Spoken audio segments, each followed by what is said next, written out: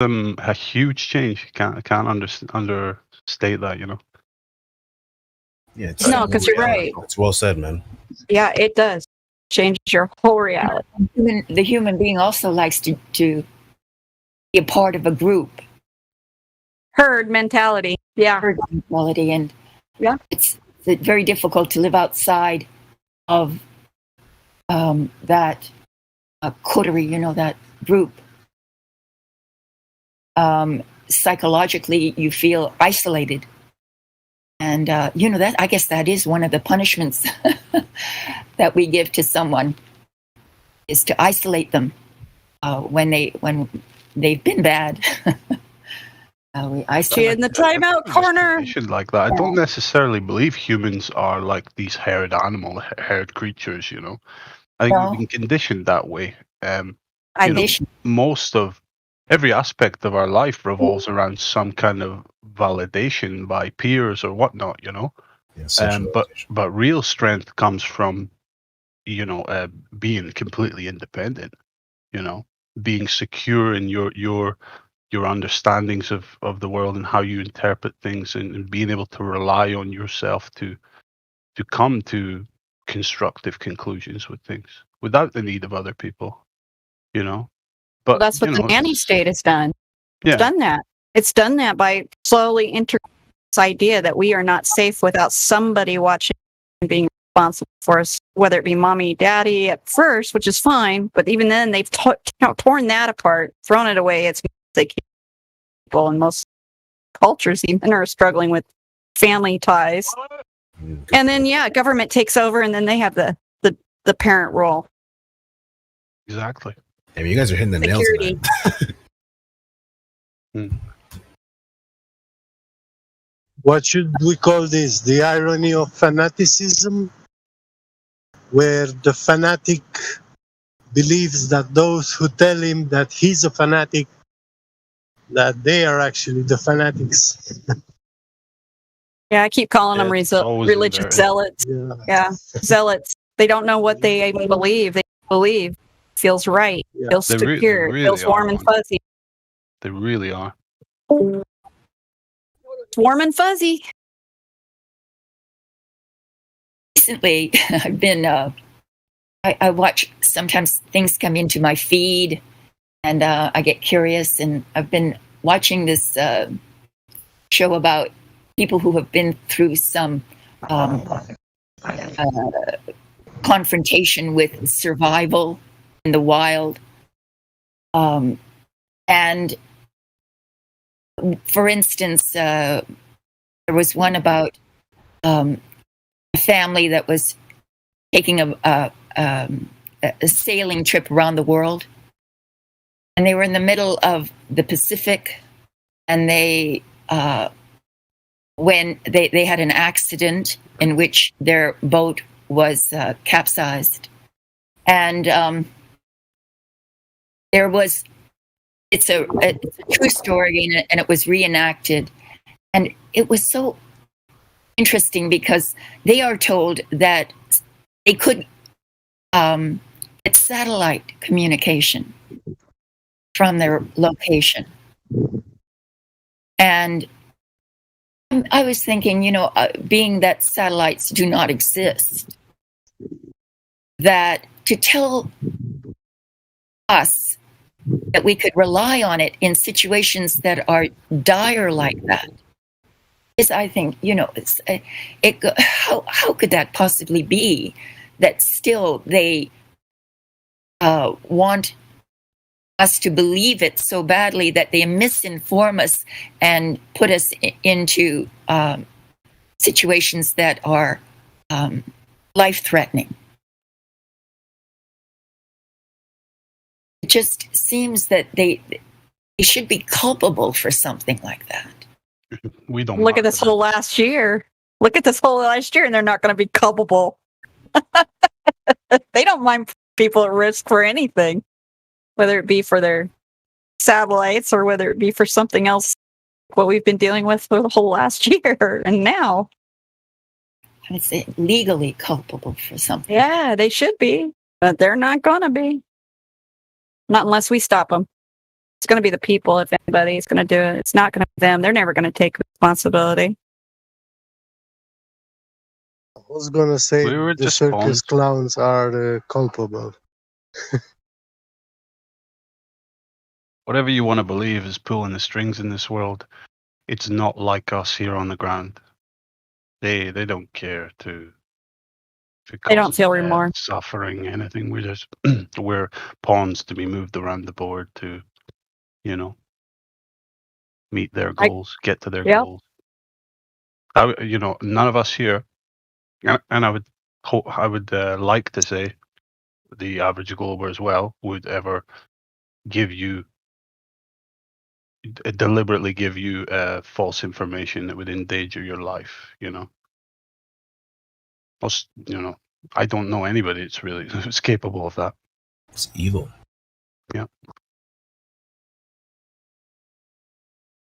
It is certainly evil.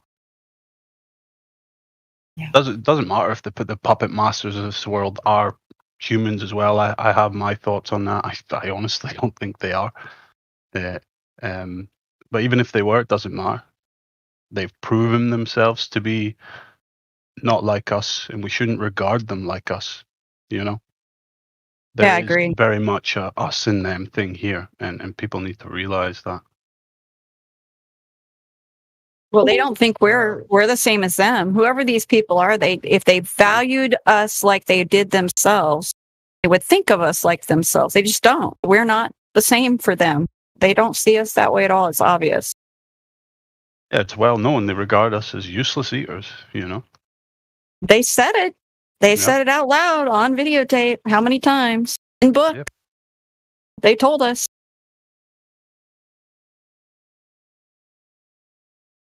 Yeah, speculating about what they are doesn't really matter.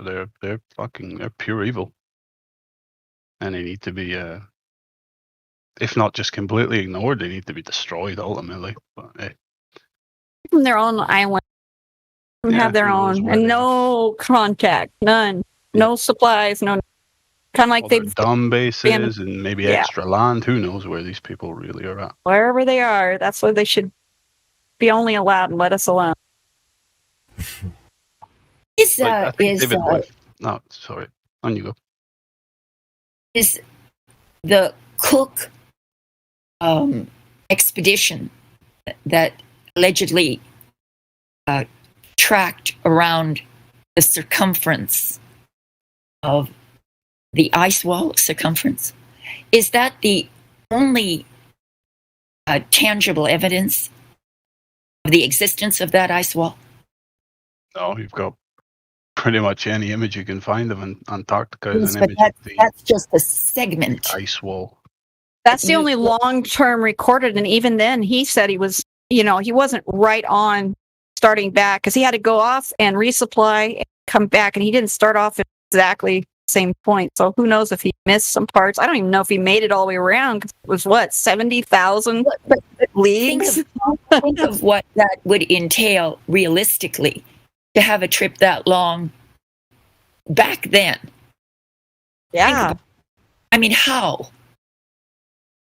How would you have a trip that extended that long with the need for supplies? How? 3 years. 3 years of constant How? sea. Often only off twice, I think. Incredible to me. Does anybody know what the crew size of the ship was? I haven't looked. Go look that up. It's been a long time since I looked at the you know, details. a decent sized ship can carry a lot of supplies, but it depends on the crew size, you know. Yeah, but we're talking a ship that wasn't, not a steel ship. We're talking old sails and, Yeah. rope and having, minimal kinds of things that we take for granted today. Ship. Oh yeah, of course. I'm taking that in consideration. But It just doesn't seem it's credible just at all. speculation unless we know what was the crew size, what was the carrying capacity of the ship, etc., you know. And then Well, we you make can a more compare it to informed what conclusion. you can't imagine that they would have the facility, port-wise or otherwise, to constantly resupply themselves. So how Yeah, do they only resupplied, I think, twice, maybe, and came home from port, in and out of port, coming out once. They came back in twice, back home on the last. It's just a fantastical story. It is a very fantastical story, and there's no way to prove, since none of us were alive. We don't know anybody was alive that knew them. Yeah. It's written down in a log. That's all we have. All the evidence we have is literally that aerial footage of segments of ice walls. And we don't, isn't it absolutely bizarre that what trip are you talking about? It was 3 years, 70,000 plus leagues, whatever. It was crazy. Yeah. The Cook journey. Oh, the Cook journey. Navigation of the ice wall. I'm asking, what evidence is there, tangible evidence that it exists? Just a story written down. It's a story, yeah. That's why I don't trust it, and that's why I wonder what's out there. Same with the North, we don't, who knows? It's just, I think within the next we don't even know if our maps are right. That's the problem. We don't know if there is exactly where they're placed. We don't know if we don't know anything. We can't get high enough to see ourselves everything, so we can't tell. They've got the maps, and they got control of making maps. How do you know?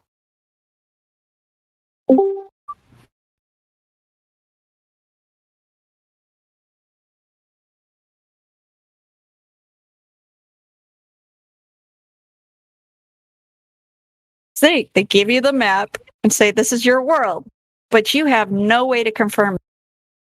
Yeah. No. It is a conundrum. You would have thought that if that ice wall exists, that being sort of like a wonder of the world, that it would be talked about historically more. I would think so. Maps but to me are very, very fantastical in their nature. Just thinking about what manpower do you think you would need, say, 1,000 years ago to map out the world? The entire world? A lot. If you That's what I always thought too. How'd you do that? From zero, you had nothing to reference. You were making a brand new map. What's stars, the manpower required? Stars stars and measuring your travel time. That's all you would have. Yeah, but speeds and time. The general formation of coastlines, mountain ranges, all the details of the land. It seems to me it's impossible. It would seem impossible to make any kind of accurate map without some kind of aerial view. Mm-hmm. That's what I think too. It'd be really hard to make it sure, because you could also hide a lot of things by and still have accurate distance. People are like, well, you wouldn't know, they wouldn't be able to hide stuff. Oh yeah, they would. And you I've looked at people rearrange things, and you could do it even with the flight paths and being people totally in the dark. You could do it. And we have maps that are, well, apparently somewhat accurate from thousands of years ago. Yeah, well, not thousands, totally. But even they have stuff. And then you think of the living standards of these times, and then you think of cartography. Is that the yes specialization? How many people in the world's population were interested in cartography? And then even then, if you could round up all the people that were, how many of them had time to go on these big survey missions and go all around the world and all this type of stuff? It seems very strange when I think about it like that. Who knows? Honestly. It makes you wonder if any of the history is true. If they have did they have more technology? Did they have more free time because maybe things were better than we think they were? Because we've been given a story that they're not as smart. They were living more primitive. There wasn't, we give a story about even that, so we don't really resources things they had. That's the conventional narrative. And you have to believe it. Back in time, we get more primitive, but it seems to be coming out now that you go back in time, we seem to be smarter and more advanced. Yeah, I just watched a whole video on the newest updates on the Thera device. More stuff is coming out about what they're out about what it does and tells them, and they can't explain it because there's no similar devices that are more simple that come earlier. So there's no progression. It just shows up in the history. Can't explain it. There's none of that normal progression you see in tech. Like really confused how they got something this complex to be able to do what it does. The relative accuracy of the maps we have, you know. Yeah, in general. I'm just thinking about how they came to exist, you know, to that. Yeah, and I think they're in general. Yeah, right. But I still think you could hide islands pretty. Oh yeah, I'm sure. Bigger ocean stuff. There's stuff. Not shadow. Yeah, there's something hidden. At least one thing. You know. One would think that an accurate map would be something that any country's military would be very interested in creating accurate maps for them, because it would, it'd be necessary. It would be necessary. Yeah, it's necessary. Absolutely, for that stuff. Probably they would be the first ones from that sector of society. See, and I'm sure there is. I'm sure it's just all compartmentalization. I'm sure the very top tier of any country's military is referencing pretty much 100% accurate map. Uh-huh. And it's a very small few. And then the orders and directions and coordinates and yada, yada, yada are filtered down, you know? And they don't get asked, no questions get asked where they came from, you know? Because everybody just is assuming that our maps that we have, the average person can reference, is accurate, you know, 100%, more or less. So it would benefit them to actually disseminate false information. Oh, sure. Anytime absolutely. Keep people in confusion. Last year and a half. You can do all kinds of things when you do. Gives you a lot of freedom, especially if you had a few islands somewhere. Yeah. Hide and stash things away would be very advantageous. New Epstein Island. Yeah, why not? Yes, where they all go and celebrate. I always wonder if they do. You know, some of these people when they die mysteriously, you know, things like that. All mysterious dead people. Yeah. I'm sure of it. And it's fun to speculate on that stuff.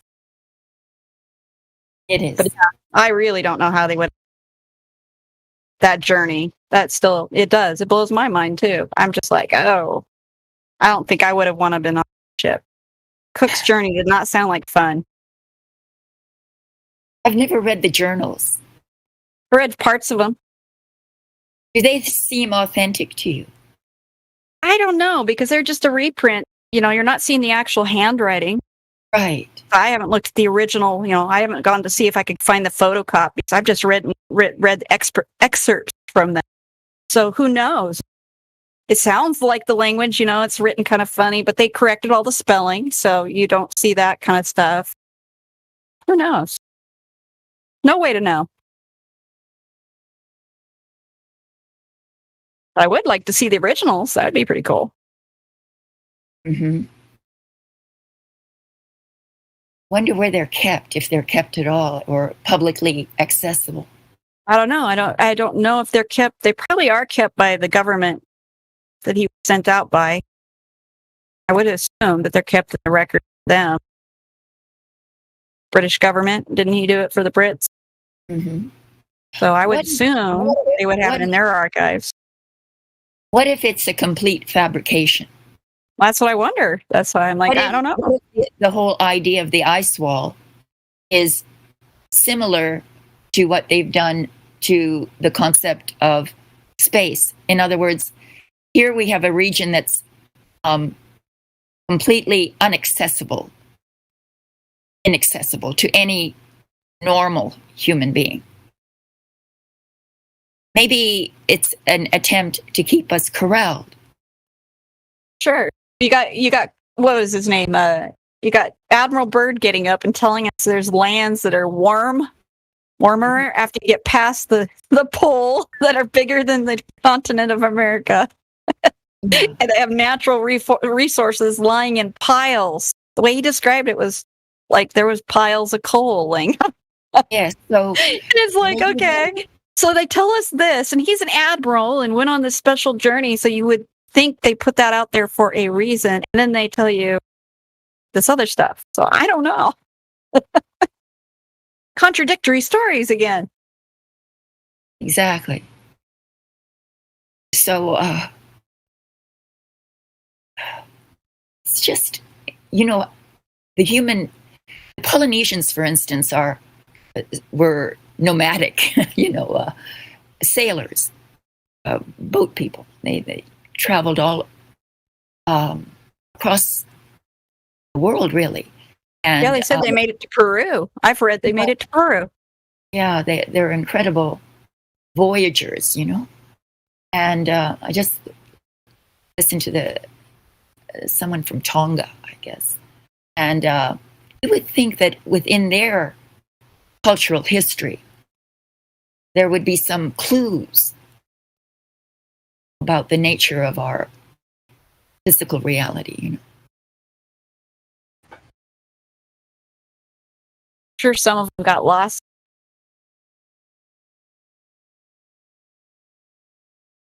Wonder. Well, same with the Phoenicians and all the other sailors that had definitely good enough boats to go all over the place. They were, and there's all kinds. Yeah, and you look at the distances between Africa and South America, and it's just doesn't seem very realistic that they didn't get across the Pacific coast, do all kinds of stuff that we don't think happened. Even the Chinese did some crazy stuff for a while until they lost their navy at one. Had too many wars to do much more, I guess. Well, I guess when a totalitarian government comes into a region, the first thing they do is they burn down the libraries. Yeah, that's true. And they get rid of the intellectuals. Yeah, that's happened repeatedly. And how many times this has happened throughout history is when new totalitarian regimes come in and there's an obliteration of history. Every time. Look at all the native cultures, all of them, and all the Irish, all the Scots. I mean, everybody's had that. Take their language, take away their organization. I mean, everything. They just take it away, their culture, so they don't have anything to cling to and rebel with. We can't in any way have an accurate account of human history. We can't. No, we can't. I don't trust any of it. I mean, I take it and use it, but I'm like, at the same time, I don't believe any of it till I have absolute proof. There's no way I can believe any of it. And that would pretty much take a first person not touched blog that I dug up. Yeah. Not somebody else that came through a university and cleaned it up for me.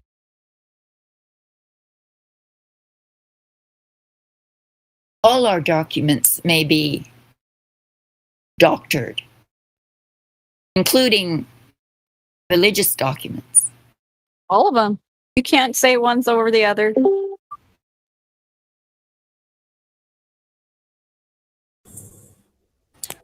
This honestly frustrates me. Every time I come in here, I learn something, but I just leave pissed off. You leave pissed off? Yeah, it's like, it's cool to learn about all this. It just annoys the hell out of me. We have to live like this. Yeah, but maybe we can make it so our kids won't have. I mean, that's the goal. Yeah. Got to keep that goal there. The reason it's more than just for ourselves. Because, look at our poor parents. Come on. Yeah, they've been brainwashed to hell. Yeah. See, I'm they have very no idea about it all because I realize that if there's so much effort being put forth to control us, it's because we possess something that is extraordinary and is a threat to them. And that's what I take away from it. Yeah, they've got to hide it for a lot of reasons. Don't want you to know how powerful you could be. They really don't. And they don't want us to know that we could join together and be able to do whatever we wanted. Yes, the power of thought. Controlled minds for a reason. A creature that can think is extraordinarily dangerous. Becomes a dumb, stupid animal. Violent. Trouble.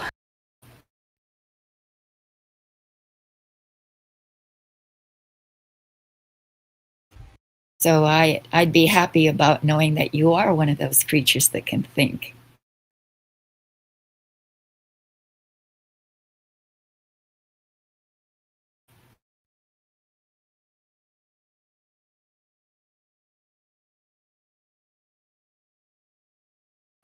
I do. I was just going to say. Here. Who? Miggy. No. I was going to thank him for introducing me to Bitcoin. He was the first one, but he's not here. So, you doing good with that right now? Well, it's not about my financial benefit. It's the knowledge, the knowledge of it. That I wouldn't have been privy to the knowledge of it, the philosophy of it, which I find fascinating. So, yep, you've read the white paper. I can tell. Well, I understand its value as money, yeah, and the nature of money. I never really was interested in that before, and become interested in it now. So I wanted to thank him for that. If he's listening, thank you.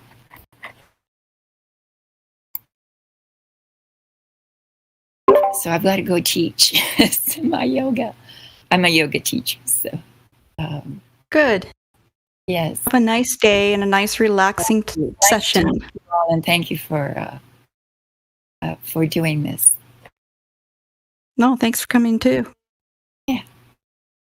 Good morning. Have a really, really good class. One.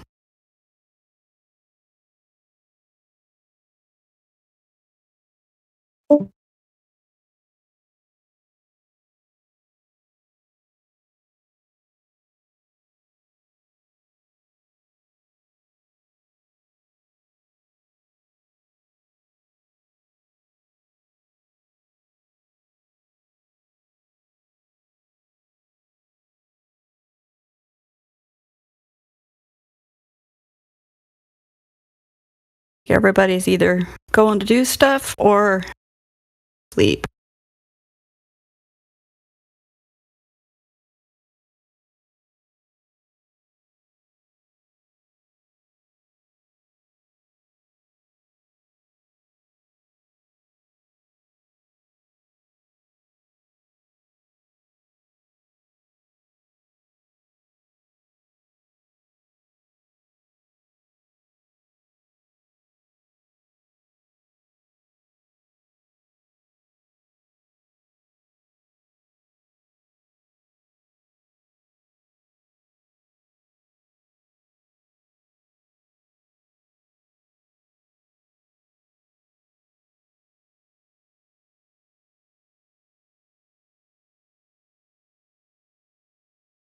Miss Damsel?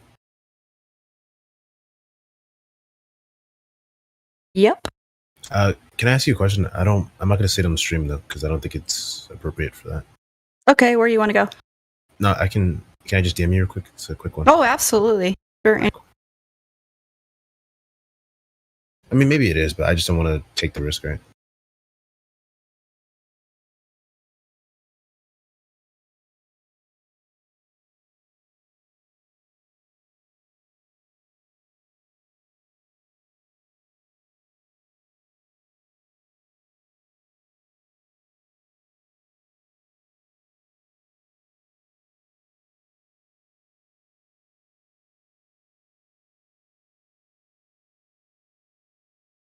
Thanks.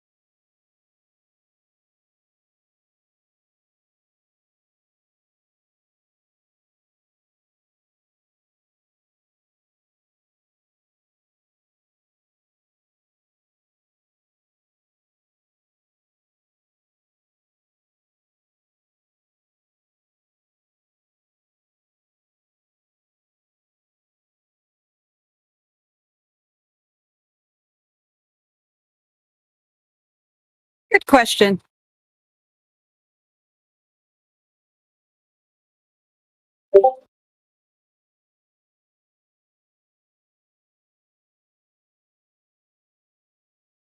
I don't know if I would either. Yeah, I mean, I'm more so curious, but I'd rather just fund it, to be honest. I would be too. But it'd be still fun to plan for and help somebody do it if you didn't go. For sure. Absolutely. Be fun. Been part of support teams for things when I didn't go trips, and it's still exciting. Still a good thing to do. Still part of it then. Mm-hmm.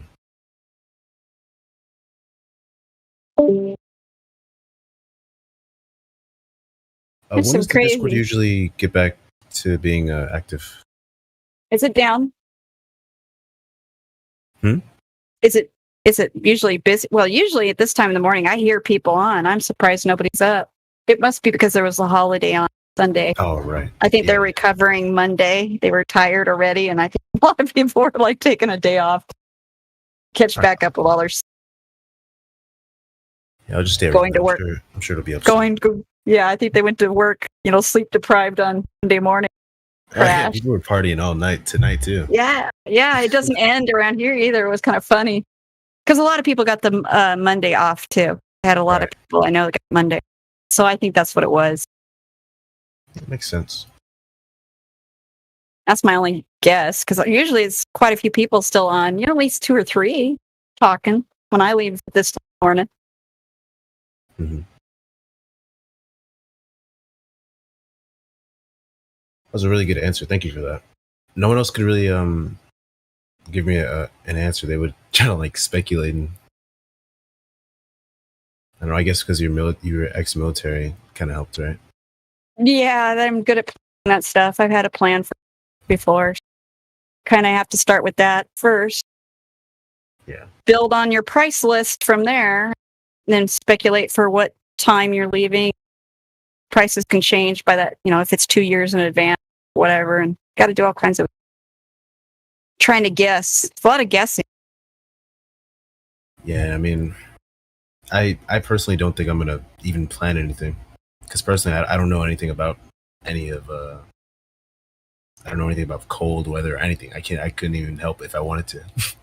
I don't know about that cold of weather. I've been in very cold weather, but nothing that I've been in Alaska when it's cold, but it still wasn't that bad. I didn't think it was that bad. But to go beyond that, like Antarctic temperatures, which I don't think you're going to get up there. I think it's going to get better north. It does south by a lot. In hopes. But it's still going to be cold. You got to plan for what kind of equipment you would need for that kind of contingent environment. At least you don't have to worry about bugs and like that. I mean, I've had a plan for missions places that I had to learn the flora and the fauna so getting hurt or killed. We were in one place with scorpions. We had scorpions everywhere, and we had some that were really poisonous. I had to teach everybody before we left which ones to watch out for and what to do. So. The poisonous ones. Yeah. Scorpions are scary, those things. I could deal with they had big freaking ones too. Big freaking ones where we were at. We actually were in this one building and we weren't paying attention, and I should have told them to go and look underneath the couches first. Didn't even think about it. We were all sitting on the couches, laying on the couches, room on the airfield that we were at. And I'm sitting there watching the floor for a second, glanced at my feet, and this big 6-inch black scorpion walks out from underneath the couch. And they had been all over outside, so we knew they were already outside. We just didn't think to check in at that moment. We hadn't been there yet more than 24 hours, and nobody quick flipped the couch over. Tell you what, we saw that first one and called out, hey, there's one right there. Flipped the couch over. There was 15 of them. Oh, no. Yeah, everybody freaked out. It was pretty funny. Don't they say stomping that... them, guts everywhere. Yeah, crunchy. Don't men they say yelling. Don't they say that scorpions are the more dangerous ones, are the ones with the smaller pinchers. Absolutely right. The ones with the smaller pinchers are the deadly and usually are deadly. And it's the ones with the big fat pinchers. Yeah, like a bee They just hurt sting. like hell. They hurt like hell. Yeah, no. You always worry about the little ones that are kind of, and they're actually usually smaller too. They're usually not big body. Yeah, I've seen them out at the river when I go out there. You see them; they got some really tiny guys out there that I'd want to get stuck by one of them. No.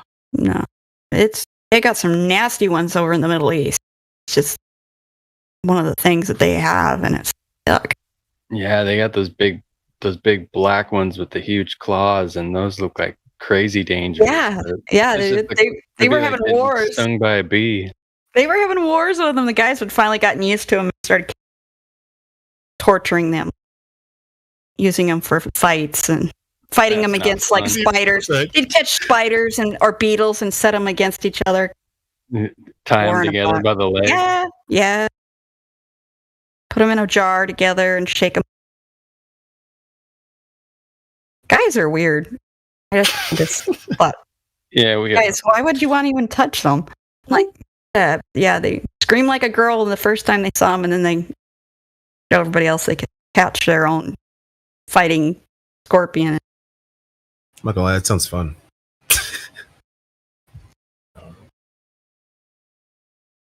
And the ones they didn't like was the camel spiders in Iraq. Oh, nobody liked those things. Those things are so freaking scary, like nasty. Hell. We're not even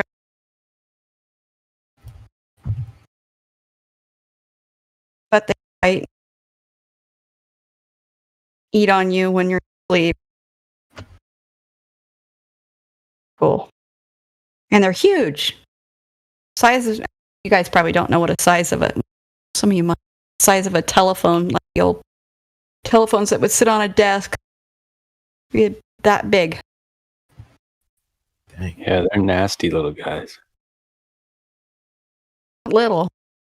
Big. And then they chase you. They chase you. And it's not that they're chasing you, they're chasing shadow. It's hot. They run from shade to shade. So they spot you, they start chasing you down, shadow. And so the faster you run, the faster they run. Oh, God. And they're big. I mean, he used his tray, I think it was some old, I don't know, he must have had his tools on it or something, grabbed it up and smashed one. Most of them I saw in pieces after. If they got away, that was unusual. Most of the time they ended up in pieces because everybody just couldn't stand them and stomp them to death and do something to them. It's rare that anybody would catch play with. Just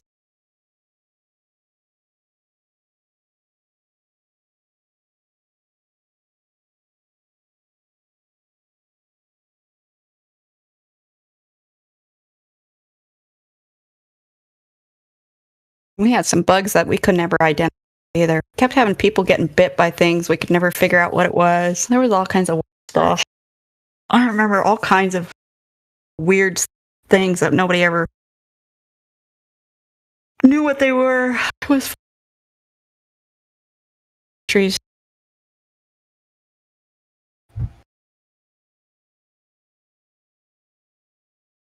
Strange to be in a country when the local when you're in a country that it's strange to be in a country where the locals don't want to tell you everything. Oh yeah. It's not so strange. I've been to countries where everybody's friendly and it's not a war zone. It's not like that, but when you're trying to figure it out on your own and nobody wants to talk to you. Yeah. That must suck. Yeah. Very different.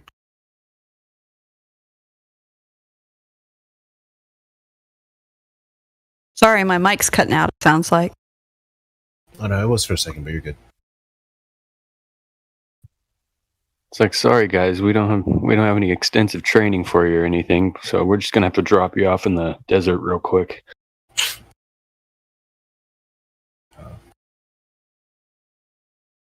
Does happen. Oh, that bug? Oh, no, I'm not sure. Don't worry about that bug.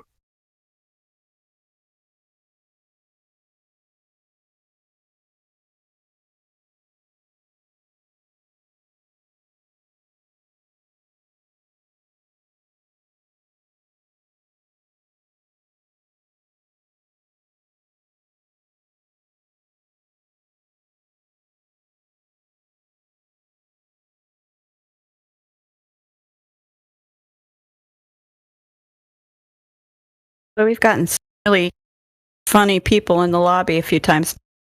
Some real aggressive people. Today, yeah, this whole last 12 hours, off and on. I've been off and on a couple times. Every time I've come on, there's been at least one or two very aggressive people leaving very aggressive comments. I just laugh because they're like such keyboard warriors. It's like, whatever, but if you want to get let in and talk, stir the trouble, banned instantly. You cut out a bit. They just want to get banned instantly, I think. No, I mean, some people don't even come here for conversation. They just come to troll. What a waste of time. Yeah, I mean, if you're going to come here and troll, at least converse a bit to understand what you're trolling. Or I be just funny. don't understand that. I don't understand the game. I'm not, I guess I just don't have that personality where I want to go around and see if I can make people upset. Purposely piss them off. Yeah, I don't get them. Nice to be that way when I was younger. It's fun when I guess when you're a kid, but I was gonna say I've heard some guys. My son said that a few times. Kind of that it's not really as much as a girl thing, though. There are more girls doing it nowadays than used to. Yeah. But because of this whole thing, but it's not typical to have it be a female. But sometimes it is. Yeah, I used to do some stupid stuff when I was a kid too, just like any other young boy. But some of these kids nowadays are just, I don't know where they're coming from. I'm like totally separated from where they're coming from, man. They just, I don't know. Crazier than you were, huh? A little bit.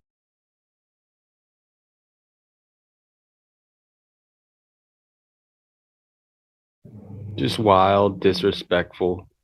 That's what I've noticed. A lot of disrespect, very arrogant. Yeah, very arrogant.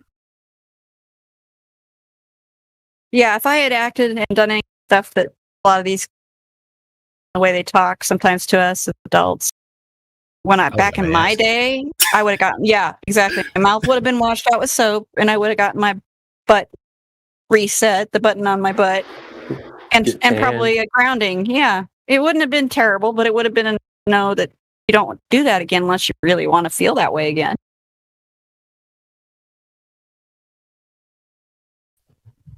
Yeah, I don't. There's nothing wrong with that. I don't use violence.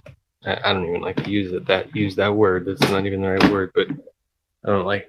I use it more as a deterrent than anything. Like I'm gonna spank that little butt, and she, it's more of a threat than anything. Yeah, my mom and my dad, they weren't into a lot of the physical. They didn't usually have to because they already had. They used the threats pretty good, but there was a couple times where they had to, but they were fair. They were fair. Yeah, sometimes and they reset it at the right level, the level pop that they reset that button. So it was like, okay.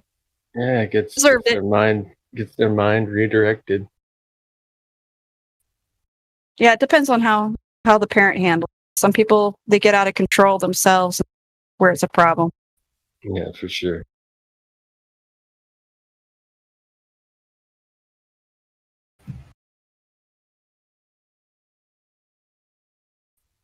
You feel yourself getting mad at your child and wanting to,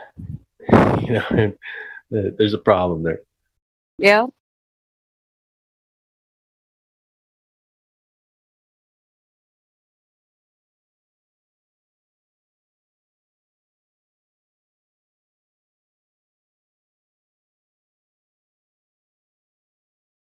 think my grandmother was the best disciplinarian. We lived on a farm all together. The family had different houses, different parts of the farm. We ran a big dairy, organic farm, and all that. And grandma was probably the best discipliner of anybody I ever met. She was so calm. She'd be like, "Okay, I told you, I warned you." She did. She would give us the full warning, the whole thing. And as soon as we messed up, she would try. The first thing would be timeout in the corner with a timer on that you had to stare at. And if you moved, the time would get reset. She would already have told you what the time was going to be or whatever, thing you committed. If it went beyond that, if it decided to rebel against that on top of it, then she'd make you go pick out your own switch out in the elderberry bushes. We had our little elm bushes, and you'd always stand out there. This was the funniest thing, because you'd stand out there trying to figure out, do I pick a thin one? Do I pick a thick one? And she'd do that on purpose. She'd make us go out there and stand there, be like, go get it. And we knew that she wouldn't hit us hard with it, but you'd still have to decide. Smack it on your bottom once and that'd be it. But that whole decision making and taking the time and having to walk through it was more torturous doing that than just getting the quick swat. Done. Move on. So we didn't mess up with grandma. I mean, it was usually that I didn't see any of the other. There was 8 of us, cousins and kids running around. So she had a bunch to handle. She couldn't let it get out of control. Keep that many in line when we were running around the farm all together. Yeah. She's also the biggest. She was the best kidder. She was a good grandma. She would actually hide behind her door because she knew we'd come down to her house, sneak in, and just come in the door. And she would actually figure out when we were headed that way, hide behind the door and scare the living daylights out of us, jump behind the door and yell and scream. Oh, man. That woman.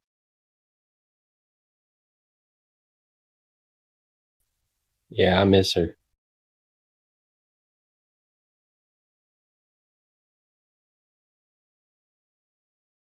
She used to tell us a story. She used to tell us if we continued to be bad, she would just have to sell us to the little old Indian lady. Walks down the street, takes children away to go live with somebody else, work them as hard as they can, and never have a break and no playtime.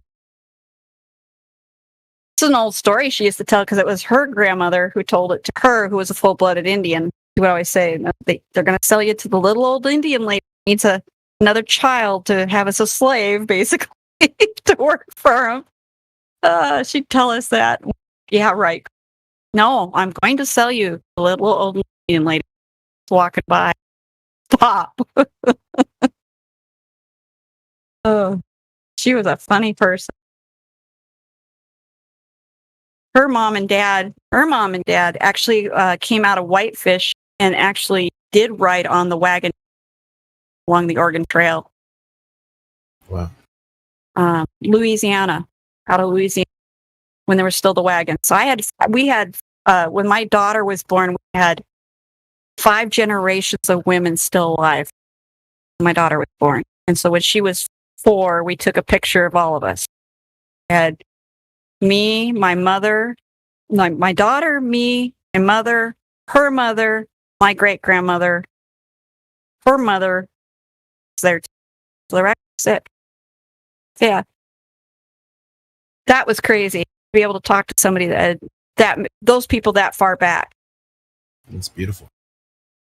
It's really rare nowadays. You don't find that. Yeah. Cool. It's cool to hear about.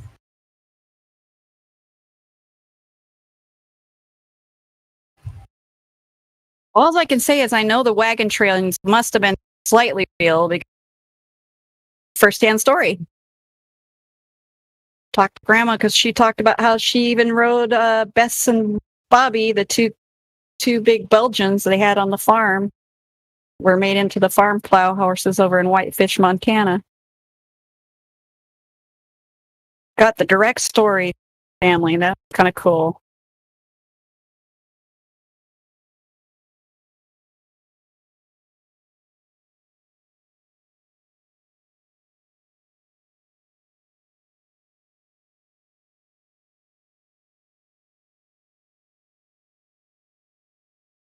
I think my grandmother knew it was flat too, by the way. It's one of the things I've been thinking about a lot lately, because there was a lot of things she said when... Was she hinting to you? Well, she did, and that's the weird thing is, once I became, got around to my own flat earth, these memories came back of all these things that I was like, why didn't I just believe right then? Because I was told, my dad said, you're seeing a mirage, whatever, things like that I was seeing for sure, young and old. This doesn't make any sense, Dad. Why can I see this thing that I know that's 240 some miles away? And I can see it on a clear day, and it shouldn't be there. Oh, it's just that. My grandmother, she was a Bible-believing lady. And just the way that I remember her talking about laughing at the moon landing stuff, and never would bring it up, and a couple other things that just make me think that she just kind of rolled it, because she would roll her eyes at us about things. I think she just knew she couldn't convince us. It was funny. Back now, and I think she might have known that it was flat and kept it to herself as much as she didn't keep everything to herself. She was the first person I met that told me straight up that the whole medical industry was made to make people sick and keep them sick. Like I said, they had the only organic farm that was around in the area because they stayed that way and started that way. They never switched over to pesticides. They never switched over to herbicides. Everything was cyclic. They did it, a 7-year rotation on the fields. I mean, they did all kinds of stuff that so old-fashioned, crazy, but they made more money and they were more productive than all the neighbors without all the chemicals. It was crazy. The neighbors would get jealous because they were doing better, doing none of the expensive stuff that they were. So it was crazy. I really appreciate it now, but yeah, she was a truther back in the day. That's awesome. I wish I could have talked to her before she died. She died 5. I became a flat earther just before she died. Just getting sick when I didn't talk. More important. But I wish I had had time to talk to her about that. Yeah, we're doing that right now. We're doing our best to get our permaculture thing going on. Good idea.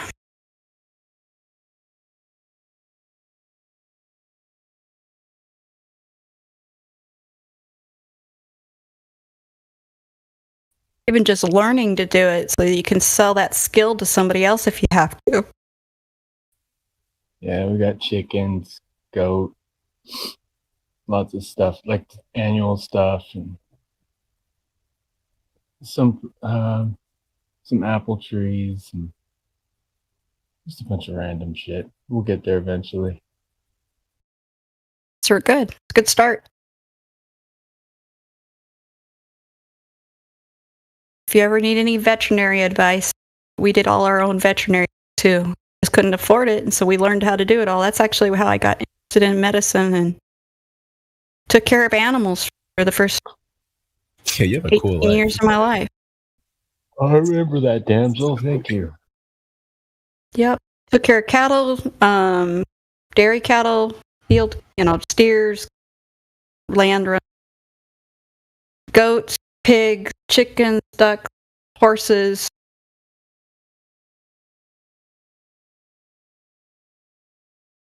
Know how to grow alfalfa, corn, rice, beans, kinds of weird stuff. Oats.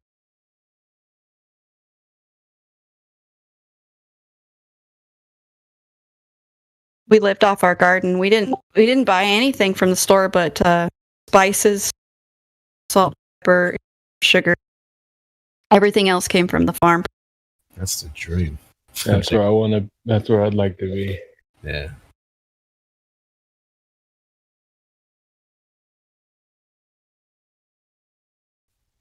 One of the big things I've been planning on doing lately is, I don't know if I'm going to sell one of the firearms that I have, but I want to get into shooting bows, just because it's got renewable. If you ever need Yeah. No, it's a you good. don't run That's out of good. ammo with a bow.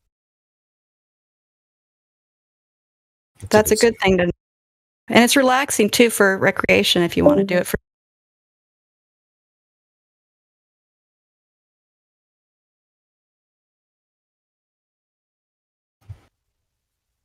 I'm definitely of the opinion that we're going to see some pretty crazy stuff here in the next couple of years. Oh yeah. Yeah, I agree. I agree.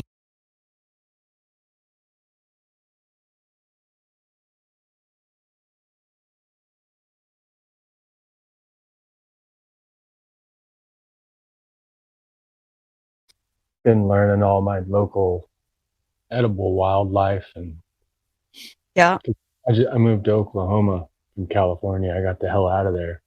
No, yeah, I would have too if I. Yeah, right off the bat. And so we came here, but yeah, I've been doing a lot of scouting and reading up on like edible fungus around here, and they actually got quite a bit of fungus you can actually eat here, and it's pretty easily identifiable. But other than that, they got like wild strawberries, onions, garlic, berries. They have a lot of medicinal plants too. Did you pick up any books yet for your region? Yeah. Yeah, it's important. Be careful with them fungi. Careful with them mushrooms. Don't pick the wrong one. I'm trying to find a group because they say it's always better to be taught by a person than it is by a book. Yeah, it's very dangerous. I lived in Oregon for part of my adult life. I lived in Oregon, worked as phlebotomist before I carried stuff. Working at a hospital, ended up doing. Had to have 8 people need to be put on the liver transplant list. One fell swoop one day because they went out wild mushroom hunting. Thought they got the right mushrooms. Made a big pot of spaghetti sauce with mushrooms in it, and the whole family ended up killing their livers. I think 2 of them died, and the rest of them got liver transplants, but it was like the 2 older ones, adults, didn't make it, the oldest adults, right? But I can't remember. But it was like one of the biggest group incidents that happened for years. I don't know if there's been a bigger one, but that was all in one family dinner. That's horrible. Killed everybody's liver. Yeah. So it would taught me a lesson. It was like, I have to be really careful. So yeah, I took mycology, and you should hook up with a group. It's the only safe way to do it for your region. There's just no way I would do it without that. Well, there's certain ones that I wouldn't have a problem grabbing, like a morel, for instance. Oh yeah, morel. A morel, chanterelle. Some of the chanterelle. Maybe there's a few I would do too that I would know. But there's a lot of them. They look exactly alike. You really have to get down and look underneath. Look at the cap. Look at the stem size. Yeah. Just because it looks like a button mushroom doesn't make it so. No. They can kill you that quick. It's that bad. Oh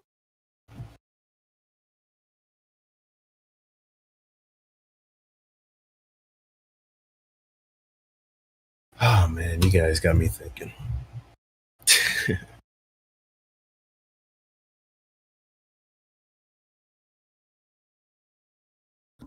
Telling you, brother, if your garage isn't stuffed to the brim with cans and sugar and oats and beans and rice and all that stuff. Oh my word. Somebody just came in the lobby, and the first thing he said was he tagged the golds, and I can't believe what he said. You should look there. He got. Yeah, he's in the lobby. Yeah, this isn't even the only group of people who think that the world's gonna have a big shift soon. There you go. Lobbies are towards the bottom, or just went up a couple. Oh, all right. Thank you. Where it went? They're still there. It looks like maybe somebody. Somebody's not doing well in there. Somebody's doing something. I found it. What are we talking about? He just okay. That's It's just a random person. He's been kicked now. He's been Wait, banned. You What got are we it talking banned about? instantly, right? Yeah, he asked for the gold to suck. You know, you can guess the rest. so No, I can random. still see it. It's still there. What are we Oh, talking it's still about? there. I'll delete it. Yeah, it's still there. And it's got 2 hits on it for, like, somebody liked it twice. What are we talking about? I don't know. Nothing. Too late. Oh, You're too late. It's gone. I want to cry. I don't know what we're talking about. It's alright. It's too late. Also, just while I'm Ping the here, I put it gold. in the I've text got to chat. cry. There's a Facebook Someone's page. telling me. Shut the fuck up, bro. There's a Facebook page for Colonel Chris Hadfield, you know, the astronaut, or the Yeah. ISS lead. He's just posted 15 minutes ago saying, well, this is awkward with a flat earth picture. I put it in the live stream voice text. I yeah. can't comment on it and I can't flat smack on it because my account's banned. So if anyone Why? would like to go flat smack, be my guest. Drop the link to the Discord in there. I can't do it myself because I got banned for flat smacking. Why'd you get banned? You got banned for flat smack. Because too many people reported me, so my account got banned for spam and inaccurate content. But did you spam? No, I commented on stuff flat smacking people, and all of them got triggered and banned me. So you So are a you're- troll. They ganged up on you. They Oh, did. Oh, so you're a troll. For quote unquote spreading misinformation. Wow, So you're okay, getting you're a muted. troll. You're annoying me already. Congratulations, you're muted. I'm a moderator, so you're gonna want to not do that, sweetheart. Christ. Oh, actually the same guy from before. So certainly, I'll post anything if you send it to me. I'd like to get the Discord posted in there, like a link to the Discord, so that they can come in Okay. here and they're full force. 'Cause that guy gets a lot of people commenting on it, and it's only just posted. Is It's his own personal Good morning, Facebook. everyone. morning, man. Hello, good morning. You know, Where Good would I afternoon. find it again? I always forget. I'm still too new to this stupid Discord stuff. It should be in I'm sorry, welcome. Bambi. all the way up the top. I just woke up and I just heard the whole story. Welcome. Welcome. Invite people, right? Yeah, so it should be, yeah, I put it back in the text chat if you want to copy and paste the link back in the voice text. You should see it There there. it is. I found it. There you go. Now you want it where? So In here? yeah, so if you've got a Facebook account or like one that you don't mind being shown as a flat earther, it's COL Chris Hadfield, and it's one of his most recent posts. Dude, I don't have Facebook anymore. Oh no, I have it just for flat smacking. Oh. Somebody Yeah, else will have to do it then. There's a lot of Yeah. Globers, but I can't comment. There because are. I got- I just got rid of it because I was getting so many hits from other people doing stuff to me, docs stuff. I was yeah, getting- that's why I don't even got use them. I even got banned because of all my. Well, I was putting stuff up about this whole last year's stuff. I was up there posting things that Facebook was very upset about because I had all kinds of and knowledge about what was going on. They did not like that I was posting real stuff last year, and so they muted me big hard time. I couldn't get any posts on Facebook, Yeah, and so I kind of gave up on it. yeah. I don't use my main account because there's too much. People are too cruel, so I have another one, but it got banned because they were saying Sound that I like was me spreading on that. misinformation. Yeah, I was wasn't doing like, it with Flat Earth. I was doing it with what was going. It's so painful Yeah. to make a new Facebook, though. They require you to go through so many steps now. They even wanted ID know. on some of this stuff.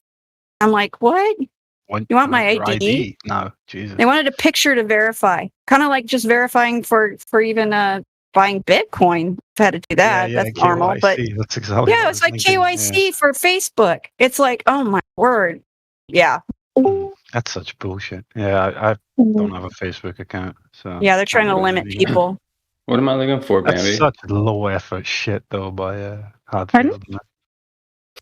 So what am I looking for? Where? When? What are we talking about? I blanked out. What are we? You said you wanted to post that link? Yeah, so I wanted it posted and it's on his Facebook page, so you would need a Facebook account to do it. And it's in his comments just to get the Discord link in there, because a lot of them are in there. Like, I'll read you. I can only read the comments. I can't like them. I can't comment on them. I can't reply. But they got you. I know, I'm completely screwed. The thing is, this is not even a temporary thing. This is my account perma banned. Like, I'd need to make a whole new account. The Colonel Chris Hadfield? Yep. It'll be the first one that comes up in Facebook. It's his main one. It's got 1 million followers. His most recent post, like, it's going up rapidly. It's now got 1,000 shares, 8,000 likes. It's only been 25 minutes. Like, his post. It's only on Facebook? Only on Facebook. No Twitter. He didn't do Twitter one. I have Twitter. No. Sadly, no. It's only on his Facebook. So what did he say?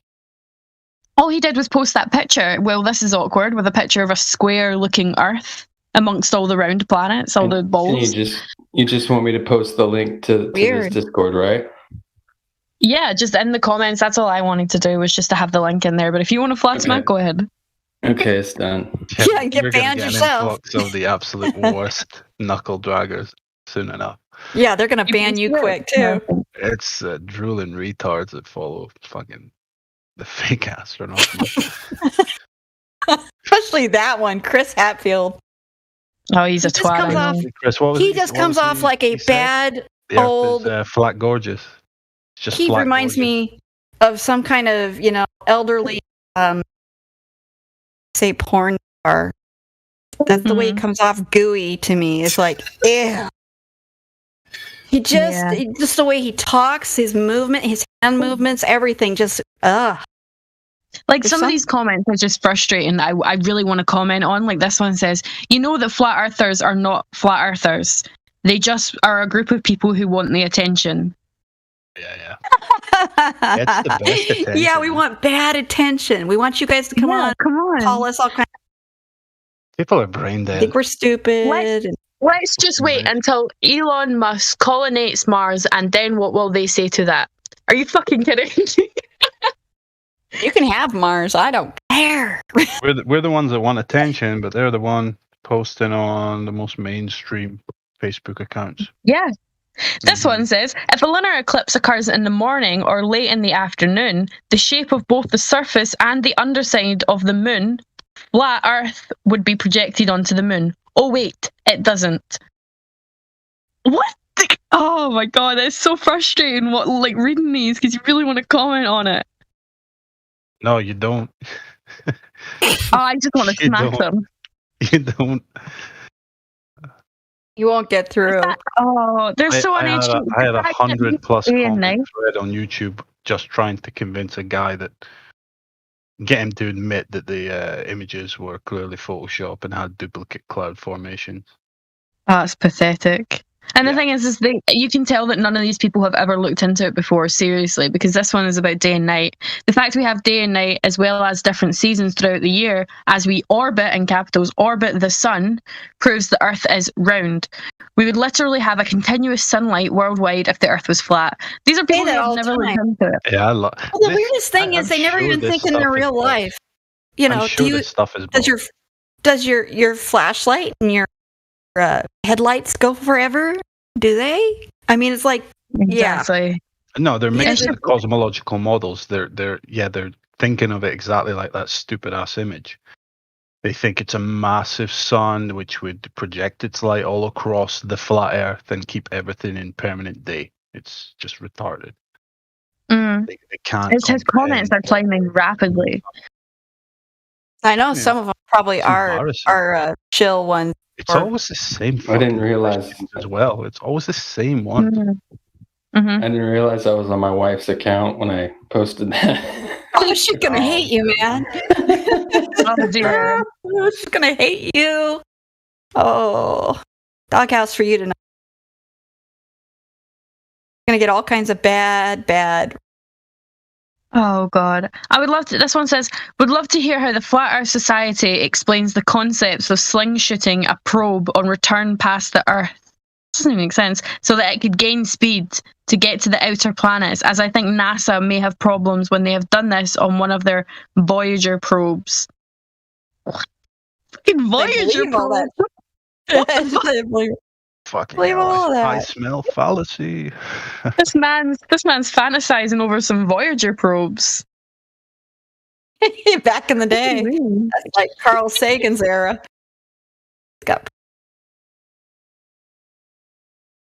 swear that Voyager one, they're gonna, you know that, right? They put a record on there. You guys ever figure? Did you ever look up what they put on that stupid record? Oh yeah, I remember like the gold plate. Yeah, We're the third planet from the sun in this solar system, and this is our population, and this is what we look like. A rough, depiction of humans. I can't remember the rest. oh, it's a bunch of music. I'm sure it's sitting in storage room in Yeah. NASA, But they also put a formula on to figure out the math problem. It's a really stupid problem. Carl Sagan, I should pull that where he talks about what he did and making a math problem that formula for it directs you to figure out that we know what the formula is for the molecule. It makes up the molecule shape of formaldehyde. Can't remember exactly why he said they did that, was other than it shows that we're able to do chemistry, all these things all at once. But formaldehyde, it's just got a weird connection. If you start to look at all the connections with it, it's even connected with Mickey Mouse. The formaldehyde molecule looks like Mickey Mouse. You know, the two big ears, round head, and it's just weird. It's all these connections. The way Carl Sagan talks about it, it's just a strange. I'll have to pick the video up and post it for you to see. It's just bizarre because he laughs like it'll be fascinating if an entity meets it out there and it won't be so alone. We'll finally know we're not alone. Does it like that? Oh my God. Why do people have this notion that we're going to be getting along with aliens that come and we're going to be so happy? And I don't know. we don't even get along with each other. And, we're not alone with the 7 billion other people here already.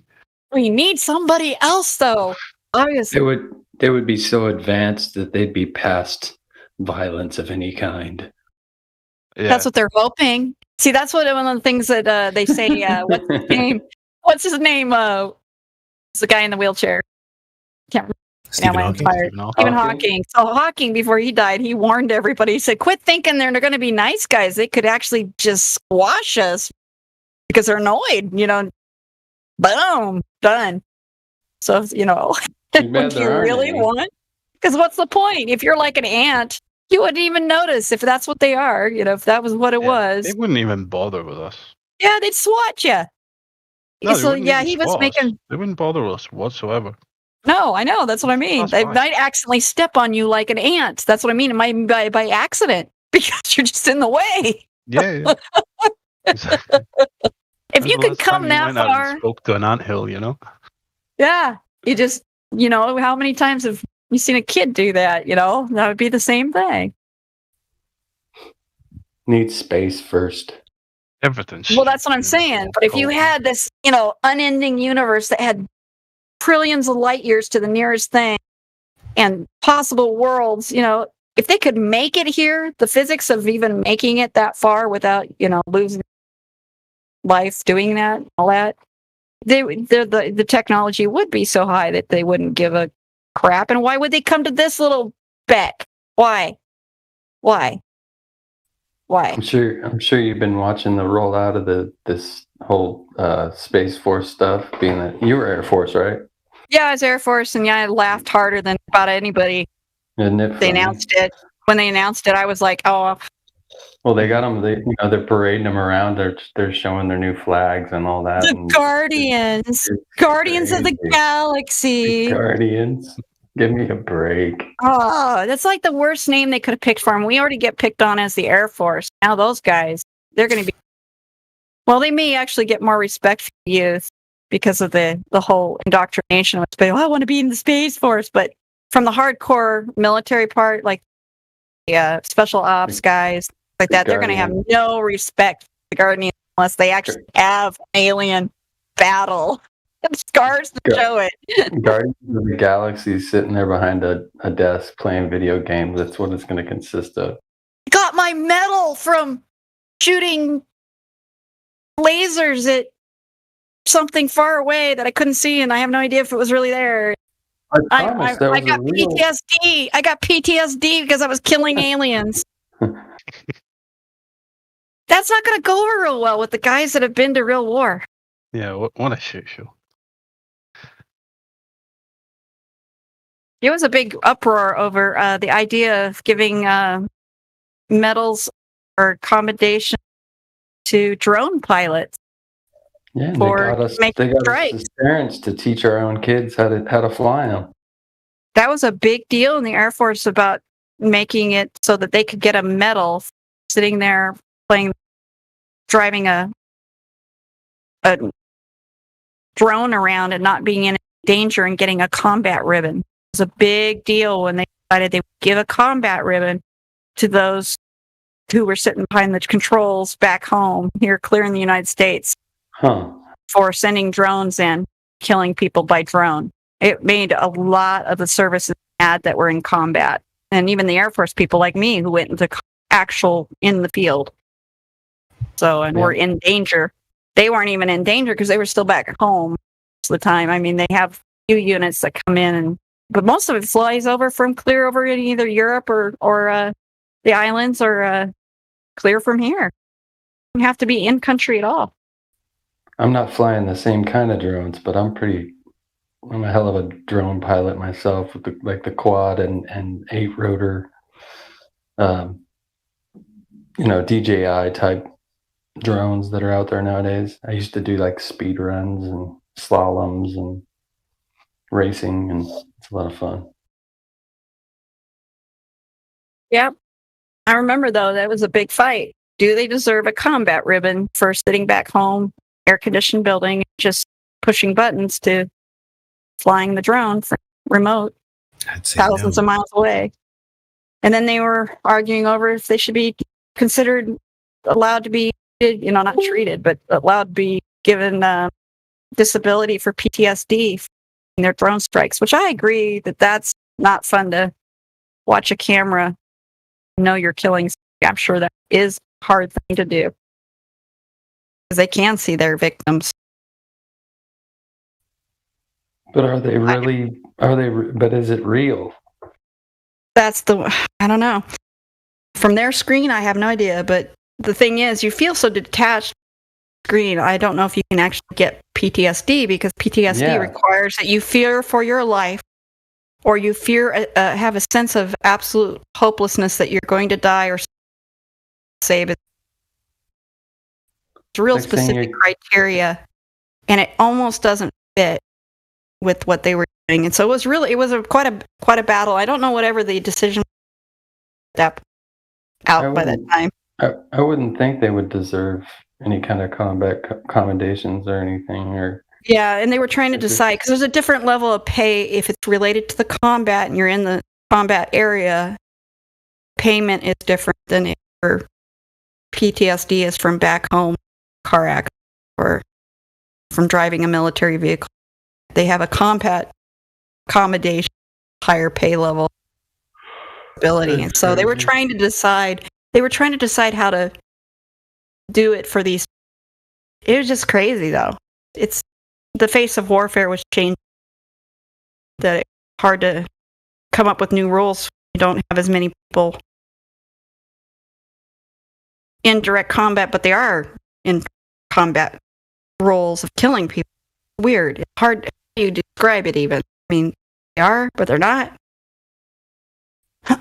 So yeah. Military. You got the military scout in the video game rooms. Yep.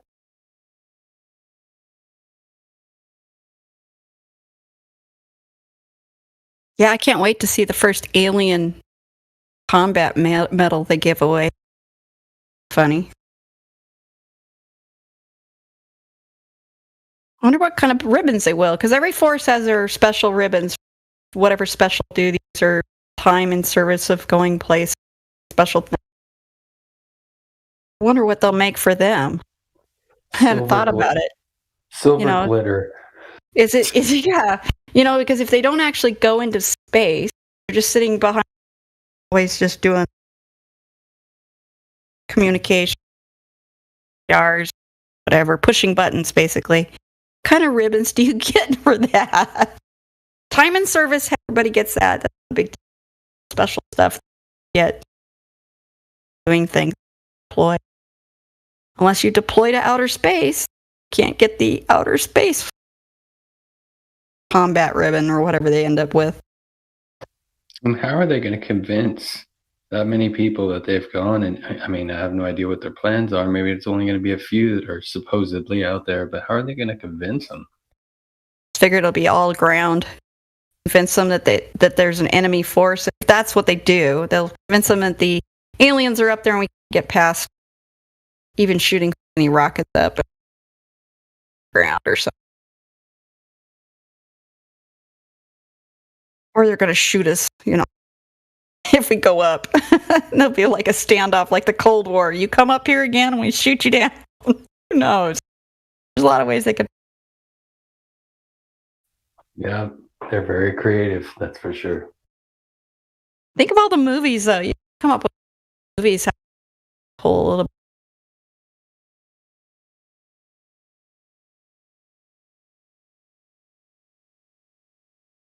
Only have special ops go in. Special ops going places. You're cutting out pretty hard, damsel. Oh, sorry. True. You have to see, though, if they just use the special ops guys, you end up training special guardians. And they're the only ones, just like Astro, the only ones that go.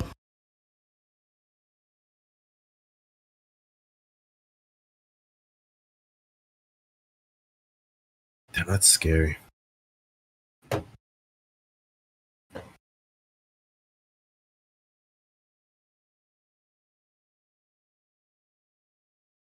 wonder what length people would go to preserve that too. Like if that lie is pitched that they're fighting aliens, I wonder if we would attack our own civilians. I don't know. I personally, I have no doubt. I mean, it's not like we haven't done it before, right? Mm-hmm. Yeah. Or they, rather, not us. They have done it. I mean, and this with the coming food shortages, man, alone, you're gonna have people and right. I mean, I don't see myself doing it, but I can't blame them. Let's say you got your kids, you're looking at them, and you have nothing. You have absolutely nothing to give them. What are you gonna do? You're gonna do what you got to do to keep your kids alive. Yeah. I'm doing that now, so I'm making sure that. In case someone ever wants to come and take something from my kid's mouth, that they're not going to come back. Yeah, that's the way it turns out.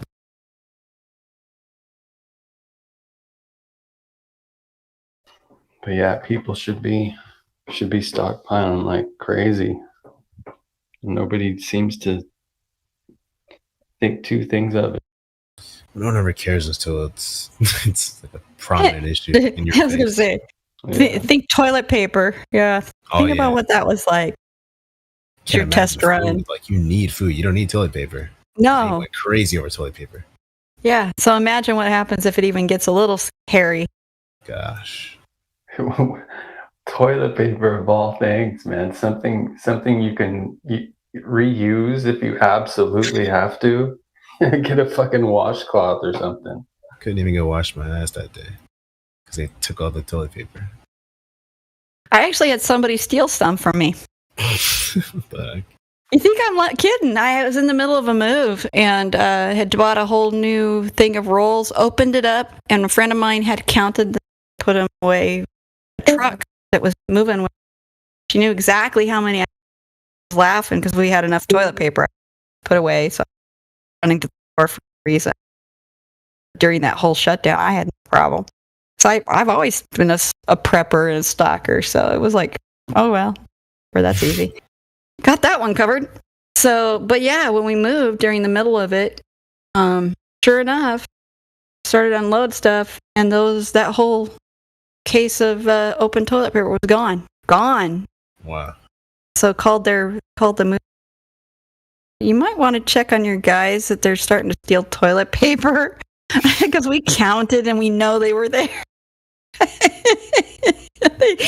they were like, no, they didn't do that. It was like, yeah, they did. Your guys stole toilet paper. It's so valuable right now. It was during the height of it. I moved. So it was definitely worth probably. Around here, it was going, I know. I had to laugh. I was like, yeah, people are paying, what? 8 times what it was, maybe more. So they might have been able to get, $5, $10 a roll. I don't know. Gosh. It was pretty funny, though. What are you going to do? I'm willing to bet if the food does go, I'm sure toilet paper would have the same effect again. This is a new investment. Make sure you guys stock up on toilet paper. Flip that when the next issue comes up. Yeah, I think people are stocked up more than they used to be on the toilet paper, but they forgot that you should get other things. Yeah, let's go eat toilet paper. That's how it works. I still think it's funny, though, that they toilet paper for a disease that is a cough. No diarrhea. It's like, why toilet paper? It made no sense.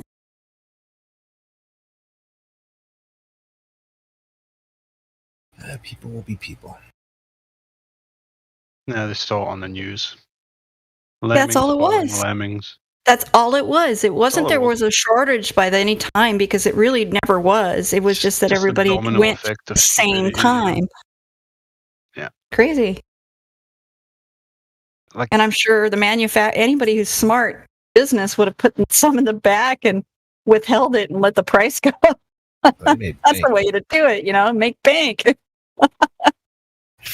always scalpers and anything like that. So it's funny, people think you need to be dignified in your survival. They don't quite understand what survival is. I'll wipe my ass with a leaf. I don't care, man, as long as I got food stored, Yeah, it's food. It's not, you don't need to be worried about toilet paper. That's the least of your worries.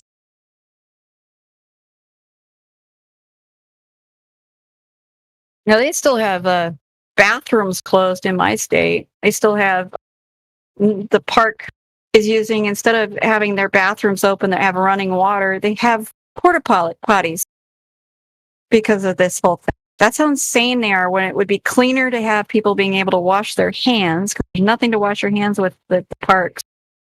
And they have these awful porta potties that fill up full of flies and whatever else, because they only clean them or take them away every week or so. And homeless use them a lot because they're out there around that way. And it's like, how is that a better decision?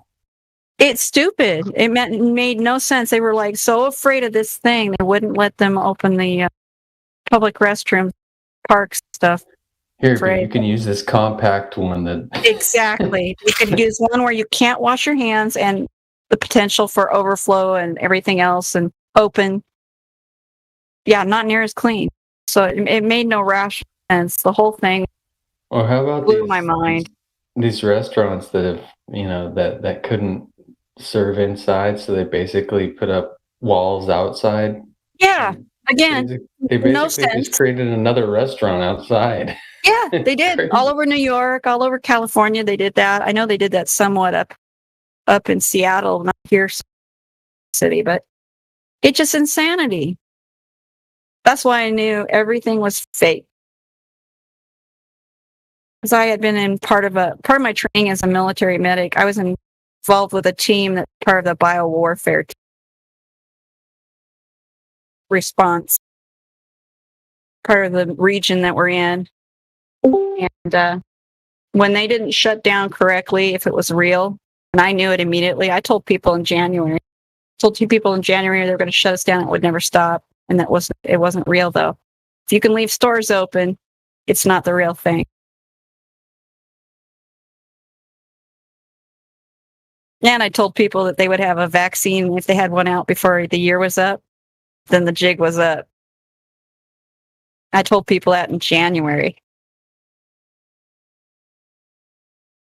That was before we even shut down. I already knew because I saw it when it came across in China, and they started shutting down, and I knew exactly what they were up to. I knew it. It's like, I know what's going on.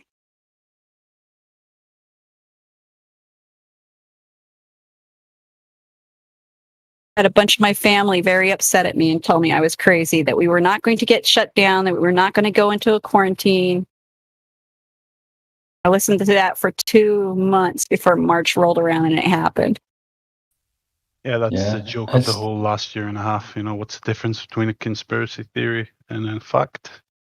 6 to 12 months, you know? Yeah. Everything, all the nutcases were saying at the very start of 2020 came through. Absolutely everything.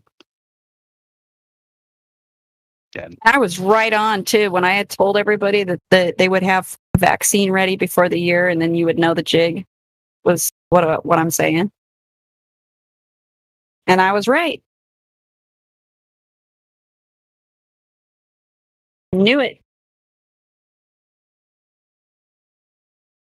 Shouldn't talk about it.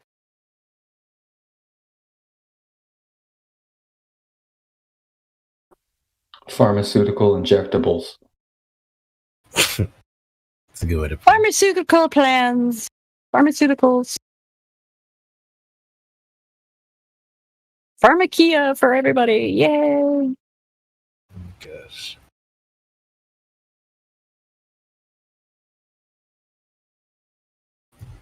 Do what your doctor tells you. Obey the CDC and the WHO. Always take their advice.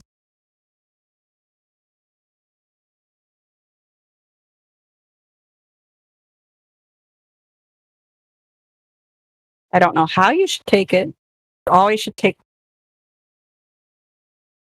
With a grain of salt. It's up to you. Yeah, that's not medical advice. That's right. That's what I'm saying. Always take their advice. Take their advice and then do with it what you will.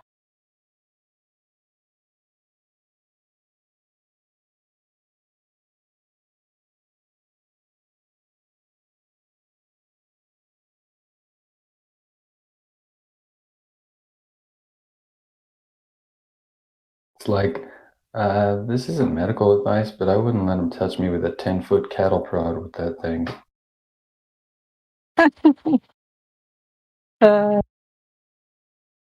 All good.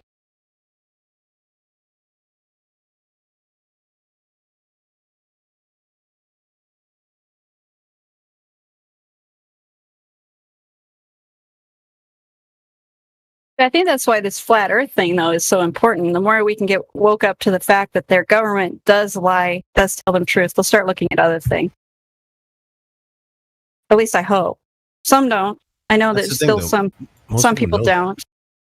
The average American knows that the government has lied to them or does lie. They just don't care about other things. I don't know. That sometimes it seems like they know that, but they still obey. Yeah, they don't. I mean, if you really know that, would you still obey? Stuff to worry about.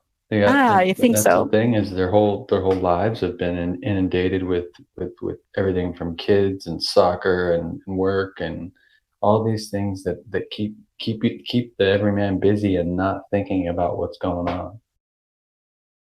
Yeah, same thing happens with figuring out where you're living, what this place is. You're so busy looking down at your phone or your job.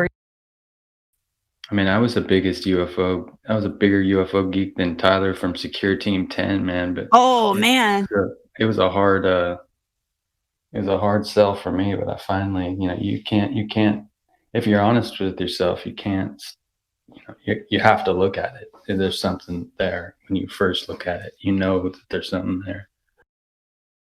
I do have to say, I do troll his channel once in a while. I just drop flat Earth hints once. Too obvious to get people to think. It's fun to do. Secure Team 10. Those people really love that. Really, and right, that's a pretty big step for you to come out of it. That channel's hardcore. Yeah, last I heard of Tyler, he was having some troubles, some legal and female troubles. Yeah, he was gone for a long time. I didn't really follow the drama or whatever was going on, but I did know that he just recently came back, and I caught a few of those. He was all hyping, of course, because of the release of information that was supposed to happen here in June. How that deluded son of a bitch that hasn't seen the light yet, I don't know, because he's been doing this for too long for him not to see it. It makes him good money, though, man. It's a big channel. It's true. It'd be like, career suicide. I get it, but still. So he could switch it over to just be conspiracies about it, and figure out what they really are. Yeah, really wanted to.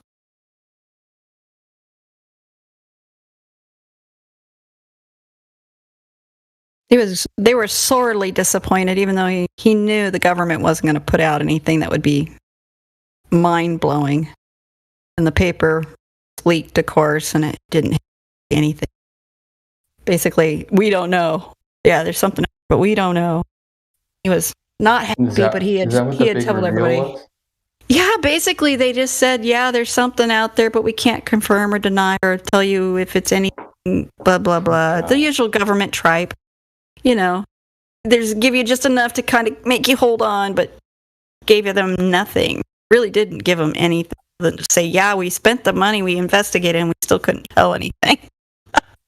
See, back in the day, I would have been hanging on their every word, but that's what they were doing. I didn't even know that they came out with it yet. Yeah, it came out. It actually got released early. Somebody dropped a leak on it. And he had already predicted, Tyler, of course, he knows the government. He said, I know the government's not going to tell us anything we want to hear. Just give us the same old dance. And sure enough, he was right. Because it's just to string them along, just like the moon thing, going, we're going to go back to the moon. Here's the next plan for the next mission. We're going to go to the moon again next year in the next election and blah, blah, blah. I still find myself deluding myself from time to time, thinking about the different theories and, like the never ending plane and the multiple ponds and, that type of thing, trying to keep the possibility of an alien race alive.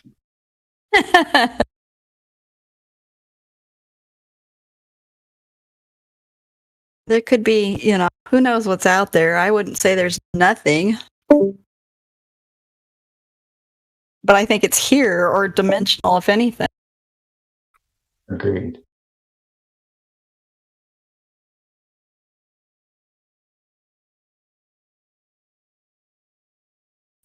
Because I definitely have seen some things in the sky that I couldn't explain. You too? Yeah. Yeah. So have I, and so is my son. Even my ex-husband saw something in our woods one time. That was a glowing ball, and yeah, I've had some weird stuff too. I don't know what to tell you. I don't know what they were. Yeah. I'm really big into aircraft. I like RC and stuff. And I was outside my apartment one night, long story short, smoked a cigarette, and then I heard a helicopter. I could tell he was in a hover just by the sound. So I walked around the corner to this other building so I could see him. And right in front of him, literally like maybe 30 or 40 feet in front of him, was this light, just a single point of light. This helicopter's just sitting there shining his light on it, and it's not illuminating it or anything. So it sits there for probably like 5 minutes till finally this thing drops in altitude about 300 feet in a matter of a split second and levels off the ground, starts heading about southwest, and a helicopter in tow right after it. I'd never seen anything like that. Then there was another helicopter coming from the distance heading their way. So crazy. People see a lot of it nowadays. Like I said, I even saw one with my sons. Saw some stuff in the sky we can't explain, and light, color, real light color. One thing we saw was bright purple. I mean, really bright purple. Crazy. I don't know. It's a strange world. Yeah.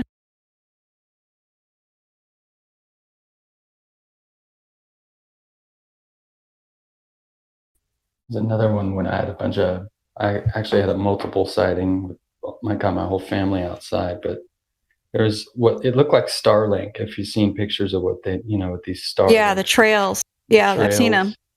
Yep. And I'm thinking they're Chinese lanterns. So I'm watching, but each one disappeared at the same point in the sky, which I guess could happen.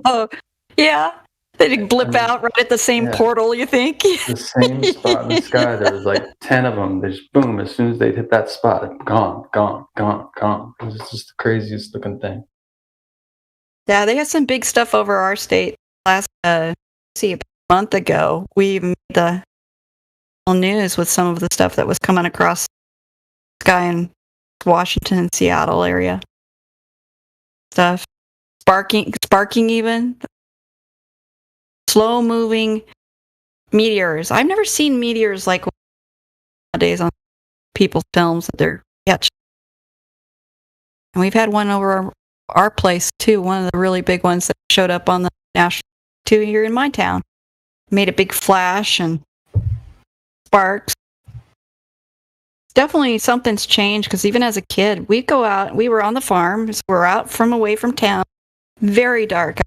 See all the stars really easy. And I don't remember ever seeing like what people are nowadays. So something's changed.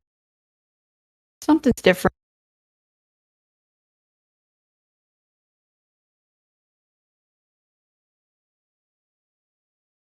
We spent a lot of time. Never what we see nowadays. A lot. I've got friends that have seen stuff what you're talking about and what I've seen. It's everybody. Everybody's kind of starting to get to something. If they look, they have to take the time. I don't know. I think skies have definitely changed over the last few years. I've noticed it. What's your take on the TBR-3? Oh, I think there is something to them, but, just another one of our aircraft that we aren't telling everybody about. We did before. Yeah. Skunks Works and all those fun. And Have Blue and all these other programs that we've had. I'm pretty sure we've got to have something beyond the SR-71. Yeah, you too. You think so? Oh, absolutely. There's no way they would have let us sit this still with that kind of. You look how old those planes are now. That the ones that we know about. Even the. I know. Even the B-1B. Even all of them. They're quite old now. Those were when I was young. They were developed before I was even in the military and when I was still a little kid. So I'm sure they're quite a bit advanced. Whatever flying right now is probably a lot like what we're seeing as a T3RB or whatever they like to call it. Some triangle thing, glowing thing. Yeah, I think it's a trip. Any of the video I've seen of it, I haven't personally seen any triangle aircraft, but yeah, I think they'll turn on a dime, just spin, do all kinds of weird shit. Lights up on each corner and then one in the center. Yeah. I'm sure that's a new technology for propulsion and all that, and that's fine. But that's how they'll pull this alien. That's why they had to have a Space Force. See, that's what's going to be flying. That's what they're going to have some kind of aircraft that they'll go along with the Space Force. There's no way you would develop a whole entire military branch without coming up with something new. Now, even if it's not a spaceship per se, it'll be something flying. Quick, everybody, look up. There's a hovering triangle. We must get Space Force involved. They will. That's what's going to happen. To defend the defense budget. If there's no threat, why have a threat reduction? a threat, a force to counter a threat. Got to have something to fight if you're going to build another force. That's a lot of money to spend. Like I said, that's an awful lot of money to start up a new force. Hey, it's a war-fighting domain. That straight up said it, yeah. People say, like, do you think Trump was joking when he says a war-fighting domain? He said exactly what he meant. Yeah, I don't think it was a joke. They're going to pull something with it. They have to. I mean, they're going to have to justify the cost. Every time you do these things, you have to justify it. Look at the Cold War. They had to justify making all those nuclear weapons, supposedly, spending all that money. You have to have a Cold War. You got to have something. We got the Army, we've got the Navy, we've got the Air Force, and now Space Force. So what do you think? It's got to be something. Planning on something coming. Fairly Odd Parents.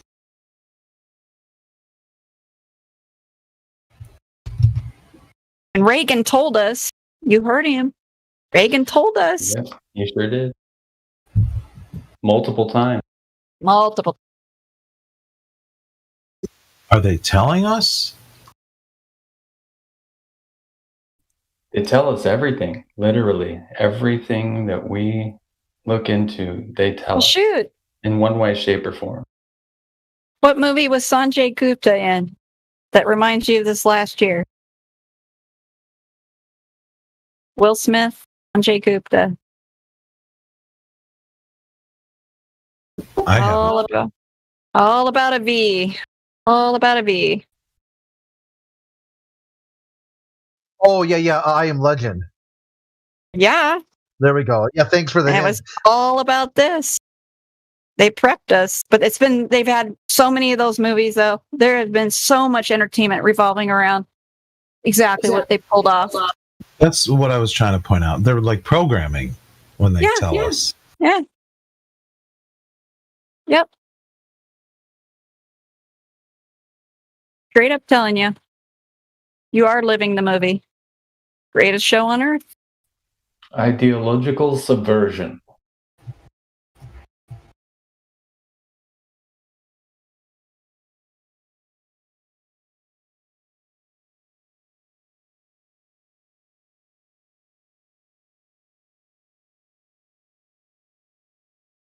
What I know about those T3RBs, though, is people that I know have seen them, and even some people that have caught them on film, they don't make a sound, or at least you can't hear them.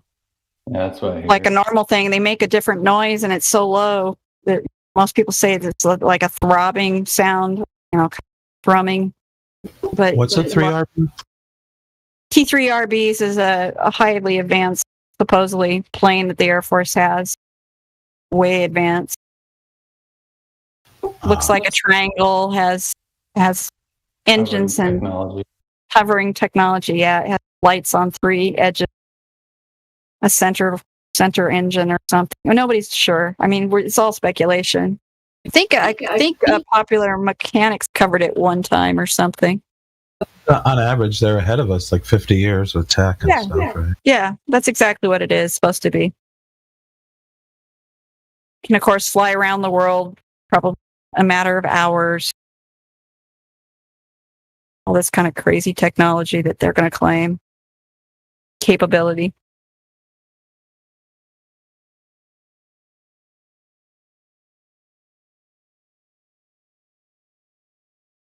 Which means we have to advance more, because that means if we've got it, China's got it too. All the different plays, huh?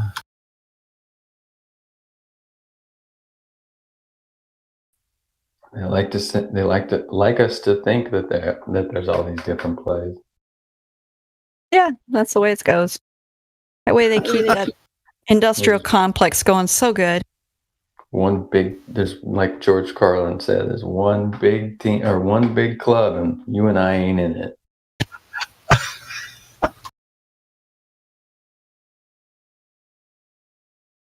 But you're paying for it. That's right. Yeah, you're funding it. And paying, and your kids are paying, and their kids are. and you're paying taxes, and you're paying service fees. Yeah, so Never I'm trying to set up a nice permaculture, property. Leave it to my kid. Death. I don't want them to have to worry about food when they're my age, because they're definitely going to have to. How large? They will not be getting no jabs, that's for sure.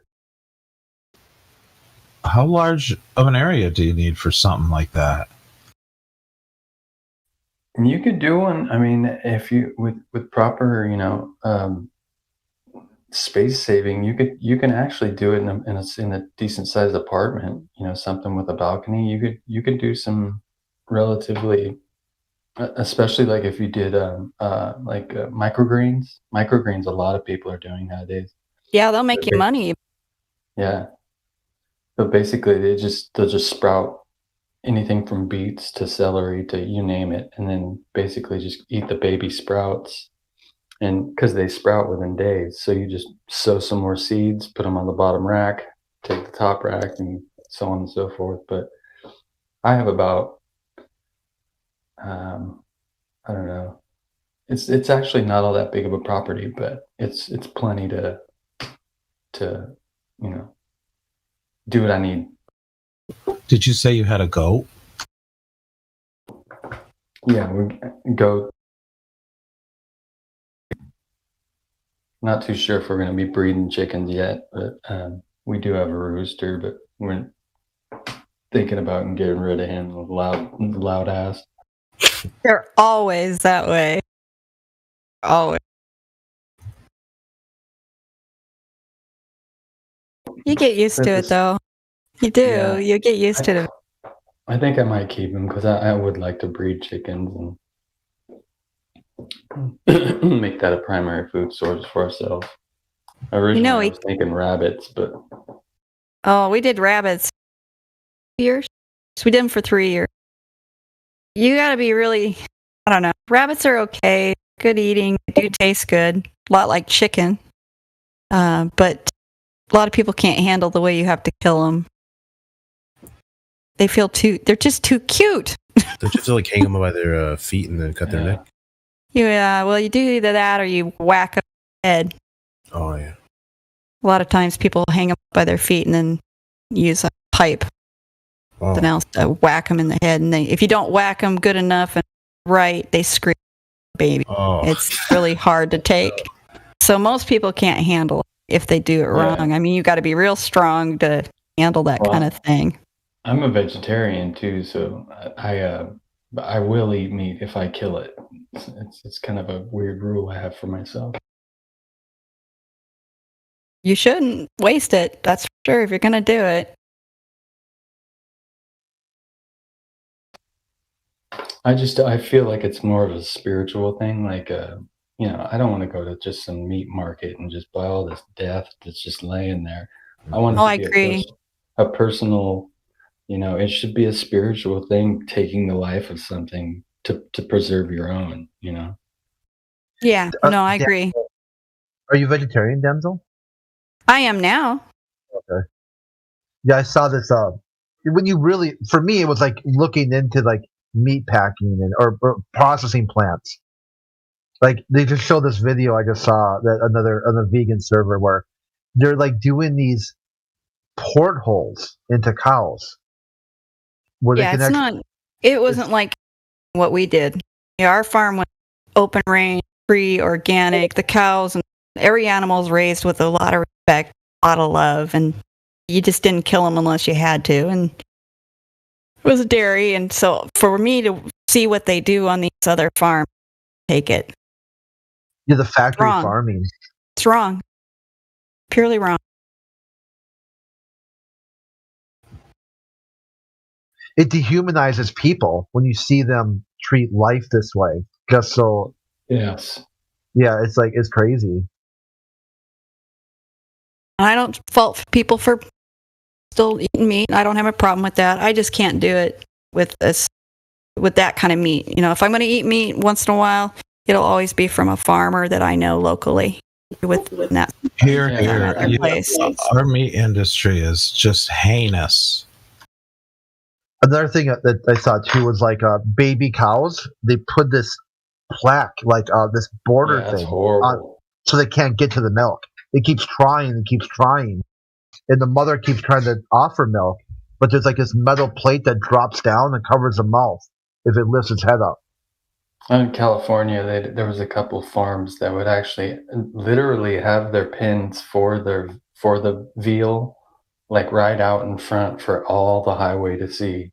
So you drive by and see these freaking poor babies just pinned to the ground. It was insane. Because they can't let them move. If they want veal to be tender, they can't let them. Yeah, we never did any of that crap. I mean, that was just my grandmother and grandfather would have been appalled. They were appalled at stuff like that. That's why we didn't do it. But yeah, I can't. Yeah, nasty.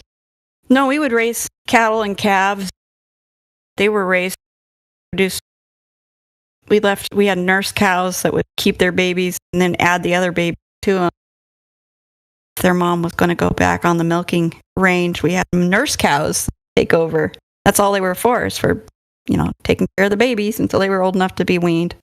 So we never did any of that stuff. Yeah. You do dairy and eggs? Yeah, we did it all. No, we grew our own. You personally, I think you said you're vegetarian. I am now, but I grew up on a dairy farm. No, I'm saying, do you now eat dairy and eggs? Yeah, I still eat some, but again, it's really selective. Sure that I'm not getting something that's caged and for sure. Not eating off a pasture and things like that. So if I eat my eggs from, pasture raised, running around. Yeah, for sure. Local people. I like to buy local as much as possible. Yeah, local. And I got easy access to local where I'm farmers around here that are willing to do that and sell their stuff directly to the public. Great. They feel the same way. You get a lot of that out here in Oklahoma, out in the sticks. Yeah. Yeah, in the sticks. And that's what's good too for having a choice. You can make a choice between the supermarket.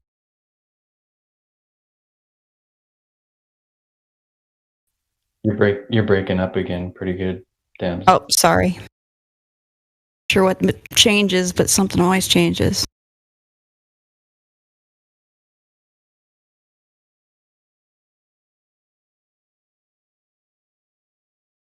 It didn't used to be that bad, though. I mean, there wasn't as many farmers doing it when I was a kid. It wasn't quite as bad. It just really got bad as it progressed. It became more and more convinced that they had to do it big time, and debt went up for those that were in the farming industry to keep up on their farm loans, increase production, and the pressure, especially if you made a deal with like one of the big producers, like was Carnation for milk. So they would encourage farmers to do things like add hormones to the cattle and do all kinds of stuff that affects your milk. We didn't do any of that. Like I said, the farmers around us got convinced to do these. My family did not, and we still produced more. It was crazy. I'd love to try raw milk, but they swatted the last farm that did it here in Florida. We're still allowed to here. Yeah, that was crazy. I remember hearing about that. Where can you do it? Depends on the state rules. Some states will let you have raw milk and others won't. None of their fucking business. Excuse my language. You're right. It isn't their business. Florida's pretty bad. They're just bad. When you try to do something, there's a form. Well, if I remember right, Florida was one of the places that made it so it's not legal to catch your rainwater, if I remember. I'm not sure. You absolutely cannot catch your rainwater here in Florida. My friend had his electricity off for quite a while, doing this and that. And they showed up at his house, and luckily he had all the water outside, and it did look like it was set up to water plants. Well, he was watering plants. You can use it to water plants, but they will show up if you don't have your electric or something. That's nuts. Gestapo? Yeah, it is. They need you on the grid, you on everything so they can control it. I don't mean to interrupt. I'm sorry, but it's a little getting me excited here. Yeah, they tried to pass a grid thing here where you had to have, if you have a property that's not owned by the bank, you have to have electricity or service or something like that. It's corrupt. It's always for your safety. Well, that's the easiest thing people will buy. I mean, you just say it's for children or it's for safety, and that just kind of trips people. You know what I mean? To trips them. Oh, it's for children. Oh, okay. You're right.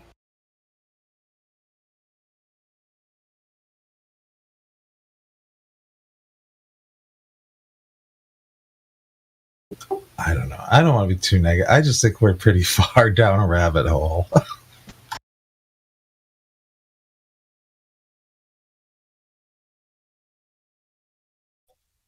I'd say we're up shit creek.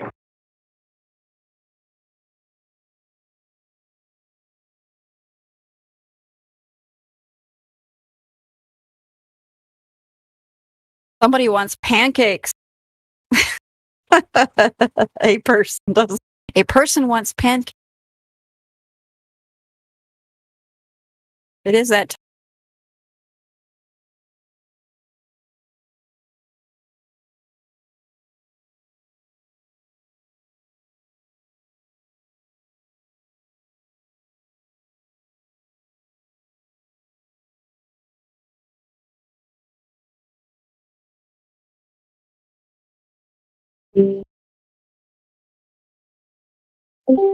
I do have to. You're cutting out. I was going to say, I like deer stew. I like venison, unfortunately. Every once in a while, I still like that. The local hunters and such have their venison stew.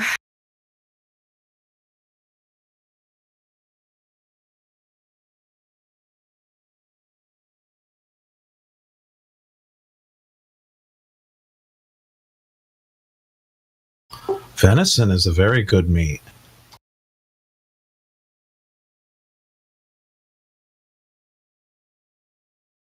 As long as it doesn't get wasting disease in your herds. I mean, that's starting to spread across the states. So, oh, yeah, brain wasting. It's hitting all kinds of wildlife everywhere in the world. It's really weird. That's the free prions that come out, CJD disease, all that. That's what they claim. Do I know for sure? I don't know. Thank you. I don't know.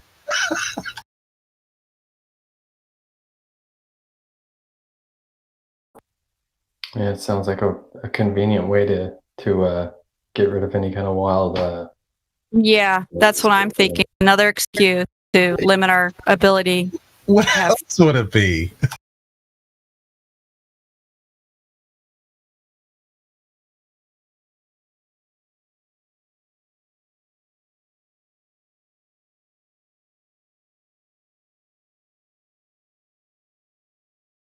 Good thing I'm not opposed to eating bugs. I watched that video on the Thai children who now prepare bugs for their own lunch at school. Yeah. And I'll admit, I want to try a couple. I want to try the grasshopper. You bite into it, it's supposed to squirt fresh grass into your mouth, taste kind of thing. And one of the other ones I wanted to try, I forgot. Yeah, the grasshoppers, they're not that bad. You just pop their heads off, and then their guts all come out with the head. Because they can carry parasites, so you want to get all those guts out. Skewer them and cook them over the fire. Pretty good. Tastes like popcorn. Oh, yeah, the Thai children were like breading and frying them, right? Oh, yeah, they look pretty good. Yeah, they'll cook them in chili, like fry them with chilies. I like that. That can't be bad. That can't. It's probably tastes. I mean, breaded and fried. I know they did them with butter, garlic. We're doing crickets around here like that.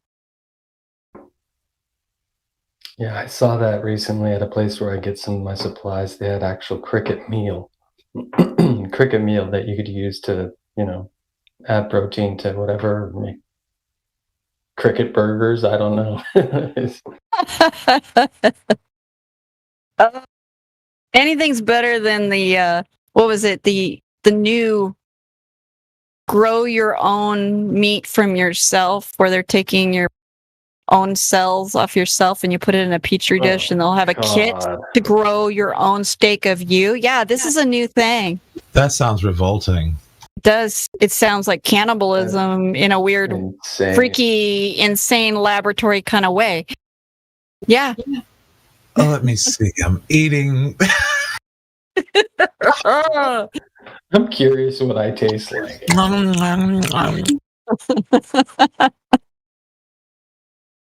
Have your friends over to have a meal of you? No.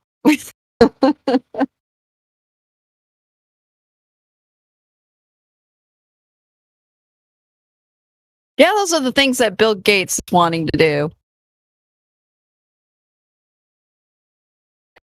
Yeah, that son of a bitch bought up how much farmland and has now completely rendered it down to these processing plants. For his fake veggie lab rat meat. Yeah. I think he's now the number one owner of agricultural land in the United States now.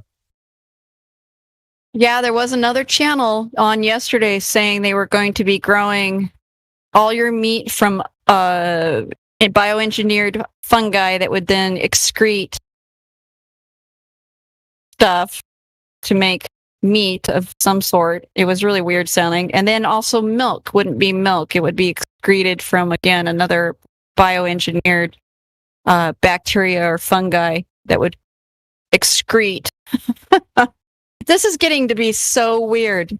I mean, do you come on, people. Yeah, it is. I think we'd be having these conversations. I mean, it's not good when we're going to start doing this, and it'll become normal in a generation. This is just it's out there. The people will be asking for it. I mean, all this stuff. They're begging for it. Better living through chemistry.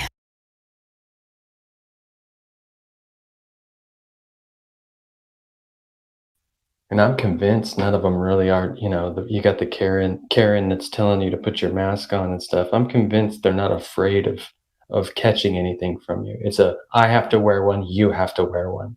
The fact that you're shining a light on their inability to run their own lives. Unfortunately, that's probably true. They just don't want to be seen as a Trump supporter. They were actually saying, I wear my mask. I don't want to be a Trump supporter. They made a whole song about it. Not that any of us support anybody that I have ever heard here. I don't care. Deal with liars. Do you want to come over and have some of my mom's steak?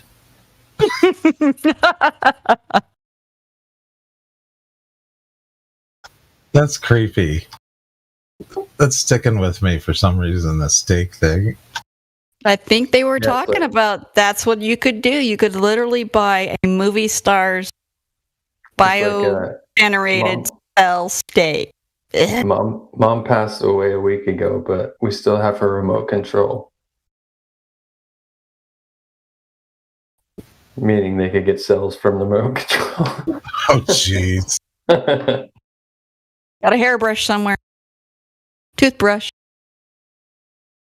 God, sorry, that was morbid. It is. It's morbid. But that's what they could do. It'd just be immortal cell lines. That's what we already did. We've already done that. The immortal cell line is exactly what they're going to make us eat now.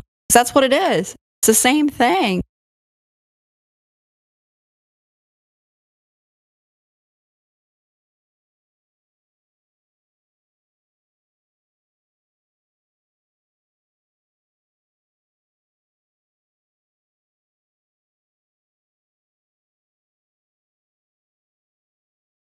So if you're somebody who prays over your food, then how do you pray over something that isn't natural at all, or is created in a lab? I'm not sure.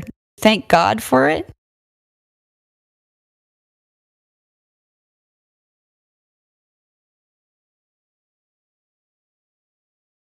Same weight. I don't know. You can affect things that aren't alive, water and stuff. Yeah, I think for protection, though, I don't know if I would thank him for it. I think I would thank him to protect me from whatever's in that thing. Whatever's in the steak? Yeah, if it's made out of lab-grown cells from somebody that I don't know that they're talking about selling in the store. Your mother-in-law. Well, if it's my mother-in-law, I'd probably be okay. It's some, like, Megan Fox fan. I don't know what's in that.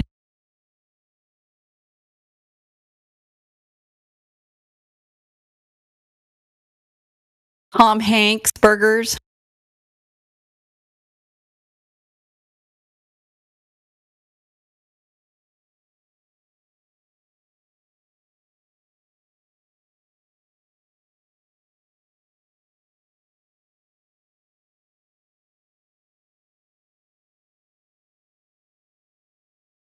Memes.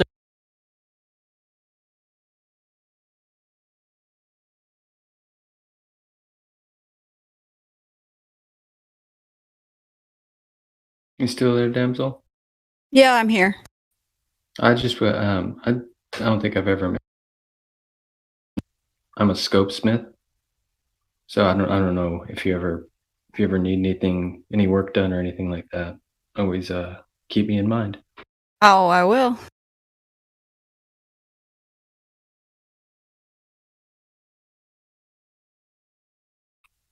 Clean reticles or anything, whatever might be wrong with it.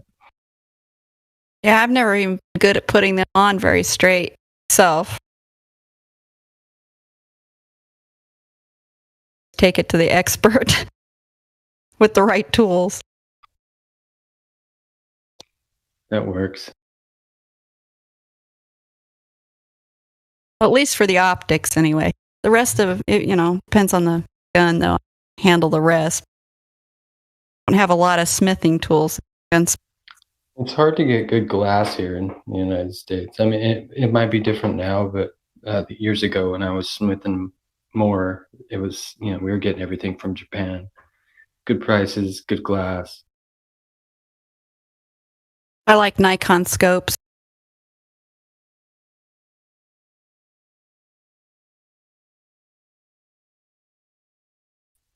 Yeah, I used to work for US Optics. It's a custom scope shop based out of Brea, California. Did a lot of work for like celebrities and competition shooters and military men that wanted to buy their own, didn't want the military issue, wanted the best. Yeah, they wanted to have their own in field. Yeah, a lot of those guys did, though.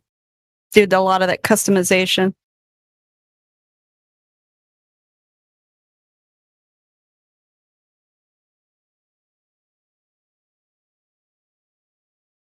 Saw a lot of crazy rifles when I was over working with a few of the special ops guys.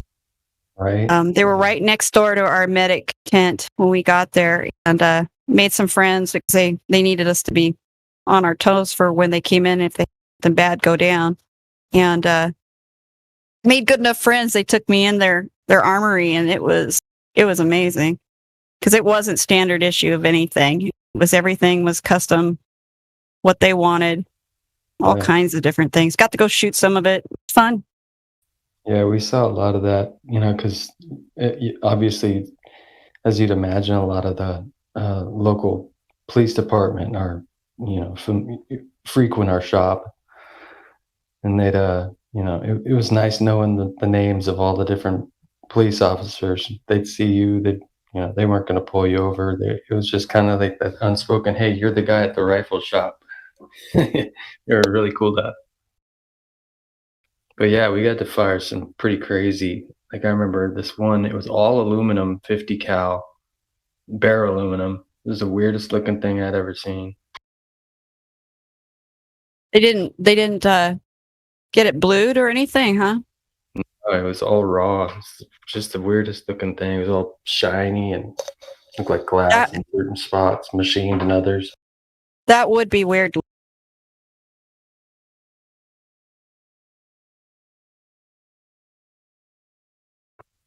Thing nearly took my arm off.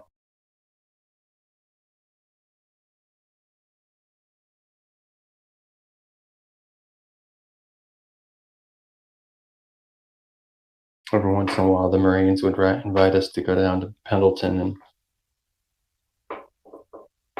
give a demonstration of our scopes and stuff. And we could take them. What we prided them on is the fact that you could beat the shit out of them, and they'd still, you could keep on ticking. Yeah. You sight up your rifle, and then let's say it comes off, you could toss it from a building, go down, pick it back up, mount it back on, and it's still going to shoot exactly where you had it. Yeah, it's kind of important when other people are shooting back. It's not like deer hunting rifle at all. Yeah, I often think about that, like how many lives. I also think about that. The converse of that is the fact of, have I ever messed up? Have I ever screwed up a scope and I didn't catch it, and caused someone harm, or how many times did something that I made save someone's life? Or no idea. That's why it was so important to do it, though. I mean, I remember the guys calling. I remember the guys said they would call back to the company that would, whoever manufactured the rifle, like Barrett. They would call the company if they were having a problem with something and get right on service there. The company felt that responsible too. Felt like, the difference between life and death. Yeah, you couldn't mistake our scopes. So I mean, if you didn't even have to call, you just show up and. Well, if we couldn't fix it right then and there, we'd just give.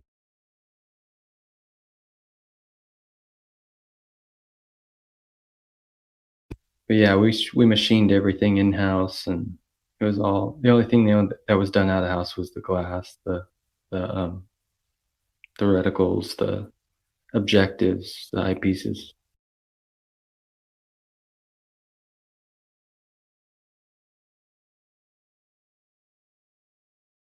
I bet you guys are still busy, or at least that company is. It's been a couple of years. I haven't checked back on them in a while. I should pop my head in there. You never know. Every time you pop your head in there, you end up leaving with something cool that you didn't have before. Something you couldn't afford, right?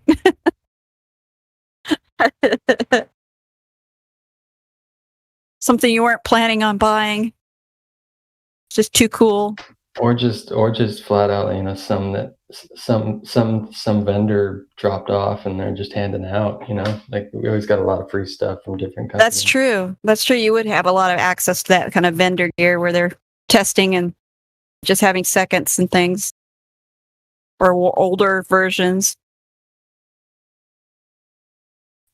Yeah, it was a fun job.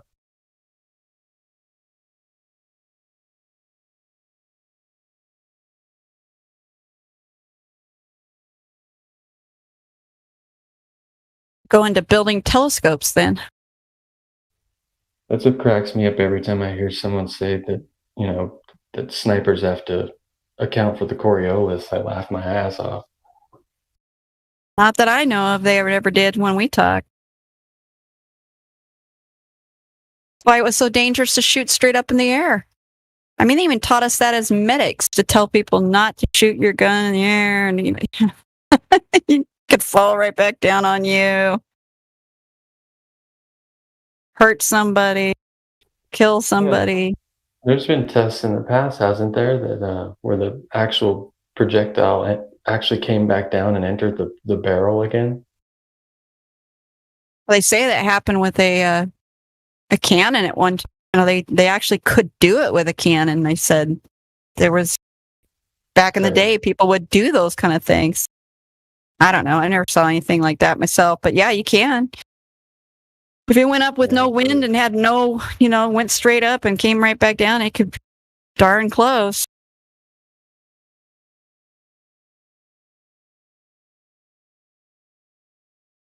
There's that 50 cal that they shot the Barrett. They were shooting up straight up in the air on that one YouTube video that shows that it comes down within 2 or 3 feet before he stood and shot it, and they ran to hide underneath their cars while it came back down. And what was it, like 40 seconds in the air and came back down? Maybe it was even longer than that. Barrett can shoot an awful long way, even straight up. Video on YouTube that I used to show people when they'd say they was Coriolis. I would show them the guy shooting a Barrett at least twice, and the stupid bullet coming right back down where he had been standing.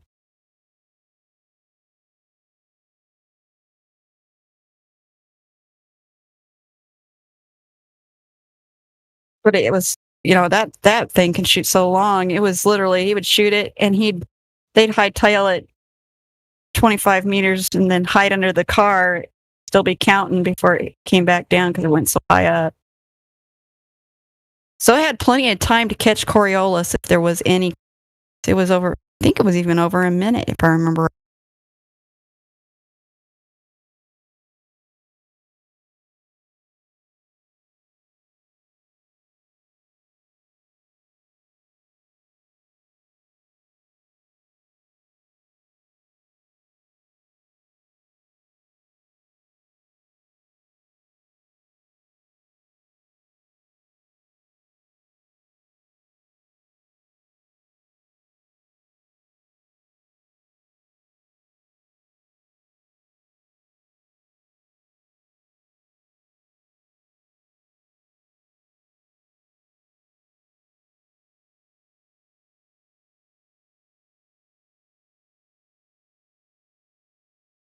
And I did run into some snipers, and they never talked about having to take that kind of time to figure out Coriolis. No, I've never seen a setting on any reticle.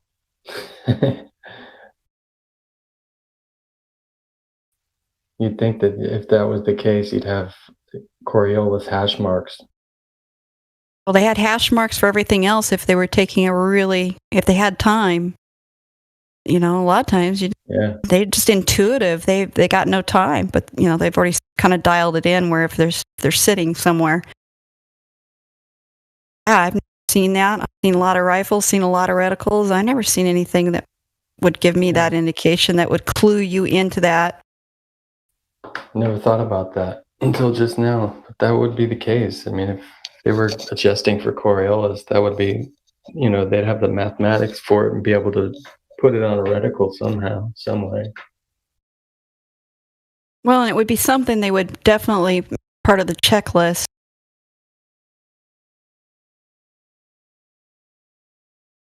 So I know that's what they do. They have a little checklist in their mind that they've memorized over the years after going through training. You do this series, and that way they're going to make the shot.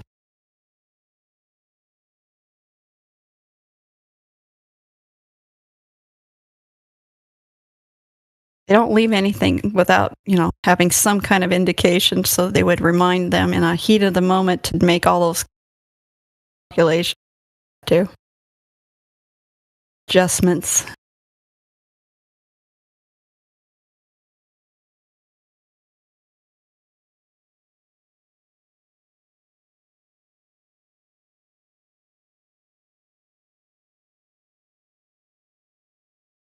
Wouldn't you have to be quickly assessing which direction you were shooting completely? You'd have to know. What else would try to think how it would change over latitude, longitude, depending on where you're at. It would probably take some kind of specialized calculator with GPS and all, Yeah. See, there's no way you could do it quickly. Thinking how would you do it quickly in the heat and battle? And when you got to change, when you may have to pick up your rifle, turn around suddenly and be ready for another shot, something changed. I don't know. But I think it's just not there. It's just not there besides not feeling it. It's just, I don't think they have anything to account for. I think that's always been kind of an urban legend. For sure. And then Neil deGrasse Tyson it up occurs with football. Ass.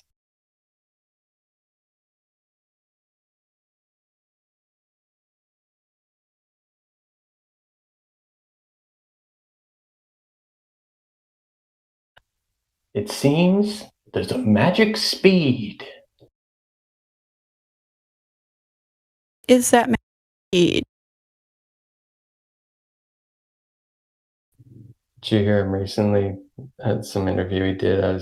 He's talking about. I think he was talking about the craters on the moon, and that why some of them aren't streaks and some of them are holes, like glancing blows. Is he saying there's a reason that they're all 90, or around the 90 degree to 45?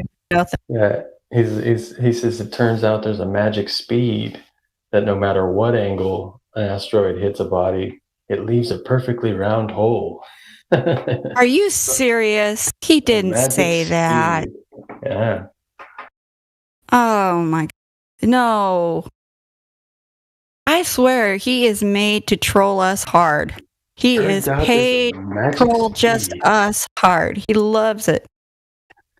He knows that's gonna, all the scientists are gonna say that's ridiculous. Don't listen to Neil deGrasse Tyson, and then we're all gonna be like, listen to this fool. And then I think they set us up with him on purpose. Certain speed to get the angle so it doesn't angle of attack straight 90 degrees. That makes no sense.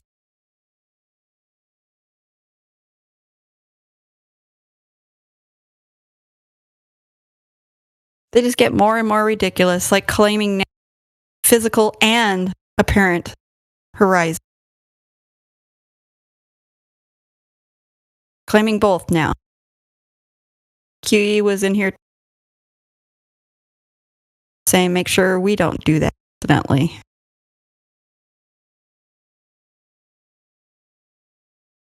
One or the other, it's not both.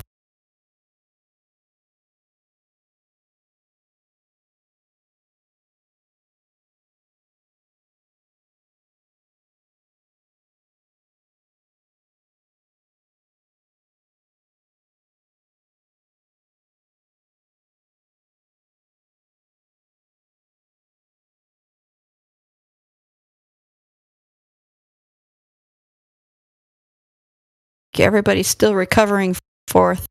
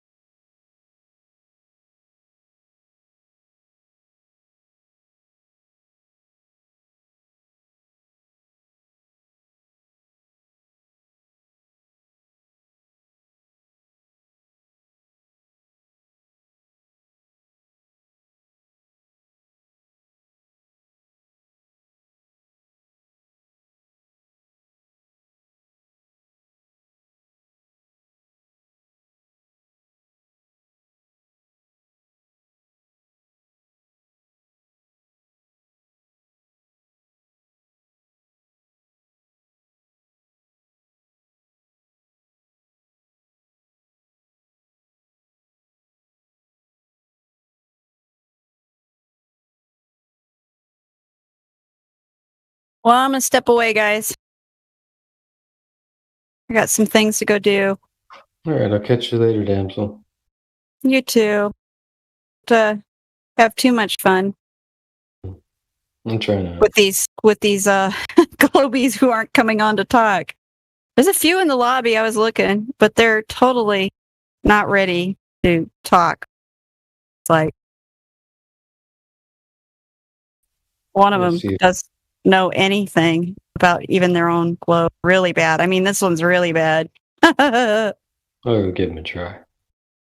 I was just looking real quick to see who was in there, and somebody keeps saying it's.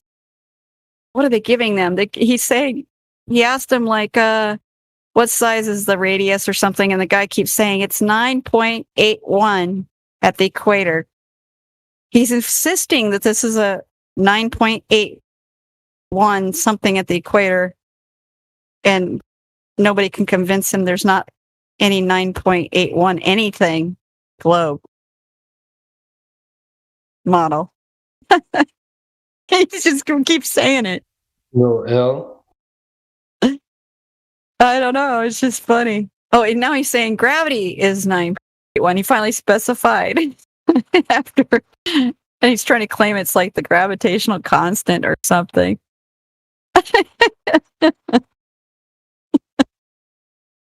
Anyway, don't be too entertained by these folks. They're pretty funny.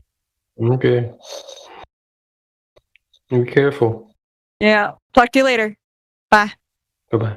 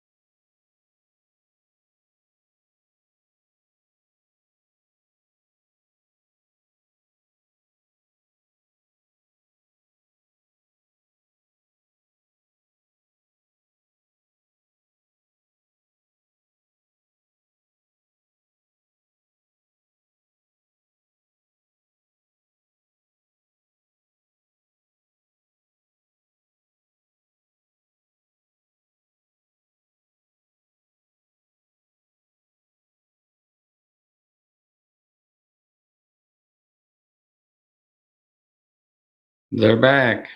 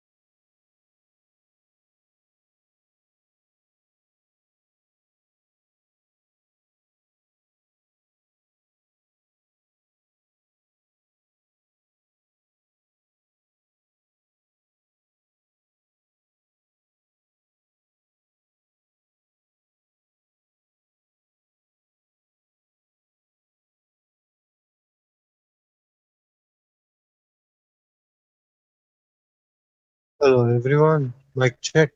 Mic check.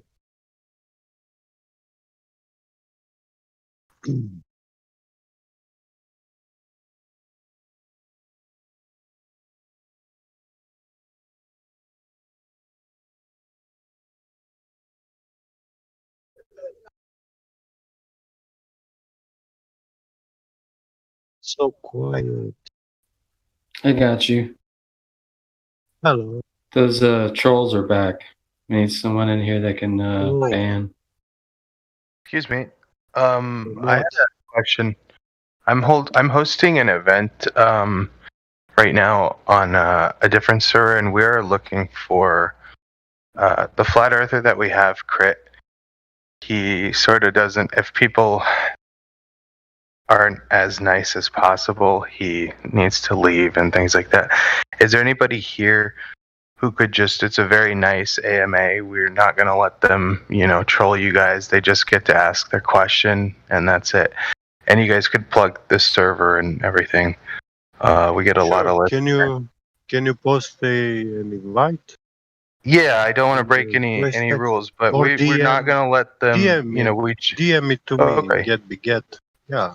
Awesome. Thank you. Yeah, it's not a gotcha or anything like that. We just want people to respectfully ask you guys questions.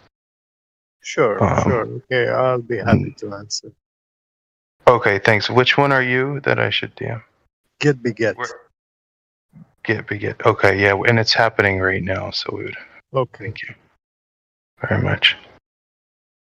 Oh, it says my message did not come through. Oh, what's your name? Let me. Ryan ain't lying. Ryan? Yeah, Ryan ain't lying. Okay, I will DM you now. One moment. Thank you very much. You gonna DM me one too? Okay, who are you? Ryan Eartherton. Ryan Eartherton. Yeah, it would be great to even have more than. Oh, it won't let me DM you as well.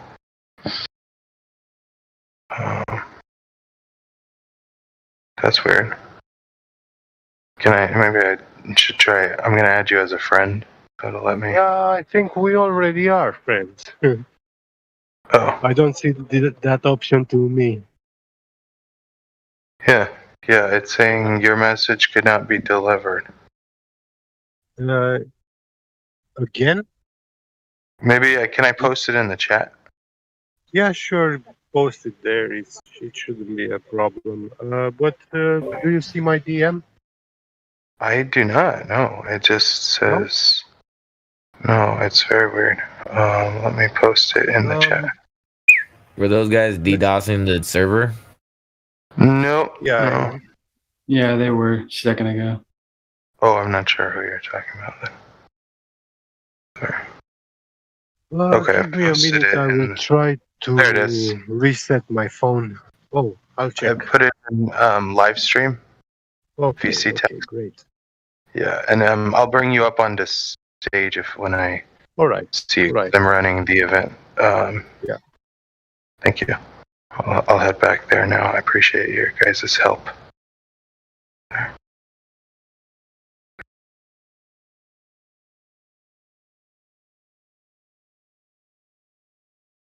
Oh, it's in the chatterbox. Yeah, Yep, hop I on. already have that server. That the Earth is flat. Of course, it's flat. Who is this?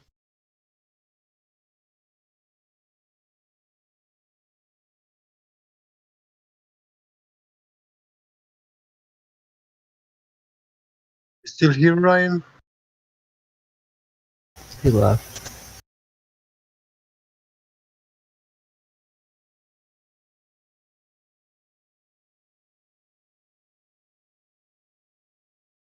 Yep, so flat that it's scaring the people from gym pandas away. It's so flat. The Earth is so flat that it's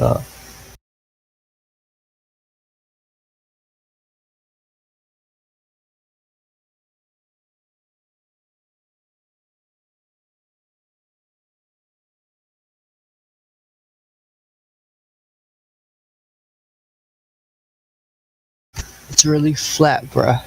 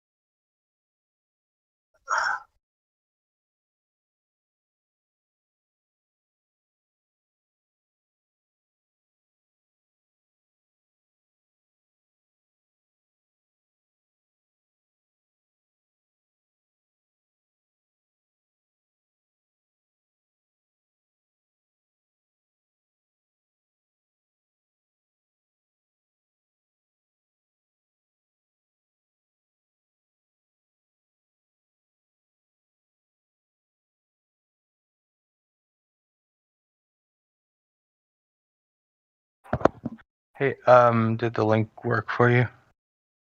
Oh, okay, I think you went over there maybe.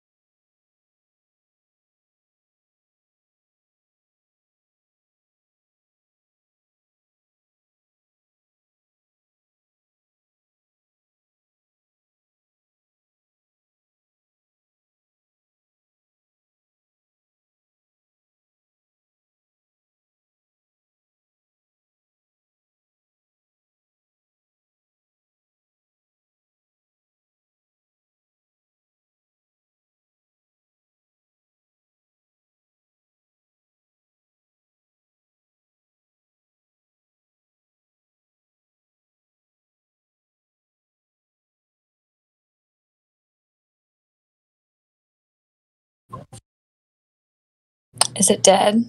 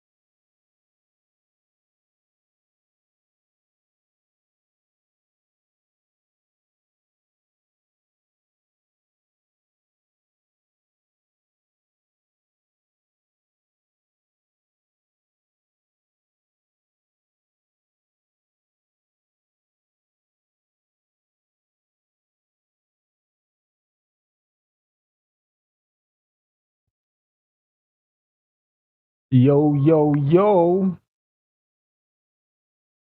Hey. What's up, Kai? How you doing? I'm good. To work today, so Oh, that work? sucks.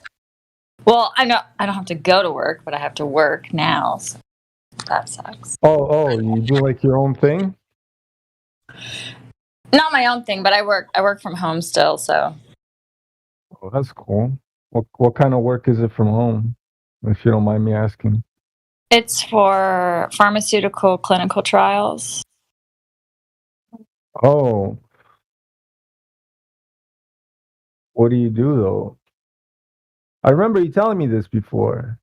If somebody has like a new drug they want to come out with, it has to go through testing, obviously. So we help build the system that they're going to use for testing and keeping track of all the like patient information and drug shipments and all So that you're stuff. just doing paperwork at home, essentially. Yeah, pretty much just paperwork. That's pretty simple. And Excel spreadsheet. Excel spreadsheet. That's it. Okay.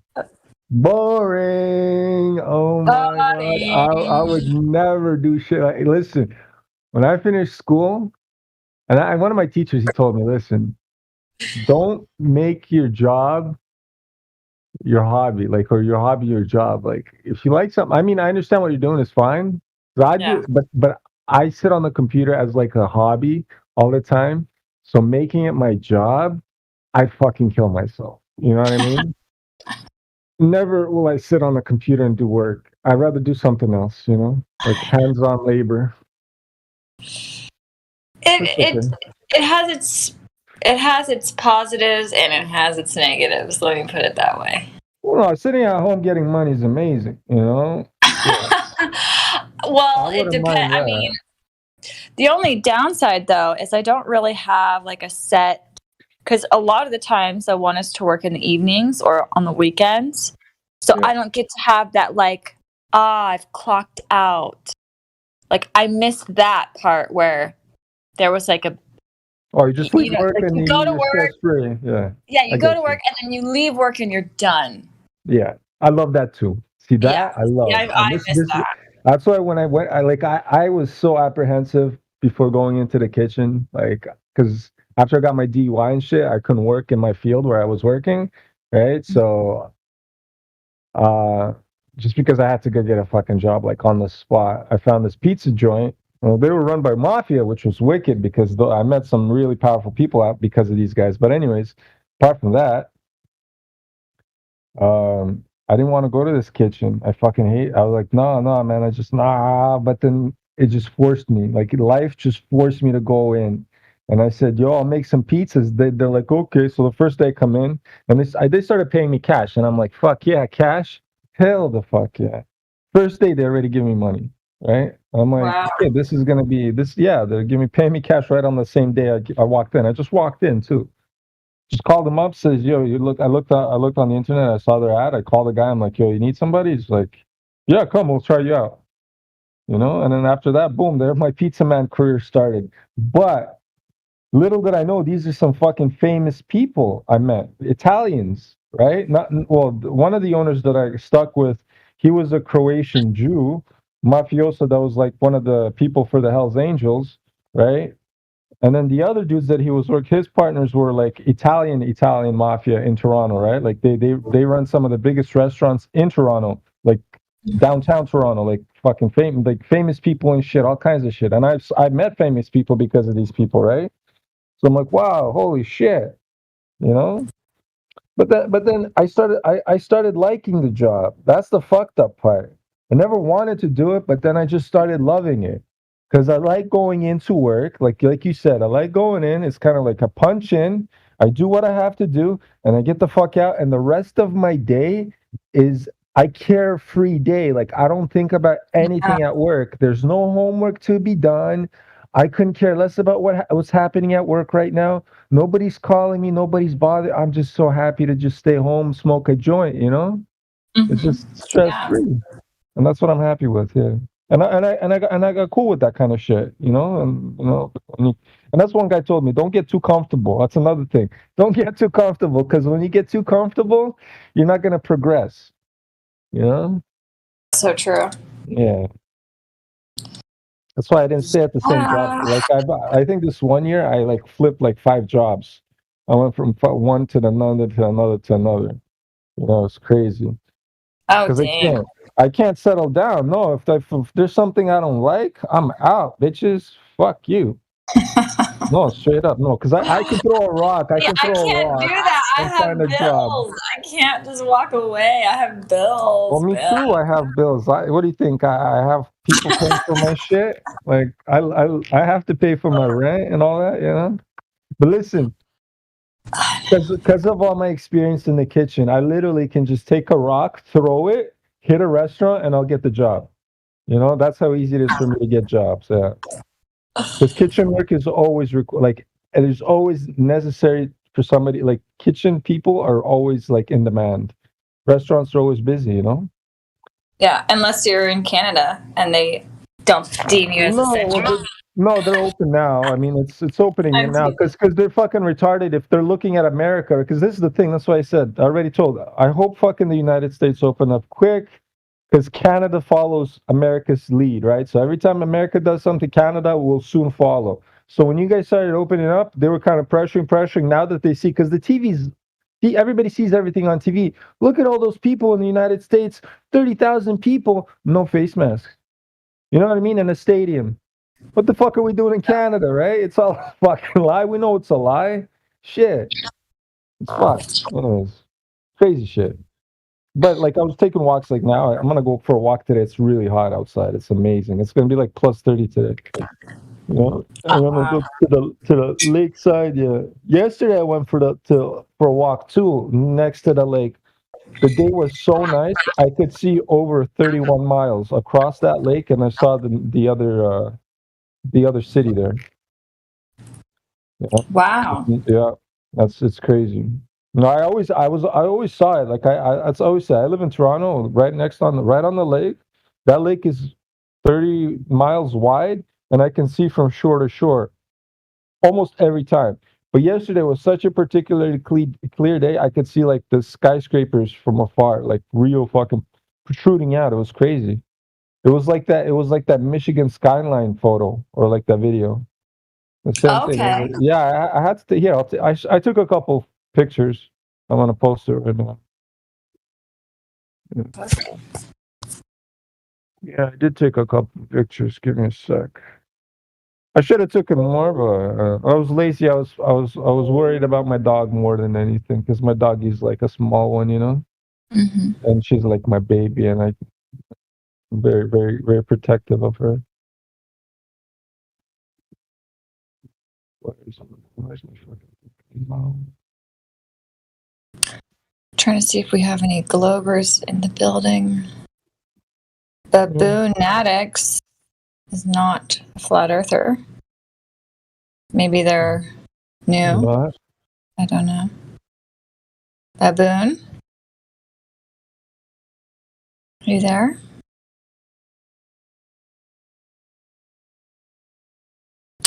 Guess not. You want a flat All right, let's somebody? Yes. No, just not really. But Flat. Ladies hi, night tonight anyways. No, that's tomorrow. That's Friday. Flat. Oh shit. Be prepared to whack a bot again. Who? Whack a bot. What you did yesterday, right? Oh, okay. See that picture I just posted? That's what I saw. You see those skyline in the back? oh yeah. Yeah, that's over there. And I literally went down to the shoreline. Like this is the first pictures. I was like, and I made sure and see that rock formation in the front. That's like a pier that they made with rocks, and I can use it as a level pretty much, or like I went right underneath it, right? So I leveled my vision of my eye with the rocks and the background, the horizon, and that just proves that it's converging all in towards that center, because those rocks were not obstructing the skyline nor the bottom of it, literally. Even if I went like, but like, because I'm pretty much the same height as these rocks. These rocks are about like 6-7 feet, right, in height, and I went all the way down on the bottom of them. So like I literally was my head was completely straight, looking towards the horizon, and I was able to see over these rocks and the city in one straight line. You know what I mean? It just shows that there's no curve. If the curve was there, that rock formation would be covering the city for sure, because it'd be on the bottom of it. Huh. You know what I mean? It'd be descending. I sometimes have a hard time explaining myself, but whatever. No, it makes sense. Yeah, if you understand perspective. I'm just getting distracted because I keep hearing people like dip in and dip out. So I'm like, what's going on? Oh. I get PTSD when I hear that. I turn it off. I don't like hear a that troll raid. No, I turn that shit off. Like that ding. Everyone's joining. I get you. I told you they're coming. I don't see him though. I'm like, I don't. Well, that's what I'm saying. I turn I turn all those BBP clicky off. So I turn them all off. I don't hear any clicks ever. You know, or like beeps. I don't know why it's doing. In this, it's in your settings. You can turn all that shit off.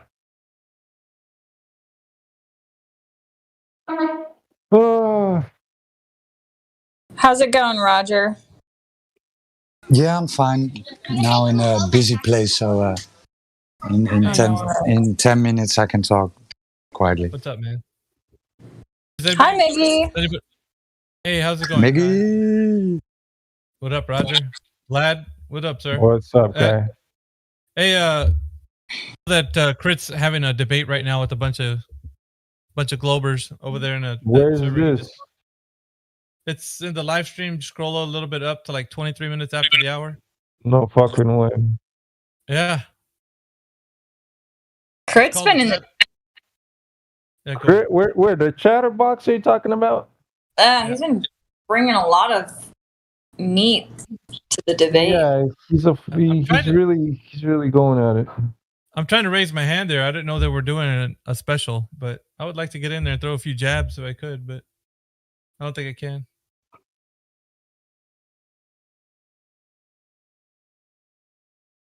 I'm going back over there.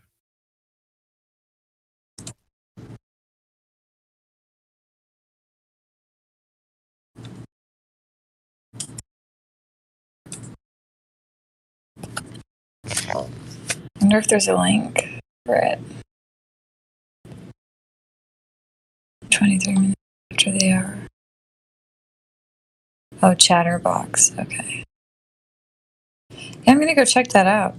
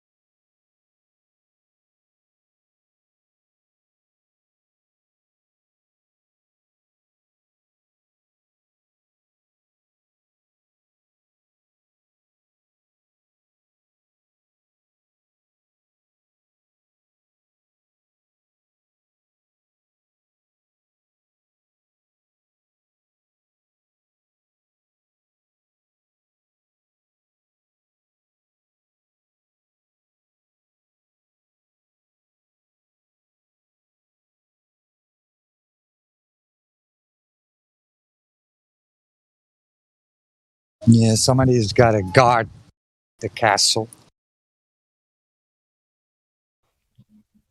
They attacking again?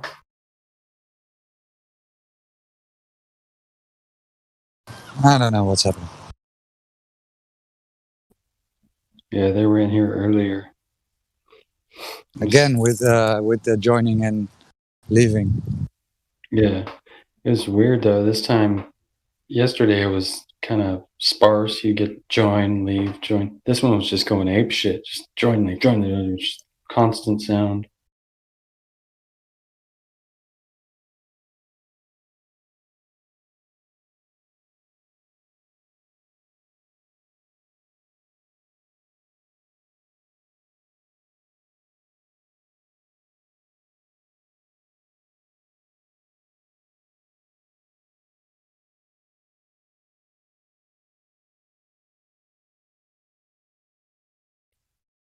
Show yourself.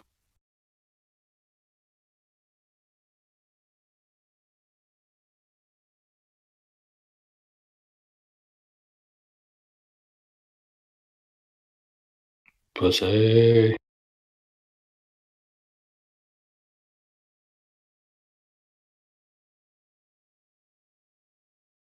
Imagining going through this tactics, right? It's crazy stuff. Seriously, get a life.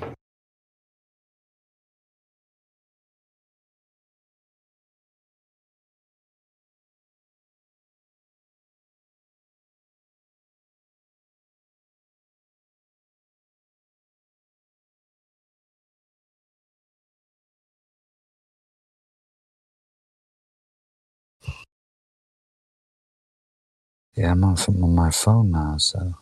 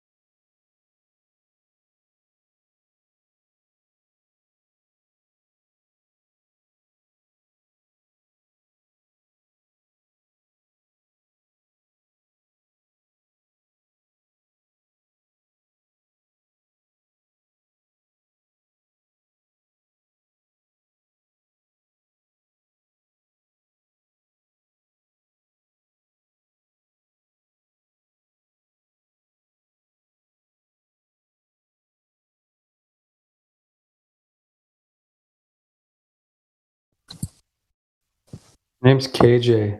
KJ?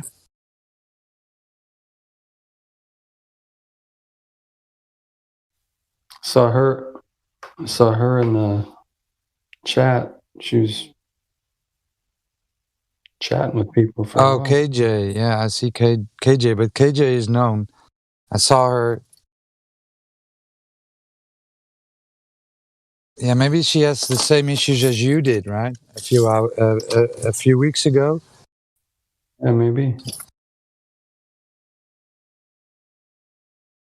I don't know.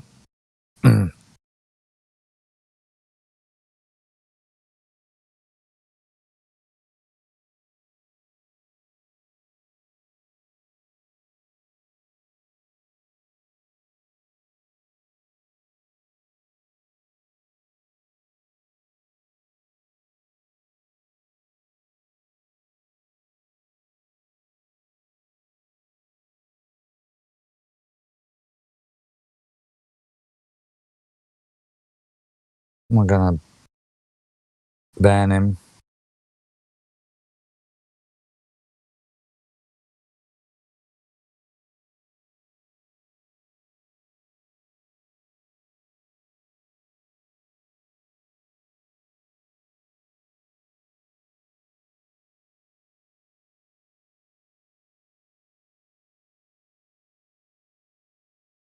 I guess she's having connection problems. I'm seeing that.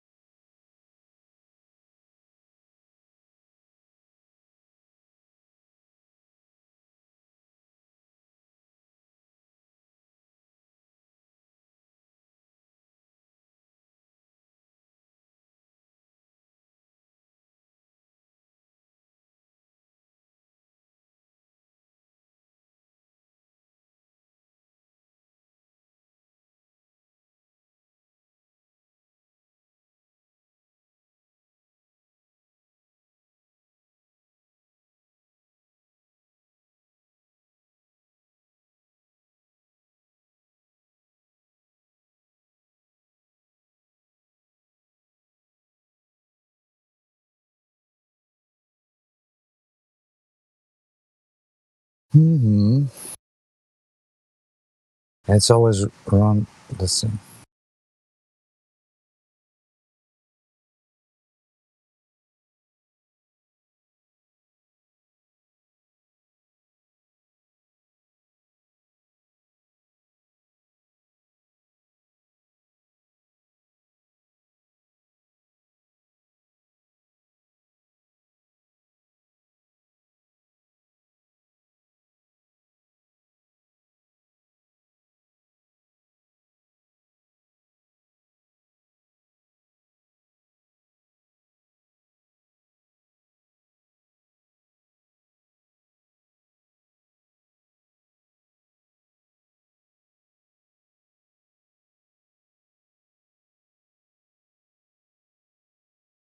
Yeah.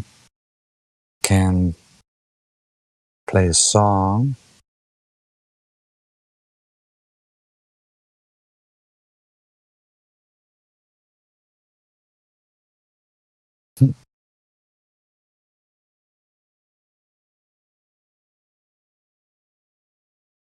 Let's play a song.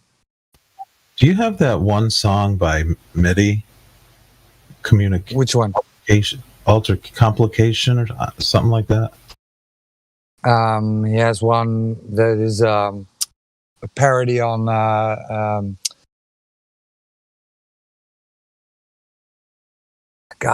so brain fart. I only heard it a couple times. It's MIDI and he's rapping about communication and altercations. And I don't really remember.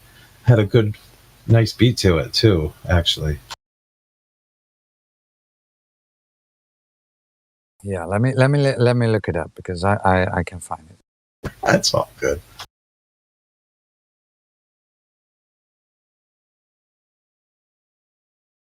1 second.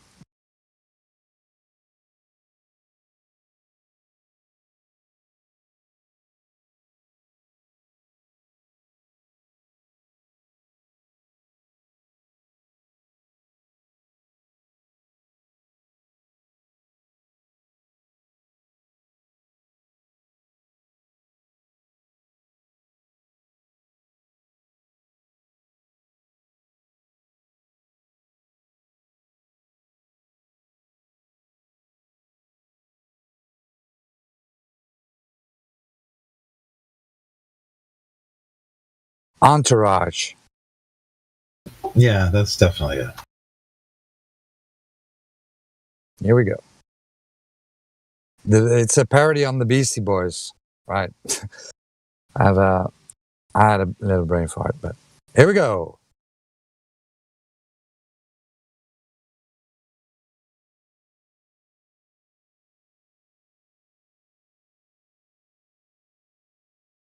Why is it not playing? Second. Nope. Do you unmute it? I think so. It should be playing now. Do you unmute it? Oh, yeah.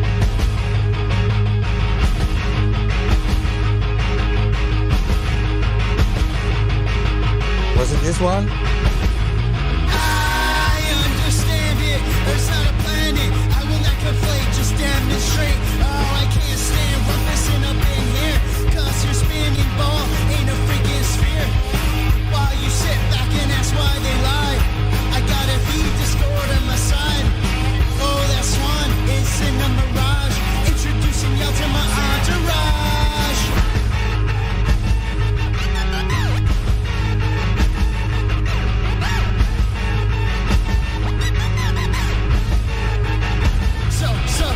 So listen, little punks with your concave purpose. They shut you down with their funding mute buttons. You know Earth is flat and you're wrong. Show you the cow for the freaking filet mignon.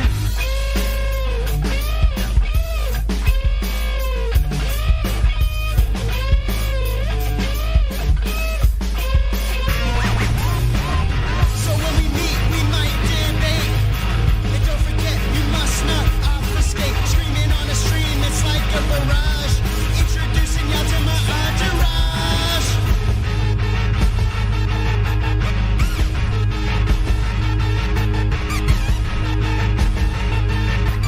Everyone shut the fuck up!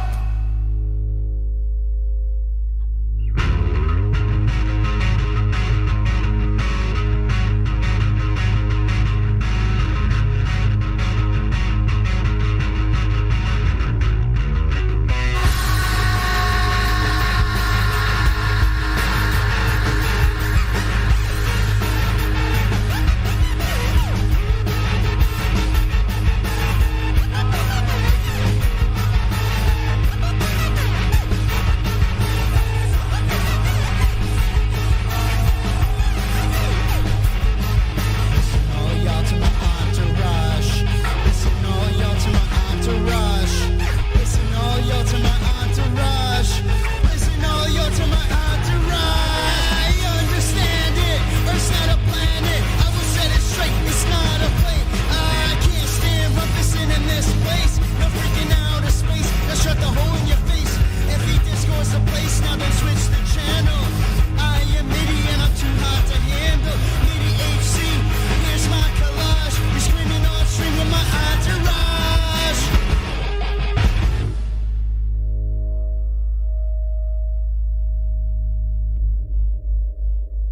Was this the song you were looking for? Thanks. Welcome, Sonorando. How are you doing? Fine.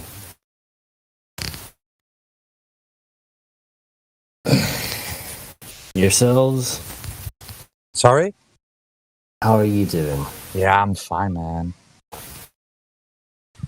Did you I noticed you're not new, right? Been for a few days. Been here for a wee bit, yeah. Just decided now to start chatting in VC. Yeah, what have you looked into stuff? Have you looked into something? Okay.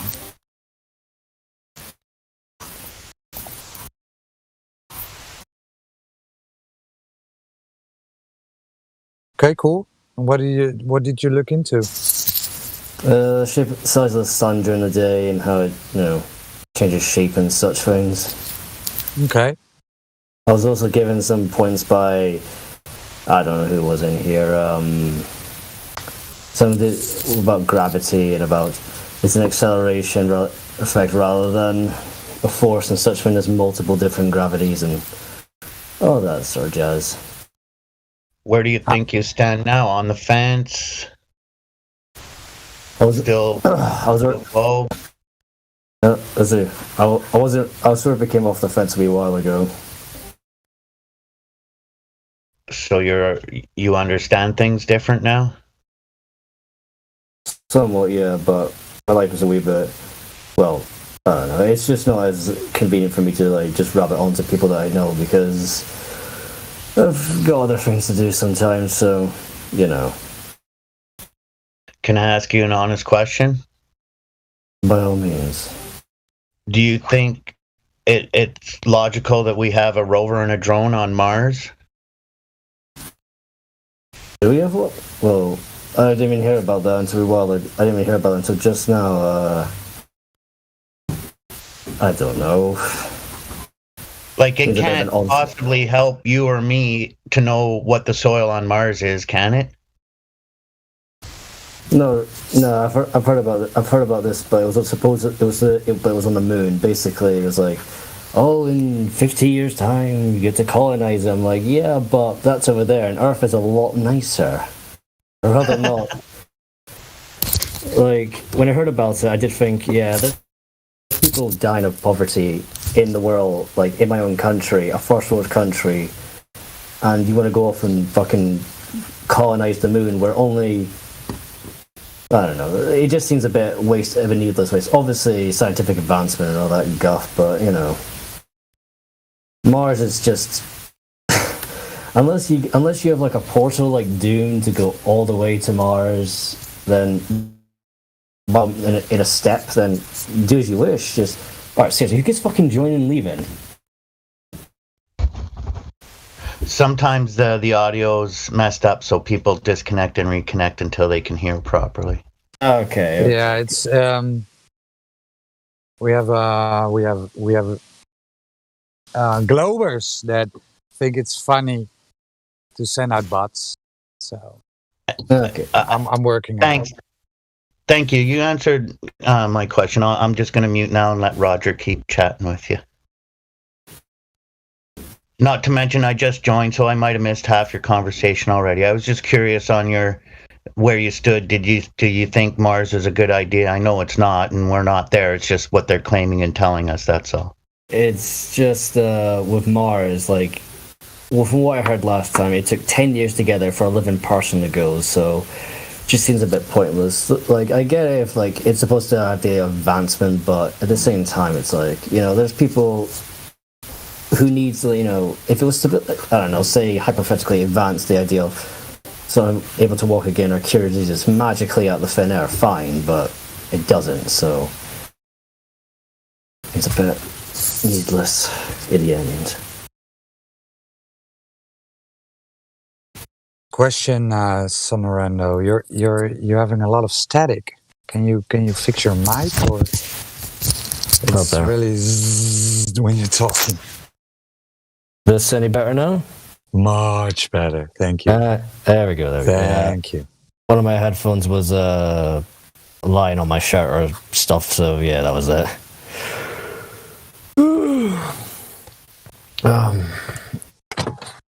Yeah, Earth is not a ball, man. So far we know, it's not measurable as a ball.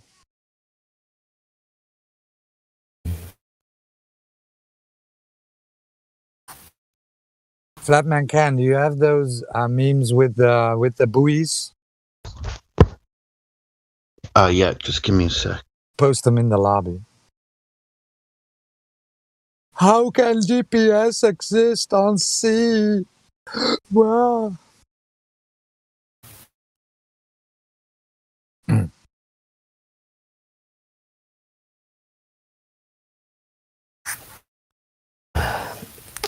This is just off topic. declaring Sorry. it does, right? But yeah, go ahead. This is off topic entirely, but are any of you going to see the new Halloween film? The what? The new Halloween film. Just because I'm into horror, and I was like, oh, that's nice. I'm not really into horror. I did saw the latest Chris Pratt film, Tomorrow War, the Tomorrow War. Tomorrow War. I don't think I heard of that. What's that about? Well, yeah, I don't want to spoil it. It's about time travel and them going to the future to battle a war against aliens. It's entertaining. It's entertaining. Yeah, I was gonna say. If you like action, man, it's packed with it. It's like one trip of action. But at the end, they tied it into climate change. I'm like, wow, what the fuck, man? Come on. It's so funny. It's so funny. I was like, am I watching all of this because of climate change? Come on. But it was entertaining. Bit of leaps in the plot, right? Like it was fun. All right, cool. Oh, we have a new member. IKEA, welcome. I've unmuted you. How are you doing, man? Pretty good. IKEA? Yep, can you? Yeah, you're very low. Maybe you can. Yeah, I can't even hear you, man. I can't hear you, man. IKEA. There we go. A bit more. Can you turn yourself a bit more? Ooh, let me see. I might be at max already. Oh yeah, I turned you up at 200, but this is live streamed, so it would be better for the audience. So if you can turn it up. Mm-hmm. Give me 1 second. Okay.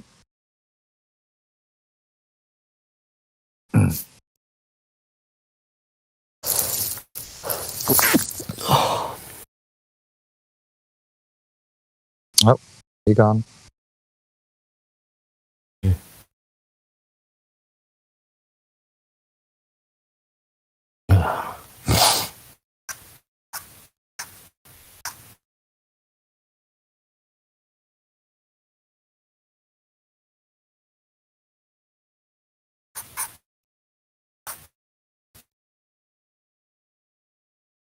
So how's your day been? All right.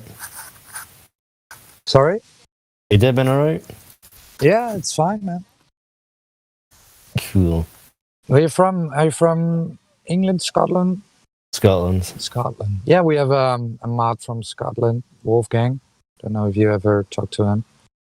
I don't even know. No, I don't know. No, I don't think I have. If he's a Scot, then we're probably going to fight each other at one point. So I think Breaking the Walls of Lies is a Scot. Bambi is a Scot. Also Bambi? mod. Bambi, yeah. Oh yeah, okay, she's a mod. Yeah. She's Scottish as well, is she? Yeah. Are we gonna fight them, man? That ain't no do. Yeah, it's quite funny because I was in other servers and some of them were Scots, and it's like, oh well, they live in the same city as me, and they're like, yeah, and I'm like, good.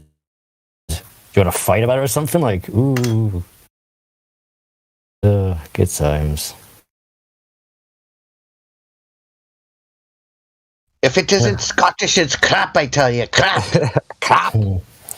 What's that thing Willie said in The Simpsons? It was all these people ruined it. The Scots ruined Scotland. The Scots. I'm like, yeah, at the end of it, we all just tend to beat each other up a lot of the time.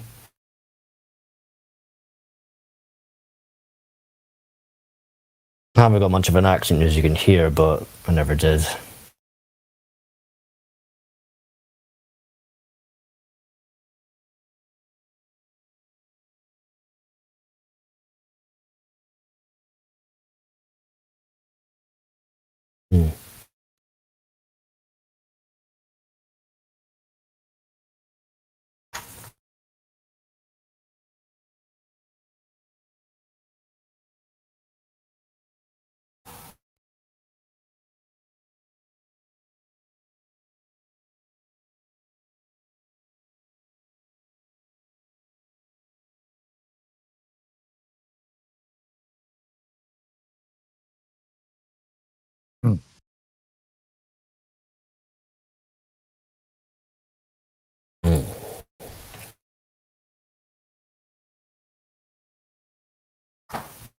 Oh yeah, no, this is off topic entirely, but there's a Netflix series called Record Ragnarok. Have you ever heard of that one?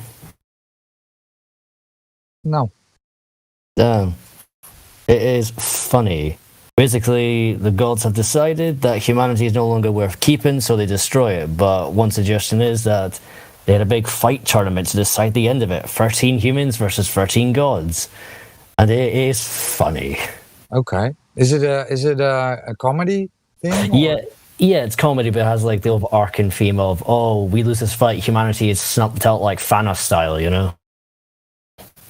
And it's like every god imaginable, the Greeks, the Norse, Indian, Asian, every single god, like Abrahamic religions are in it. There's actually Adam, literally from Adam and Eve, he fights Zeus in one battle. Like legitimately, his file name is like 00 like 2001. He's the first file because he's like the first dude. Cool. He fights like naked except for like a leaf covering his dick. He's just like this skinny teenager looking dude. He just fights like Zeus, who's built like Master Roshi or some shit. It's so fucking dumb, but God, you love it. Thanks for the recommendation. So IKEA, have I muted you? Did you fix your mic? It should be a little better now. Yeah, man, it's better. All right. Awesome stuff. Welcome to the server, IKEA. Thank you. So, how did you find us? Posted as a meme link, but I'm just looking around, seeing what's going on. Okay. And have you ever talked to a flat earther before? I have talked to a few people who are into conspiracy theories, but nothing too big into flat Earth. And what do you think about the shape of the Earth? Where do you stand at this point? Personally, I'm a globe Earth believer, but like I'm interested in seeing your arguments, seeing what's going on.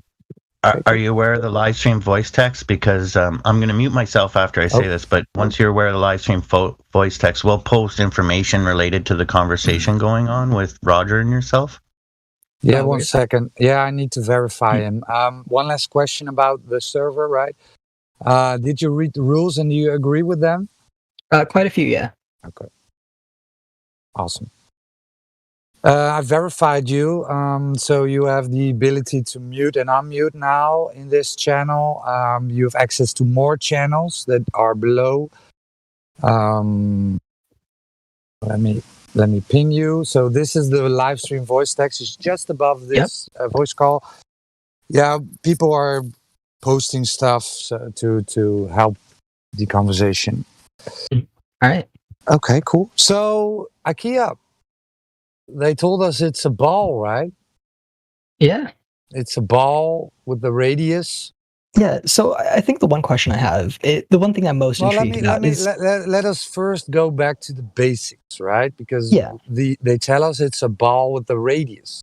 Of course, Can you tell me whoever has measured this radius and by what method? I believe it was by Pythagoras. I'm not sure. I learned this quite a while ago. No, it's not Pythagoras. I don't remember who it was. It was a Greek, I'm pretty sure. Yeah, they told you it was a Greek called Aristophanes, right? Mm-hmm. Oh yes, of course. Aristophanes. I remember this. Yeah, and funny story about Aristophanes. There is no primary source, right?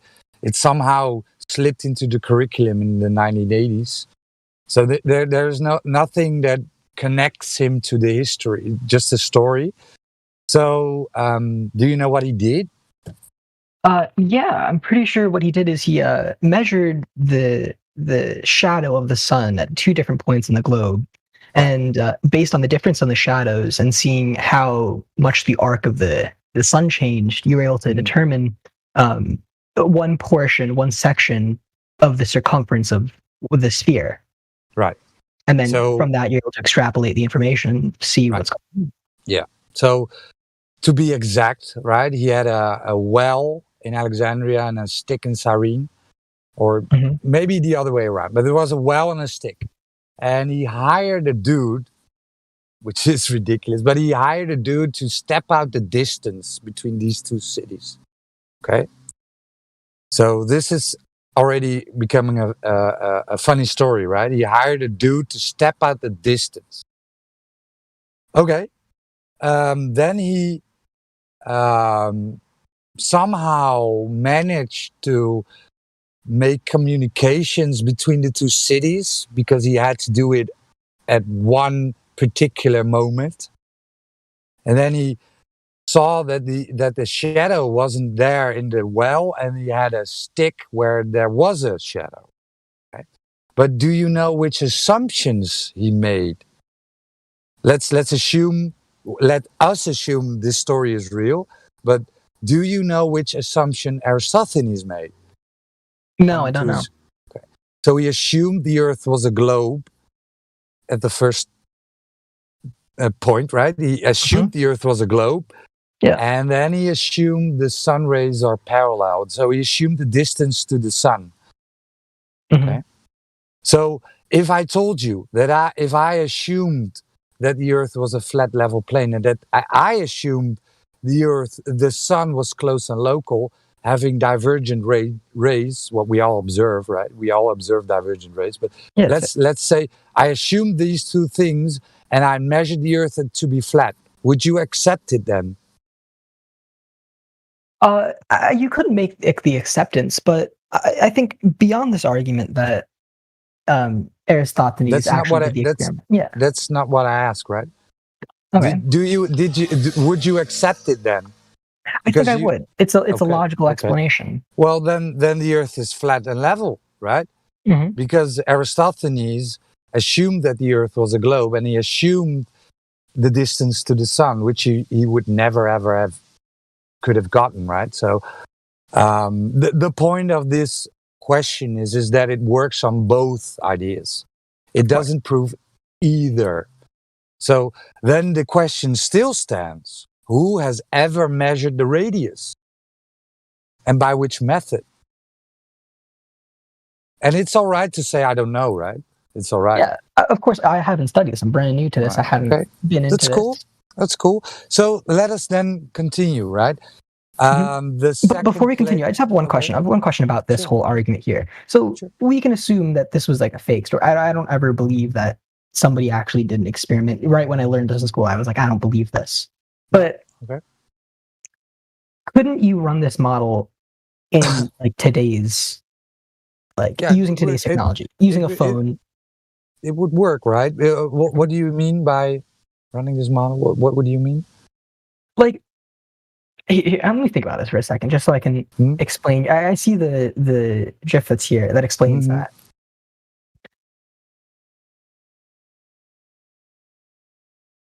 So, if we think about it like this, that the sun rotates around the globe, would we not get direct rays that rotates around this flat Earth model? Would we still get direct rays? What? Wait a second. So you. So let's assume that the Earth is flat, correct? Yeah. And let's think that the sun moves around the globe in a circular motion, correct? Moves around this flat plane. You just said assume the world is flat and then the sun moves around the globe. Sorry. Now you got me thinking. Yeah. So let us go back to what do you see, right? You see the sun. I see the sun. Every human being on this flat level, non-rotating Earth sees the sun moving, right? We don't see the Earth moving. We see the sun moving. And whenever we look at sun rays, we see crepuscular sun rays. So we see divergent sun rays. We see the sun rays coming from what we think, right? Because we will not and we cannot prove what the sun is, or we will not and cannot go there. So what we observe is that the sun rays divert from the sun, right? So we don't observe parallel sun rays. That is the whole deal here. So why would you then think it's actually coming in parallel? I think it's not the question of whether or not it's. I'm seeing the images that are being posted here, and I'm looking at them and thinking, how do we then explain because we were talking about sun rays and all that, how do we then explain when it becomes night and day? And Yeah, that's a Let's just start with reasonable that. question. Let's just start with that. That's a reasonable question. Light attenuates, right? Light doesn't move infinitely through a medium. So when I have a flashlight and I have this flashlight, and you were for example, you were like 20 miles away, you wouldn't see this flashlight anymore. So light, or when I am in a bottom of a pool, in a murky pool, you wouldn't see the end of the pool, right? So light attenuates. This is just how it works, right? So if the sun is close and local and moves away from you, at one point the light wouldn't reach your eye anymore because it moves through a medium, the air. There's particles in the air, dust, whatever, right? Air itself, water vapor, there's stuff in the atmosphere which attenuates the light, and at one point you wouldn't see the sun or the light anymore. This is what causes night and day. But then how do you explain like the sun going over this horizon? If the light's attenuating, wouldn't you just see a gradual dimming of the sun? Look at this picture I just posted. Yeah. You see the sun moving away from you and getting smaller, right? Yeah. This is just dependent on where you are, right? We sometimes see the sun not changing in size, but that would be a lensing effect, right? So I'm sorry, go over that again. What was that? I just posted above the picture a little it shows the visibility per kilometers and relative humidity. It's well known that the more humid the weather, the less far you can see. So the humidity in the air does cause lensing and will prevent you from seeing endlessly. So why do you think you could see the sun forever? Because in what you guys are saying is that the sun is rotating above our flat plane, correct? So then how would this sun, which is creating the direct rays, going back to these direct rays, how would the sun go over the horizon? Well, this is what you think, right? You are convoluting two models again, right? So you're thinking about a globe model, and no. I'm thinking about this as if I'm an observer on a single point. Say I'm like right on the middle, like North America. I'm getting there. So on a globe model, right? The horizon would be the leading edge of a sphere where boats, buildings, the sun would get blocked by, right? But on a flat level plane, and this is just how we observe it, how we observe everything, right? It is due to perspective. So when I'm in a hallway, right, and I look up and I see this exit sign, it is above my head, right? And when I walk through this hallway, at the very end of this very, very long hallway, I turn around and I see this exit sign again. It's now not above my head, but it is lower, right? Perspective made it go lower. It's not actually lower, but my perspective made it go lower. Same with the sun, right? It's moving away from you, but due to perspective, it looks like it's getting lower, but it is actually moving away from you. And at one point, the sun will go into the horizon, right? It will no longer be able to be resolved by your eyes, right? It looks like it's going beyond this horizon, like a globe, right? Where the horizon is the physical leading edge of a sphere, where a hill would be, it would be the same example as a hill, right? This hill would be blocking your view. But on a flat plane, and this can be demonstrated time and time again, the vanishing point and perspective makes it look like it is going beyond this horizon, but it's just beyond your point of visibility. Do you get what I'm saying? I get what you're saying, but like, let's go back to that zoom drift for a second. When we think about that, wouldn't you see a gradual dimming of it instead of the sun clearly, like, visibly going below us? You do at some point. Depends on the conditions. So we can go back to the zoom GIF and see what we're looking at. Yeah. When we zoom into our horizon, quote unquote, and at a sunset, we see the sun literally becoming lower and being cut off by this. No, that's wrong. You don't see the sun becoming lower. You just see the sun traveling away from you. No, I'm not talking about. If you see an airplane flying at a steady altitude above you, it will appear to fly towards the horizon. It's not going to hit the ground. It's still flying at the same elevation. But the problem is that I've literally seen. There's no problem here. You just need to think a little bit. Yeah. No, I know what you're saying. You've seen the sun not changing angular size. You've seen it being cut off by the horizon. And I just explained to you, the horizon is an apparent location where the sky seems to meet the ground, right? It's not actually meeting. It seems to meet the ground because this is your perspective. It is how your vision works. And something above your head moving away would apparently move lower. It's not actually moving lower. It is apparently moving lower because of this perspective. And you see the sun moving away, going into the horizon, not over it, right? It's not blocking your vision. Your eyes cannot resolve this sun anymore as it moves into the sun, into the horizon, the vanishing point, right? Okay, here, let me see if I can get it drawing. And because I just want to explain something that I've seen with my own eyes and something that, like, here, I don't have a paint up. Let me see. Yeah, I've made this. What Flatman can post this, right? I've made this. 2 weekends ago, I was at an illegal rave and we saw the sunset. And look at it, right? Is it going beyond the you would expect the sun go beyond the treetops. You would expect it go how do you explain this?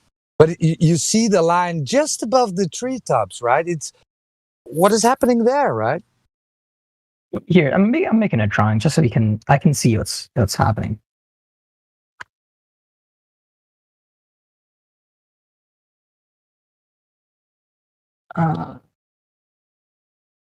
You have to understand what a horizon is, right? You have to understand what a horizon is. The horizon is not the leading edge of a sphere.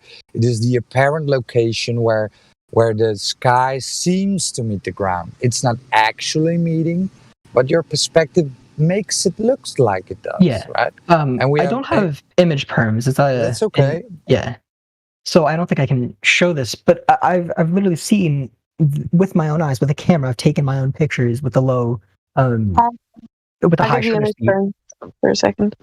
Hi, Bambi. Hello, I'll give him image perms so he can post it. 1 second. I gotta find where the roll is. There we go. Oh, you should be able to post it now. Yeah. Let's see if I can make this a little better. And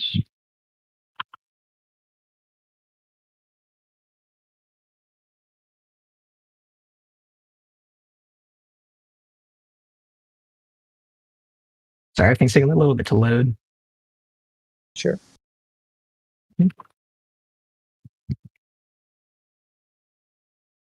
we go. So, like, I've taken a picture where the sun is literally doing this. I understand your argument that it's going beyond because of the light attenuation, and it's going beyond your perspective. Perspective, yes. But how would that work? How does that work? Just like I told you, right? So in some conditions, you actually see the sun shrinking, or you see it fading away. No, this isn't shrinking. This is dipping below our perspective. In some condition, the sun, and this is because of the lensing effect, right? It keeps its quote unquote angular size, and then it looks like it's going below something, but it's actually just moving away from you, right? The furthest something moves away from you, it goes lower and lower in your perspective, and it then morphs let me say the word morphs or vanishes into the horizon, right? So the horizon is just your where your vision cannot resolve it anymore. It is not the physical leading edge of a sphere, right? The globe says, yes, this is the line where you cannot look further because the actual ball is getting between you and the object. No, this is not the case, right? Because if the Earth was a ball with the radius of 3959, then every horizon's distance cannot be further than 1.225 times the square root of the observer height in feet. So at 1 foot observer height, the horizon cannot be further than 1.225 miles. Okay? This is the whole crux of the argument. The Earth cannot be a ball because the horizon is always further than this. Yeah, I posted 3 GIFs of boats that should have been behind the horizon, and from where you look with your eye, they do appear to have gone beyond the horizon. But when you zoom in with a zoom camera, you can see that they are fully there. They're not behind any curve. It's just an optical phenomenon. I understand I understand the exact points that you're making. Completely, I completely get it. It seems like you don't, right? What I want to know is when you. Sorry, go on. Yeah, go on. When you said that you saw the little picture that you drew, were you looking through a camera at this point? Yeah, you I was saw looking that at the camera because obviously you can't look straight at the sun. Yeah, of course. Did you have what filters and stuff did you have on the camera? I don't think there was any filters. It was just a simple. Well, you can't just point a camera towards the sun. You need to use solar filters, so you can actually filter out the shape of the sun rather than just seeing the glow that comes from it. Because the sun, when you use solar filters, is smaller than the glow you see. I think that the same same filter idea goes with like solar glasses. Of course, I can take another picture again next time I'm at the beach. I understand, going back to what I was saying before, I understand the point with boats and stuff, and when you're zooming in, I understand like your whole zoom effect and the whole lens effect, but it's just like if it was with my if I did not have like special filters and all that, even then, shouldn't I specifically be able to see a ball-ish going away and dimming eventually? If I didn't have you do. There are conditions that prevent you from seeing that. Yeah. So, go ahead, Drace.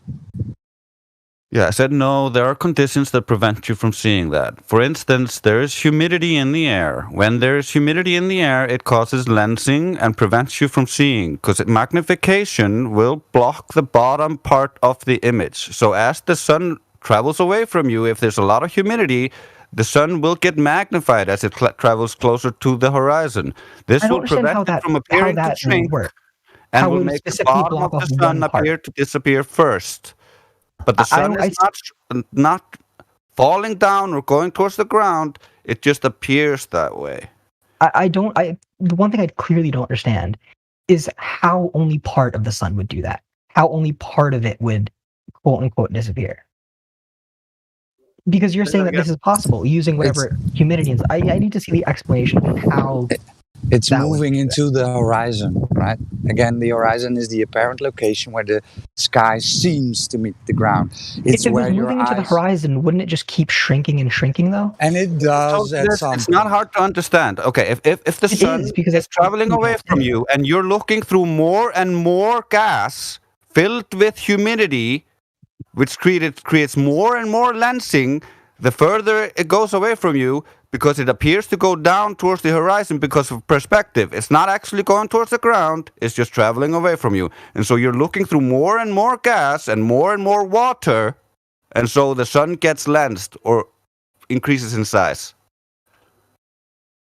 Intrinsic Transcendence posted a video there in the live stream. Mm-hmm.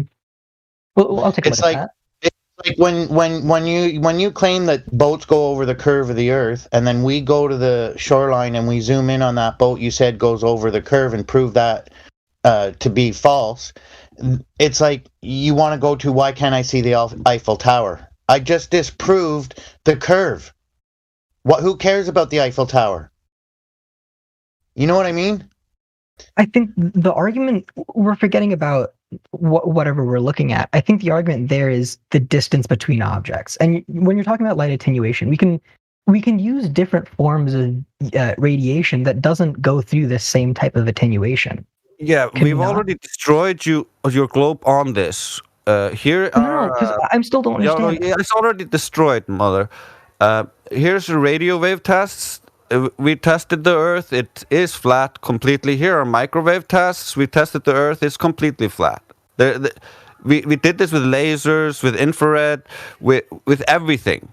And at no point is it curving as you believe. Okay, but I don't want to. I was just talking about radiation, just to like go off on the tangent. But I want to go back to the point of how would only part of it like cut off? I understand that how when it's moving away from you, it would bottom of the image. Okay, let me. Yeah, I want to see something like that. Some explanation of how only part of the that's no problem. There's something called the diffraction limit, and I have a video for you here that is made by Life is Short, and he does all the math for you. He has a lot of explanatories here for you that you can watch. It's just 41 minutes.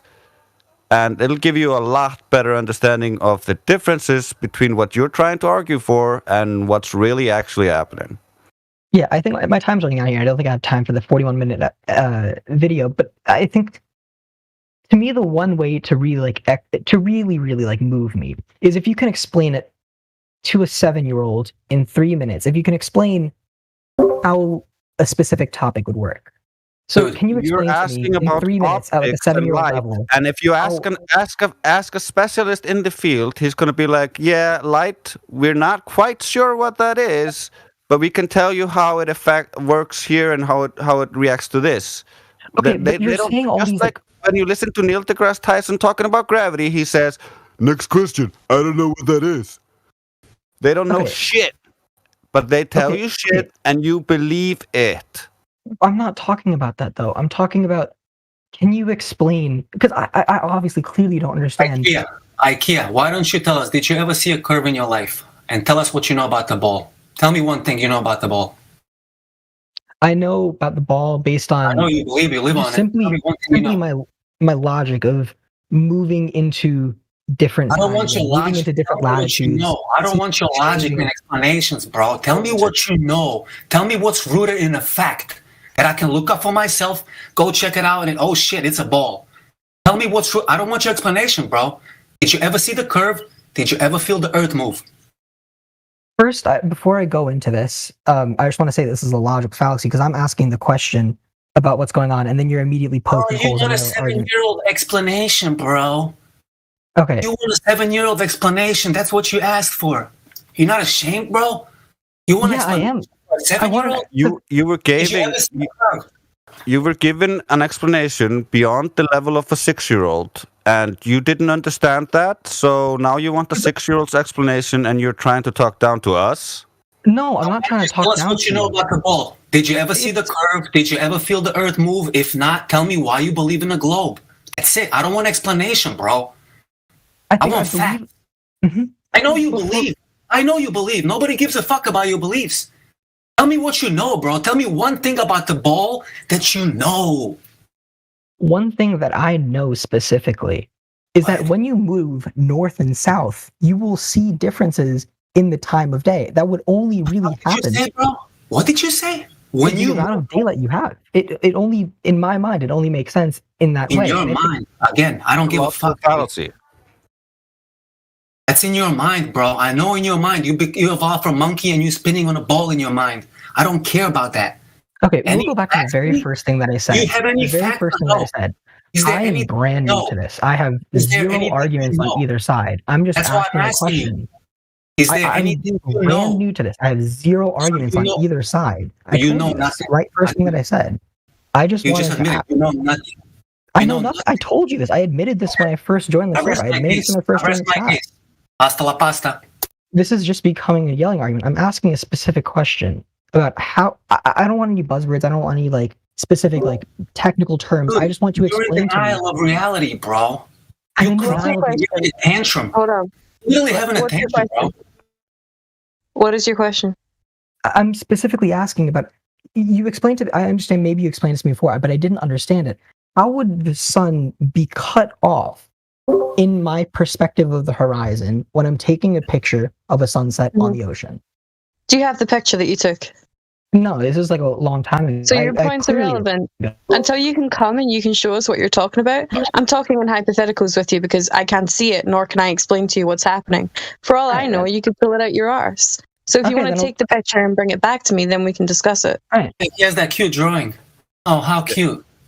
See, I can't explain something if you can't show me it happening.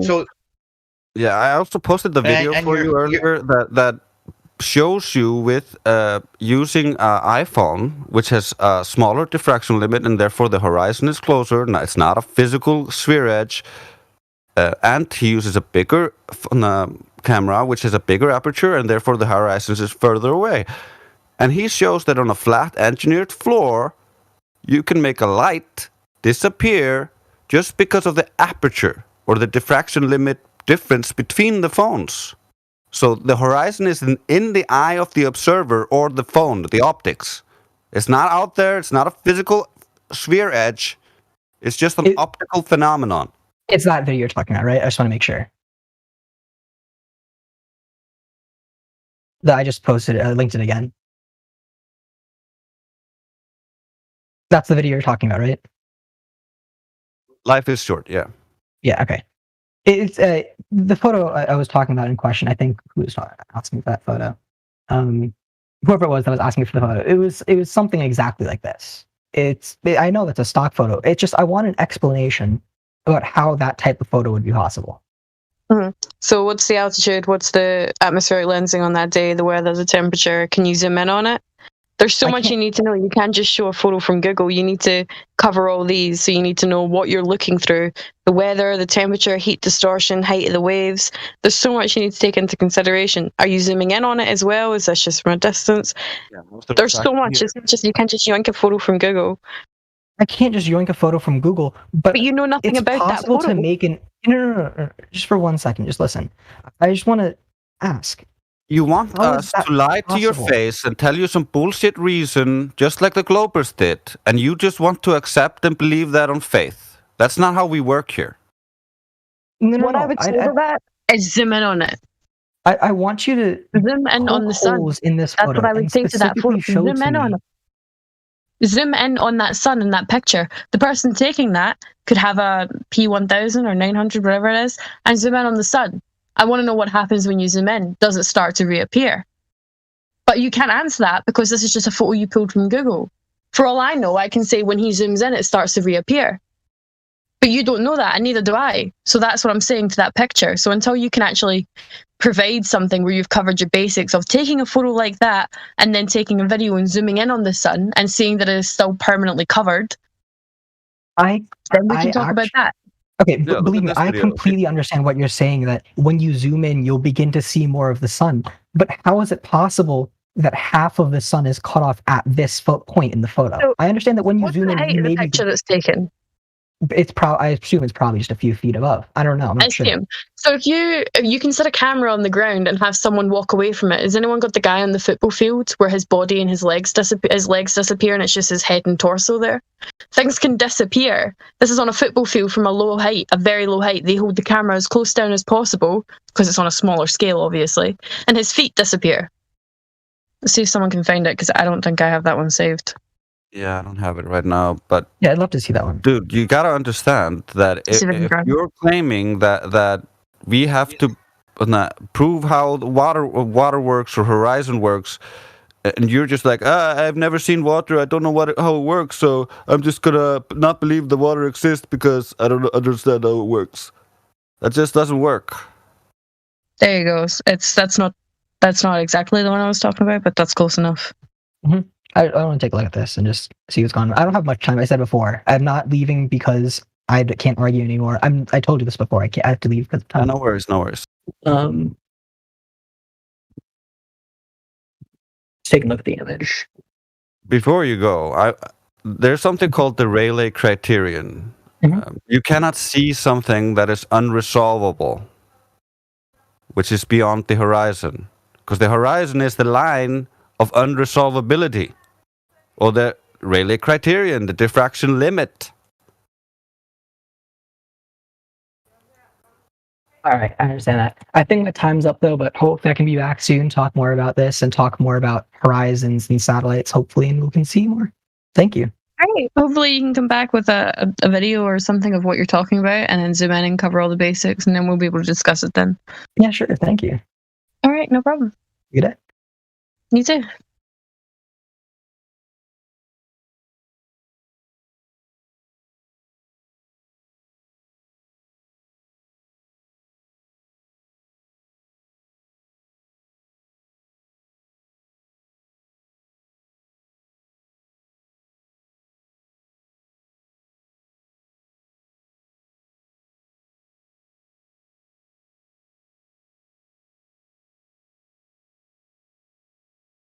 We have a few new members.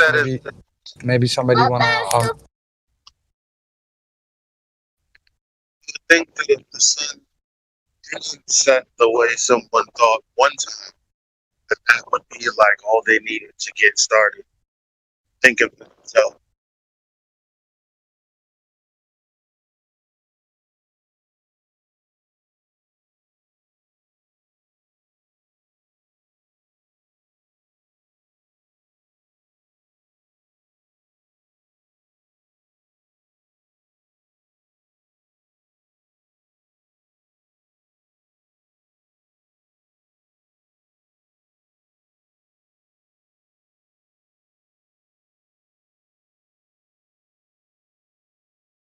Hello?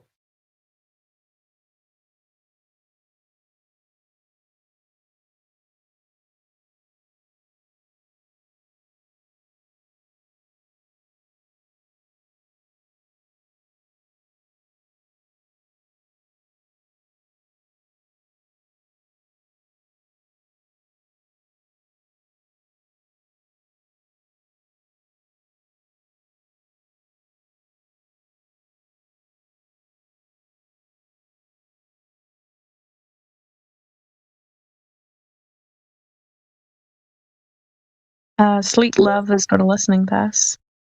Sweet Love, do you want to speak?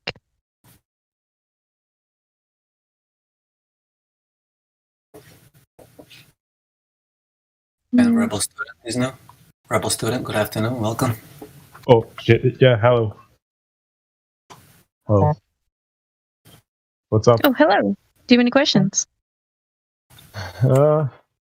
Maybe one or two. Sure, what are they?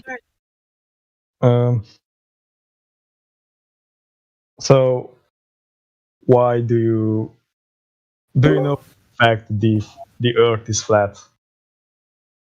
Do you know anything? What? Student, do you know anything about the globe? Anything? Why do you believe you're spinning on a globe that flies through infinite vacuum while you're breathing air on Earth, and Earth is stationary and level since the day you were born? Why do you believe you live on a ball? All I can rely on is, well, maybe it's bullshit. It's, I don't know, history maybe? Good answer. Okay. History. What about history? Well, like... How does history tell you about the physical reality? Physical reality? I said, how does history tell you anything about the physical reality that you live in? Well, I didn't do too much research on that. For example, I don't know, Nicolaus Copernicus. He was the man who, how do I express myself? You know what I'm talking about. He was I know the who man. that is. I know who that is. I don't know what you're trying to tell me. Like, I just asked you, like, why do you believe you're on the ball? Like, what's your best reason for you believing that you live on a spinning ball? Like, your best reason in your mind? What convinces you that you're in a ball? Hollywood. Well, it's pretty interesting, right? Yeah. You asked the Astronomy. question. What? Sorry. Sorry, Bambi? He had asked the question before. You said something. What was it you had said earlier?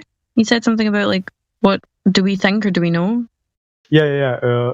Because do you know for a fact the Earth is flat?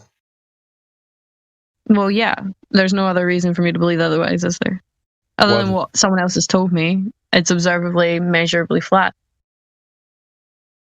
It's what you experience every second of your life. Motionless, level Earth. No matter where you go, you can go thousands of miles any direction. Every hill that goes up will come down, and it's going to level off. So what about that question towards you? What do you know the Earth to be? Do you know it's a ball? I did not see it with my own eyes. No. So it could be something else, yeah. It could be, in this case, anything. Yeah, that's a good place to start, because a lot of people will ask that question and say that it's a ball and have no proof or evidence of it at all. The point is, there's nothing you or I can do to prove to ourselves what we're living on is a ball. There's no measurement, there's no observation, there's nothing that you or I could go do. The only thing we've got is word of mouth from other people. Nothing we can put to the test. You're relying on belief. It's a belief system. There's no proof in it, there's no evidence. You're just hoping that what they say is true. Whereas what we're doing is just telling you what you see is what it is. You think the whole society, it's a conspiracy, right? What society are you talking about? Oh shit, no, not the society. I mean, the people telling you the Earth is flat. Do you think that's a conspiracy? No? No, I'm telling you what they're telling you when they say that the Earth is flat. They're telling you what they see and observe. It's a flat Earth. There's no reason for them to say it's anything but. The only reason that they would tell you that it is a ball is because somebody told them that. And I mean, I could tell you right now that off the coast of Africa, there's 3 unicorns that live there. And they're thriving. There's going to be forcing. But that doesn't make it true. That's just me telling you it. Unless you can go to the coast of Africa and prove that there's these 3 unicorns that's about to be 4 unicorns, then it's just a belief. You believe in what I tell you. You can't I prove had a friend that's seen the 3. I had a friend that's seen the 3 unicorns. There you go.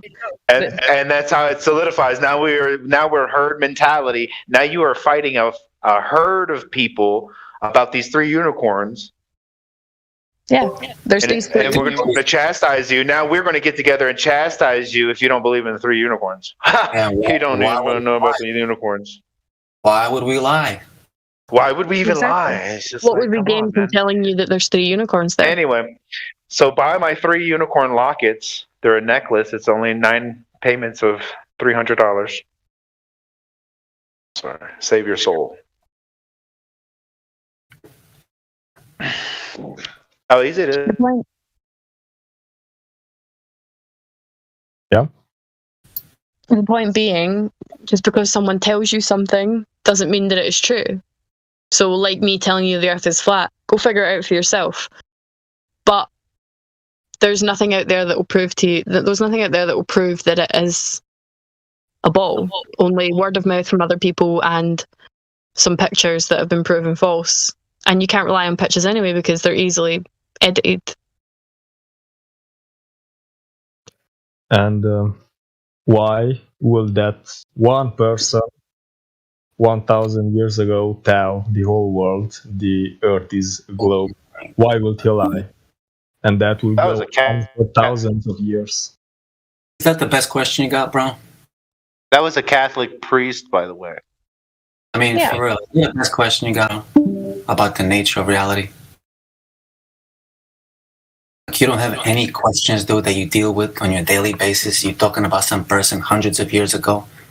Why he thought something, why he said something, if he even did say that. Like, you have any questions, bro, about this physical reality right now that we live in? No, not really. No, right? You know water's level, right? You know what level is? Yeah, You don't know what level is. I guess so. Are you like joking me right now? Or like you don't know what level is? Stop playing no trying. games. I think there may also be a language barrier. Yeah. Okay. But the water surface is flat. Water bodies must be contained, and the surface is always gonna be level. Yeah. Understand that, right? So when you have a cup of water, when you have a bathtub, when you have a lake, pond, ocean, sea, it's always gonna be flat at the top. I know what you mean by level. I just couldn't explain it. Yeah, no problem. And once you think about level for a minute, just think about it, man, with your own mind. Don't think of what you've been programmed all these years. Just think about it. Is the level water possible to contour into a spinning ball? Just doesn't make sense, bro. No matter how many people believe it, it's as insane as can be. That's a good one. Yeah, that's probably the main point, bro. The water is level no matter where you go. All rivers run downhill.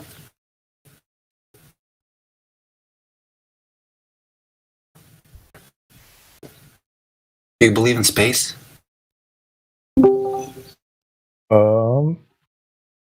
Yeah. You do? So do you believe the space is a vacuum?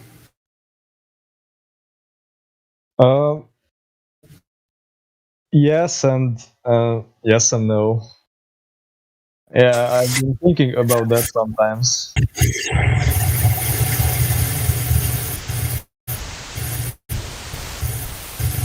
So you're breathing air right now. But Yeah. you believe that above your head is vacuum, right? Yeah. Think about that for a moment. No. Is that possible? No. Vlad, I guess not. Your mic is really static now. I don't know what you did, but it's really crunchy. Crunchy Mike. They call him Crunchy Mike. Yeah, he roughly asked you about the 3 points. I would like to have a good conversation with you because I'm wondering, as you fully begin to understand the unlimited power of these amazing truths, how rapidly you will discover new things that you can easily learn to tremendously expand your knowledge and understanding in unlimited ways.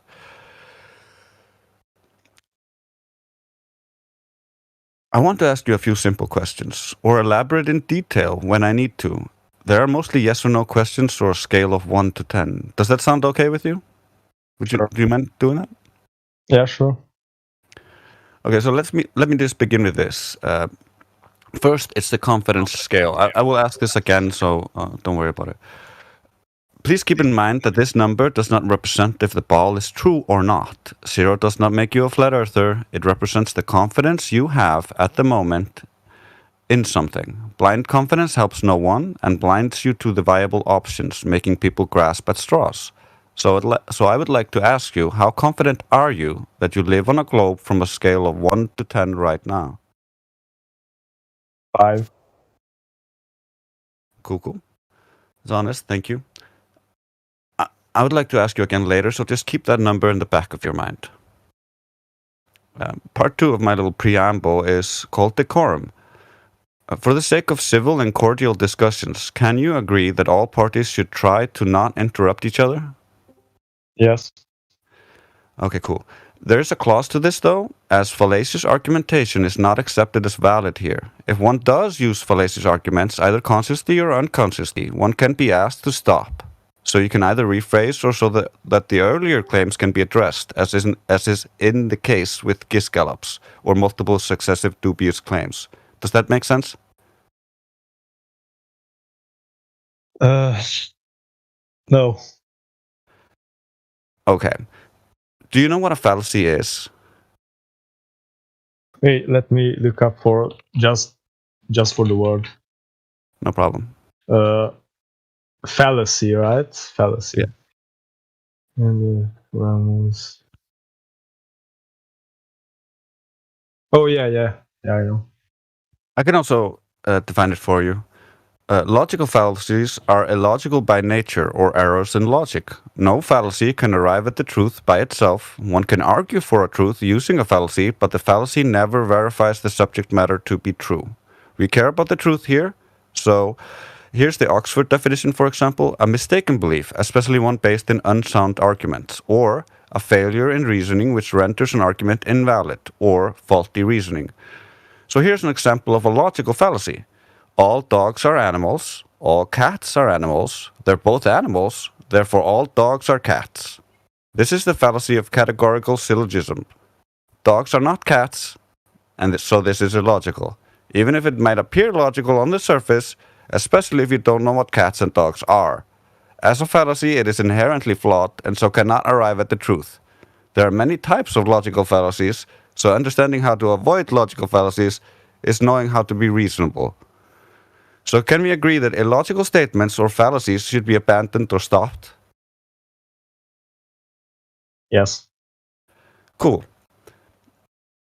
Fabulous. Now we can move on to part 3, Discord rights. Before you go any further, I would like to provide you with some free counsel. This is my Discord version of Miranda rights, and since we are not required to do this, I do this as a show of good faith. You have the right to remain silent, listening on the YouTube live streams. And when in the Discord chat, you can and might be called upon. You have the right to a counsel, and you have the right to object with valid objections. This is recorded, and anything you say can and might be used against you. Do you understand what I just told you? Yeah, I understand everything. The problem is I came in just for a few questions because I have to go to work in a few. So maybe I'll join another time if that's okay for this. I just wanted to warn you that you have entered a highly logical and exact part of the internet. Trolls and sophists get wrecked real quick here. So be honest with us and be honest with yourself, and you will be fine. Yeah. By the way, your voice will fit perfectly in a podcast. Thank you. Shit.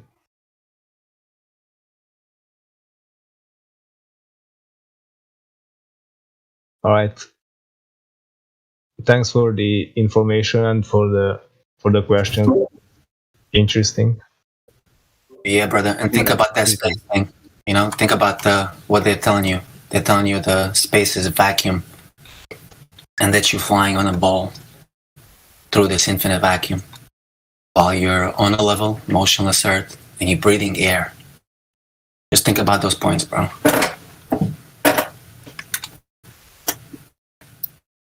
Well, yeah. I said it was nice talking to you, bro. Have a great day. Yeah. Same. Cheers, guys. Cheers.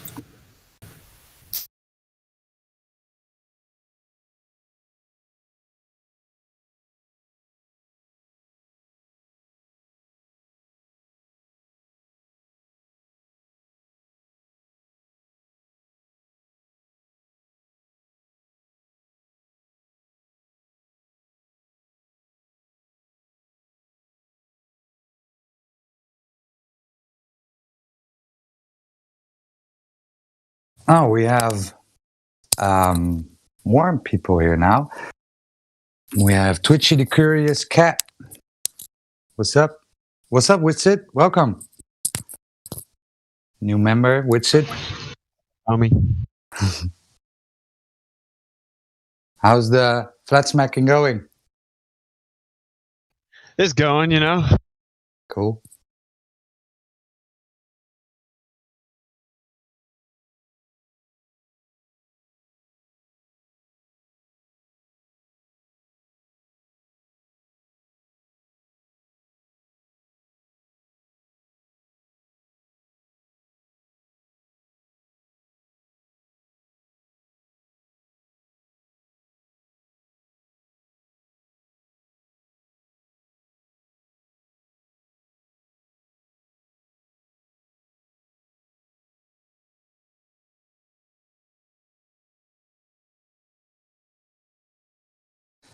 Yeah, so Twitchy the cat, do you have any questions? No, I just came in here to chill. Okay. We can.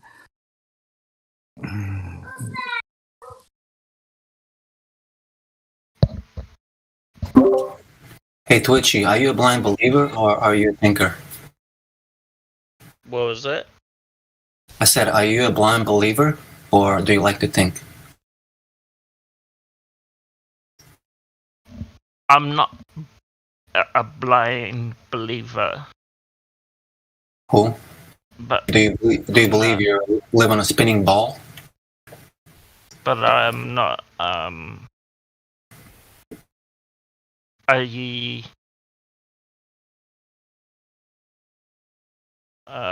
what's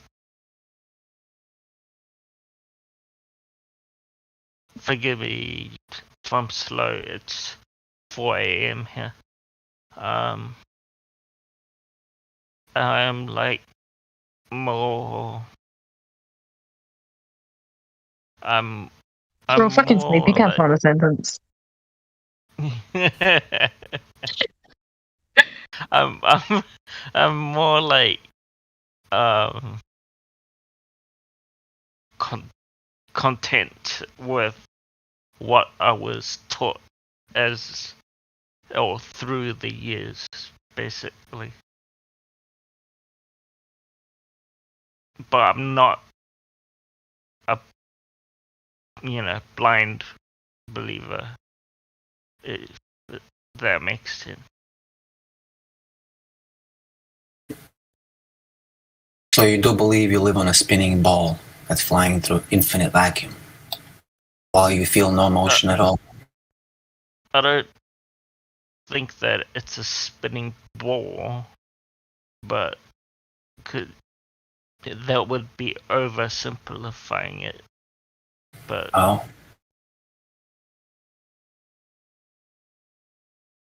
I don't believe that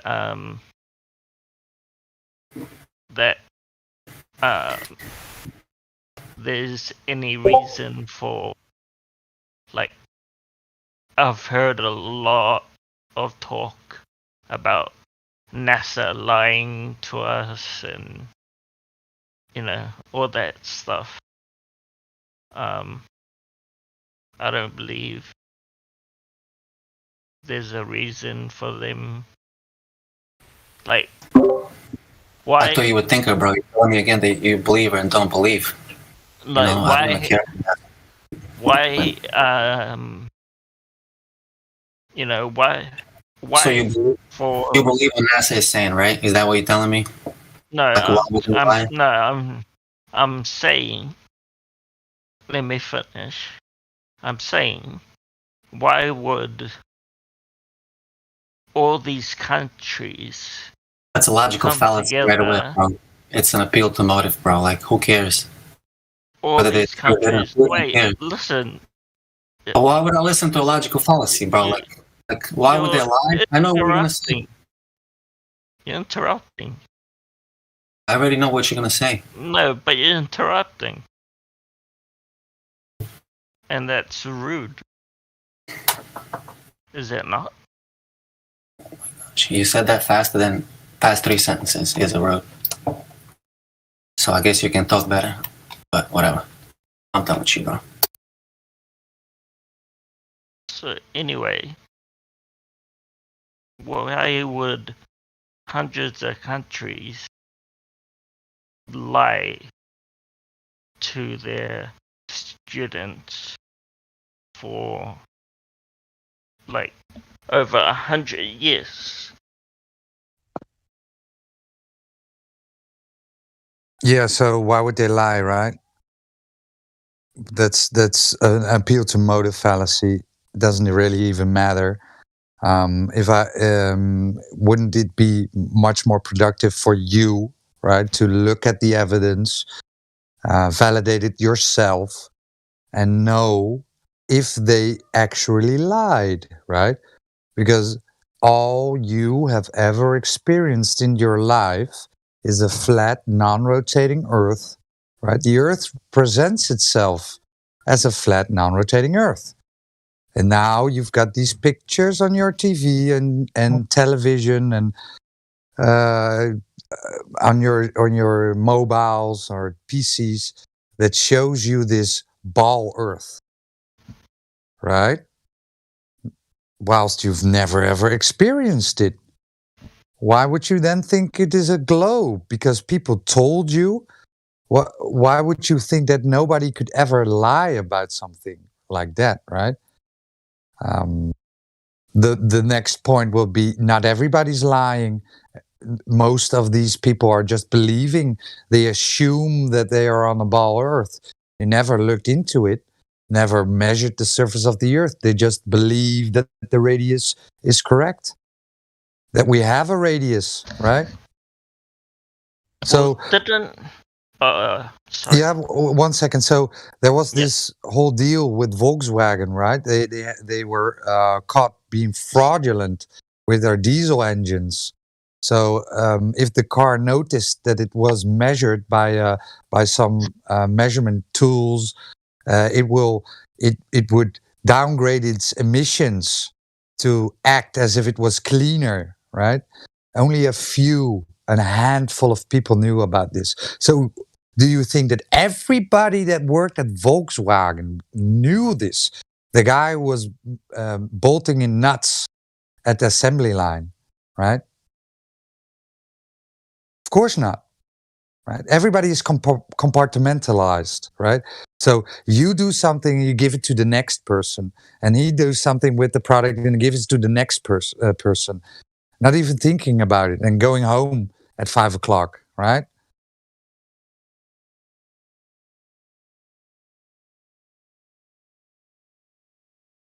Can I say something now? Of course, go ahead. Yeah.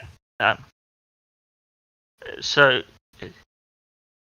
didn't like hundreds of years ago,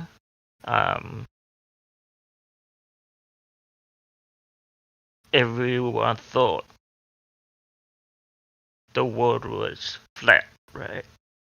And then Yeah. they somehow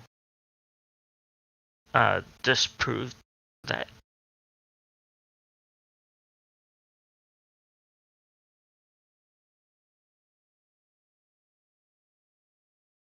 Sorry, what? Somehow, I don't know, but so this is just what I was taught in school, obviously. Hundreds of years ago, people thought the Earth was flat, right? And then I can't remember who it was. They disproved the theory that the Earth was flat. I don't really understand, right? Because all the ancient civilization knew that the Earth was a flat, level plane, right? They all knew. They had the most vast understanding about the lights in the sky, right? They had the most advanced calendars. They knew this, right? And then came along Copernicus and built his 70 models of the heliocentric religion without ever measuring the Earth's surface, right? Just assuming. Ask this guy some questions, man. What? I want to ask this guy some questions. Sure, go ahead. Hey, bro, have you ever seen the Earth curving?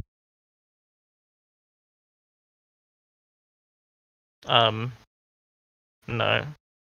So have you seen the whole flat Earth? Like, no, you'd have to get out. No, you'd have to get outside of the Earth to see the whole Earth, and that's impossible. And it's illegal to travel past the 60th south latitude, so we can't even see most of the Earth. So back to my question. You've never seen the Earth curving. So every time you've ever seen the Earth, it's been flat? It's only because I can only see so far, and you know that a circle is just a bunch of straight lines. No, it's a curved line. And anyway, so a circle, a quarter is round, but it's also flat, right? So we're talking about a sphere, and that means the Earth has to block your view, dude. It has to curve, but it's not curving anywhere. So if the surface of the Earth isn't curving anywhere, what is it?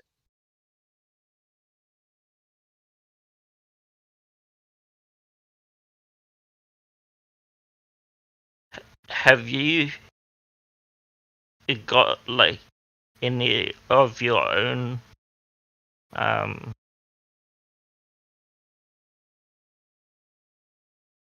Observations? yeah, Yes. that it's That like it's flat. any Yeah. experiments yourself Yes. that is flat. Yes. Yes. That's So why I'm a you've flat gone earther. out Actually, and done. yeah, exactly. I actually went out and tested the Earth myself. I didn't just believe it was something. That's why I'm a flat earther. So, have you ever gone out and made observations before? No, because I'm basically bedridden. But Well, I'm that's sorry to hear that, another man. story. But I went out and tested the surface of the Earth, as did hundreds of millions of us, and it's not curving anywhere. So, if I have a table and the surface of the table is it curving anywhere, what is it?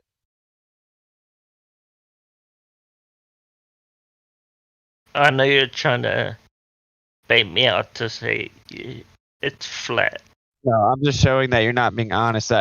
See, I said if, so it's hypothetical. So there's nothing to lose here. I'm just showing you're not being honest. So I asked you if you ever saw the Earth curved, and you said no.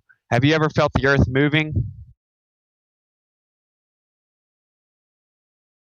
Only during like earthquakes. Yeah, so you've never felt the Earth spinning, though. Well, it's supposed to be spinning in a way that you don't feel it. Yeah, like you Yeah. I know all about it, bro. I you know. move with it. Yeah. Basically. Right. Well, what the argument is that you don't feel speed, you just feel acceleration, even though anything moving in a circular path is accelerating because it's a change in direction. Also, they say the Earth is speeding up. Okay, so there is acceleration in both ways, but it doesn't matter.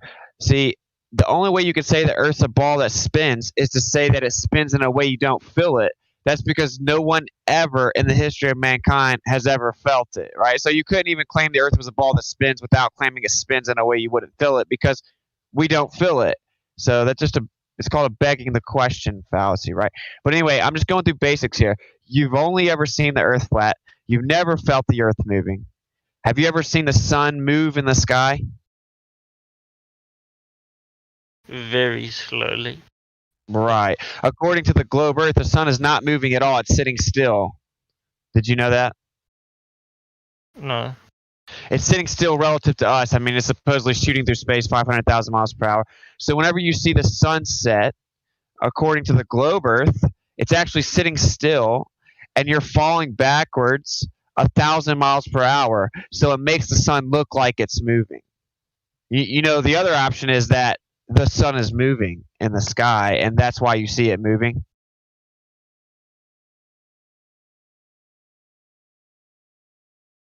Yeah, well, like with the globe theory is dumb throughout the day the position of the sun moves, right? The globe theory is that the Earth and the sun are the sun is still relative to the Earth. It just looks like it's moving because in a sunset you're falling backwards 1,000 miles per hour and it makes it look like that. So anyway, here's the point. I'm gonna do this. Then I'm gonna go over to Jim's because someone asked me to, and here's what I'm trying to make a point, right? So when we see that the Earth looks flat, we have two options, right? You're cutting out. It's either curving or it's flat. I'm driving. Just forget it.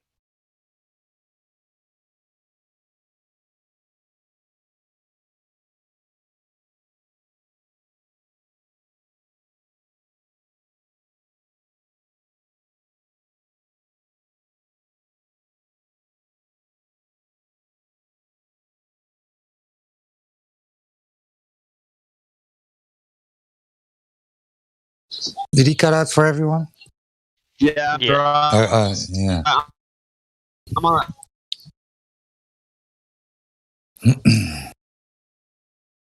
Okay. I'm on. Yeah, there won't be much debating for you if you're. I'm on the interstate. So I'm going. Okay. Can you hear me? I'm just gonna wrap this up. Can you hear me? Yeah, on off. Yeah, all on I'm off. saying, But go ahead. saying is you see the Earth flat, you feel the Earth's not spinning. It's because the Earth's flat and it's not spinning. If you're going to claim that it is in fact spinning and curving, you're going to have to give evidence because you're making a claim opposite to everything that's ever been observed in the history of all mankind. You now have the burden of proof. Okay, geocentric stationary plane Earth is the default position. You have to provide evidence. There is no measurements of curvature ever. That's how you would prove it's curving, and there is no measurements of movement ever. So you have no evidence.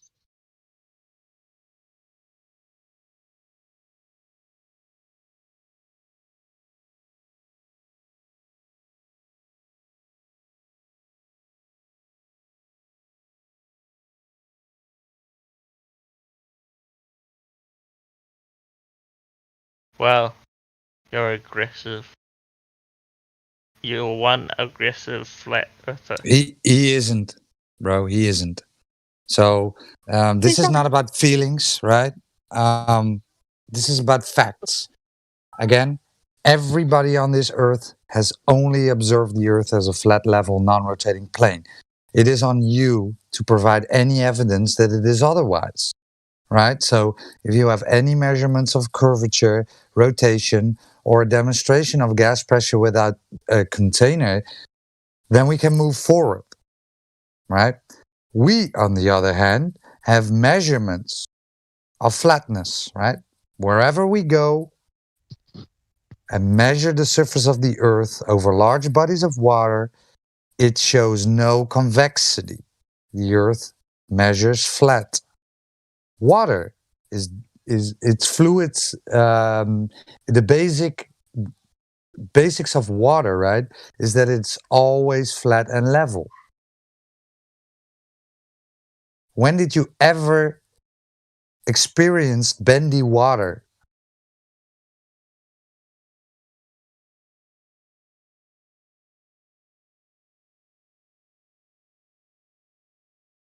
Fluid statics. Yes, sorry. Water conforms to its container. Yes. But yeah. So, but the surface of the water, when it is in rest, will lay flat.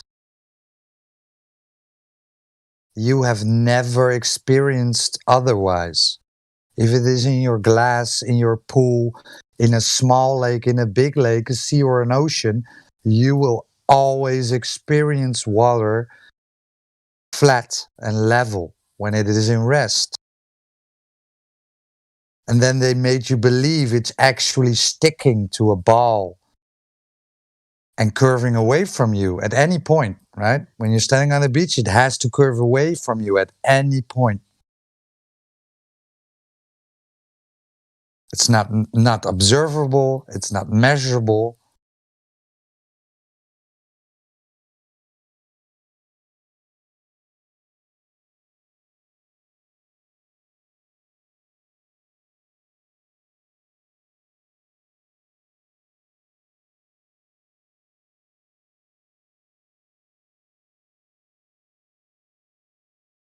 He wasn't aggressive. It's just the difference between passion. He's just passionate about what he talks about. Aggressive is one of the Globers we get in here that come in with insults and being horrible. That's aggression. His was just passion. So yeah, I have to head out. I've got to head out. aggressive. Thank you for the conversation, guys. Talk to you Take later. care. Okay, bye. Bye, Roger. What were you saying, Twitchy? Was that you? Yeah, I was saying, well, I wasn't being aggressive, so there was no need for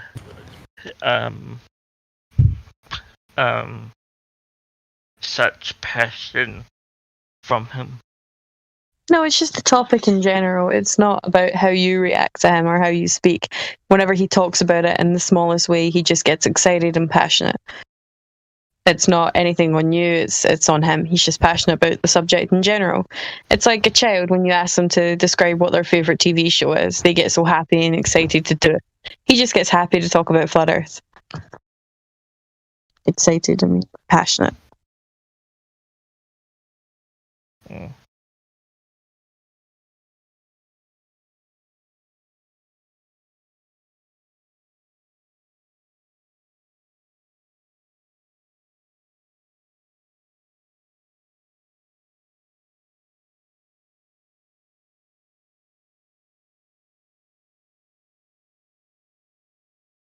It felt more like a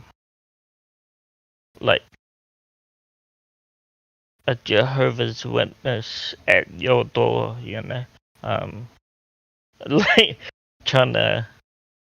How does that work? Didn't you come here? Yeah, Jehovah's Witness harass you. He wasn't harassing you. Jehovah's Witness force you into believing something with no evidence or proof.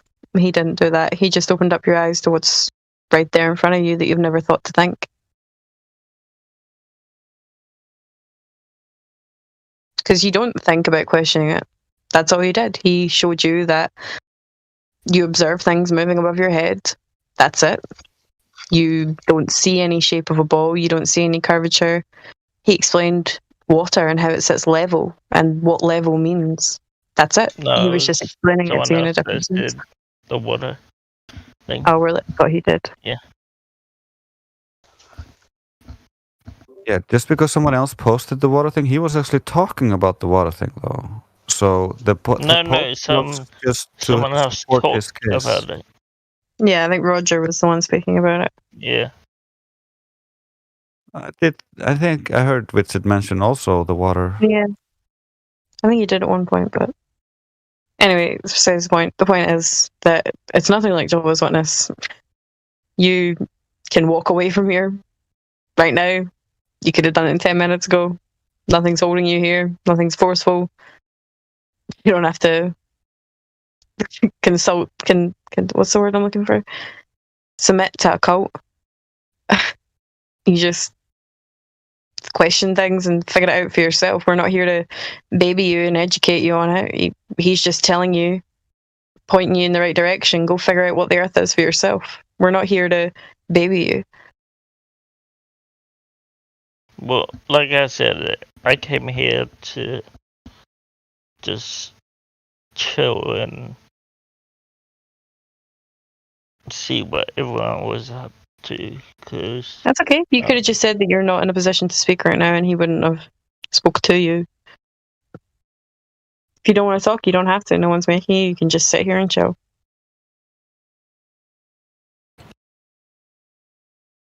Because a lot of the time we don't talk about the flat earth. We go off off topic.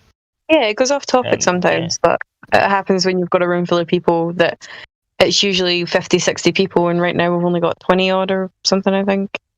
So there's not really many people in here, and most of us in here are flat earthers, so there's only so much we can talk amongst ourselves. It goes off topic until someone else comes along. But you don't even have to have a discussion with us if you want us just to explain something for you just so you can listen to some Flat Earth. We can run through explanations for things.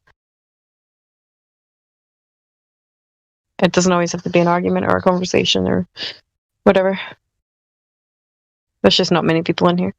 In fact, no, we actually have some more VC verified now. Minotaurus?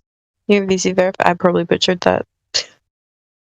You got a little Rick pitch. A little Rick picture.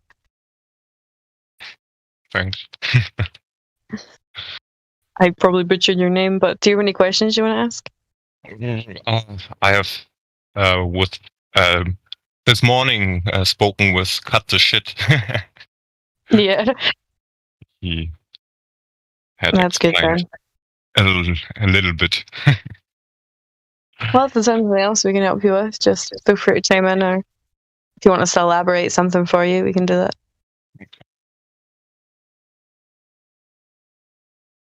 If I have something popping in my mind, I will immediately ask. I appreciate it. I'm trying. That's all right. If you do have anything, just jump in. Yes, yes. Let's see. We also have something gold new. Something gold new? Yeah. You got VC verified as well. Your server muted. Something gold new? No, there's only one G. It's something old new. Oh. I'm dyslexic. Understandable. It's all compounded. I'm seeing double G's. Yeah, I think the reason that person is muted is because there's usually a lot of background noise. Like he's away from his keyboard. Or whatever. That's all right then. They're muted on their own end now, so I unmuted them on our end. You can get muted again. There's also... Oh no, I've already tried that person.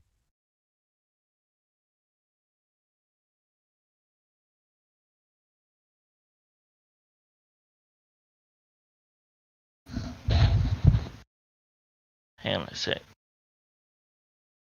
There's a dodgy French dude in the room. Where? What? 3 doors down. Yeah, I thought that was you, Bambi. How have you been? I'm fine. How are you? How have you been? Tired. Yeah. You should probably sleep. It's like 5 now. 4. 4:40. But I woke up not long ago. So Oh damn! Need to fix that sleeping pattern. no, I sleep like randomly, like really randomly. That's why I fall asleep in Discord sometimes. Yeah. Because also my epilepsy medicine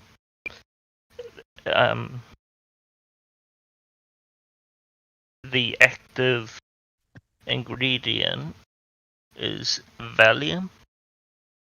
Mm-hmm. So yeah. You know Valdez, right? Yeah. Yeah. Yes, I do.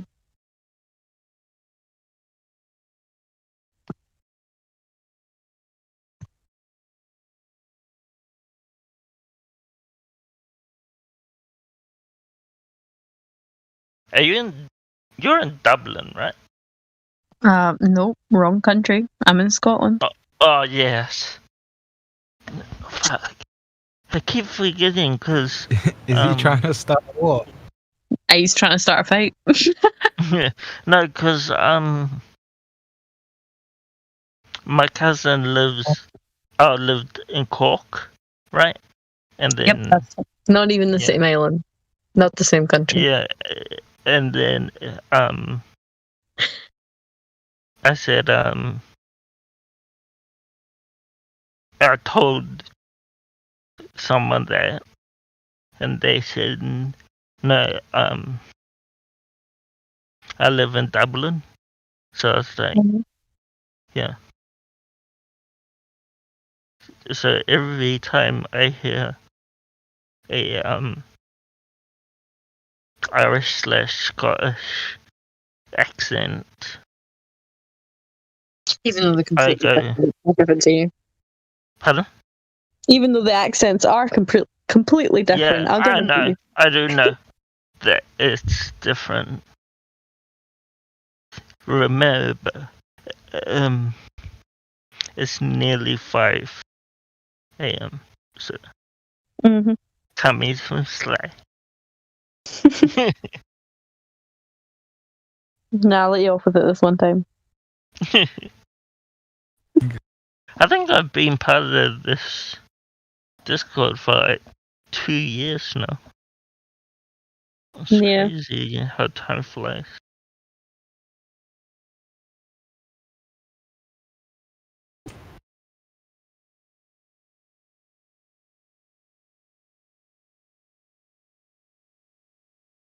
Oh, you know that guy that was quote unquote passionate Mm-hmm. about it?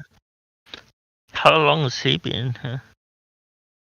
I think Wits been in. He's been in longer than. No, he's been in longer. No, he hasn't. He came after me. I'm sure.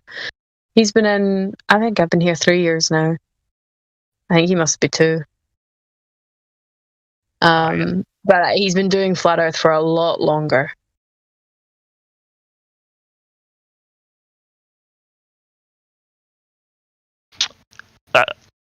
I remember once this Australian flat earther.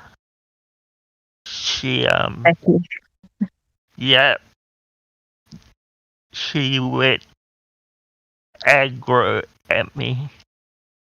Yeah. Trying to shove it down my throat. Like, she was like, you're so ignorant and, you're a sheep and blah, blah, blah. I was like, I already hate Australians as it is.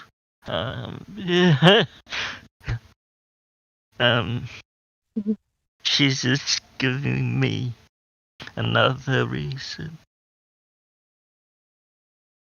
I don't actually hate Australians, but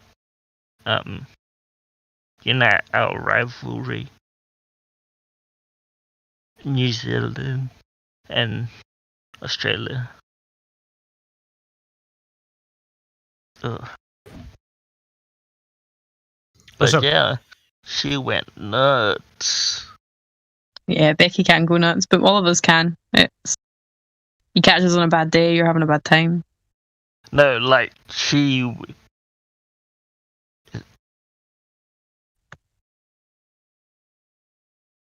I've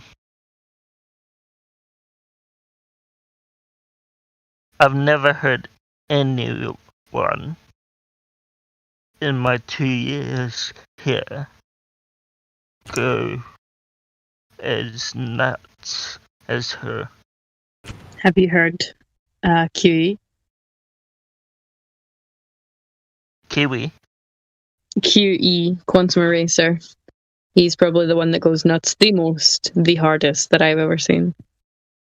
Over the smallest things sometimes. Doesn't take him long to temper. Maybe I just catch him on. Yeah. Oh yeah, you catch him on a good day, you're having a good time, but most of the time he's... I'm not here when he's here. Yeah, time difference and stuff. He's very aggressive. Air pressure is measured when the gas hits the wall of a container. So next time, Femi, when QE is here, right? Mm-hmm. I'm just gonna mention gravity. Yeah. And blow his mind. Mm-hmm.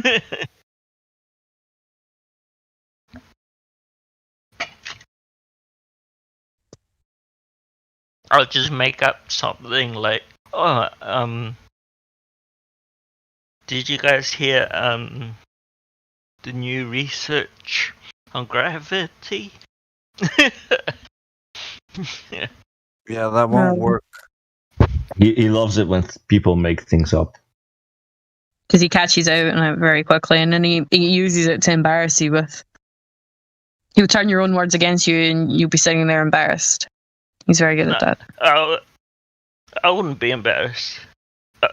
I'll just. He'll embarrass him. He has a very short temper. He will tear you a new arsehole. He's one that it's not so much passion, it's more aggression with him. Yeah, like, I wouldn't care. I'm Flatman can in here most of the time, but I can turn into a QE. It's when he does the refraction, he goes, anytime someone mentions the word refraction. I usually start getting a little bit QE-ish when they keep repeating the same thing. But boats over the curve, and we've already disproved that, and they keep saying it, or... Well, okay, so you can see the boat. How come I can't see the Eiffel Tower? Like, that's when I start becoming QE. I would say QE also has passion. It's just he doesn't have patience for bullshit. That's very true. As soon as he smells a whiff, he's like, oh, hell no. Richie, thanks for the call the other day, and I will call you back as soon as the weather clears up, that I can do that live stream with you.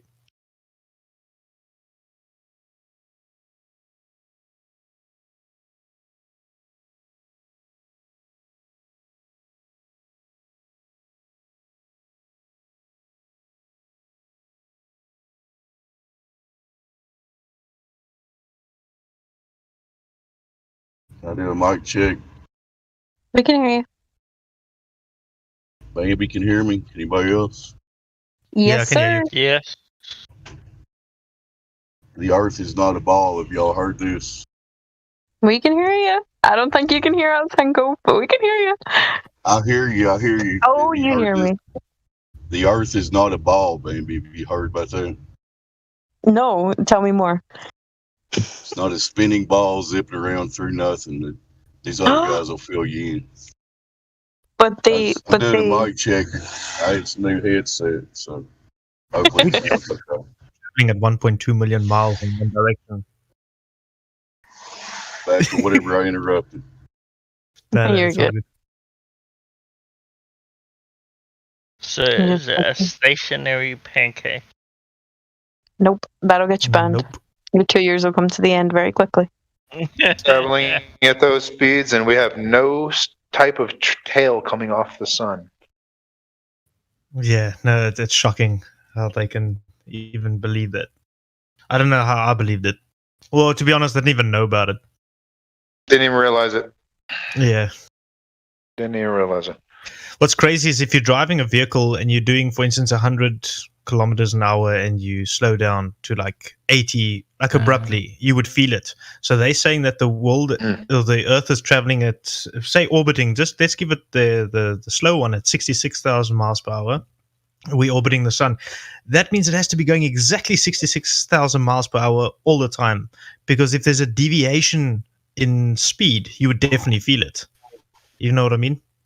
Well, they say there is a deviation between when the orbit's kind of slightly elliptical, so it changes with it 800 miles an hour. Yeah, but it might be gradual. Is what they say. Yeah, not only that, but also Twice a year. They say twice a year. So I don't know how long that takes. Yeah, not only is it elliptical, so it's closer to the sun at one point than further at another point in their model. Yeah. But also it rotates into the orbit and out of the orbit. So that really fucks them. Yeah, actually, since I don't want pretty to wild. a new one, I'd have to say I'm Flatman Cannon here, and my alter ego that turns into a QE type character is Dale Eastbush. He's like the Hulk. You can hear you talking about boats going over the curve for so long, and then Dale Eastbush comes out. What?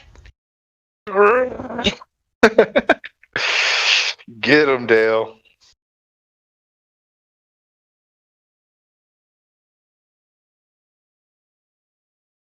Yeah, we can only sell these wolf tickets for so long, I imagine.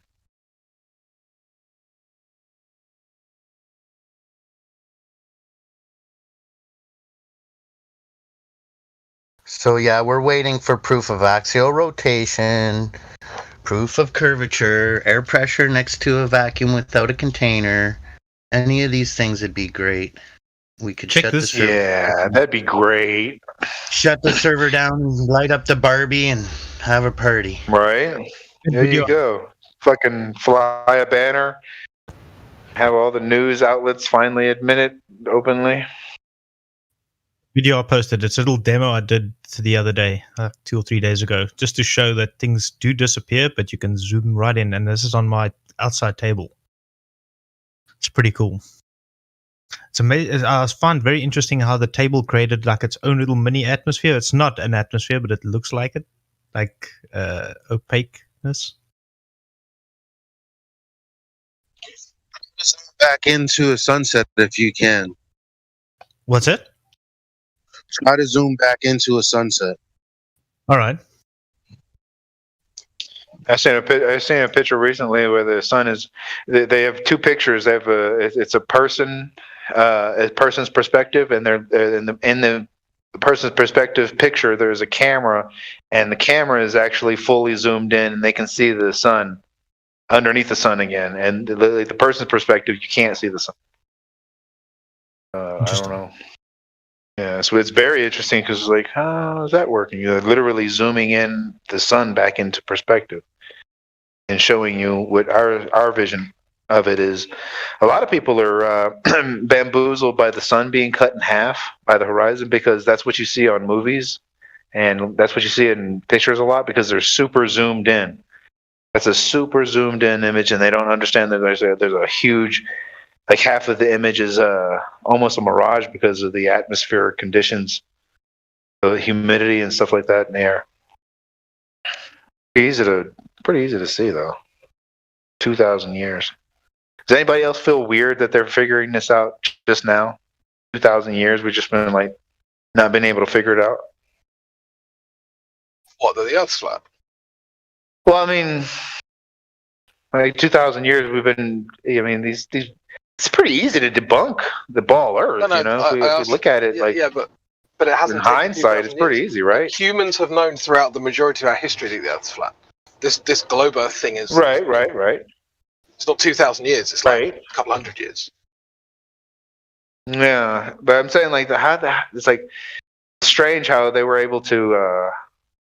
I don't know. It's weird how they were able to just pour this globe Earth all over us, and we just. I blame the TV for that. What do you guys? It comes to small misconceptions. If you look at, for instance, the Greeks and all of their so-called proofs, so it still get used today, like Aristophanes and all the bullshit. It's not actually valid logically. It's just not.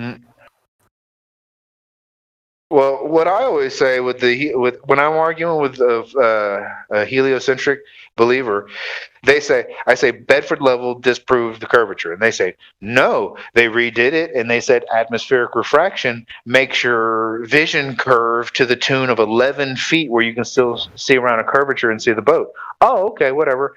So now we go back to Eratosthenes, where he didn't use any atmospheric refraction, but we got these dead-ass accurate numbers that they were able to formulate the theory of gravity and equations off of that, but they didn't use any atmospheric refraction by the Mediterranean Sea, which is very humid and has a ton of atmosphere manipulating factors and going on. And then it kind of paints them into a corner, yeah? Yeah, but they don't realise. They think that they're in different rooms. Right? Yeah. So it's what I call the compartmentalization of excuses. So I see it. Yeah, I mean, it's like you must have. Actually, I don't know. Are you quite new to this channel? To the channel, but not to flat and stationary Earth or any of the things that follow with that. yeah, I mean, maybe you haven't bumped into this kind of particular line of compartmentalization of excuses, but during an eclipse, is light, in the globe model I'm saying, is light considered to be diverging, converging, or parallel? In a heliocentric model? Yeah, in the heliocentric model. Fuck, man, that's a hard one to answer because they got all kinds of different excuses for seeing that thing. Whenever they bring up eclipse, I always say, why does the shadow go across the land in the opposite direction that the heliocentric predicted? That's not what I'm talking about.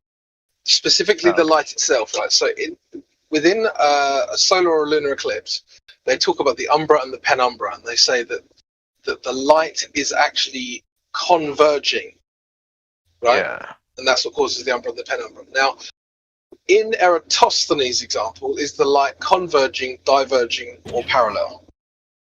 Parallel. It's parallel. Now, do you know of any light source where the light either converges or leaves parallel from the light source? All I know is when that light source hits a water droplet, Snell's law becomes effective, and you have to have some kind of divergence at that point. No, but okay, maybe you'll not get what I'm saying. To say that a light source has either converging or parallel rays is special pleading, because we only ever observe divergent rays from the light source. Right. So, but they require all three, depending on the example. So, in some examples, the light's parallel. In other examples, it's diverging. In other examples, it's converging. Right? Yes, I debated MC Tunes about that. Yeah, because actually they just are shown different zoom levels of the same diagram, but just in different zoom levels, and it kind of messes up their perspective. So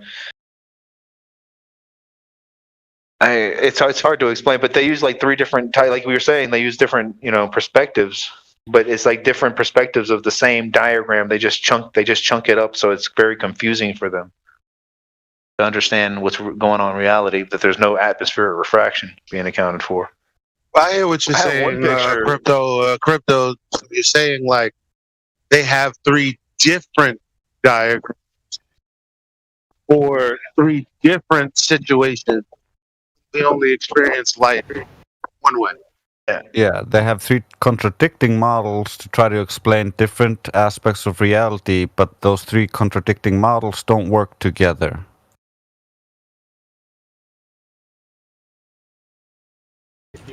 It's true. None of this shit works. That's why we don't have a working globe model. We just have a bunch of these contradicting excuses. That's why pilots have to use flat Earth maps to navigate, because if they used the globe, they'd be in the water.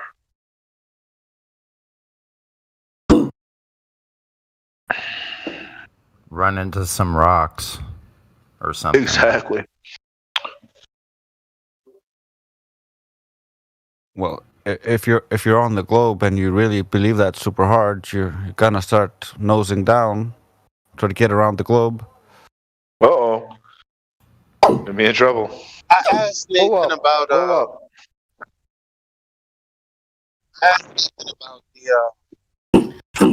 apps today, and I'm still confused. Like, because if we're saying that all the maps that we have are global projections of areas that were measured over planes anyway, like over level areas.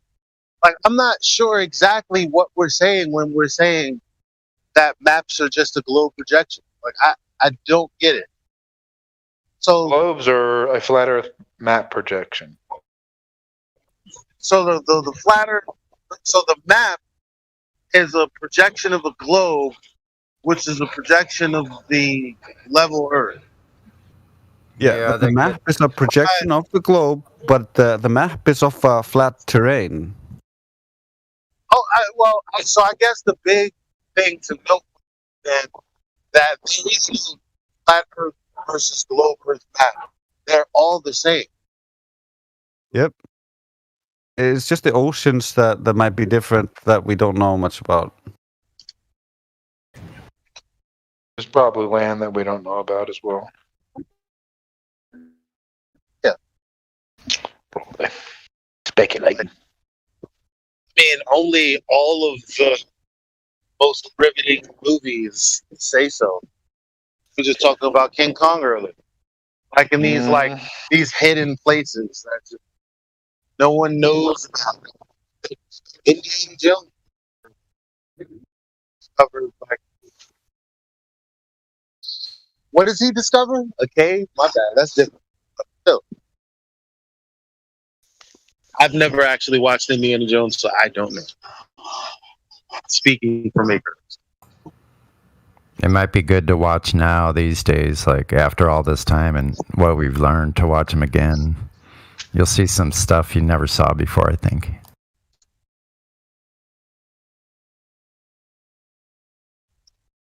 Oh yeah, definitely go rewatch all the programming you got as a child. I could that's what boggles my mind. Like, because Globe Earthers really pretend that we're out here pretending. Like, some of them pretend that there's such thing as flat Earth. Some of them just they think so many different things, but somebody's got to be pretending. You have to also ignore people with the all of concepts of everyone pretending. Yeah, you have to ignore all of the Disney wings, like all the old Disney stuff of like you know how like when you see propaganda, you're like, yeah, I see it. Like that old what is it called? King Arthur. What is that movie called? King Arthur. Sword in the Stone. And Merlin is telling,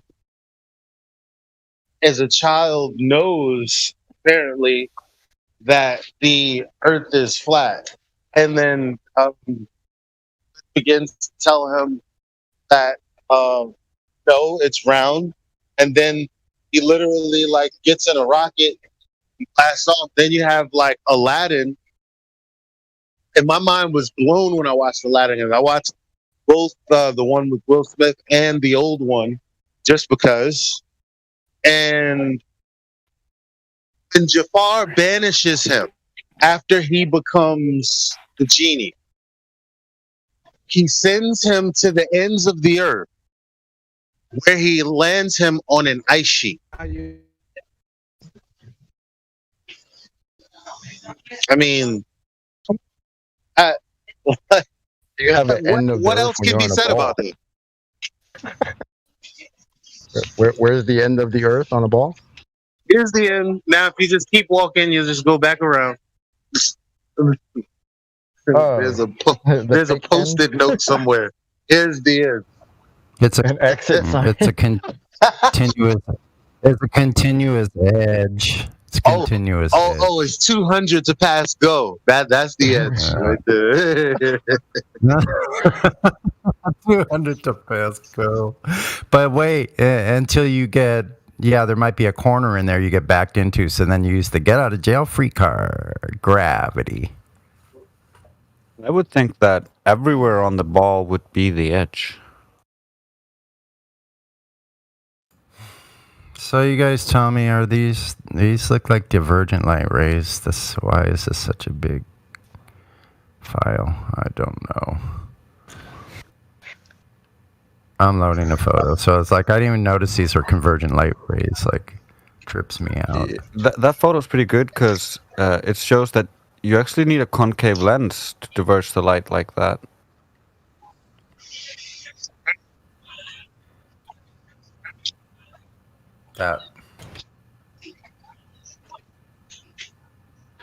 It's also funny because they don't account for the air at all when they claim that all the light is parallel for Eratosthenes and whatever they need it for, but when they don't need it, all the light is bending. That looks like it right there. Now, I don't know what exactly allowed me to see those because all I did is hold my glasses up and I missed the lens or something. Or maybe I was trying to shoot it without the lens first, so I had my glasses up there, but I never knew that it would cause that. It's a trip.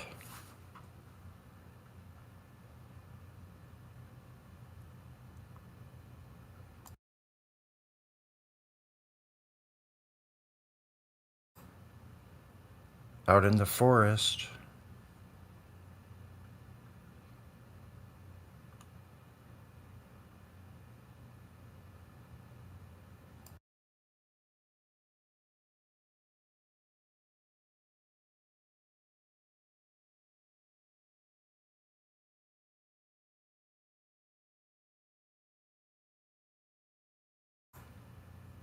Anyway, how's everybody doing? Good in yourself, buddy. Pretty good. I keep waking up. So. That's it. Yeah. And you keep waking up under the sun, right? Always, every time. What do you know about that? Simple, man. Mm-hmm. I was looking for the moon. It's not where they're saying it's supposed to be today. It's freaking so weird. I'm looking right. I guess it's too small or too thin of a sliver. She's playing hide and seek. In the bright daylight, but when I look up to where they say it is in time of day, it's not there. There's nothing there. It's like, what the fuck? What the hell is it? It should be right in my view.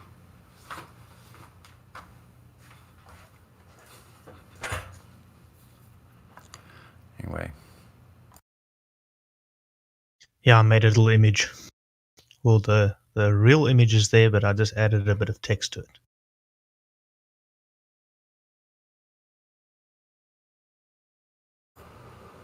The NASA guy last night was funny as hell, man. I had to like turn Discord off. I was laughing so hard.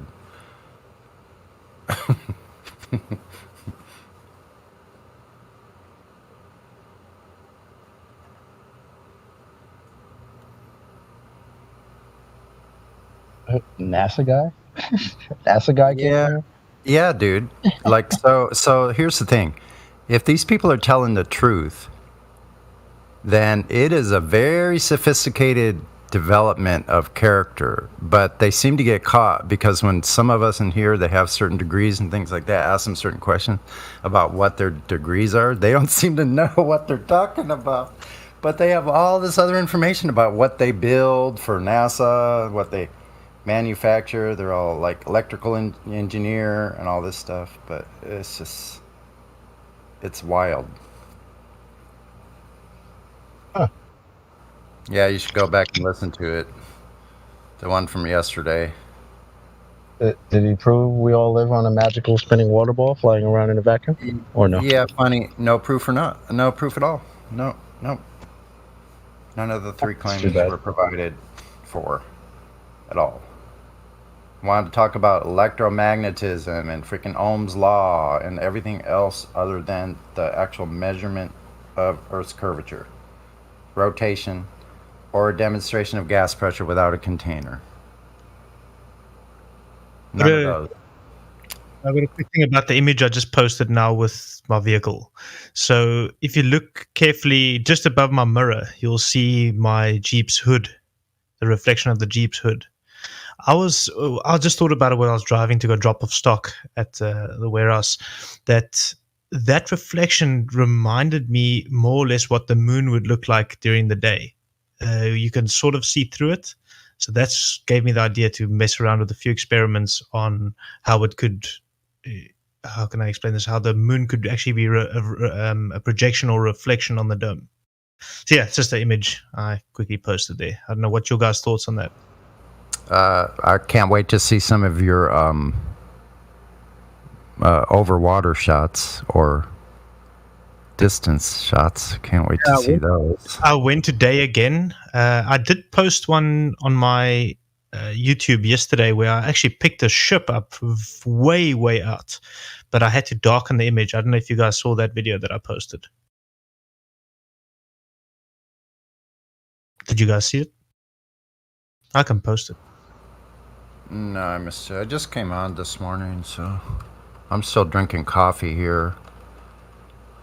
So this is. It wasn't I wasn't intending to actually get this, but this is something I picked up. I don't actually have the real distance. But yeah, I got the original footage. If it isn't visible on here, for some weird reason, Sony Vegas sort of how do I say this? It makes the image even worse, but you do see it in the darker image. So yeah, watch that. Oh, it's pretty interesting. So your ship did not disappear behind the geometric horizon. Nope. Is that correct? Correct. And I did not have sexual relations with that woman.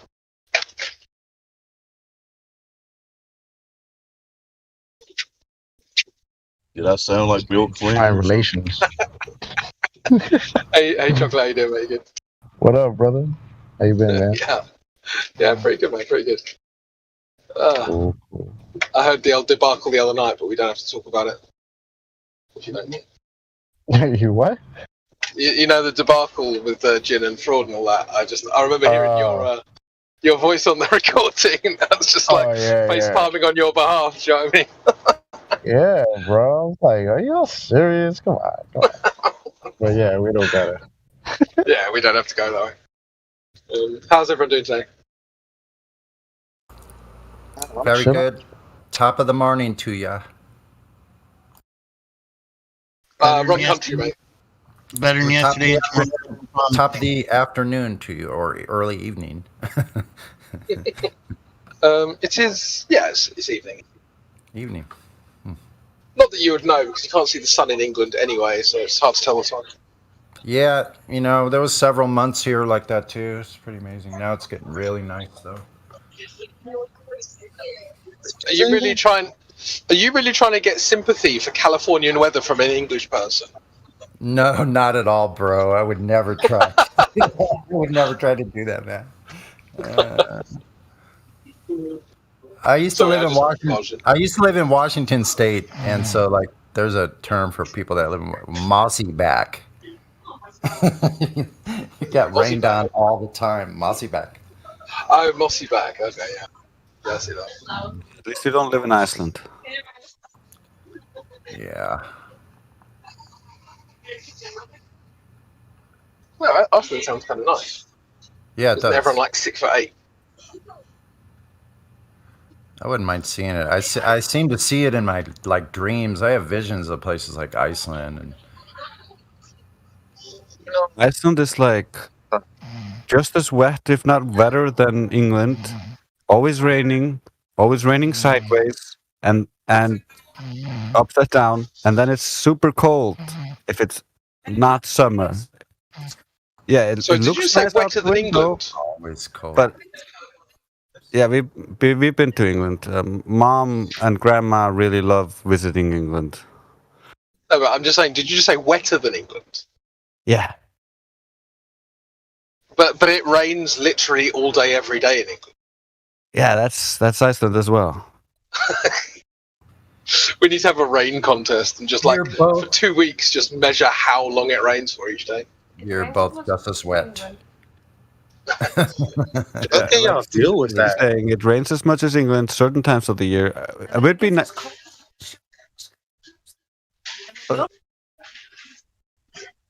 Sorry, I'm just saying. Like at times it's as wet as England, other times it's as cold as freaking Russia or Alaska or something. And when those two seasons mix, you get the coldest, wettest time ever. You don't know how hard it is. The shoes can't handle it because we get shoes from other countries and they don't know what it's like. Yes, it's water and snow, it's slab, everything is Slop. You have to have those rubber duck. How do you guys survive? Can't stand when it rains. I mean, I get used to it, then I'm like, okay, whatever. But all the time, yeah, it sucks. All the time, yeah. There's like 1 or 2 months of summer, and sometimes you're unlucky, and the summers just rain. and you're like, fuck. I know. That reminds me. Well, no, like you're a few degrees colder and wetter than Washington, but that reminds me of like when I lived in Washington. It did a lot of raining. Like literally 10 months out of the year, there was water coming out of the sky in some form or another, and go as long as a month without sunshine. But yeah, the winter's real bad. Yeah, shorter days, and a lot of people get depressed because it's just darkness all the time. Mm-hmm.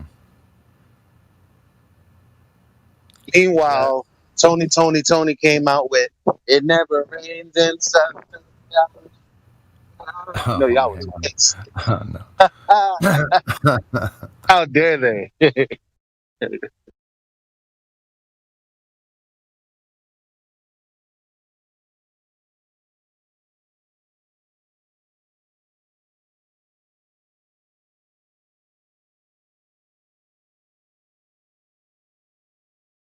So and it's not like I haven't been trying to understand like the electromagnetism stuff, right?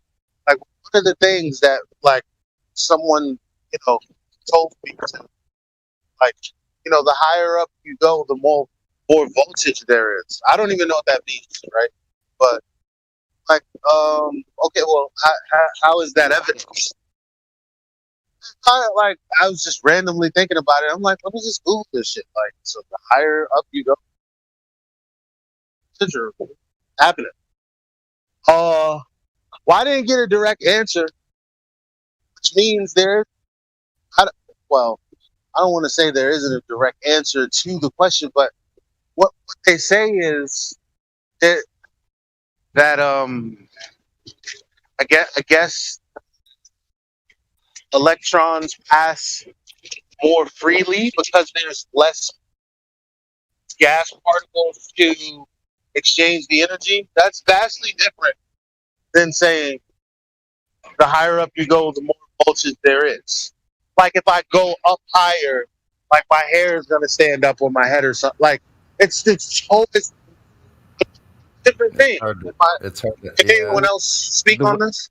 The way I understand it is positive charge is generated up in the clouds and then it discharges down in the form of lightning.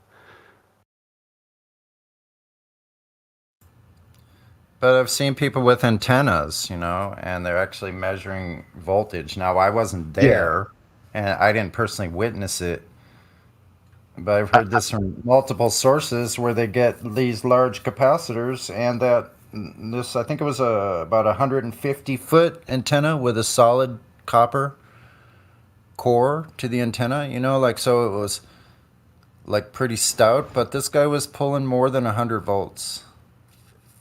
Yeah, there seems to be some. I've seen stuff about this as well. You can find stuff if you look up powering with atmospheric electricity. You'll find a bunch of people using what you're talking about, Sonny. These masts trying to collect energy from the sky.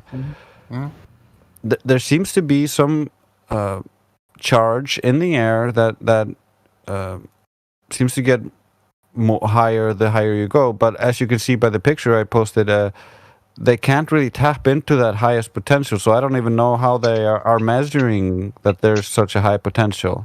Yeah, I think what I think is happening is there's a correlation.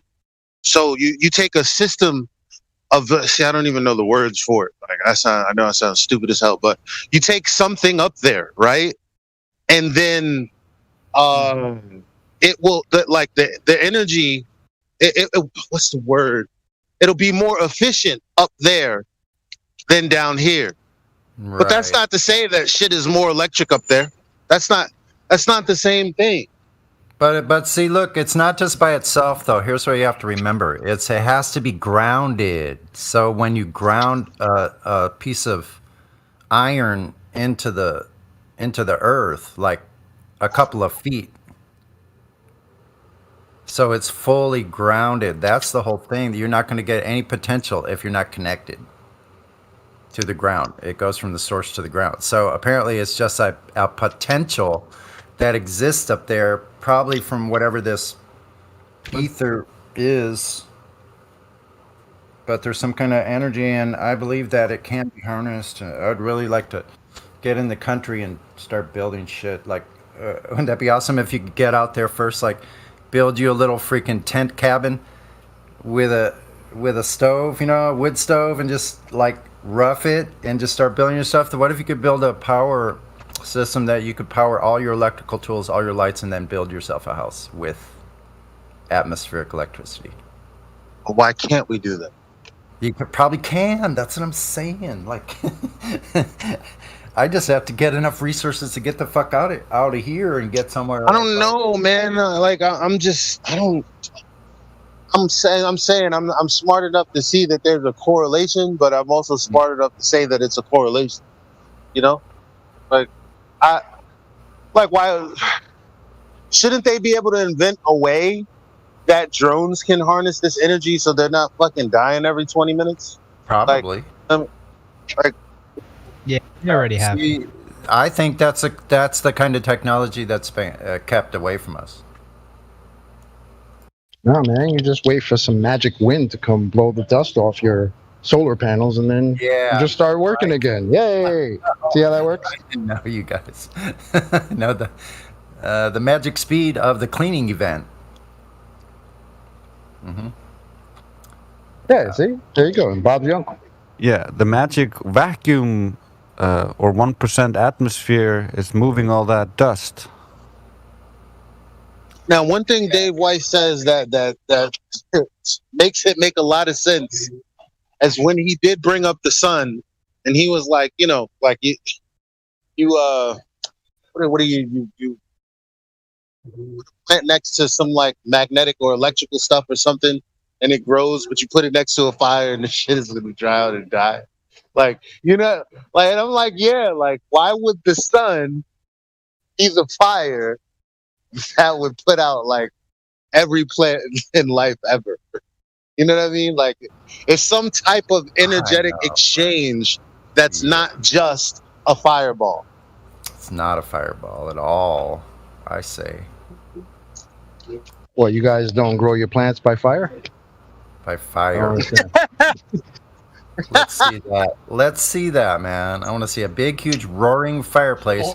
Or better yet, maybe one of those. It would be better if it was hotter. So one of those big, freaking huge pizza ovens. It's like 10 feet tall. Pretty sure people have tried fire. Fire does not work for growing plants. Grow plants near that. I mean, I love to see that, right? We all know like that there are plants that will literally change direction that they're facing. Yeah. To where the sun is, right? Well, does that work with fire? To the people who say that the sun's a big fireball? It shrivels away from the sun. It shrivels away from the fire. From what I know about raising plants, some plants, just smoking cigarettes before you go tend to the plants can have the negative effects on, for instance, THC levels of cannabis plants. So they react negatively and stress and show stress signs when they sense smoke or fire. But they love CO2. The fireball that has given us our energy here. It's the dumbest shit I've ever heard in my life. What's that? Wait a minute, say it again. I said a fireball giving us the energy we need to move on. It's just the dumbest shit I've ever heard. And you hear calm. We live by the light of a giant Hadouken. Yeah, and you hear calm speaking, like, seemingly educated adults saying this shit. It freaking cracks me up because they're like, yeah, well, it's a fireball. Did you say we live by the might of a giant Hadouken? What'd you say? Yeah, that's exactly. Can you guys say Hadouken properly? It's Hadouken. I don't even know what you're talking about.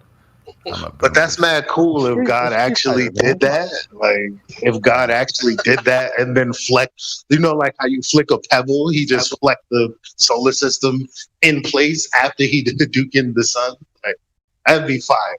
That'd be hot. I mean, he did that already, right? Comets and shit, all that. They're like big Kamehamehas flying around in the sky, bro. So he already did that. It's lucky that he did the Hadouken during the Street Fighter 2 phase and not the Street Fighter 4 phase, because otherwise we'd have like a blue sun, or we'd have like two suns, or some other shit. Is that like a super nerdy Street Fighter reference? Does anyone here actually play Street Fighter? Yeah, I do. Yes, and I absolutely got what you were saying. Alright, cool. I was like, shit, am I just old as shit and no one else played this game? Dude, I still play Bro, the I grew up on Street that Fighter game. 2. That's so good. I would say Street Fighter is better than Mortal Kombat. It's just Mortal Kombat is a better. They got better movies, better marketing. This is a better franchise. I had to do But some Street Fighter is research. definitely. I had to do some research on Street Fighter and Hadouken. So, someone's snoring.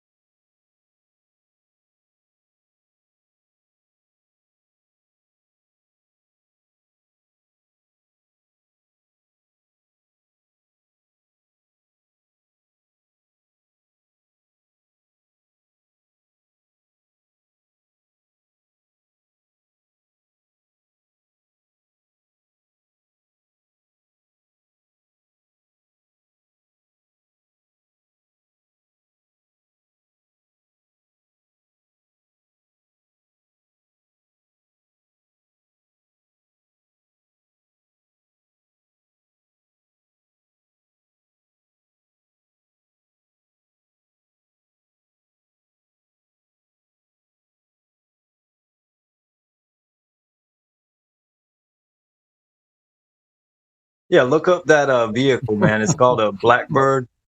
So they kind of built a vehicle in the next video, and it's pretty cool, man. I mean, it seems like they broke it to me. I think the kid won.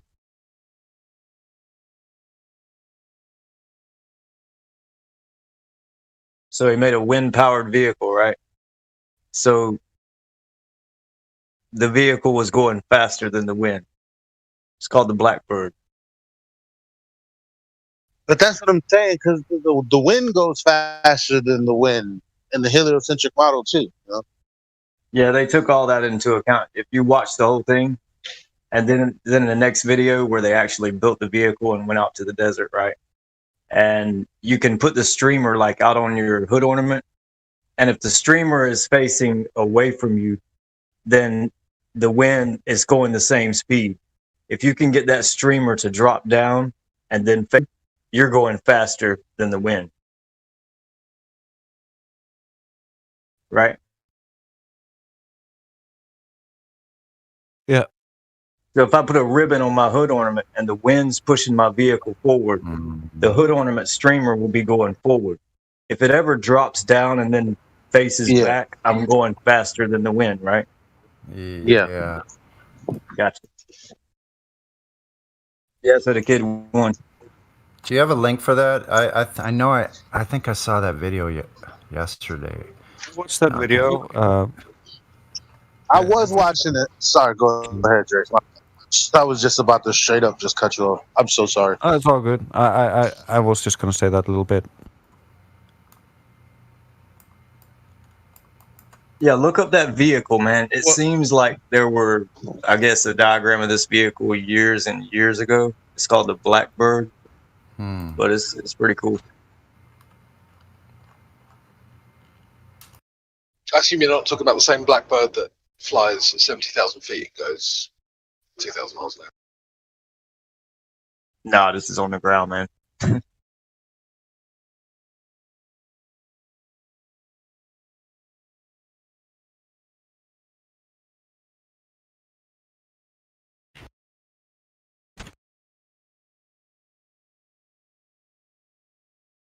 Even that's mind blowing to me. Like the fact that we've built something as humans that can go 2,000 miles in 1 hour.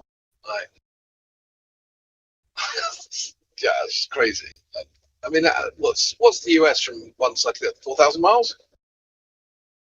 So they say. Yeah. Like 3,200. It's like 3,200 miles or something like that. So in that vehicle, you could literally go from Florida to California in an hour and a half. Can I just mention something totally unrelated? Because I looked up at the sun and I'm like, all right, that's pretty high. Pretty high. You know, look at the shadows and I'm like, the shadows look really weird. Shadows often anymore. Does after you're done with kid stuff, you know, doing like puppet shadows and shit. But I'm looking at people's shadows and they look weird as hell. Like they look like chrome versions of people. Like because they're like short. I can't explain it to you, but that if you're here in the north, just go look at somebody's shadow right now. If it's also midday for you, then go look at somebody's shadow. I'm sorry. I don't know. Maybe I'm still high, but What are the shadows? Pretty cool. What are the shadows doing? What are they doing? Because they look more. I don't know. They look brolic and short as hell. That's all I know. Somebody go look at the shadows just to be like, I see what you're saying. Not a big deal. Just. Anyway, never mind. Yeah. Don't always think before I talk. Yeah, I know what you mean.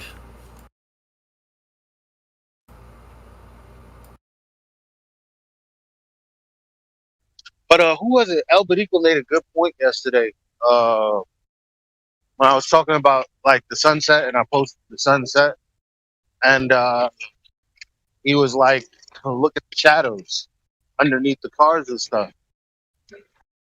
And it was a good point. Like if the sun is the light source, and that's the thing lighting things and therefore causing the shadows, right? From things that's obstructing the sun's light. But when the sun sets, like why would there still be shadows?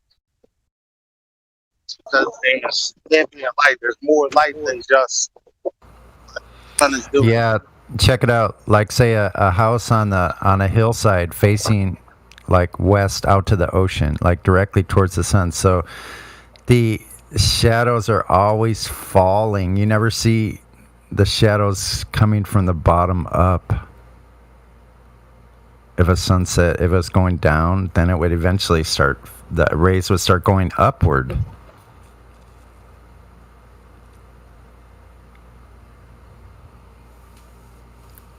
I see what you mean. No way around that. That's why I say. That's why I say with the clouds, like you can look at a midday, cloudy day, and you can see the darker clouds and the lighter clouds, and you're like, yeah, well, the darker clouds are obviously lower than the lighter clouds. And then when the sun has set, it's the same deal.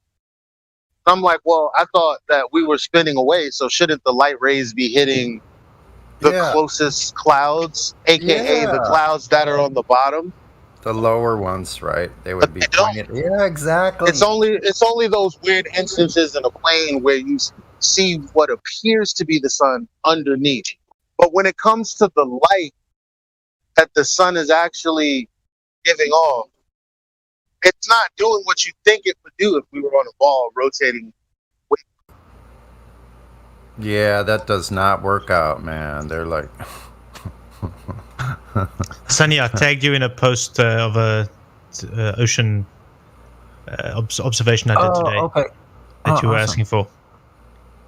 All right, cool. I just put that together now.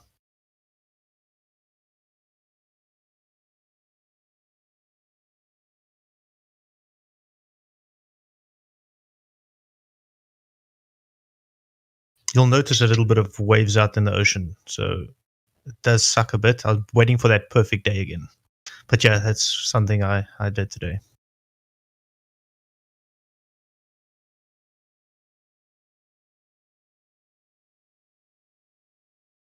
So if I'm not mistaken, that ship should have about 10 meters of That's obscured. outrageous.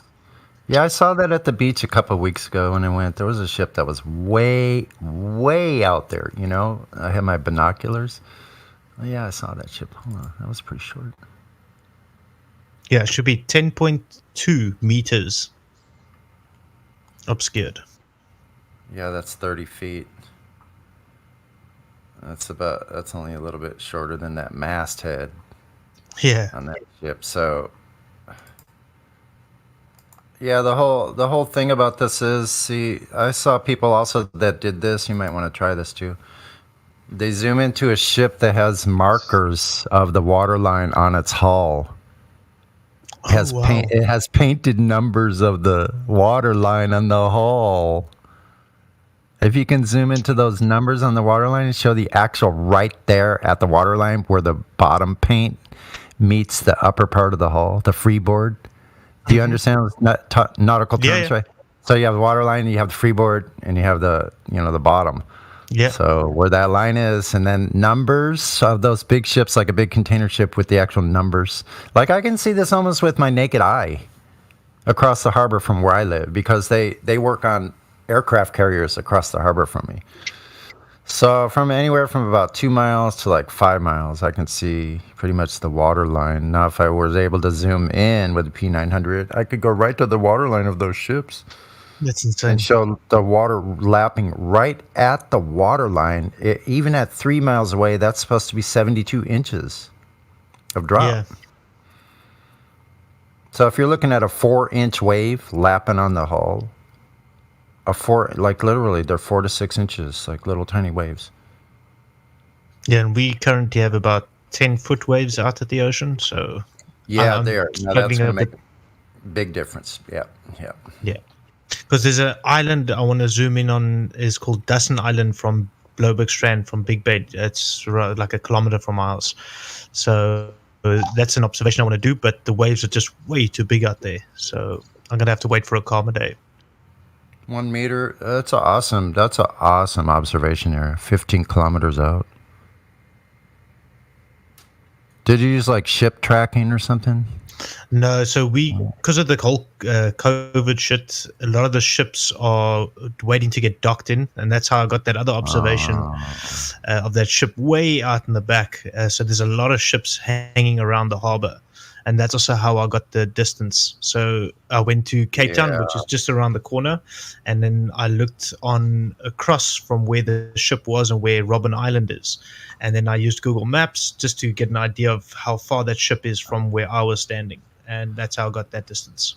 Yeah, it's interesting because I was at the beach and I only had, I think this binoculars they're pretty small. They're only like 7 times or something like that. So when I zoomed out to the horizon, I was about almost a mile from the actual beach where the waves break. I was back, like up a channel, kind of back east from the coast. So about a mile. And then when I looked at the waves, they were big waves. So you could see that the waves were about 4 feet, at least 4 or 5 feet, because there were surfers surfing at the jetty. And I know what size those waves are. I used to surf there all the time. But when I looked out with my binoculars out to a ship beyond where the waves, they had a really strange look to them. I never really noticed this before, but when I was looking at the waves, I guess like every wave that's reflecting starts to create this little lattice pattern. And the bigger the waves were, it creates a solid wall of water, and it looks like some form of a curtain with waves plastered like if you kept plastering waves on top of each other and just only the little tops were showing. Yeah.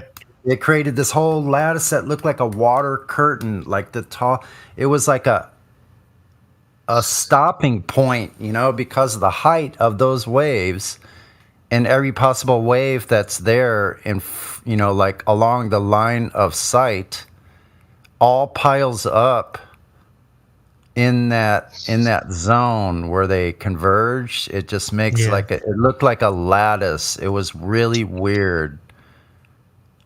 But this Habo was out there, and it was like hovering way out there, high up. And it looked really strange. It must have been really far out there. Hey, Sonny. Yeah. Can you hear me? Yes. Have y'all said hi? Have y'all said hi to a minute? Well, they just left. Never mind. There was a VC verified in here, Minotaurs. I'll shut up now. Minotaurs? They're gone now. Never mind. Oh, well. Back to wave curtains. Did you find some bendy water? Is that what you're talking Wave about? curtains. Didn't find any bendy water. No. Okay. Is there no bendy water in the US? Even though there were those big waves, I could see like a ship off in the horizon that was further back and higher up. But the globe model I've been predicts watching- there will be a hump of water there. Go ahead, Crypto.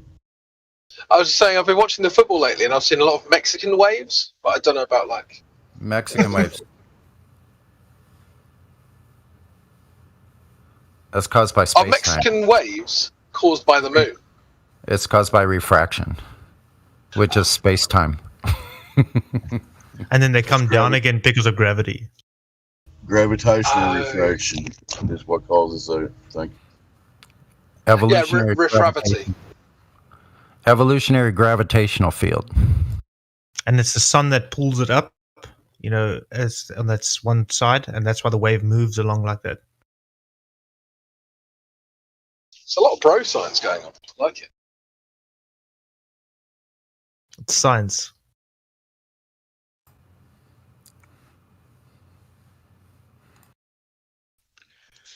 How about Twitchy the Curious Cat, VC verified? Have y'all talked to them? Hello, Twitchy. Yeah, they were here, and then they were snoring. So. Oh, that was the one. Okay. Not that curious at the moment, then, just snoring. Okay. Couldn't get enough of that flat Earth and actually fell asleep. That's great.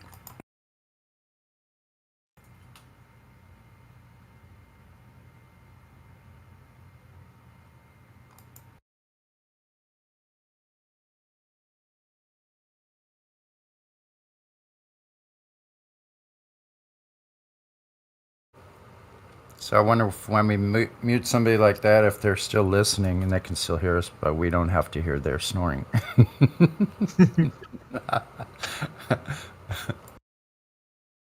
Yeah, I wish I could sleep that easily. The Earth is flat, Twitchy. Don't worry, we'll be here to help you with that.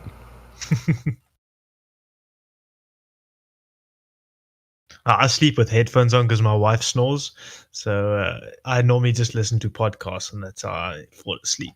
But yeah, I do struggle to sleep, but I enjoy listening to it, and then eventually I fall asleep. Women always snore, don't they? It's so annoying.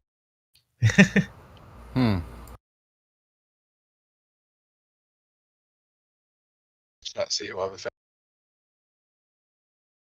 found. Yeah, a special damsel medic. She snores really badly. She'll have to go into the snoring room. Exactly. There might be a separate space, a separate room for that.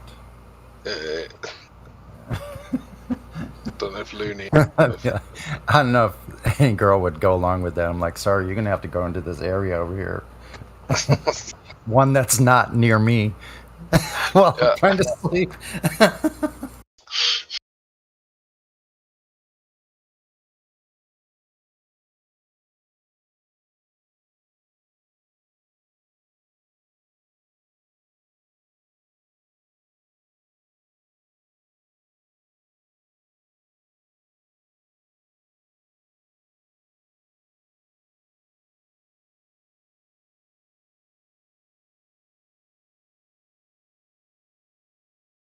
So, can anyone feel the motion of the Earth at the moment? Yeah, I'm a bit dizzy at the moment. Oh, sweet. No, I keep trying to feel for that. Like if I'm actually feeling something, I feel some vibrations. You sure you're not feeling dizzy from too many rock shandies, though? You're talking to Beer Man? Yeah, I'm talking to the South Africa. Oh, what's up? I was just saying, you sure you're not feeling dizzy from too many rock shandies? No, our alcohol thingy has been stopped because of COVID. Apparently, it spreads COVID, so we can't buy alcohol. Yeah. What? Not even from like shops? Nope. Wow. What? Yeah, dude. What the fuck? And companies are closing left, right, and center. Our SA Breweries is not investing in the country anymore because it's the 4th ban on alcohol that they've done. It's shocking. They're really trying to collapse us. How come you haven't started your underground market yet? So we can buy on the illicit trade, but it's damn expensive. I'm not an alcoholic. I enjoy my beer, so I do miss it, but I'm not an alcoholic, so I'm pulling through fine. But I wouldn't mind. Yeah, I mean, I don't really drink alcohol, so for me it doesn't really make a difference. But like, you should be free to if you wish to. And citing COVID as the reason why you can't buy alcohol is dude, absolutely pathetic. They stopped cigarette sales on the first lockdown, and for 3 months people couldn't buy cigarettes or alcohol, and people took them to court, and a few months later it was deemed unconstitutional, and so they haven't done that, but they've taken away the alcohol. It's Here so in Canada, great. Here in Canada, alcohol and cannabis were essential when the lockdowns happened. It's essential that you go home. Delivery of liquor and cannabis was definitely happening. Stay home, watch TV, and get wasted. Drink a bunch of alcohol. You'll be fine. I mean, those two extremes kind of tell you why government is just like, we shouldn't have government. Like, exactly. On the one hand, banning stuff that you want to buy is like, no, fuck off. And also, deeming these things essential is also like, fuck off. Like, who are you to decide whether things can be banned or essential or whatnot? Like, just, Yeah, I had a great time yesterday. I go for a nice ride, and there's hundreds of people out there, and they're in these lines trying to get on the ferries, going across the harbor and stuff like that. So they're like a captive audience as far as I'm concerned. And so I probably told about 200 people out there that they're suffering from Stockholm Syndrome, and most people are not using the little fashion device. So they're all agreeing with me. They're agreeing with me. I'm out there saying, you are a victim of Stockholm Syndrome. Go home and Google that. Stockholm Syndrome. You know who else had to cover their faces? Slave. Well, lucky us in the UK. Our beneficent overlord Boris Johnson has told us that we can live normally again. Woo! Lucky us. Yeah, once again, fuck off, right? Yeah, exactly. Well, fuck off. Telling us what to do, what we can and cannot do. Numpties. I'm so excited that I'm going to be allowed to be normal. Wow, what a treat. Yeah, thanks a lot. What is normal these days? Well, it's on your washing machine. Having some kind of freedom. Yeah. I would say that fits within normal. For them, it's obedient. As long as you're not standing up for, like, I don't smoke cigarettes as an example, but I still defend the right of those who want to smoke cigarettes to smoke cigarettes. So the bar owners should have had the right to say, I'm willing to pay an extra $1,500 a year to keep my bar smoke friendly and have patrons come in here that want to light a cigarette while they're having a shot and a beer. But no, when they decided the no smoking bylaw was passed, every restaurant owner, every bar owner, everybody had to go non-smoking. That was it. I don't agree with that. They just do it all.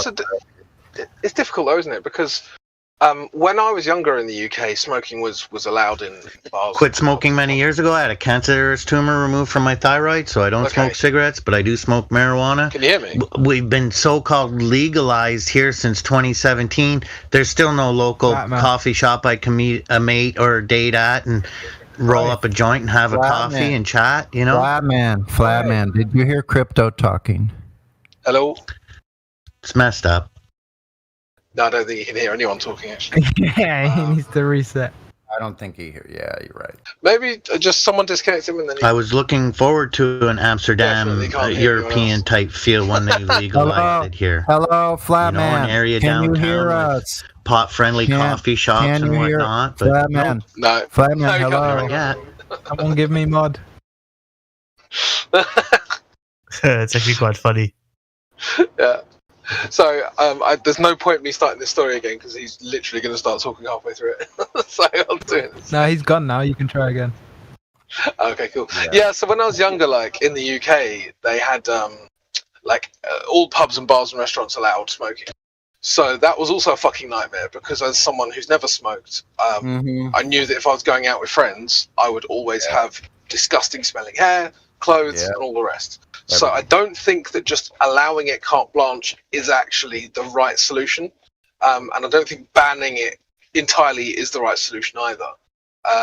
It's one of those situations where you should probably allow businesses to have smoking, but only in certain well-ventilated sections.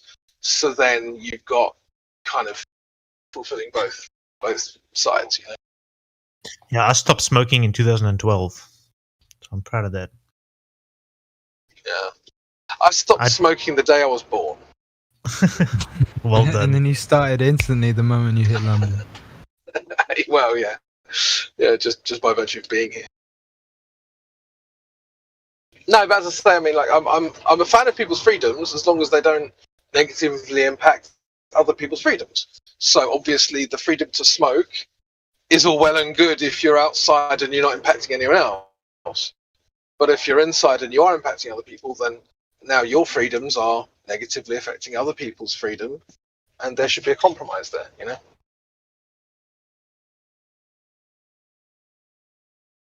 Yeah, like, dude, as an ex-smoker, don't get too annoyed with smokers. I know it stinks. As a non-smoker now, it does stink, and your clothes stink, your hair stink, everything fucking stinks. But it's a very difficult habit to stop. As easy as it may look and sound, it is extremely difficult.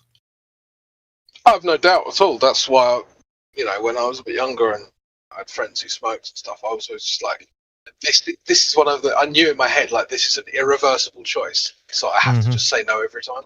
Yeah, so well done. that's what I did. But no, I understand that it's difficult to stop, but also just because somebody else is having trouble stopping doesn't mean that somebody else must put up with that. You know? Yeah, so true.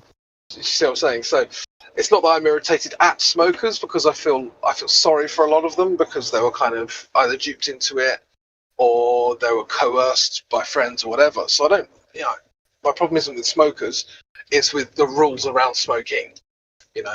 I don't particularly agree with just the blanket ban that we have in the UK either, because it's not, you know, you're not really considering the freedom of those people. Yeah, I used to smoke, and I had the worst time. I swear to God, I probably quit 100 times during, and I would quit for like 2 or 3 years, and then pick it up again, thinking I was just gonna have one, and then it would be another 10 years. So I quit like 17 years ago now. Yeah, for sure. Nice. It's quite a while ago. I smoked a pack and a half a day and crypto's guilt tripping the shit out of me. Thankful. So I didn't hear any of that, mate. Say again. Me either. I smoked a pack and a half a day and you're guilt tripping the shit out of me. Right?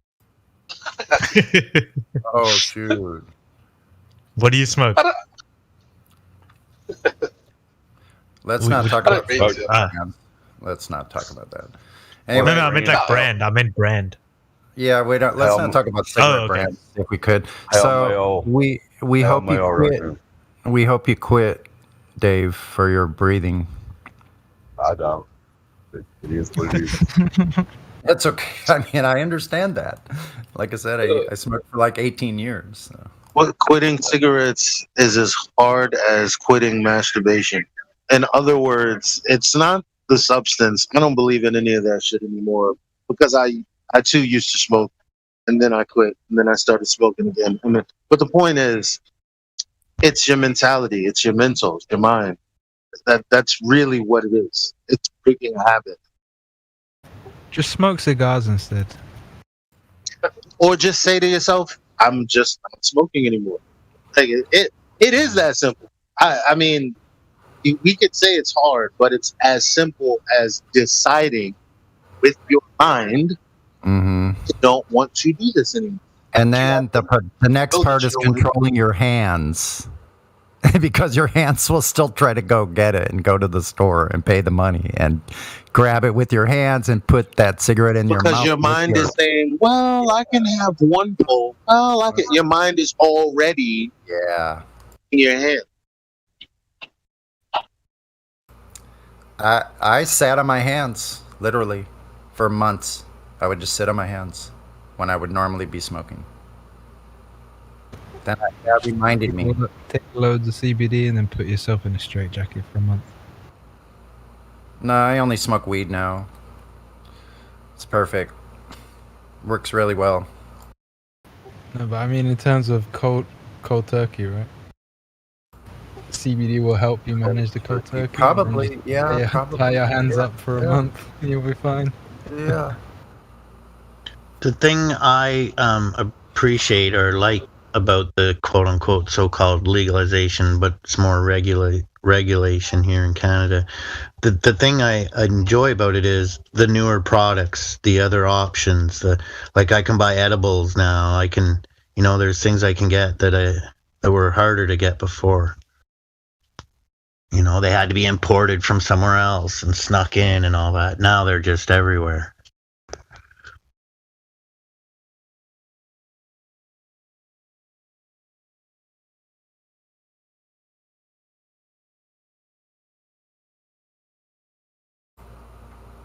It was so very strange, the timing of all the legalization on this in the States, and then right before 2019. Well, when was it? I think 2017 they legalized here, California, but it was right before the whole lockdown and all of that. California strikes me as a state that's full of millionaires who wish they were broke. Don't know why. I don't know, man. It's really weird. You would have to come here and experience it and see a couple different places to understand. It's no way to. It's a huge place. You mean millionaires who can't afford to be millionaires? No, I mean like you get all these millionaires and it's almost like they're guilty for being so rich. That's kind of how California feels. Maybe I don't know if they are, man. They have penthouses that are like $500,000 a month. I don't know who's paying for those, and they keep like why wouldn't you build your own penthouse for that kind of money? They do. They keep building them. Somebody's building them while they're emptying out the office buildings. They're building huge sky rises, like a dozen of them or something. How's those homeless in tents? Are they still there in LA? Yeah, they are. They've cleaned out a bunch of them because they shifted them into one area, and I really suspect there's like something going on, really like bizarre in that place. They have like armed guards, like DHS officers, like guarding that whole area. You guys must have seen there was a YouTube video of a guy who would literally go around building like livable boxes, basically, with homeless people. And then the police would come along and just arrest them for living in these homeless, these kind of livable boxes. Yeah, and it's kind of like tiny homes and stuff. Yeah, no, we can't have you living in a real place now. You got to stay out here on the beach. You got to shit on the street still and live in a tent on concrete. It seems strange to me. You've got someone who's actually prepared to do that, and then you're telling him you can't do it. If I was involved in the council or whatever you have in America, there's a guy who's literally prepared to build tiny homes. I'd just be like, yeah, you can have a full-time job doing that. Then your homeless problem is solved sooner or later, right? And all you've had to do is pay one man to do it. Part of it's solved. They got a bit of shelter. They're still going to have to get food and other things. And here in Canada, one guy started one of those pages where you have a goal. And anyway, GoFundMe. He got up to 200,000 donated to him. And yeah, they won't let him do it here in Canada too. It's fucked up. The government's those things can't be rolling around. Because with a lot of these people, because they're homeless, they don't have an address. And because they don't have an address, they can't get jobs, and it's like one of these massive fucking cycles, isn't it? So once you provide them an address, in theory, everything else can in time be solved. So that's kind of what I was saying. So So depriving them of a home that someone's prepared to build them is actually cruel.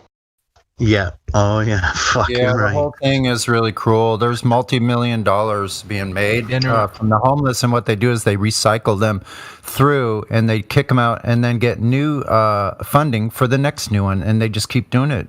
So they can still be having a contract with funding for this one person, and then in 3 months they cycle them all out. They're all back out in tents, and they have a whole new group of people, and they do the same thing over and over and over. They're not helping those people at all. It's a lie. Yeah, I would encourage people like that to keep doing it, and then keep getting arrested, keep doing it, and then. But the better option would actually be, you don't want those people to live in that city because it's broken. So try and get them out to the countryside where nobody's going to react like that. You're like, oh, you're building homes for people? Awesome. Yeah, have a corner of my field, no problem. Yeah, there are farmers that would probably offer the field that they won't use as land, that sort of thing. Free night watchman. Oh, sorry. Say, okay, here's some munch. Just keep the foxes out.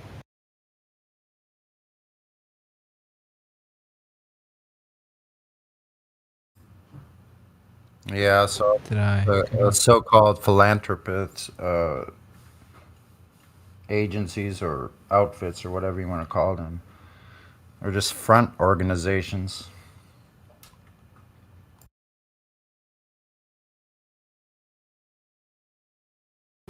I think I know what it is.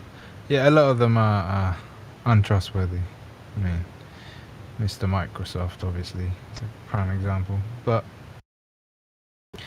I think a lot of these, the ones who genuinely do it, like they get all this fun, they get all these funds because they did a good job at their craft or whatever, right?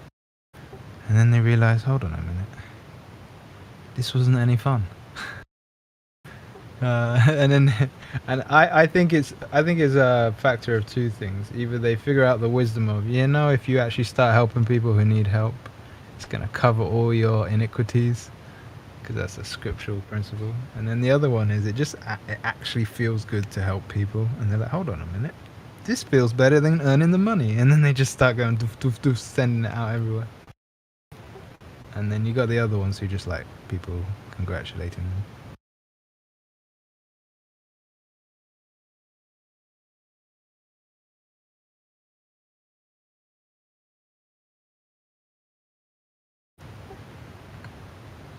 Am I audible?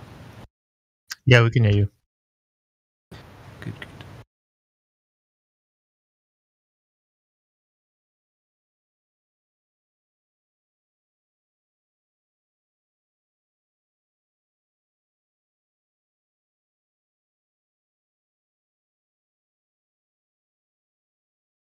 So someone can shut me up if this is inappropriate for live stream, but so I'm at the dentist just now, and I didn't wear my mask in there, and she's like, the one's like, why aren't you, she says, are you vaccinated?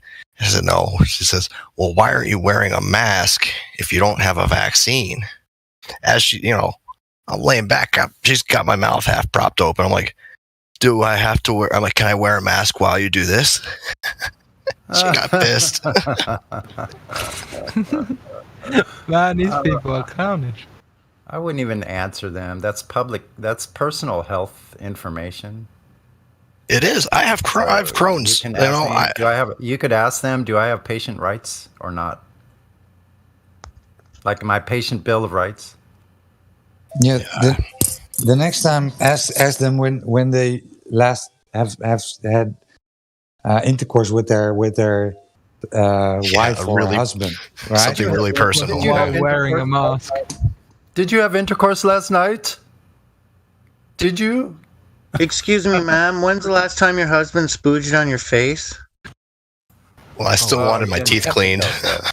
Sure, I know, but you get the message, right? Oh yeah, ask something very uncomfortable. Yeah. Right. Did you say you have Crohn's disease? I do, yeah. Yeah, you can reverse that, right? By the way, ladies, that's why I think you should all get trophies. Would you like me to DM you something? Yeah, send me a DM, man. Yeah, no problem. Okay, stop. Yeah, send that to me as well. It's Beerman. This is just a starter, but I'd use this link to keep investigating because it is completely reversible. My mother's got it. Oh no! Wait, sorry. She's got she's got colitis. That's similar. Yeah. There's both IBD. Yeah. Oh, That can be reversed also. Who was the second guy who asked? Beerman. Okay. Yeah, my mother's got that. Yeah, I think that's primarily emotional. I've actually been off my Crohn's meds for over 10 years, so. That's good. Yeah. It's usually, well, I mean, it's an old trope at this point if you've heard me speak before, but it's usually just the quality of what you eat. Right. Return to the ancient ways and you'll be jobs good in no time. Exactly.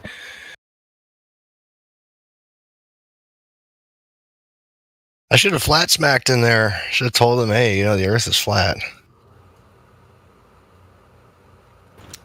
Or yeah, I did that one time with my dentist, and well, we're talking about the moon, and he totally exploded, right? He's like, I looked at everything, and of course they went to the moon, and I was like, okay, bro, you still need to do my teeth, so I'm gonna chill here, right?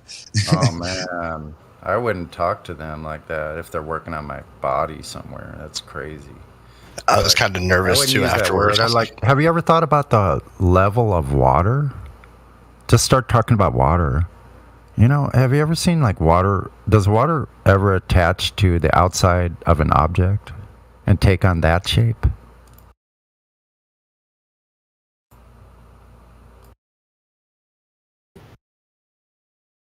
Even a PhD will tell you, water droplets, meniscus. I have one. I have one PhD tell me, yeah, what about a meniscus? Like she had a gotcha, right? I think that's a red herring. That's service station. Test tube. Right.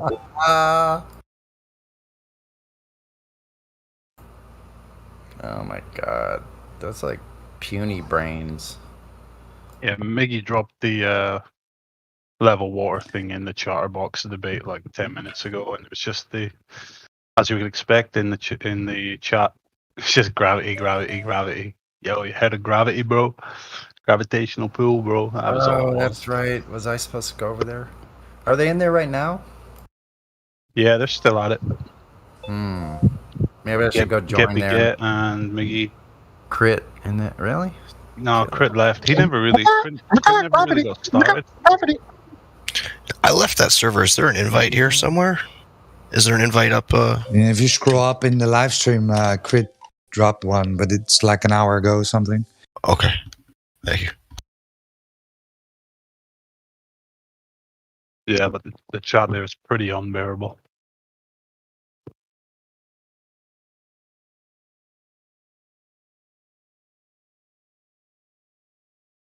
The text chat, not the debate.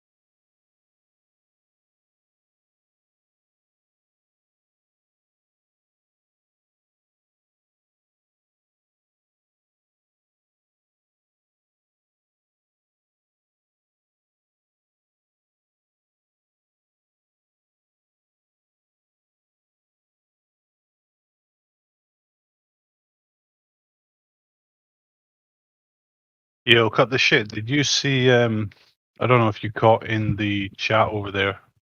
After Mrs. Musk's finished speaking, it was probably like an hour ago at this point. Some guy in the chat just posted like a paragraph in caps lock, just totally ragging on our calling her the C word and everything. Just pure toxicity. I didn't see that guy get banned, kicked, or anything, or warned. Triggered. Yeah. Oh, Whose he's cat was that? sharing his feelings. He's sharing his He pain. was super triggered. He was He's so sharing triggered, his even the pain other with you goalers guys. were like, "Yo, Yeah. man, chill." But yeah, it was straight up abuse towards Mrs. Musk, and yeah, nobody did anything about it.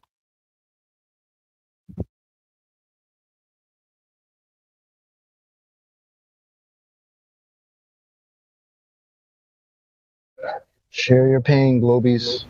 Share your pain.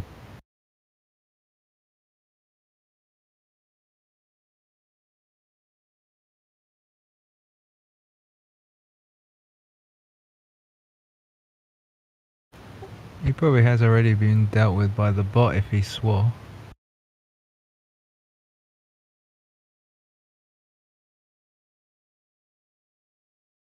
I'm not referring to the server, Acton.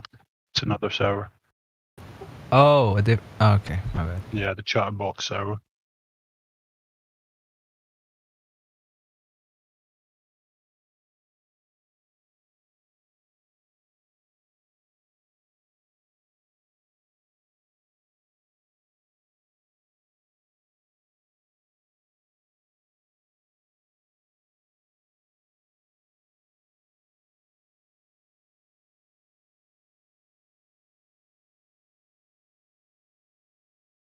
Yeah, we had this guy an hour back. He got stuck in the sun, right? He didn't get it. How he was like, how can it be that the sun is? I'm looking at the sun and it's going over the horizon and it's being cut off. And we explained it to him, right? The horizon is an apparent location. The sun moves into the horizon. It doesn't go under or over it. It just moves away from you, like perspective. I did a video on that. He didn't get it. Oh, dude, next time show him my video. That explains it perfectly well.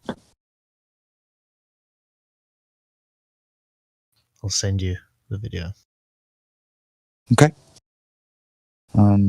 Wait a sec. I need to send you a friend request.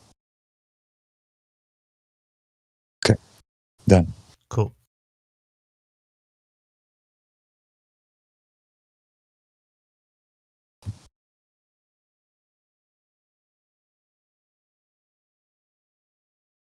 Andres was killing it, right? He was teaching him about everything, about vision and Rayleigh criteria and how it works. But it was like, explain to me as if I was 5. I mean, okay.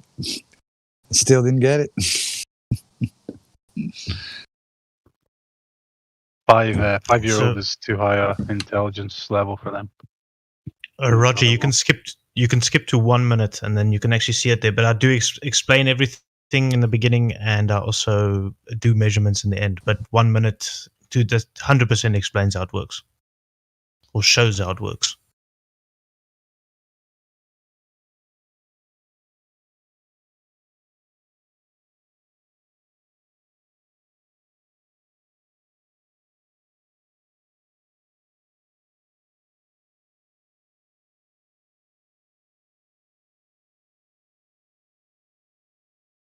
Yeah, Roger, did you ever present that idea I sent to the mods about the information channel with all the kind of I straight up forgot. deceptions? Yeah, I forgot. I need to do that. Sorry, man. Yeah, it was a good idea, man. But Yeah, just stuff like the the 24-hour sun videos that are just blatantly fake. yeah, let me do this now. PBS documentary, all that stuff. I don't know what else, but they're the ones off the top of my head. It's so weird in there. That's important for people to see that are questioning this topic.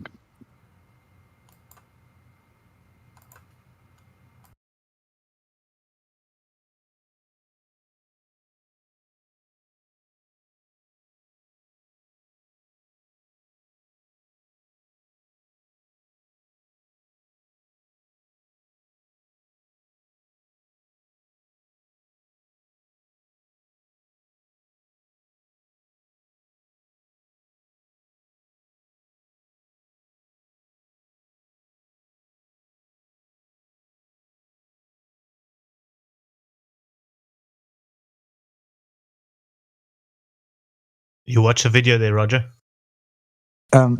Yeah, I did. Yeah. It was cool, man. Yeah, it's. I don't understand how they cannot understand that. The pillow, yeah. Yeah, and I use that box to keep the height the same. Yeah.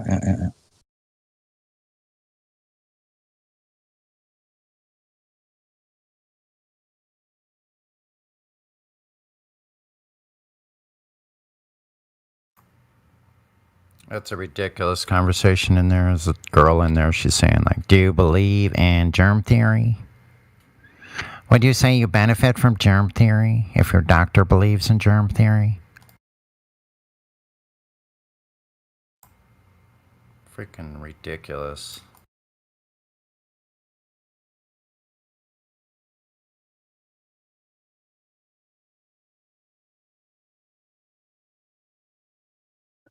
No, it's because people speak in fallacy, and it's really not their fault. It's because that's what they hear all the time. Every time I turn on some type of political shit, that's all I hear. That's fallacies all day long. Yeah, it's like wow. Sometimes I sit there thinking like, wow, you guys sound just like the Golders, just making up shit on the spot. Using fallacious reasoning all day. Like, that's what they do. Yeah, it's a big old thick layer cake of fallacies. It really is. Not just a little flat cake. This is like a freaking full-on 8-story freaking wedding cake. Here it is. I never even realized how just pervasive fallacious reasoning was in society until coming to Flyer.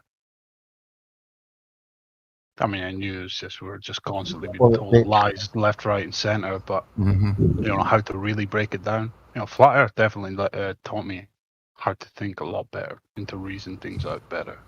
Have you looked at logicalfallacies.org? It takes some study actually to actually.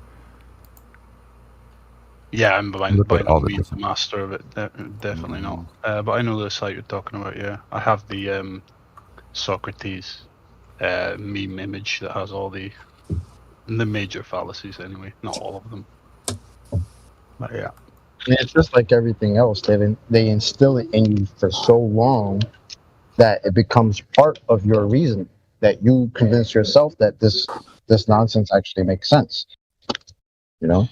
Something fallacious, like I don't know, like oh, we see the sun move across the sky, and if we see the sun move across the sky, well, therefore it means the Earth is spinning. Oh, look, we see the sun move across the sky. That means the Earth has to be spinning, right? They teach you this crap. They put that in your head that later on, when you're a grown adult, and another adult is telling you, "Hey, all you're doing is affirming the consequence." I mean, that's all you're doing. And you're like, nah, that's not what I'm doing. It's true because that's what I was taught. Yeah, pretty sad actually. You see this in movies as well, where they make the so-called smart people just use fallacies to justify things and not actual reasoning and logic, and everybody's like, "Oh, that's so intelligent." Yeah, exactly. Pretty sad. I think that's how human is default. If you don't put any genuine education into them, which of course is our world, nobody gets any real education anymore. And that's all we've done. You know, it's nothing truly special that any Flat Earthers done. We've just sat down and we've educated ourselves and reviewed our thinking processes. It's not something unachievable, you know. But we don't even have that minimum level, you know. Like, Flat Earthers should be the average in our society if we were actually trying, you know? Like our level of reasoning and thinking things out and reviewing all the information, that should be the default. But unfortunately not.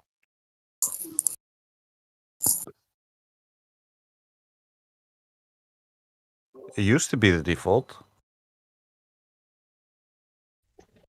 Yeah, it would have been the default if they had just left people to their senses, right? Instead of trying to shove some story up everybody's ass all the time. because that's what they're trying to do. That's the default, because that's my default. It's all I've experienced all my life. Flat stationary. But you have a story that it's the opposite of that? Okay. Yeah, I mean, the glove is not a good example from my case here. That's just obviously a push deception into everyone. It's just totally inverted. Well, yeah, if you didn't deceive people like they do, they would rely on their senses. So you're right. Yeah.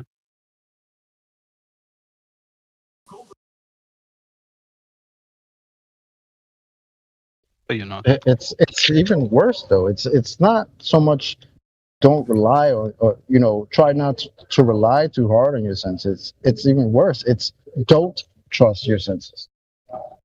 Your world is literally the opposite of what your senses tell you it is. But trust us. See my nice shiny NASA badge with my pretty white coat. Yeah, you're nice. Trust me, because I have all the answers for you. Right? Because I can science. Yeah. Imagine how detrimental that is to their logic, because they have to accept these contradictions on faith alone. Yep. Absolutely. At the end of the day, before they close their eyes and go to sleep, all this nonsense that they have to believe in, they have to put trust in somebody else's story. Yep. That's it. I don't think they're running on any kind of logic, Trace. I think they're emotionally winging it through life. There is only two modes of approaching any situation in life. It's logically or emotionally. And we know what the global is. Oh, that emotion, baby. Feels over reels. Yep. Well, they're pretty smart, right? Because that emotion, that's why they start you so young with the nonsense. Because that's how they get you emotional. You've emotionally attached yourself to this crap. You've grown up with it. You remember playing with your space rockets and your alien toys when you were a kid. All of that stuff is part of your reality. So when you get to a certain age, when you're an adult, and somebody, you run into people who start questioning that, all of a sudden you're like, nah, that's my reality. Don't mess with my world. Can't mess with my world. That's the world. It's ridiculous. I think that's one of the things like Morpheus said in the Matrix. Like, there's a certain age where we don't try to free people from the Matrix, right? Because they've been in the system so long, they actually start fighting to protect that very system that you're trying to break them out of. So many parallels to that in this. It's insane. Like, I've seen the Agent Smith come out of people that seem to be really nice and really, cordial. We'll have a nice conversation with you. All of a sudden, this topic in particular, for some reason, brings the agent out of it. And it's like it's almost a different person. I'm like, wow, it's really some shit to see it in your face. Online, it's like, yeah, one thing. But when you see it happen in your face, it really bugs you out. You're like, wow, you guys really are attached to this story. That's crazy. Well, I have a theory about that, actually.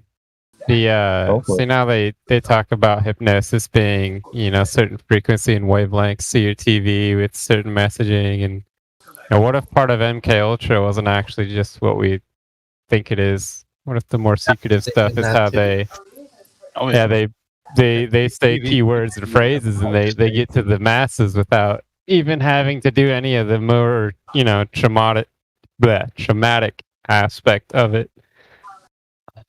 Well, just think about this.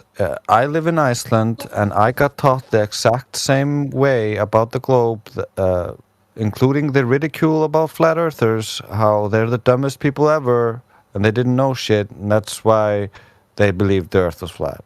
We all got taught the same indoctrinating stuff when we were too young to actually fight against it with logic. It's funny how we're told all the time from the globe side, we stand on the shoulders of giants. right? Stand on the shoulders of giants. Those that knew before us, came before us, blah, blah, blah. Yeah? What about all the people that consider the earth to be flat? Are those giants too? Or no? Because that disagrees with your narrative. They're talking about Nephilim. We got taught. Well, I don't know. I don't know who they're talking about. Where people came from. Yeah. Could be.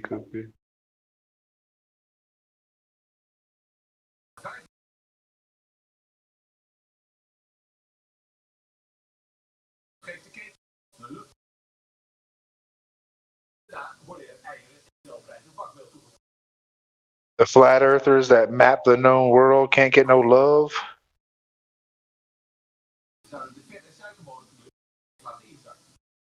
Nah, those are just the crazies. They'll pay attention. Right? Don't pay attention to them as we tell everybody that we design vehicles to run over or fly over a flat stationary plane. As we take measurements of a flat stationary plane. I mean, don't mind them. They're just crazy. You know it's hilarious. I'll bring this up in like a politics Discord, and I brought it up one time, but every time now they know me as the flat earther. So when I go into the room and they try to discredit me, like, "Oh, don't believe him. He's a flat earther," and it's hilarious because that in turn turns the entire room into a flat Earth Discord at that moment because everybody has a bunch of questions. It's hilarious. They try to act like it's a bad thing, but it just a bunch of people are super curious about it. Backfires. I find that some people get very mad when other people get curious about it. Yeah. That actually tickles me fucking pink. I love it. Ooh, why are you mad? Why are you asking him questions? Why are you asking him questions? He's stupid. Yeah. I've heard that. Like, what the fuck? That's what it is. They want to know, man. They want to know. They feel something's right, and they might get some answers. Don't let them choose. You know.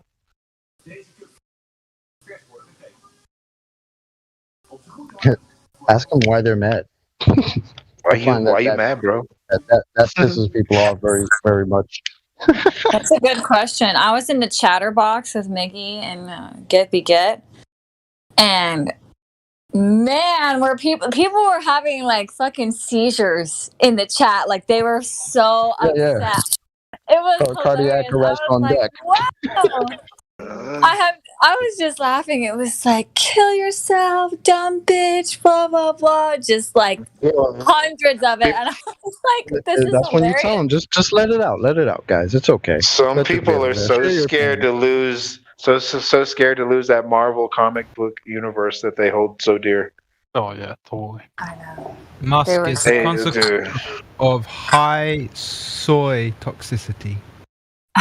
Soy? What does soy got to do with it? You did well, though, Mrs. Musk. Oh, thanks. Well, it was mostly teenage boys too, so I think it was the fact that I was a chick that they were extra. You know, they were tweaking. Oh my God! One guy, did you see that? Got one guy in particular that writ you like a paragraph in caps locks.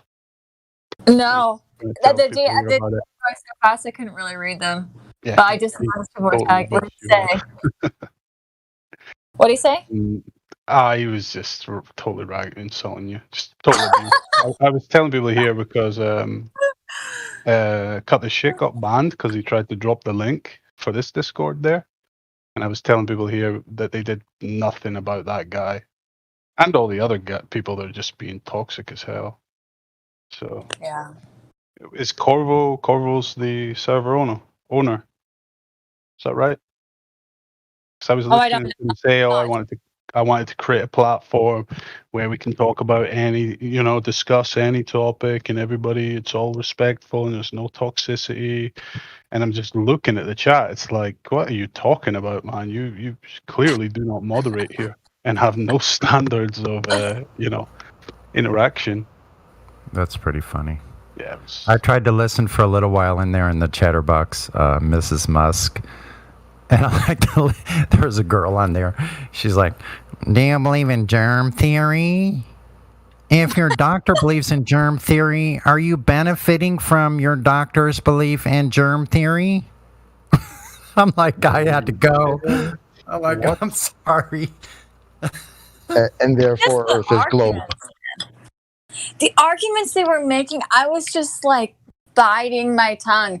One dude was like, well, when I search flat Earth, I have more search results for the globe. So, like, it's a globe. Wow. Oh my Wow. That makes sense. I'm going back to the globe. That makes so much sense. That is so logical. Not me. I'm going back. Fuck it. But you see, that's what I was talking about before. They teach people logical fallacy. They just teach people how to live in fallacious reasoning. This is why we hear all this crap all the damn time. Yeah, and how to explain it away in really intricate detail. Yeah, they live in a world where science can be theoretical. So yeah. All I know science. There's their most base fucking truth that can be imaginary. That's wild. Yeah, Corona beer doesn't exist. Yeah, it opens so many possibilities to just, manipulate these people's imaginations. Yeah, it must be a shock when we tell them that reality is not theoretical. That pisses them off. Holy they'll fucking freak out about that. I've seen people. You don't think? Well, you don't know. You don't know what theory means. How many times you heard that? You don't know what theory means. And in science, theory means something totally different. Okay. But that logic of searching for flat Earth and finding the globe is like saying, I'm searching for Corona and all I find is the virus, so the beer does not exist. I know. All I know is like Crit needs like a freaking medal for dealing with these hostile people. Like I just don't think I can do that again. It's like a whole other level. I know. Some people can survive. It sounds like you got PTSD. It sounds like you got a little PTSD. It's like Paris negotiation. It's so. Oh my god. I'm glad some people have that kind of constitution, though, because like some people, we need people like that. We all have things we can do, Like I go out now and I tell people they have Stockholm syndrome if they're still wearing that thing on their face. And I have a captive audience because they're walking amongst thousands of people, and most of them aren't wearing that fashion device anymore. And they're all those people, the normies that know it's bullshit, are agreeing with me. And those people that I'm talking to, they're psychotic. The look in their eye, that like, I figure I did a good job. I like told that to like 200 people with thousands of people listening. I don't want to go back to a scientific theory. There is such a thing as a scientific theory, but it requires experimentation to back it. Exactly. It's formulated through things that have been tested already. It's like a theory that is based off of scientific laws, things that have already been proven through scientific experimentation. Yeah. These people are just saying, yeah, theoretically, sure, whatever, anything goes. It's just anything. And what's real scary about that is when you can just imaginary things can just be real, and you have a vast space like the outer space. The catastrophic apocalyptic events are just numerous. There's just so many, and that just when you teach that to a child, it destroys them mentally. Yeah. It crushes them. It's like hey child, whatever you do, don't worry about it. Nothing you do ever will matter ever.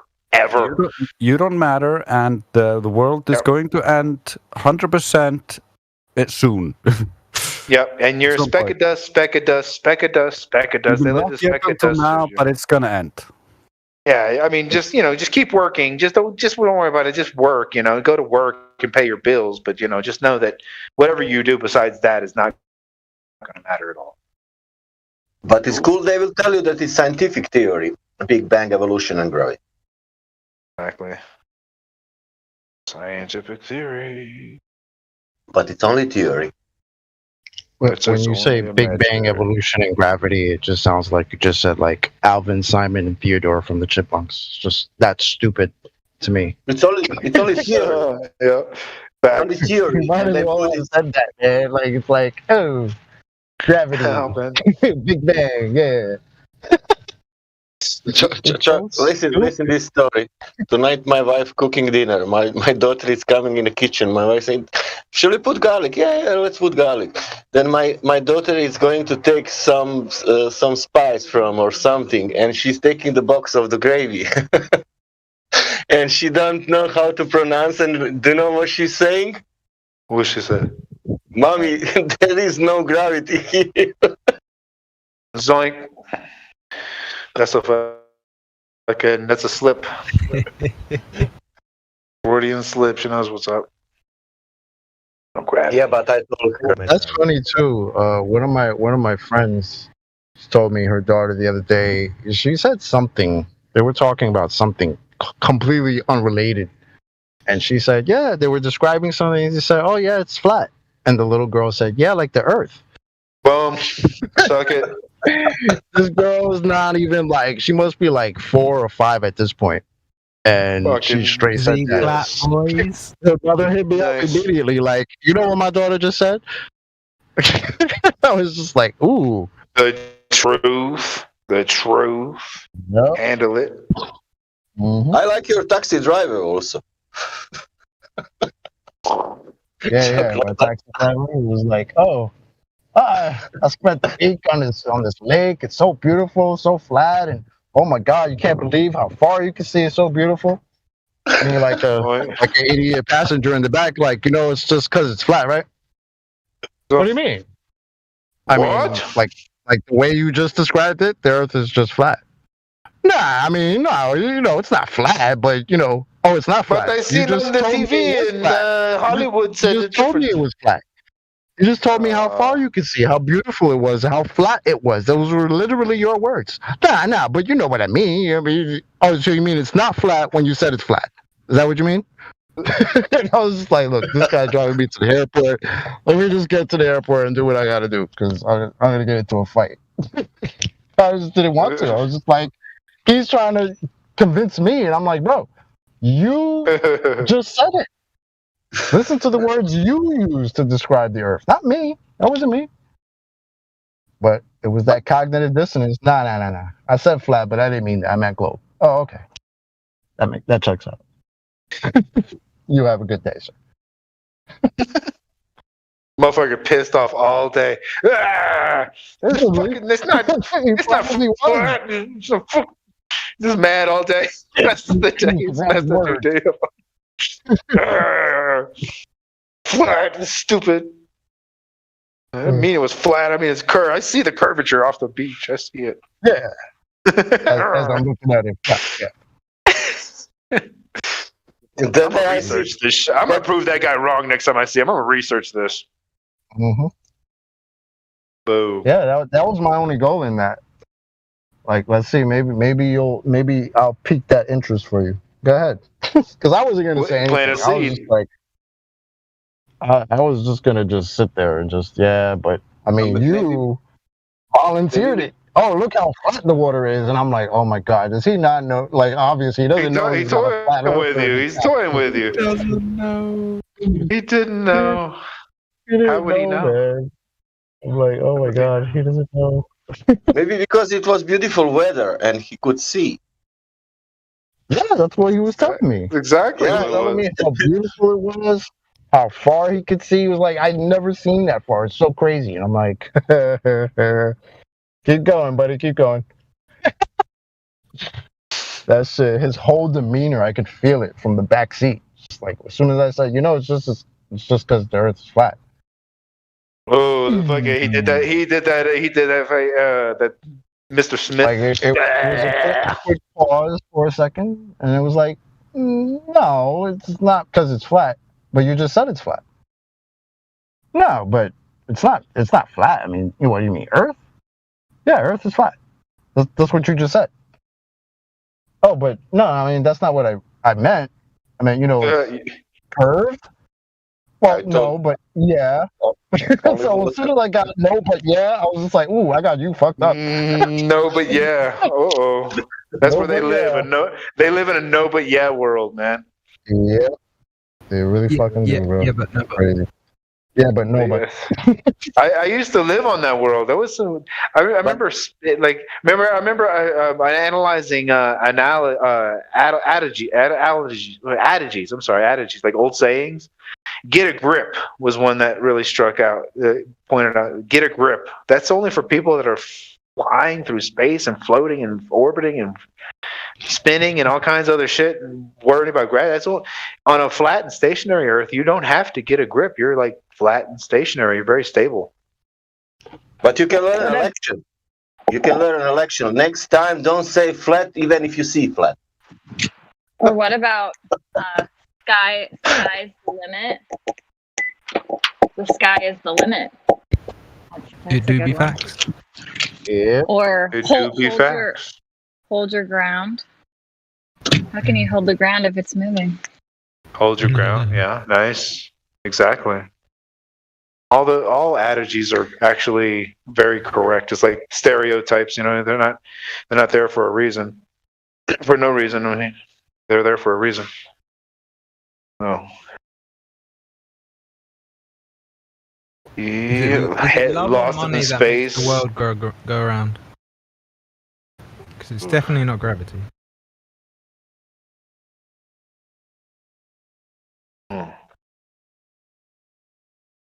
your head lost in space, son. You need to come back down to Earth.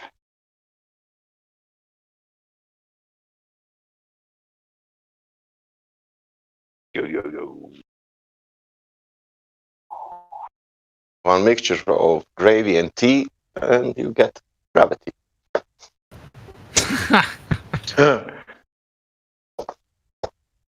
I bet there is some way to analyze that word where it actually means something totally in your face.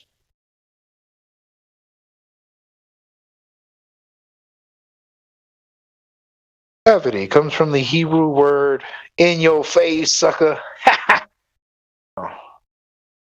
Yeah, that's pretty blatant. It's pretty blatant, isn't it?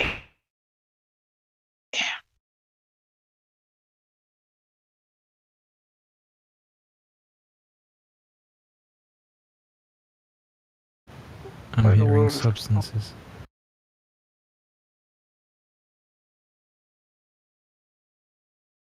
I'm really tired.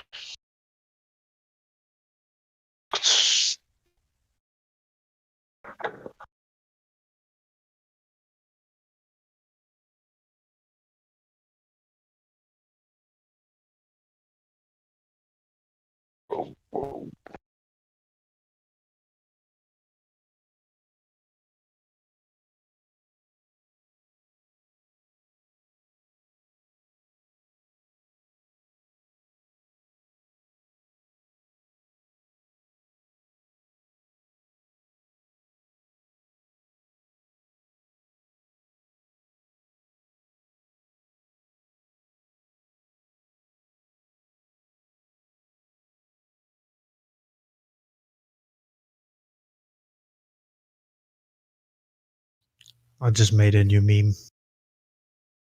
Nice. I posted it in the chat. See that shit.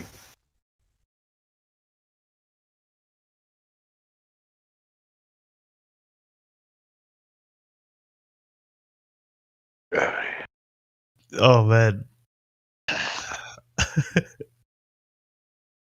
So gravity one? This is gravity? Yeah.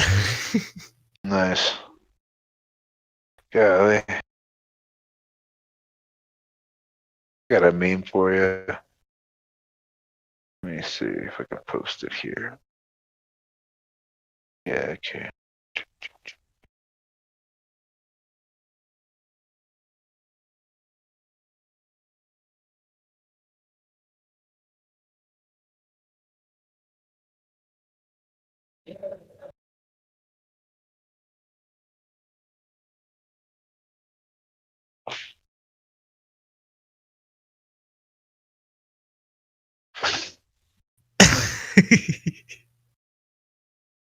Brilliant.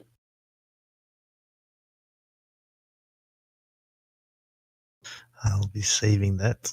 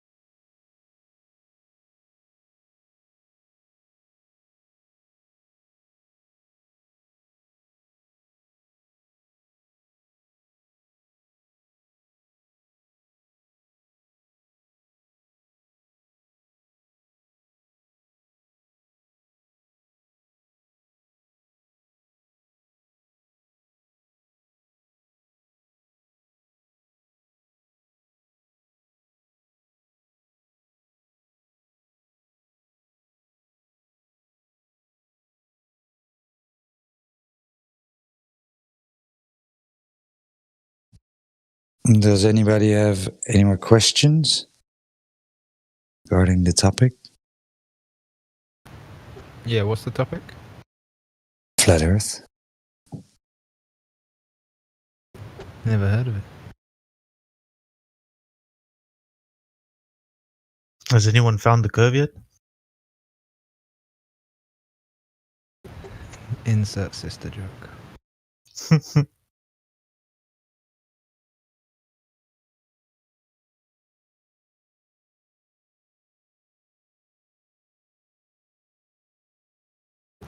Roger, would you care to educate me on the topic, please? Well, we all observe the Earth as a... What do you mean? Nobody found the address for the horizon yet? God damn it. Every time I put in 1.22 times the square root of the observer's height in feet in my GPS, it doesn't fucking work, guys. What's going on? I can't find the fucking horizon, guys. How are we finding these boats that are disappearing over this fucking supposed physical curvature? What's going on? Is it my GPS? Maybe I need a 1915 version of GPS. Maybe that's it. Yeah, that's it.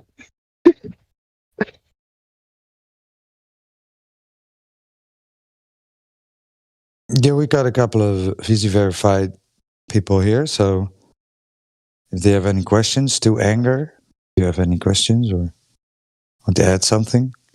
Hey, maybe one of them can tell me where the address to the horizon is. Good question.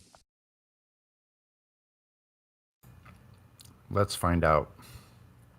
Shall we?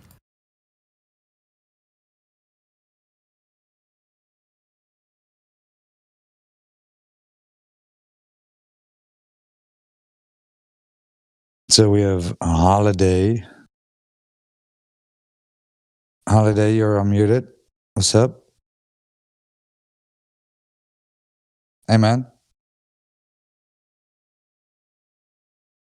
Holiday? Okay.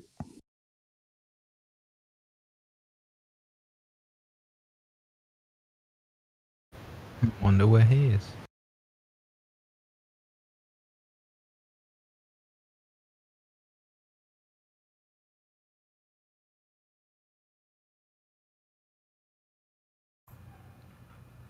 Now he's got a little note that says, did not speak on this day. 7/6. Is it 7/6? Hold on. Sure is. Oh, he's just You got listening. notes on everyone? He's listening. Okay, but yeah, we wanna talk to you, Holiday. We wanna talk to you about the shape of the Earth, man. So maybe you can learn something today, right? It's an opportunity. Never mind platypus. Never mind platypus. Don't worry about it. Isn't it Chocolate's birthday today? Happy birthday, Chocolate. What? And also, Sunny, happy birthday, you too. Coming up in 4 days. Yeah. No, there you go. See, I was close. It was last week, but bro, you're more on point than people I've known for like 30 years. So You're welcome. You're welcome. I appreciate that, man. How you been, brother? Everything good? Happy Yeah, birthday, fellow Cancer. Happy birthday, bro. It is what it is. It always is what it is. Yep. Is there any more cancers in here? No, eh? Helio was already done. Like his was in the beginning of all this shit. So, oh, Truth Prevails when she comes on. It's her birthday too. Oh no, but yeah, it's coming up like at the end there. What's the last day of Cancer again? I always forget. The 21st. Yeah. 21st of July. Yeah, this month. Oh. And then it goes to Leo's. Then you know whose birthday it is? It's Mrs. Musk's birthday. Then Jen's birthday. Dandelion's birthday. Ariel's birthday. You got a lot of Leos. Oh, and then on the Leo side, Roger. No, it's all in my head. Roger's birthday, because he's a Leo. The Emerald Monkey, he's a Leo. Yeah, his birthday's coming up. Even fucking Zanuck is a Leo. Yeah, his birthday's coming up too. Yeah, and he's correct. He's correct. Yeah, I'm pretty correct a lot. Yeah, usually. Thank you. You should be at the head of the party planning committee. Oh, well, it's Since in you my know sign. your Remember? Well, no, but it's in my signs. Remember when the guy read my horoscope? Like being like a leader, it's like built into me. But you know, I'm lazy. I don't want to do it. You know, that's You freaking Russian, you.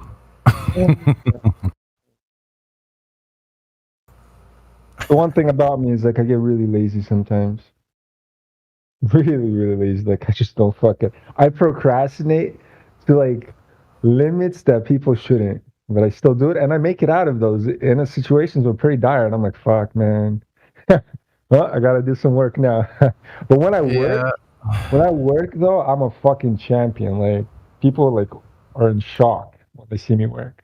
Like fucking fast, efficient, all kinds of shit. Like just, that's why it's easy for me to get a job. I'm telling you. I just don't want to do it. I fucking hate working. Vlad, how's your fur baby doing? Oh, my dog? Oh, she's amazing.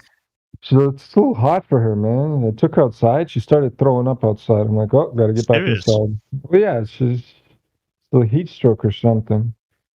I took her outside for a pretty long time last night. Yeah, yesterday, and it was, and I cooled her down too. I had just fucking rubbed her down with water. You know, there was a water fountain at the park. I fucking sprayed water on her. She was nice and wet. It was just cool. But now she feels all like loose, like she's super relaxed. You know, and I tried to take her out today, and as soon as we went outside, she started throwing up a little bit. I'm like, yeah, no, heat stroke. So I have to get back in. That last video that you posted with her legs that are on the floor like that. Oh man, that's so cute. Yeah, she kills me sometimes. Yeah, after I give her a bath, yeah, she gets all nuts. She gets crazy. She rubs herself everywhere. You know. She hates the bath, though. Is it? Yeah, she just hates baths. I'm surprised why. I never even shocked her. Like, she's a really good dog. Like, I mean, I train her too. You know, she listens and shit. I never ever like understood why she's afraid of water. Like, she'll drink it. She'll go up to her bowl. She'll drink it. But when it's time to take a bath, she's just like there's some dogs I've seen like videos where they're just like yelling, not going in. Like, I don't want to go. You know. My dog's like that, but she's so small she can't fight it, right? I just grab her with one hand, and she knows it's like doom. So she runs away into a corner somewhere, and then she lies down. You know, she knows it's time. You know, bro. It's like my cat. I used to have a cat that would know when I'm about to give it a bath. It would it would always hide in the couch. Like there was this little area inside the couch it would crawl into. Every time I was ready to give this fucker a bath, it was ready to just hide. Yeah. I'm like, how does it even know? They know, but they know everything. So everything, like that's why, like my dog just sits there and watches me for hours. You know, it's a strange. Sometimes I'm like, what the fuck are you looking at? But she just sits there. It says it's 32°C in Toronto. That's freaking 89 degrees Fahrenheit. Wow. Yeah, it's pretty hot in Toronto right now. That's really hot, man. I'm saying the sun is closer to us, right? So during the summer, the sun is coming closer to the Tropic of Cancer, right? Which it is in Cancer now. So yeah, it's very close to Cancer. So that's why summers are really hot in the north because the sun is so close. It's only You know, 70, man, in 72. spinning ball world is we're the furthest away from the sun. Exactly. That's what Magical I'm saying. spinning ball world. That's what I'm saying. Yeah, the whole thing. There's this one area in Russia, like somewhere like in the mountains in Russia. I think it's on the western side of Russia, like where there's nobody, but there are some like natives that live there.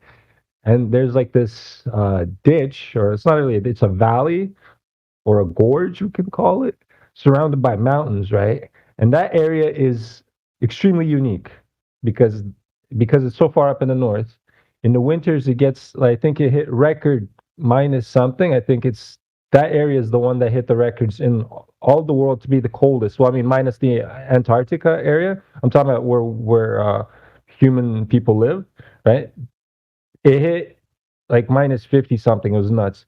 And then it's also gets the hottest in the summer. It gets really extremely hot in that same place. Isn't that crazy? The fluctuations of heat. And the people that live there, and the people that live there, the natives, are extremely short. They're like the tallest person there's like 5 foot, and they're extremely like Asian looking, but like Oh my gosh. the dark skinned Asian looking people. Yeah. There were the pygmies. The explorers talked about pygmies up there. Well, you can call them pygmies, but they're pretty short people. Yeah, I mean, they're like dwarf people almost. They're really funny short. They have like small feet and hands, and yeah, it's funny. Hey, Vlad.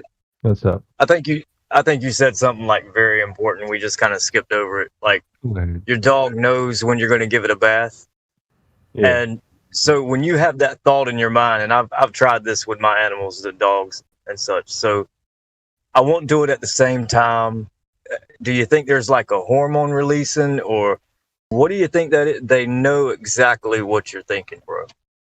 Well, yeah, I know. Is that crazy? Like my dog understands what I'm doing all the time. I'm like amazed sometimes. I'm like, wow, you're so fucking smart. It just doesn't talk. You know what I mean? Yeah, so I'm like at some points, I feel like it wants to say something to me, but I'm like, yeah. But then I understand what it wants all the time. It's just not talking to me. Just I understand what it wants. You know? Yeah. So Yeah, I it's got kinda that. like- I understand that it completely. It has that little, you know. If you look Yeah. into animal whispering, they talk about this. Yeah. What's crazy too, so this is what's up too. Like there was a Doberman that was walking, a guy with a Doberman. This Doberman's like almost fully grown, but it's a year and a half, like still a pup. So he's my dog, right? My dog's like tiny. Usually big dogs. Well, some are not really like don't really react to smaller dogs, but this Doberman saw me and saw the small dog, and the Doberman right away stopped, went right on his belly, and the guy's trying to pull the dog, doesn't understand that I'm coming right with the dog. And he's trying to move it, and the dog just doesn't budge. He's just sitting there lying and looking at me, walking with the dog, and just waiting for me to approach it, right?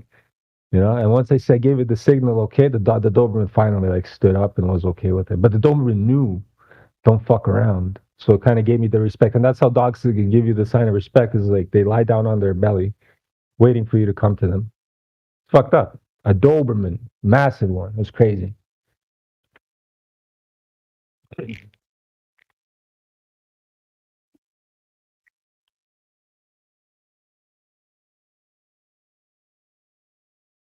Dog whispering. That's cool too.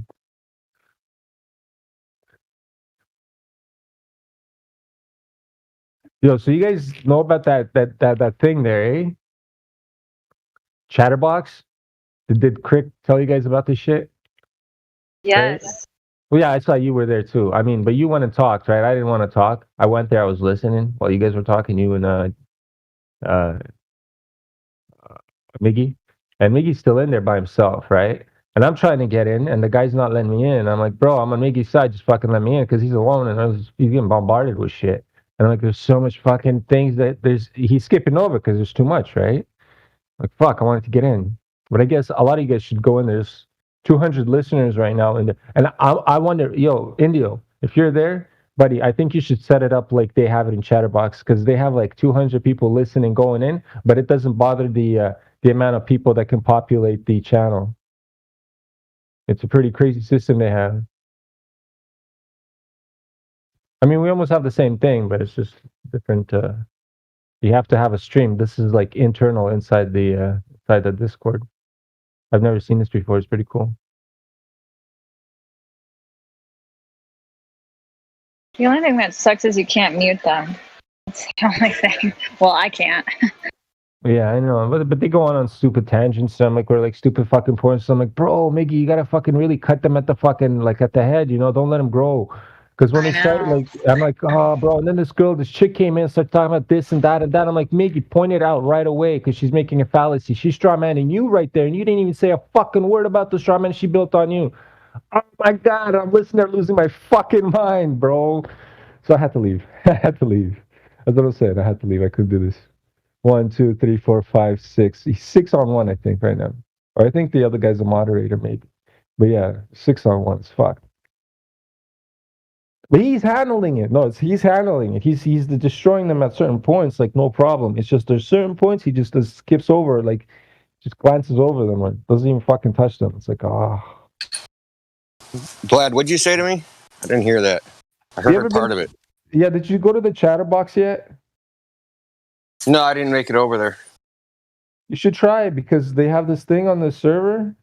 Like, they have 200 people listening to one channel, and it's all part of the Discord thing. It's like they have a channel specifically set up like a radio station almost, and then there's it's crazy. Yeah, I'm like, it's the first time I've seen this, and then that's what are they talking about? Flat Earth. Right now, it's Flat Earth. Miggy's in there by himself. Tonight. Well, yeah, Miggy's in there by himself, and the only issue is called a stage. So there's a feature on Discord now called Stage Discovery, and you can start a stage within your server, I believe. Oh, do that, yeah, that'd be sick. I don't know how it works, but you can limit the people talking. And Chatterbox, and Chatterbox is the top of the list right now. So I think that would actually be a good idea for the server. I think. Yeah, it limits how much people can spam and fucking rumpus and shit, you know. So like, yeah. How's the moderation over there?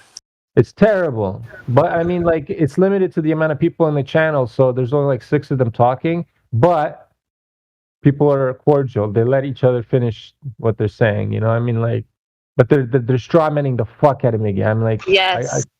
Strawmanning. You would love it though, Indio. Yeah, you would love it. You just got to bring your fly swatter because you'll need it.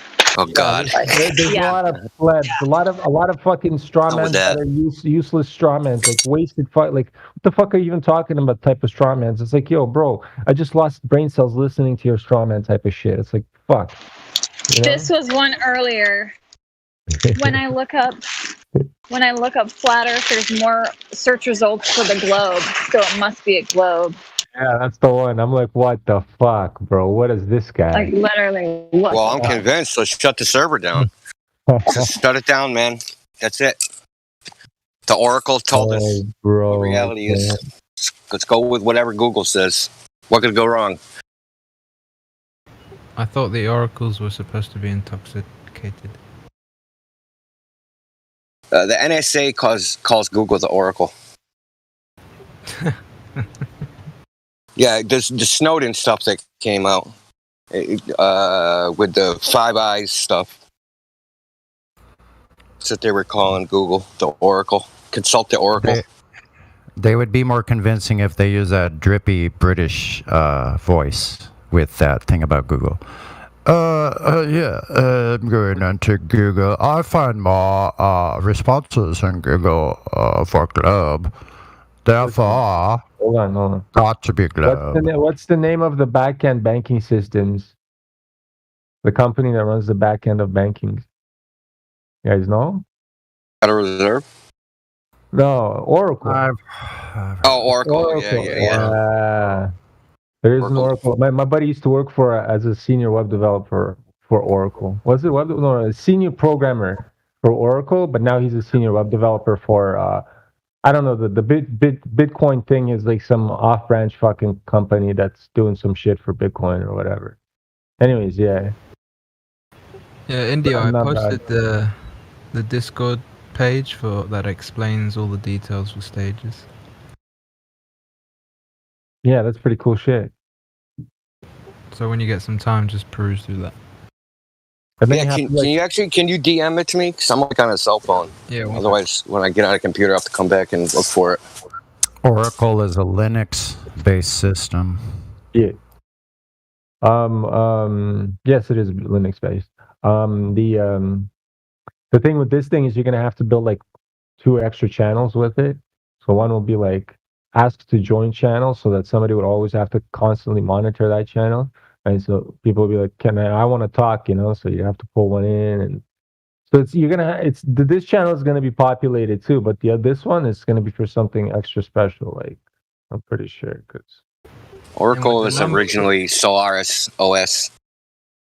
If any people have ever heard of that, check out. Name is Oracle. Crazy stuff, right? I think it was the banking stuff, but anyways, that could be wrong. I just No, they're a database company. Yeah, there you go. But I mean, there's of course there's off products off of that, but when you say like backdoor, like they're a foundation of a lot of stuff because they handle a lot of data, like banks. You know what I mean? Transactions, things. Yeah, that's what I'm saying. Yeah, everything in the back, like whether this goes there, that goes there. Yeah, all back end. Yeah, you're right. That's it. Sounds like some sodomite behavior. It's true. It does sound it. Back door. You're funny. Every time I hear the word sodomite, it's just funny. I want to use that word one day in public, though. Because one day a queer is gonna really piss me off. I'm gonna have to use a word, and I think sodomite. Put it on a T-shirt. Yeah, you sodomite. That's funny. And do something like sodomy equals fire and brimstone. Have fun with that. No. They're gonna think I'm some kind of Christian Bible thumper. Then they're really gonna yell at me. No, man, you don't do stuff like that. You want confrontation? Go for it. Go for it. No, not that kind of confrontation, man. I want them to fucking chase me with pitchforks and fire torches, man. Fuck that. All right. Well, you know how liberal Canada. It's like communism in Canada. You know how fucked up it is in here, bro. Get a thesaurus and get sophisticated with it. See what you can come up with. Communist Canada is terrible, bro. Oh, isn't Gay Pride over? I think, because thank God I stayed inside, man, because all that shit just passed. It's like fuck yeah, I ain't going out. Fuck all those guys. It's a bad choice of words, mate. Gay pride is an oxymoron. Pride is a sin. Doesn't gay mean happy? Yeah, because what they've done with both of those words is they've manipulated their meanings. They've made pride a good thing, and they've made a good thing a bad thing with the word gay. Bunch of degenerates from head to toe. But they do that with everything, eh? Pride cometh before the fall. Indeed. Yeah, if they need some help but off the cliff, we can oblige. Yeah, and we'll have a ladder they can climb up like monkeys, right? That's why there's a new event. There's a new event coming in 2022. Don't miss it. It's the Glovers Run to the Canyon.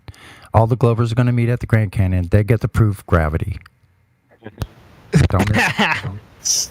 Funny. But listen, if you just step off this cliff, you get a free trip to the moon. That's right. Get your reservations today. Hey, who lives in London, or England? Because now it's being mainstream that the vaccines are poisoned. Do you guys know that? It's all over fucking TV now. Due to the amount of deaths. Yeah, you guys didn't know this? I haven't seen it. I don't pay attention to you. If that's the case, then they're either switching agenda or they're going to a next stage of agenda. They only do stuff like that when they're making a move or a transition. Well, listen, they're canceling all vaccinations. They said they're canceling all vaccinations in England. All of it. Where did you see this? I swear, like I said, I don't pay attention. I'm gonna pull the fucking video, bro. This shit's for real because guess what? The shit in this is clotting people's fucking brains and they're dying. And this is not the amount of people that died compared to how much fucking people actually from what the lie to how much they're doing with this shit. There's more people dying from this bullshit lie than the other lie. Isn't that crazy? Yeah, man. Yeah, all the officials are complicit in all of it because they're still talking like, oh, there's something wrong with like what happened there in Wuhan, but they're admitting that they're trying to ease it in because they know like if people get this whole thing that this whole entire thing was politically created, has no backing medically or scientifically at all, and they're harming people in real life. Which in case is the case, which is exactly what's fucking happening. And there's a lot of people that are fucking clueless until people start keeling over. And this is what's happening. People are keeling over. And there's videos of like ladies crying, their children getting all fucked up and shit, you know? Or brothers and sisters. Yeah, I've seen so many videos so far. Yeah. I saw that too. Yeah, man. They're fucked. You know, it's like, yeah, well, what the fuck? And you know what? Some of them, it's because the job forced them, you know? And now they're in the fucking hospital about to die. It's like, what? And then they're not responsible for it because you sign the waiver. Because once you go in there, they make you they make you sign that shit. It's like, bro, then don't fucking do it. They're making you sign a piece of fucking paper, which is fucking the stupidest thing you can do. Sign some fucking piece of paper. What the fuck, man? Well, anybody who's trying to say their job made them take it, at least in America, is not being honest because at no point has any job actually fully required it. The EEOC said that's what you're saying. Because this guy was going for FEMA. Impose it anyway. So no, FEMA. No. Listen. They can't hold on. impose it. I know they couldn't, but he was about to get the job at FEMA, and FEMA told him, "Listen, if you want the job, you have to go get the job." And the guy is an idiot. He's like, "Oh, I'd rather have the job, so I might as well go get the job." Right? Exactly. Like my point was is like everybody has to blame themselves, though. They're gonna want to try to blame their job. No, you decided to be lazy and not look for legal loopholes. And that's why you're in the situation you're in. It's not your job. It's your fault. Yeah, it's a similar thing with the police, right? The police play that bluff game of, oh, you have to show me your details. But because people, like you said, are lazy and they don't know anything, you know, people suffer for lack of knowledge. They play the bull and they completely, I don't want to be rude, they completely play themselves, right? Because they oblige. When all they really have to do is just say nothing. Literally just keep their mouth shut and just go, ha. Okay, I have a video with the it's a lady named Stephanie Seneff. She's an MIT scientist and she's talking about the jabs, right? I have a 37-minute interview if you guys want that one. That's a good one to start with. But I'm trying to find you the one where anything, because it is news to me what you mentioned, and I'd be curious. Buddy, I've been on this thing for like I watch this every day. I keep up with this shit every day, bro. I make sure I know what's going on. It sounds like it's a switch. So I mean, even if there's shit going down here, I'll private message you this one because we can't message these. Okay. Yeah, I understand. Anybody else want it? I'll message you. How did Chatterbox go, Mickey? Man, I shut those fools down. Nobody over there knows anything about anything. I know. They were spiraling so hard in the comments. It was so funny. I loved it, man. You did well over there. Thank you. They wouldn't let me speak.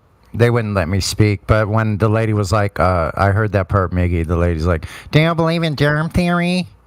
Do you believe you're benefiting? If your doctor believes in germ theory, are you benefiting from germ theory?" I had to go, man. Yeah, I mean, she was a scuba diver, I guess, and she'd scuba dived before. She said, we have to use the calculations of the Earth being a globe and stuff. I was like, oh, really? What did you use, by the way? Yeah, I was like, how did you use the calculations of the Earth to, go diving? She's like, well, that's navigation, like compass with the compass. I was like, yeah, I know, but specifically, what calculations? So I got her back on that because, like with me, I don't let them go until I smell toes burning. So she didn't know how to answer that. She was like, well, you're not answering my question. I was like, Yeah, it's like you're not giving me a specific question to answer. Like you're basically just telling me that because people do certain things on Earth, like scuba diving, that the globe Earth must be true. And yeah, correlation is not causation. You can't tell me that. Like there's no way. Yeah, like what? She's navigating while scuba diving using curve calculations. Are you insane? I don't know what you use when you scuba dive to navigate, on a globe, but holy hell! She has to swim down 8 inches per mile squared. Wow. You sure she didn't step on a pufferfish? Now there's a misnomer in scuba diving though. There's a misnomer because they do use the word atmospheres. It just means 6 feet is 6 feet under is another atmosphere. So they use that as a gauge of how much pressure, so that you can stop on the way up, so you don't get embolism.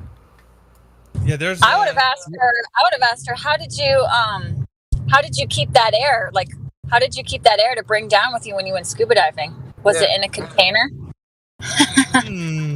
She was holding it with the force of gravity. Should be able to just have an air bubble. I should be able to have an air bubble just gravitate right around my head. I should be able to just. I liked it because there was like 200 people that were listening in at all times. I was like, oh, I got an audience now. I'm gonna pants these guys, man. All of them, every single one. And they keep wanting to. That Corvo guy, they're so like 2015 with these arguments, man. Like redundant, like don't know anything. Like they were straw manning me all day. We heard that from Ryan Rhinoceros last night, the supposed NASA employee. Yeah, they were strong. All they would do is straw man. Well, on the disc, it said gravity wouldn't work this way. I'm like, dude, did I ever make a claim that we're on a disc? Like, you're putting words in my mouth. Like this. and that's actually wrong. It actually does work on a disc, but let's not go there. They just say dumb stuff that they don't know anything. Yeah, Mickey, I was listening to the Chatterbox for a bit. That Piccini guy that was talking, I had like an hour-long conversation with him yesterday in the Chill VC here. That guy is dense as fuck.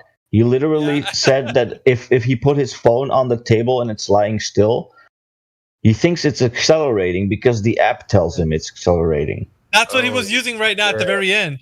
And that guy Corvo, he's what admins there. He's like, the app says 19. Where he was saying the admin was saying kudos, man. Like that's a great you really wrecked that argument. Like where are they getting this stuff from? Can someone tell me? Anyone? I have no idea, man. Like that's one guy said this is how you can prove that the Earth is a sphere.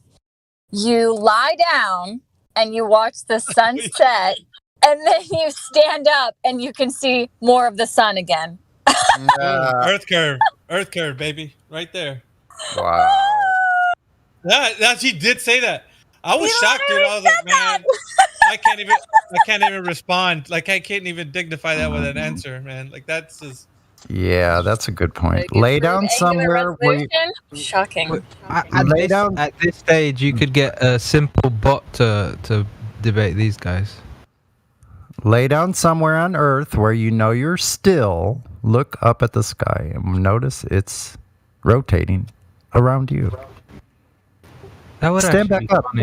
Stand back up and notice that you know every position you're in. Now you know you're vertical. How is that possible? I got a question, Miggy. Yep. He said with the cell phone. What did he detect with the cell phone? He was talking about the accelerometer in the cell phone. Detected what? Gravitational pull to the Earth. No, it doesn't. What a Nimrod. With me, I'm always like, dude, we're begging the question already, like talking about gravity. So I really don't want to do that. I want to talk about how you're telling me that the Earth is a globe before we actually get to the physics part. Like if you want to do that for me. And he didn't. Which I was like, dude, all right, I'll entertain your idea that the Earth has gravity. Now go ahead and tell me your spiel. Basically, he told me what Martoth was saying is the same thing. He thinks that a phone that's just lying still is accelerating. I'm like, oh man, this argument is like I don't even know why I'm discussing this with this guy. Like, It's that's insane. ludicrous. Yeah, I tried I'm for an telling you, hour with think him about- yesterday. Like a full hour. We were discussing density and the buoyancy and how there's G in the equation, but if you have an apple that's floating on still water, neither one of them is accelerating downward at 9.8. You just didn't get it at all. Yeah, it was couldn't good, you call man. that hyper? Wait a minute. Well, first of all, G's on both sides of the equation, so it just cancels out. Not necessary. Like But I hyper was- relativism. That Hyper relativism is what they're what they're doing is hyper relativism. It's this fantasy that they're just like everything's nothing like it actually is. And where's India It's when you quite need him, right? bizarre. Like, what the heck? It's just it's double like think. accountants, right? It's just like accountants. They're just finessing the whole situation. I wanted to jump in there, but I was muted. Balance the books illegally. Hey, how can I Yeah, get well, like we a can formal do time in that. there? Huh? Can we do that here? That I would said, get how can so I get- much traction. Yeah, I want. How can I get in there? Like, because there's a limited number of people that can talk. Like, how can I get in there so I don't have to fight to get in there? Crit actually brought me in, but it sounds like that I'm in good with the admin there or something. Maybe I can. Corvo, right? He's one, and Ryan Ain't Lying is the other one, right? Ryan Ain't Lying was actually the one that was there mostly. So I think if you message him, let me see if I can get the DM. But Yeah, the Chatterbox is the one we went on, right? That's the one we just did an interview on. Yeah. Is it? Oh yeah, I'm in like Flynn, man. No. Was it? I would Did you love go for an event, or was it just you guys were just talking about it? No, I think it was an event, man, because it just ended right now. But I saw Crit in there, or at least Crit posted something that he was in there. I jumped in there. I was like, dude, let me on this mic, man. Get me on here. I need to talk. I have like months of suppressed flat Earth anger towards these globalists. I hear you. So I had to work that out some way with these numpties. So I did that. It's kind of fun. Right on, Miggy. Miggy, if possible, to live peaceably with all men. If possible. Yeah, but some of you just got to bash with the club over the head, right? Like, I'm just kidding, Elijah. That's what he said. I'm pretty sure that's why he says if possible. Yeah. Well, some of them you feels like you need to, right? I mean, it's like, gosh, man. I mean, yeah, I was thinking most of you guys were gonna jump on there because like you knew about the event or whatever, but Crit was in there, so I was like, man, I see Crit in there, and I think Goth was in there. Well, I believe in a vengeful God, so there you go. I heard what they were like the last time when India and the other lot were on. It doesn't appeal to me to jump in there. He's actually asking me if I want to do it next week. So, yeah, I really want the crew If they to go in there, stream it man. to You guys are YouTube or it's recorded, maybe. you guys are the fam, man. You guys got to jump in there, man. Get some of this. Like, there's enough for Yeah, everybody. If they'll let us, if they'll let that's us, you can request to come in, but then like I got 200 other people. How many other people are putting their hand up? So I don't know. I do. I just want to grab a bag of popcorn and let Indio just take control. Just go ahead, Indio. Yeah, I'd like to hear that. He'll whack up. But when you're fighting control. children, don't you feel a bit guilty? Well, not when you're listening to the fight. I think that makes it a bit guiltless pleasure, huh? You listen to somebody else do the bad shit. You ever see Andre the Giant wrestle midgets? That's a Oh, smooth man. comparison. That's true. Maybe just send all the new ones. The ones who are still learning the arguments, just go, here you go, have some fun. Yeah, they're like, as long as we keep it cordial and courteous, I'm like, dude, that's me all the way, man. I'm on 100. Let's do this. I like Like that. I'm gonna be a smooth operator and bash you at the same time, so it's good. I'm all good. Mhm. Right? That curvature measurement.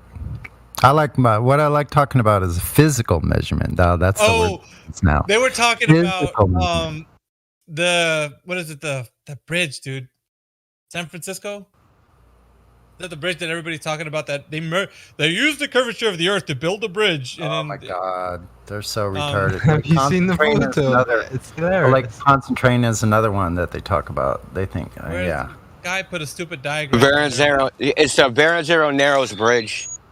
Ferranza Narrows. Yeah. Yeah. Well, tell me how the Earth is in a globe if they use the globe Earth measurements. Horror. Holy Like, dude. crap. No, they didn't.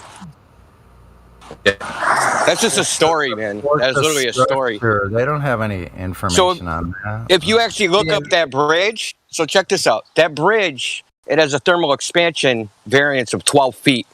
You think they need to compensate for like 5/8 of an inch because of the Earth curve? But they're letting the bridge flex 12 feet? Come on, man. It's idiotic. It's only for structural. It's only for structural balance. That thing is it's a suspension, so they have this curvature as a more stronger support with the way the cables and stays. Camber uprights, like To the columns. Yeah. they camber the uprights on suspension bridges. This is freaking obvious. Yeah, this is what happens when people get their information from low rent documentaries on an event instead of just going, "Oi, engineer, what did he do exactly?" Yeah, they don't know anything about structural engineering, nothing at all, or how things work together. They've never built anything. Most of them don't even know what a measurement is compared to a calculation.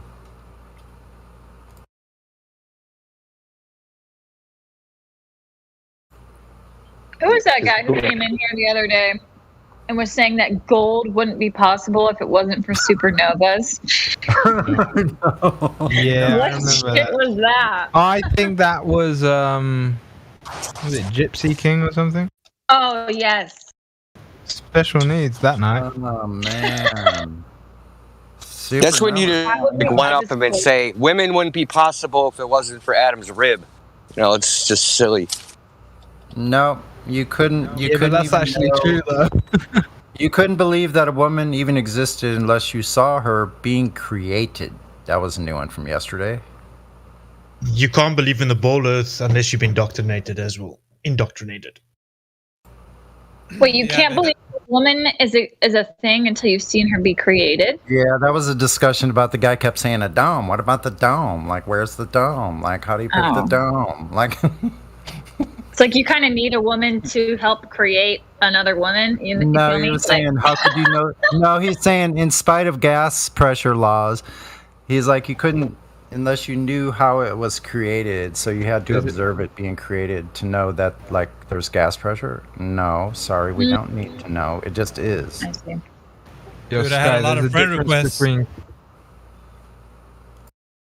I was just gonna say, Sky, there's a difference between creation and procreation. Good to know. But I get your point you were making. I'm just, just being hyper specific with the terms. Yeah, you Yeah, guys that- should join that- the next event, man. That was wow. Yes, I suppose I could listen go in in there and if try. it's that much fun. I'll go in Yeah, and it try. is, dude. I'll give it a try. I haven't had that much fun since the early days of Flat Earth, man. That's yeah. Numpty Deluxe. Numpty Deluxe. Yeah. Can I have the Numpty Deluxe with fries and large chocolate shake, extra- please? Could I have the extra Coriolis sauce, please? That was one of the. I think that lady Hollow with a Earth hint of said super rotation, right? Can I have the unmeasurable, not visible horizon, please? Can we get some pretender clowns for the entertainment? Yes. It was quite a we're- circus today, man. Where the upside down jesters at? I don't know why they wouldn't come in here. Like, you would think they would be here. And the guy Corvo was like when Bikini, that guy with the little parakeet, little avatar. He was talking about the accelerometer, and he was like, "Oh, dude, you really nailed it, man! What a great topic! Yeah, dude!" Like, I'm like, "What the hell? What did he hear that I did it, man? Because that argument was garbage, dude." Yeah, but it has a mass spring in it, dude. They probably watched sports when there was no spectators, too. So, there's that. I think that guy comes from the school of yeah, man. That was funny though, because they were talking about stuff and nobody had any idea of what they were saying. Well, yeah, if they're saying that a MEMS accelerometer, because that's what's in the phone. And I doubt they know how one of those even works. So I got these little fingers, and if they move, the voltage across the fingers increases, and so that's how they measure an acceleration.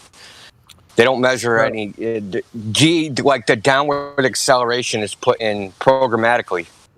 It's not put in, it's not measured, right? So when they program the device, they just insert it. So, I mean, a programmed I don't know where these guys get these guys. I told him as much, but he kept going on about the digital mass device. spring. Digital programmed device. And I gotta say, I went in there like about maybe 10 o'clock this morning. It's 2 o'clock, dude, and like I was just floating around. Just damn, dude. They couldn't. They were trying to come up with these gotcha kind of things, and then they even turned it around because I was always asking them, if you're gonna present something, I need you to verify that information.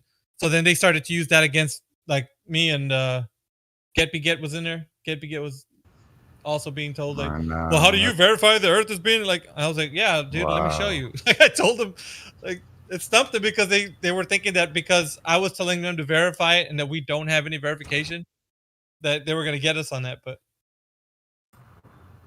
booyah. Well, yeah, Miggy, it's because they think the arguments are like equivalent in some way, right? As the globe claims and all that is just like identical to the flat Earth claims, and that like we have equal evidence and that we're doing the same thing.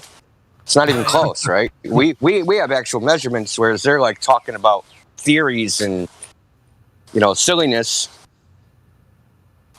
So they think that like we have the same type of evidence, right? So that's why they're always asking, well, how was this formed or how was that formed? They're looking for physics theories, right? And infer the shape of the Earth from that. Well, we don't need to do all that. We just go out and measure the Earth. We're not going to just look at the sky like a fool. Mm-hmm. So while you're kind of the opium pipe, looking at the sky, making up stories. What I'm hearing you saying is they have no real grasp of their senses or what's actually happening right where they live. They did an all call at the end of it. I think Ryan at Line was like, if you guys have an advanced knowledge of flat Earth and want to debate a flat earther, and the arguments and stuff, come into the next event. And I was like, dude, I don't think there's anybody that I know of that could even like any one of you guys in here could just blow wind and knock them over, dude. There's nothing out there. Like, it's kind of like, hi-ya. Yeah, they all get the same BS, right? They all get the same stuff about flat Earth. It's a disk in space, water falling off. They're leading with sorry. Yeah, go ahead. Sorry. They're leading with the chin is what they're doing. I like that. That's what a easy fight that is when someone's leading with their chin. They have like, they all have glass chins. It's also the fact that if you think of their arguments as a martial art, right? We were all taught the same martial art. Now we've learned a whole bunch of new moves that they've never heard of, and they're not. If all they do is repeat the things that we all grew up with, understanding, and have heard it all before, there's nothing they can ever say. We've heard it all. We have an answer for everything. It's over. Well, I mean, it's pretty much the same 30 arguments all the time anyway. Exactly, and it's just in a cycle. And if they talk long enough, they'll eventually get back full circle, but they'll have already forgotten that's where they started because they don't see it. It's like trying to show someone a 3D magic eye. It's like until they see it, there's just simply no way to show them. They have to see it for themselves, and they have to look at the 2D version of it until they see it. No amount of, They talk themselves into a tangled mess every time they try to explain it, especially if they're trying to say that you're going to use calculations and stuff, because they don't know what the hell they're saying. They just keep talking. Just keep talking. Just keep talking. What martial art is that? Like West Side Story martial arts? Oh my just dance around. It's like it's like the buzzing little fly thing. You want to just whack it. Then we got into the core of the Earth, talking about how there's God, lava is coming out. And people know that, so the core of the Earth. And I was like, dude, do you know if there's a molten iron core? Did you verify that? Well, I don't need to. I see lava coming out. Like, So?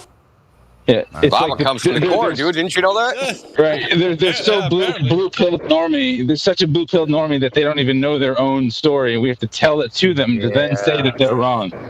They haven't even, yeah. How are they going to like figure anything else unless we tell them their entire fairy tale, like every detail of it? They don't even know what they come in here. They're defending the globe. Like last night, this NASA fanboy, whatever he is, like didn't even know the radius of the Earth. Had to Google it. But still, yeah. That's what I'm saying. These people they're looking into this for sometimes the very first time, thinking that they've got an upper hand because obviously 1,000 years of science, bruh, and then don't even had no idea what they didn't even know. Yeah, I'm gonna ride in on the heels I'm gonna ride in on the heels of this appeal to authority. I'm riding on the heels. I'm gonna just grab onto. It's amazing. Well, I mean, listen, they think they've been told that there's an overwhelming amount of evidence to support the idea, but then they go look and they're like, shit. They're told, they're like, oops. Fairy tales. What? There actually isn't any? I really thought there was. Yeah, so did everybody else, right? So did all of us, right? We went and looked. Yeah, we have the entire body of science, only to find out a little bit years down the road that actually science doesn't even prove anything, so don't worry about it. Yeah, you guys are just evil because you learn to think for yourselves. How dare you try to think for yourself like that? Yeah, she was telling me, the lady Hollow was telling me, how much secondhand information do we need to make it something true? I was like, dude, not listening to me. You got to verify the information once you receive it. Can you do that? If it's possible to do that, then it becomes, firsthand knowledge. But what you're saying is just because somebody tells me something and I can trust that information, I can put it in the realm of the really is level. I was like, can't do that, man. Like nobody can. I'm good. I got to tell you something, whether it's true or not, you're just going to believe me until you actually know and you verify and test it for yourself. I mean, empirical evidence, it's the only way you can find out. Yeah. That's the other thing they don't know, the difference between belief and knowledge. They think those are the same thing. Yep. So I'm saying calculation and formula, like they don't know that that needs to be separated first before you start a conversation if they can't tell the difference between calculation or formula and an actual measurement. Everything came out of the woodwork, man. We're talking about predictions because we have certain lunar eclipses and tides and all that stuff, man. We got predictions, and because of that, now we know the Earth is a globe. Real. None of those use a globe to be predicted. That's the funny thing. They don't use a globe to predict eclipses. You know that. Nowhere. Yeah, I told them that. They can't use a globe to predict eclipses. It's not just that they don't use it. They can't use it. Doesn't work. Yeah, it's too complex. They can't model it. Where's that model at? So, Sonny, you were on here when Matthew Learns was on here. Yeah. Matthew Learns? Yeah, you were on here. With his little videos, yeah, like he's got all of us. Yeah, so I want to go. Yeah, so the calculation versus the measurement. Did you see what I posted? The dude that brought up the gnome experiment, the little gnome measurements where they weighed a gnome all over the world. The guy was like, "Well, they weighed the least in the south. It weighed the most in the South Pole and the least on the equator." And then I showed him the actual measurements, and that's completely wrong. But they calculated it, right? In Matthew Learns was certain that that's what happened, right? Because he has the calculation. That's what the goal predicts. He was so certain that that is what is observed in reality.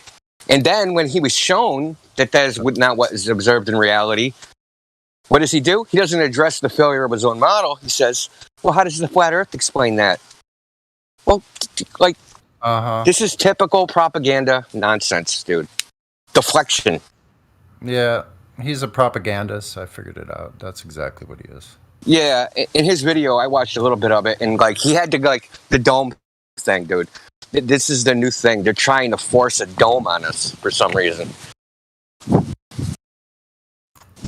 don't believe in no fucking dome. Dork. Anyway,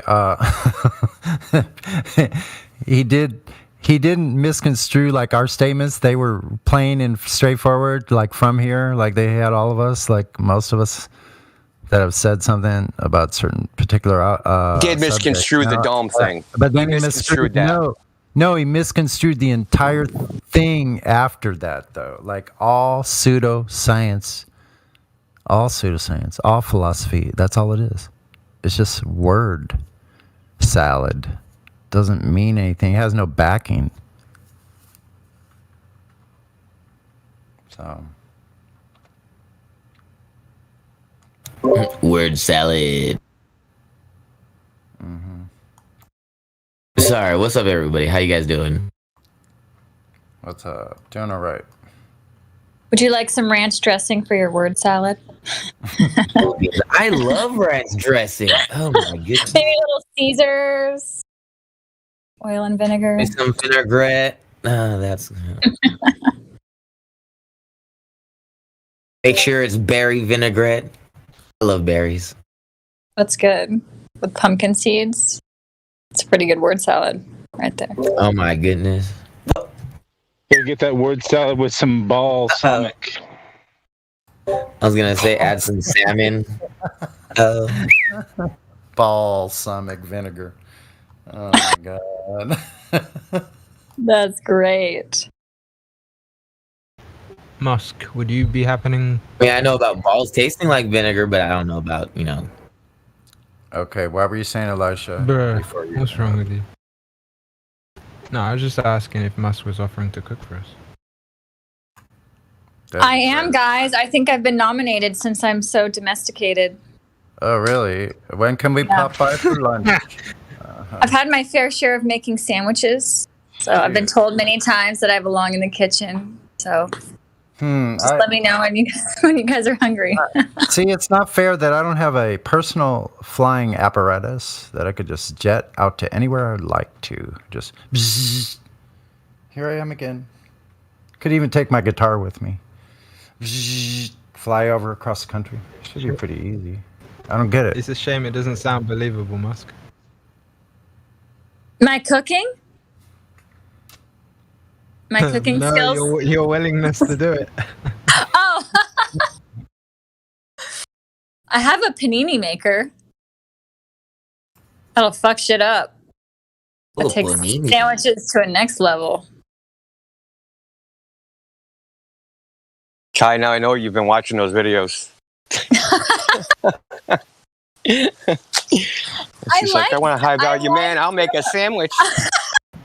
You know what? I tried to do some soul searching, and I was like, wow, I get why Indio sent me here.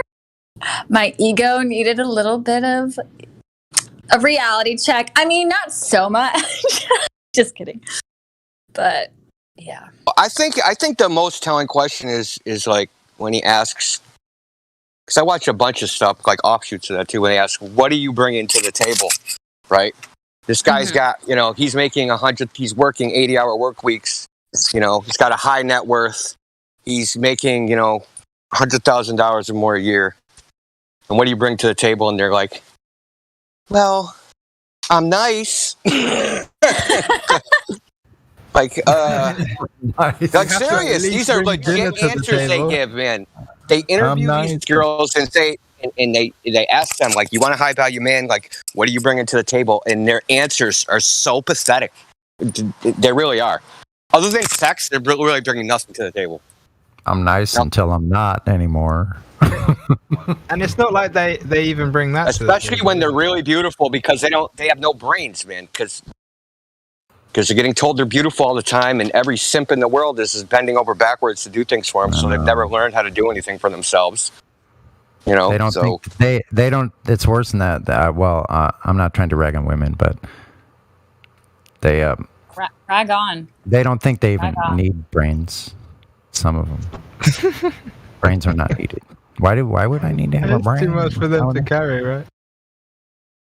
Well, he makes good points. Like he asks these women, like these women want these men to make a certain amount and to look a certain way, and then he asks them back. He's like, "Okay, how much do you weigh?" And she'll be like, 200 pounds, and he'll be like, "You weigh more than a man." Like, what do you think you're gonna get? Like, he's just really blunt with them, and there's some girls that are genuinely like, Kevin, you don't think I'm a 10? Like, oh my god, like I'm a 10, and he's like, you're a 5. Like, I'm as good looking as Beyonce. I'm 5 foot and I weigh 178 pounds. Like, you're crazy. Like, you're out of your mind. Well, Beyonce's not even that attractive, though. Well, yeah, I don't think she's that attractive either, but she's more attractive than these women. There is something that, there's something that has to be considered with this, right? You know what we deal with here? They come in thinking they know what they're talking about when they have no clue.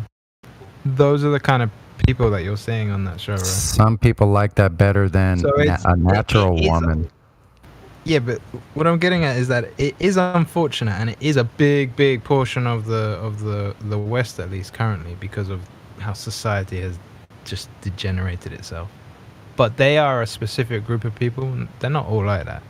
Because think about it, what it takes for someone to go on a show like that and behave like that. It's only going to be a certain mentality, right?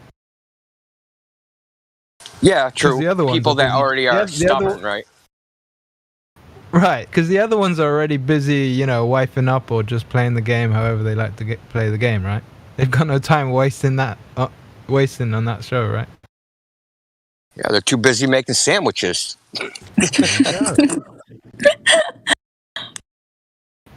That's what makes the world. And in case anybody doesn't know what we're talking about Kevin Samuels.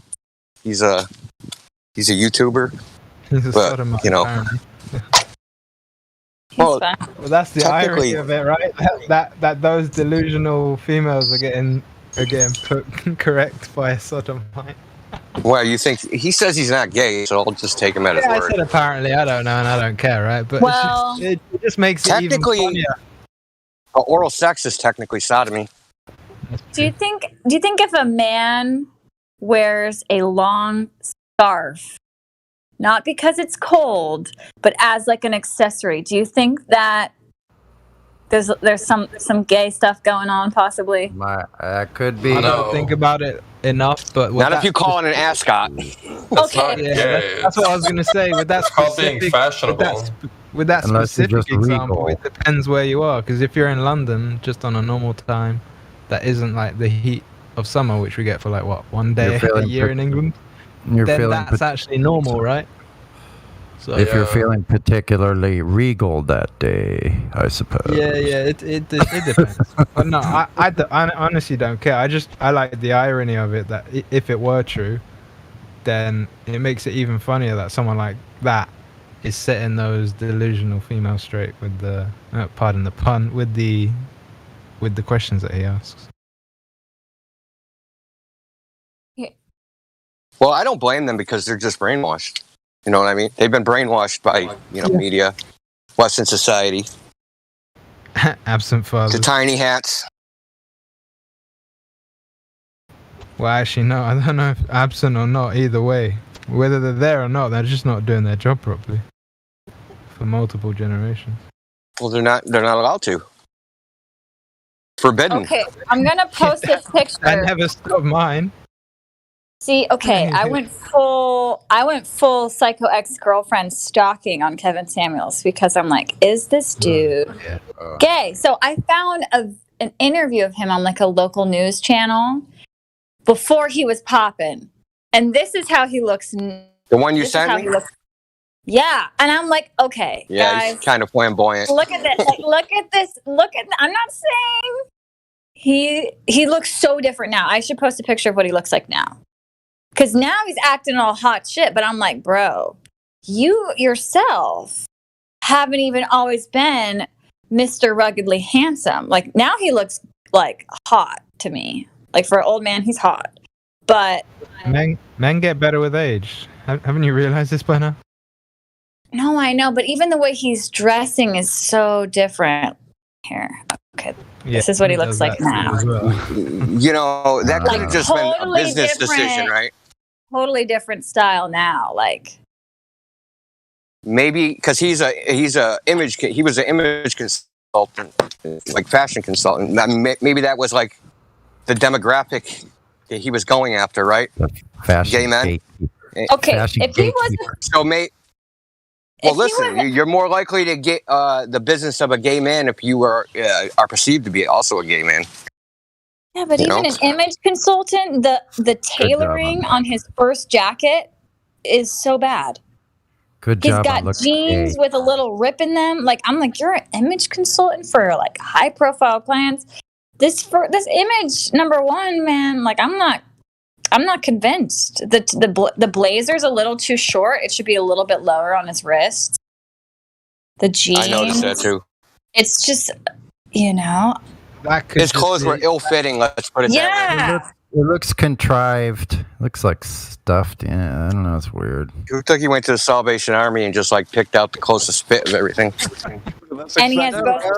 That's the look I'm shooting for. Yeah, he's both ears pierced too. That was another detail I caught. You can't see it unless you watch the video.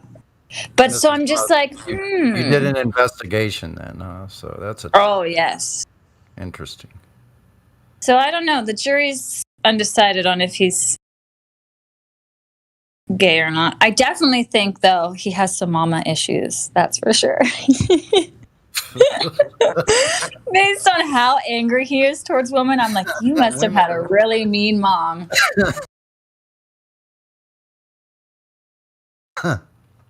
You all are dangerous. You got his videos. He's literally asking women. He's like, what kind of woman? You need to imagine you're a dog, and you need to ask yourself, what kind of dog would you be? Well, like I was gonna say, is women are so intuitively keen, and it's like they could just tear any man to ribbons. That scares the shit out of me. Like I've experienced it personally. That's funny, man. Wow. I've definitely come in on a juicy part of this conversation. I've seen this guy, Kevin Samuels. I've seen him on the Fresh and Fit podcast. And I don't know if anyone else has, but I really love that podcast. It's amazing. I hate that one dude. Oh my god. Sorry. Which one? Myron. The one who's like, I'm never getting married. I'm going to be a player forever. I'm like, bro, do you have a mirror? Like, you are not hot enough to be talking like this. Yeah, Myron definitely has a lot of confidence for his look, so I'm not going to lie. But yeah, I wouldn't think Kevin Samuels was gay, man. Did you see the picture I posted? Yeah, I mean, I'm trying to speak in his defense. That's really not the best. It's not the best look going for him on that first picture. But who knows? Yeah. Well, Kai, you just illustrated the whole point of the show. Doesn't matter what you look like. You got money. You're getting laid. For guys. Yeah, for guys. You got money, you're getting laid. It's part of the global homo agenda to say that anyone who looks well dressed is gay. Anyway, there's someone named No, it's not just that. There's a I'm not just looking at a dude with a scarf and being like gay. Like there's other stuff in there. Oh, okay. That makes me suspicious. It's a couple people in the live At the stream. very least, he should. Sorry. Well, yeah, we can bring it back to Flat Earth. I prefer that. Anyway, one last comment. At the very least, he should know that he's being perceived as gay and dressed different. I would. Everybody's like, man, that's some gay looking shit. I'd change my clothes. Yeah, he looks great now. You'd think. He looks hot now, I think. That's weird. I'm always astonished at what women are attracted to. That's. I can confirm what Indio said earlier about like when your client base is gay men, they want something to attract gay men. I got hired in a gay clothing store or like it's like sold fashionable clothing, but the owner was gay, and most of the gays went there, and I was just hired there because of my looks. It's a subtle flex. I like it, Trace. Ooh. Because you're so handsome. We also have spaghetti. For men, that is. Are you saying you look gay, or that you're so good looking that everybody's like, you must be gay? Because nobody can be that good looking. Nah, I can be sometimes a little effeminate, so that combined with my face, so that helped. All right, it's time for you to start a martial art where they kick you in the face every day. Did they tip you well, or how did that work? No, it's just you sell people clothing. You tell people this looks good on you, and they're like, yeah. So you lie to people every day. I see. Oh, Yeah, I see. that's what you have to do there.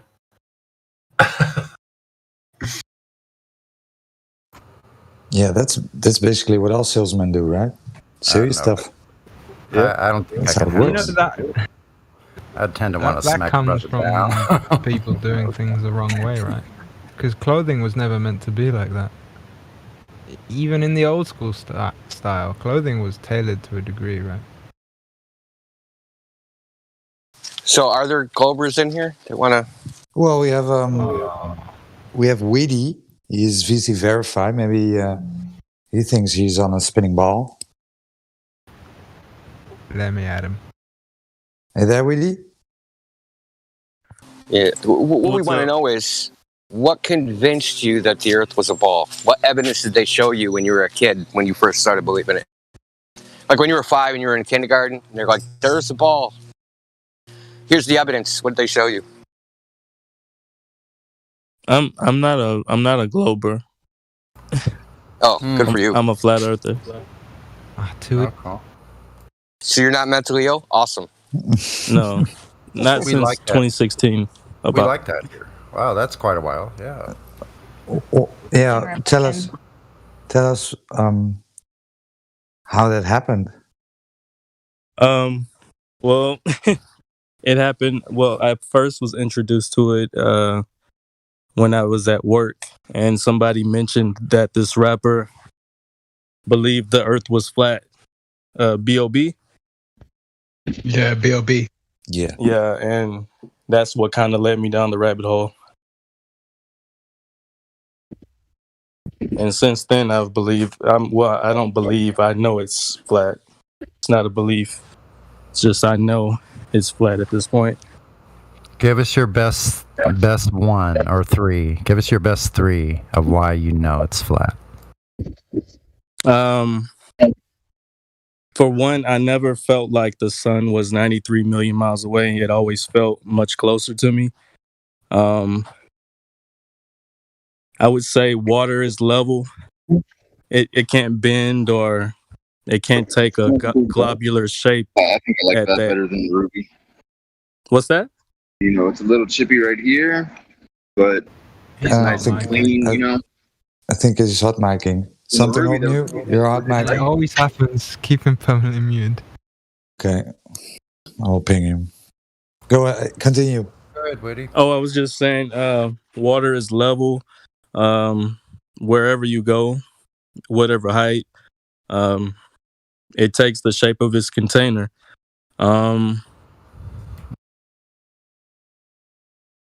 I don't feel like we're moving. I feel stationary. I don't feel like I'm spinning millions of spinning at thousands of miles per hour, 1,000 miles per hour, and then circulating, revolving around the sun. I believe everything is just revolving around us. Welcome to the server, Woody. Yeah. What's welcome. Welcome I said, to the server. Yeah, yeah, welcome. Oh, welcome to Flat Earth. Thank you.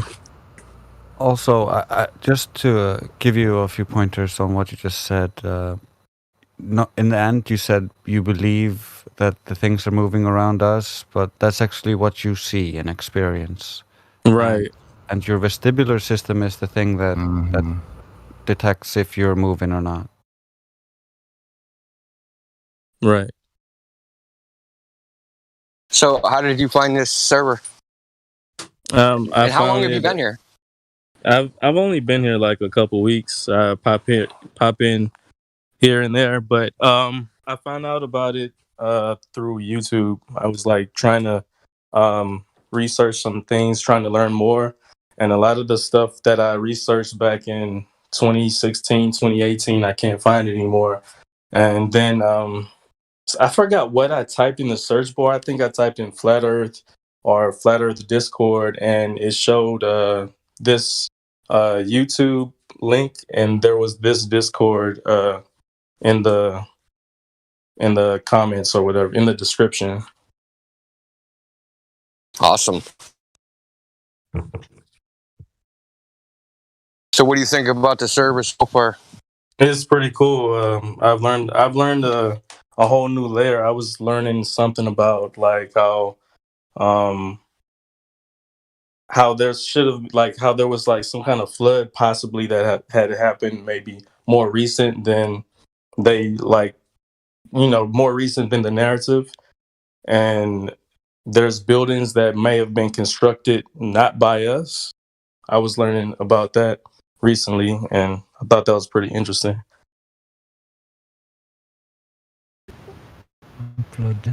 I do like the qualifiers you use. May. What's that? I do like the qualifiers you use, may and could have. Mm-hmm. What city are you from? That guy that was talking about the Tartaria. Yeah. What city are you from? What city am I from? Yeah, virtually every city has Tartarian buildings. I'm from Texas. I'm from Houston, but I moved to. There's buildings down in Texas with Tartarian architecture too. And I started trying to think about buildings from like my city, and I was like, wait a minute, let me try to think about buildings that just don't fit in. They're out of place for the just timeline. out of place, right? Yeah, it's like, wait, wasn't Texas founded? Go look at the state capitol building. That's always a dead ringer. It's like, wait a minute, this doesn't look right. If you look at the states that were founded really late, states that are west of the Mississippi, it's they shouldn't have buildings like this. And in the Deep South, and a lot of that, like the Civil War was used as an excuse to destroy that shit, like marching through Georgia, Sherman's March, destroying the Old South. There was like pillars and shit, like stone Roman pillars down south. It's like, what? How did they have stone? Everything you think in the South is all new buildings and stuff. It should be made of wood. They had shit made of stone, brick. It's like, where did they get the manpower for all this labor? How did they cut stone? Like, even in that era, how did you cut stone in horse and buggy era with no electricity? They had no diamond blade. How did they make muddy that? roads? Yes, no roads. Yeah, well, the roads were paved. We did have good paved roads. Exactly. Muddy roads. You know what? Using horse-drawn wagons to get supplies placed. That's all they had. That's how high-tech they were. What's even a bigger thing is all the infrastructure underground, the tunnels, the sewer system, the canal systems. They had canals along the coastline, like the East Coast and up north, and they said it was all dug by hand with shovels. It's like, get the fuck out. And then the brickwork, my cousin works in underground sewer system, like in Detroit. They have giant brick cavernous tunnels and all that stuff, the drainage, the pitch of the drain for the sewer system to work, all that engineering, that's a huge amount of engineering. And it's all subterranean, it's brick lined tunnels. I think they used brick back in the day because if some of it needed maintenance, you could always pull out the bad bricks and repair it. But it was so much more labor to do it that way than what we do now. But they were master builders. Whoever did that shit, they were genius. Right.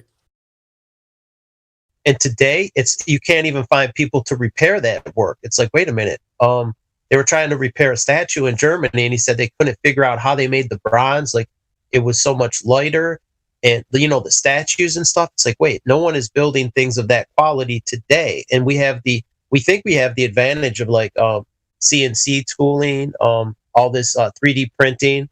Some people speculate they had 3D printing back then. because they can't think of any other way. Like some of these statues or whatever they are, there's like negative space behind really like there's one with a fishnet, and behind the fishnet there's a negative space where it's hollowed out. It's like, how do you get in there around like with a chisel? How do you chisel out a negative cavity behind this thin little string, and you got detail on the string? You cannot hit a string with a hammer and chisel these little thin strings. It's going to break. You can't hammer detail onto a thin piece of stone. It just doesn't work like that. And there's no mistakes on it. Like if you made one mistake, the whole statue is trashed. How the hell did someone make that? And why can no one do it today? Like, I don't see anybody reproducing that. It's damn sure not hammered. Yeah, you're talking about, I think it's called the Storm. I think the name of the statue is the Storm or the Fisherman or something. It's attributed to an Italian sculptor named Bernini. That's who they said carved it. He also carved some other stuff, which is crazy amazing. You ever seen the one where it looks like his hand is pushed into the woman's flesh, like her thigh? Yes. It's so realistic. It's crazy, dude. It's crazy. It's like they like the Medusa and like turn to stone. It's crazy. Right, and the silk. There was a silk thing, a veil over her face, and it looks like the veil. Yes. How do you replicate that? I don't know how they did it. It's like freaking transparent, like semi-transparent, dude. It's crazy. Yes. It's done in layers. It's layers. It's like no one is at that level. Like there's no artist of that level today. Can some of you guys put some pictures of these things that you're describing? Yeah. Let me go through my list. I got like 5,000 pictures on here, so I got to scroll through them. Crazy. Give me one. In Google Images, type in Bernini. It's Bernani. If you put that in Google Images, I'm sure like all his artwork will come up, or a lot of it. Okay. Here's one of them. This is not the one I was talking about, but I mean Nini. Bernini. This might be his work, Indio. It's a woman that's in I'm still looking for the fisherman that Martov posted it. I think that's the one you mean. Oh, here we go. I got it. Let me trim it real quick. Have you ever heard of transmutation? Yes, I have. Have you ever heard of transvestigation? Yes, that. Oh no, you're gonna summon battle mod. Maybe they just threw the fishnet into like molten lava and then it turned into stone. How do you explain you can't pour a mold like this? Oh yeah, I don't know. Pretty impressive. I don't know how they did it. Yeah, Seems like pretty impressive. That's amazing. Like that's like one of the greatest works of art I've ever seen, at least by far. The amount of skill, like let's imagine it was carved from stone. The amount of skill is inconceivable. Wait, is this in Italy? Like, where is this found? Stretches the imagination to think about that, man. Wow. It's all different places. I mean, like even the buildings all across the realm, even in places as remote as like South Africa, New Zealand, Australia. You go into large cities and there's buildings that are out of place with the timeline. They're like, when did people settle New Zealand? When did they settle? And then how did they build this infrastructure? The roads, the sewer systems, all this infrastructure and magnificent buildings with so few men. And not everybody, like even today, how many people are brick workers? Like in your city, maybe a handful. Even if you have like say 10,000 people, how many of them work with brick? Is everyone going to be an expert? No, it's like that's not reality. Do you mean brick or stone? Both. There's brick and stone. They build buildings out of both red brick and stone. Yeah, that's kind of amazing. Like if you look at San Francisco, and rarity goes down even further when you go to stone. Like the first picture of San Francisco, there's like only 500 people or something, and then 30 years later they have this panorama and it's fully built out. You're like, how could these people with no roads and only horse-drawn like wagons and stuff. And the level of skill is way higher than today's level of skill. I'll show you too. Even that column from Atlanta, that column that those kids are sitting at. in Atlanta. Yes, yeah, I got that. Pillar. That's a huge freaking column. Look at that. Look at these two buildings. This is New Jersey, the top one, and the one below is Chicago. And I'm looking at that building to the left on the bottom. It looks like something from Nintendo Switch, the new version of Zelda. Well, it's not the new one, the first version of Zelda. My nephew has it. They have buildings like this in that video game. And they have what's called, in the video game, ancient technology. Wait is the a minute. highest. Did you say the second one? I'm sorry. The second one is Chicago? Yeah, Chicago, and the top one. I've seen that. I walked amongst those streets. I've seen some of those buildings when I was a little kid. I saw some of the old style buildings, huge, big, elaborate hotels like the one you showed right there, Atlantic City, that were built probably like in the 1890s or something. These are freaking huge. Elevators, everything. So they say. I think it's much older than that. Probably. A lot of them probably are, no doubt. That's amazing. How do they build them without electricity or without like diesel engine cranes and all this technology? Like, it's hard enough to build that today. How was it done back then? I mean, it can't be replicated. That's the thing. People are not replicating that type of work today.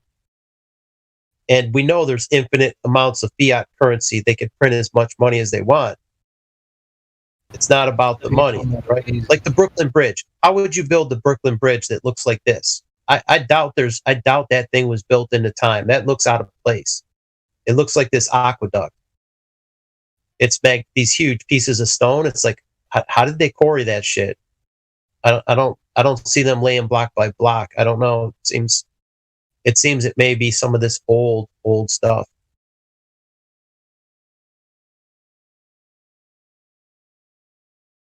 This is actually mind blowing.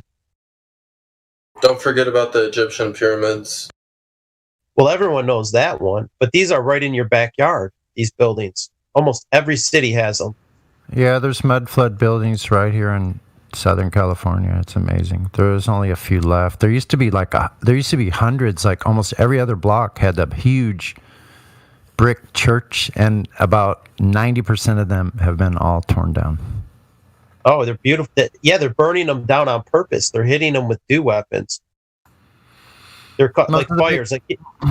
Yeah, most of the big churches here have stairs going up to the second or third level, mind you, and they have at least one whole story fully underneath ground level with windows and doors, arches, and everything underground. At least a whole story, and then like residence housing next to it be in the same period, like they look like they're the same period. That it's mud flooded too with some kind of gap in the basement, like with vents. And the church. See this building? Really bizarre. The second one, that's a church in Detroit. That's where I'm from. So we have. This is not the. See, it's brick, it's stone. And I was wondering, like the early immigrants, were they that great of brick? Like bricklayers and master stone workers. It's like, where are their kids like that are doing this same work today? Where do they come from exactly? Where did all the stone workers, like Salt Lake City, the huge monument was built like when the people were just pushing by hand carts and had their oxen and family trailing behind. But they built these huge monuments. Crazy. Yeah, all that underground stuff is amazing, man. All up there in the Chicago area. I remember whole streets were all lined with all these red brick buildings, like lines and blocks and blocks and blocks of them, man. And all of them had second story entrances with stairways and basements underground level. Like, what's crazy? The marble buildings. They're made out of like white marble, like Washington D.C., like in the Vatican. That shit looks way out of place. They're like, oh, people just like that style, so they built it in Washington, D.C. Oh, okay. Oh, they're huge. Sounds plausible. I have one down the street where I have an older picture from many, many years ago where that same building that I can see out my window. Huge brick, like granite buildings. They still have the antenna. And you know what? a lot of these incorporated domes. Here's a salt mine. This is a salt mine in Poland. They have chandeliers made out of salt. The floor is made out of salt. It's all hand carved, and it's a national monument. It goes on for like hundreds of miles underground. There's tunnels and shit. And I think that was built by the previous civilization. All these salt tunnels. And I don't know, something with the salt. This is Salt Lake City, the Great Salt Lake. There might be some kind of connection with salt too. I'm not sure. Pepper, maybe. They're mining it out. Under Detroit, we have salt mines too. I've never been down there. I'd like to check it out. It might be. See all this subterranean. See the pillars. I got an old one from I think South Carolina or Georgia. It's like supposed to be from the Civil War, and they're sitting on a giant stone pillar. The remains of it. So remember, salt is anti-gravity substance. Is it? Okay. It can make an egg go up against gravity in a glass of water. Oh yeah, the density layer. Yeah, even in the Great Salt Lake, I heard you could float in the Great Salt Lake. You could like float, like you don't need a raft. You just float right on the surface. It's so dense. Mercury will float on salt, even though mercury is denser than salt is. Wow, that's. Oh really? I've seen someone doing stuff like table and mercury. Yeah, the anvil and mercury, but there's a reverse one where they pour the mercury on top of salt, and the mercury floats on the salt. What? Yeah, I think I'll find the video. I'll post it. That's trippy. But yeah, you know what? All those star cities were blowing my mind, man, to see how many of them are star cities. Like, wow. They were everywhere. Was it solid salt? I think I saw that.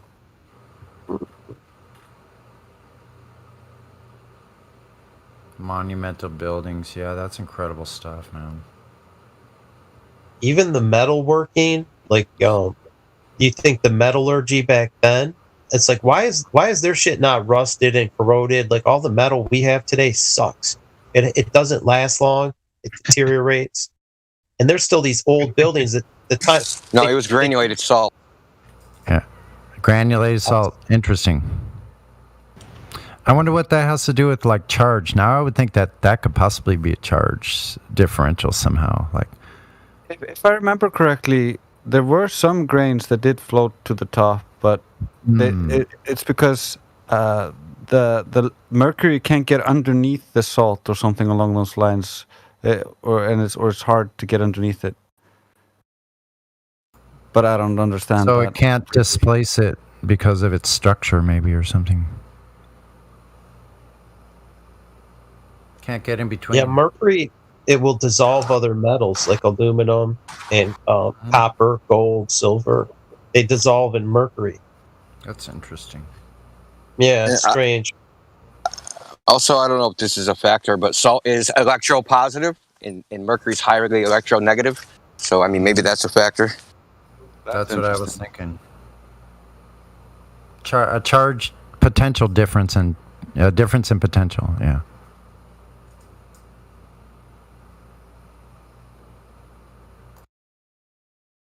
Mercury versus salt. Tau Fledermaus. This is the one I saw, Indio.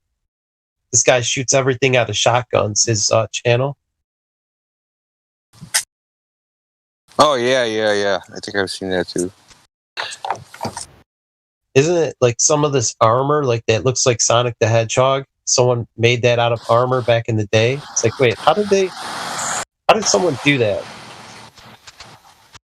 With just basic tools. Like, how would you go about building that? That was... Oh, armor? How it's yeah, it's pretty amazing. The amount of detail. Like, there's a glove. Let's see if I can find it. These armored gloves, and there's so much detail in ornamentation.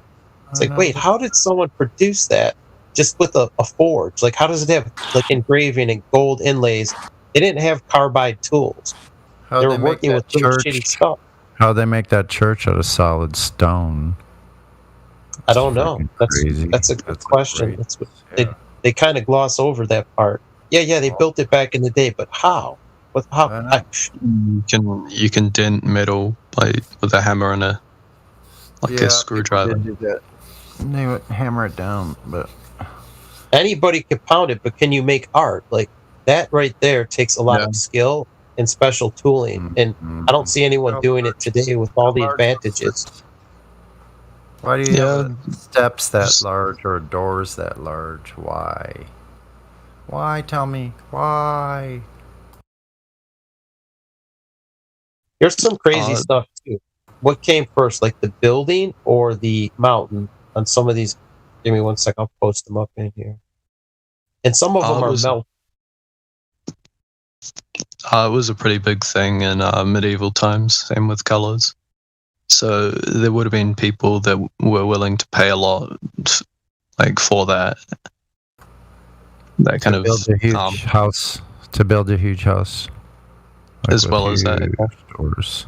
See how the stone is like surrounding the buildings, right? And then see how it's blackened. The structure. It's like, did they build the building into the mountain? I mean, look how it's perfectly infused. Or was the building melted? Like the remains of the building was melted from the top down? That's a good question. Looks like they carved into that. Or that's what it looks like. How would somebody do that, though? Wood originally. A lot of time and effort and people. They had mines and stuff in Roman times where it'd take like decades to just get maybe 20 meters in there. So. Well, the problem is there's some of these tunnels, these rooms go inside the mountain. There's rooms with floors and everything. Mm-hmm. Yeah, it's not impossible. Pretty close, though, to impossible. Nah, I mean, like, that could have taken centuries to mine that stuff.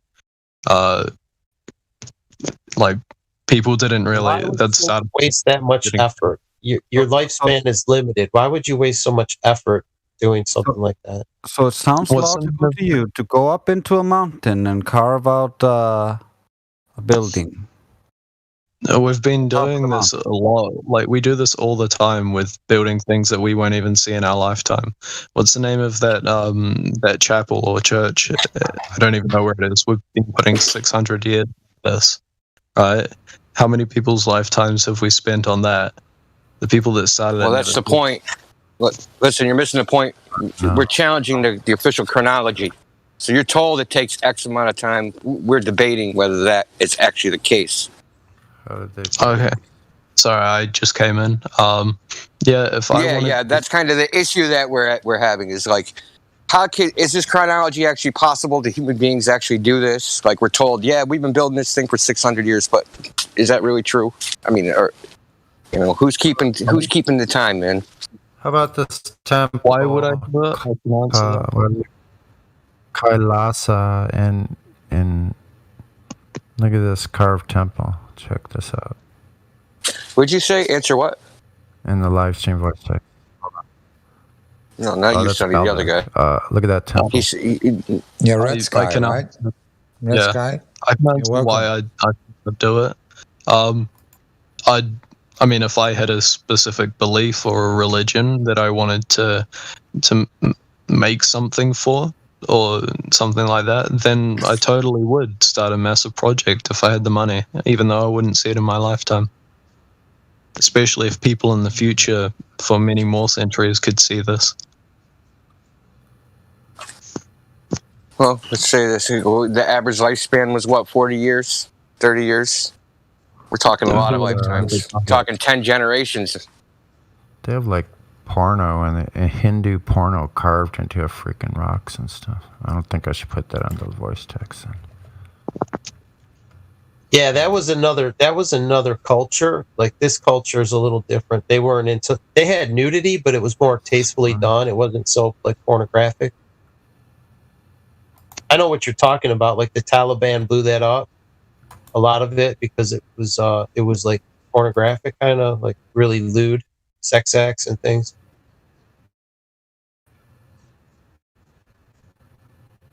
Yeah.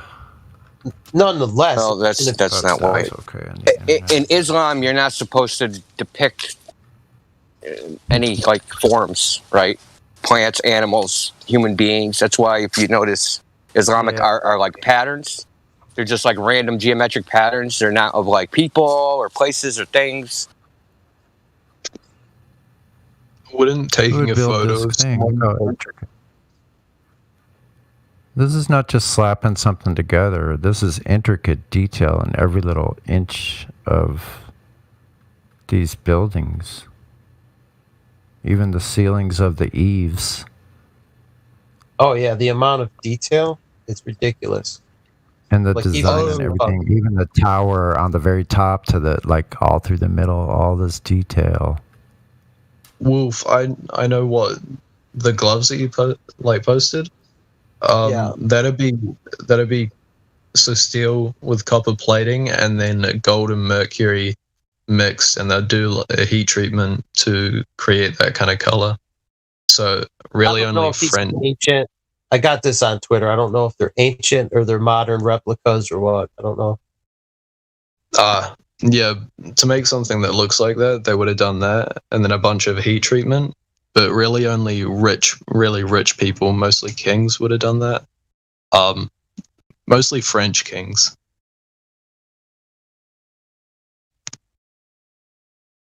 There's just some crazy. They call it Art Deco. A lot of the stuff, the Tartarian, is called Art Deco. And then you look at stuff like this gun. Who would build a gun of this size? It's not practical, but it would be scaled for somebody of a bigger stature. If there was people of a much larger stature that built this stuff. Didn't they? And that's why you have cities called. They're saying those are like duck guns. They put it on a canoe somewhere. That looks like a roll. Oh, that's what they tell you. It's the official nonsense. But what I'm saying is, like, there was people much bigger than us that these buildings were built for, like the ceiling height, the door height, the windows. If you're like average size person, our ceilings are 8 foot tall in a residential building. They're 10 foot tall in a commercial building. But the old buildings were much taller ceiling height. And they were telling us, everything they tell us is an inversion of reality, like the globe. And the globe is a stationary flat plane, but they tell us it's a spinning water ball.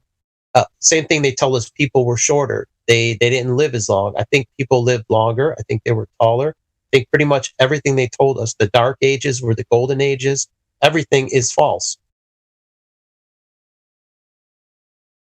I mean, with the gun thing, I don't know about that unless the giant guy had really small fingers. But the books, that's interesting. Oh, you've seen the books? Yeah, they got books that are massive. Codex Gigas. I'm scrolling through my list, but I have pics like that of the large books, the large doorways, the large ceilings, all that stuff. And think of the sports teams. Why did San Francisco and New York both have the sports teams named the Giants? New York Giants, San Francisco Giants. It's like there was buildings in both of those cities scaled for giant people. They didn't just like, hey, let's be called the Giants. Okay. Well, I mean, we're kind of dumb as people, but not that dumb. I mean, we build things not all the time for practicality. I mean, look at all these modern buildings with those weird kind of zigzag patterns with metal on them. I mean, they block the windows. It's not practical, but we still put them on there because apparently it looks cool. People are dumber now, actually. People believe they live in a spinning globe. They're dumber, much dumber now. Yeah. Idiocracy level. That handrail, it's all made of stone. And look at the height. Normally a handrail. Most of these buildings built by the Greeks and Italians, like. No, that's the official story, but we don't know. The official story is all nonsense. Well, we have most of the Greeks and Italians were globe earthers. Who? They were mostly globe earthers, the people that made these buildings. Well, the globe was invented more recently than you think. Maybe.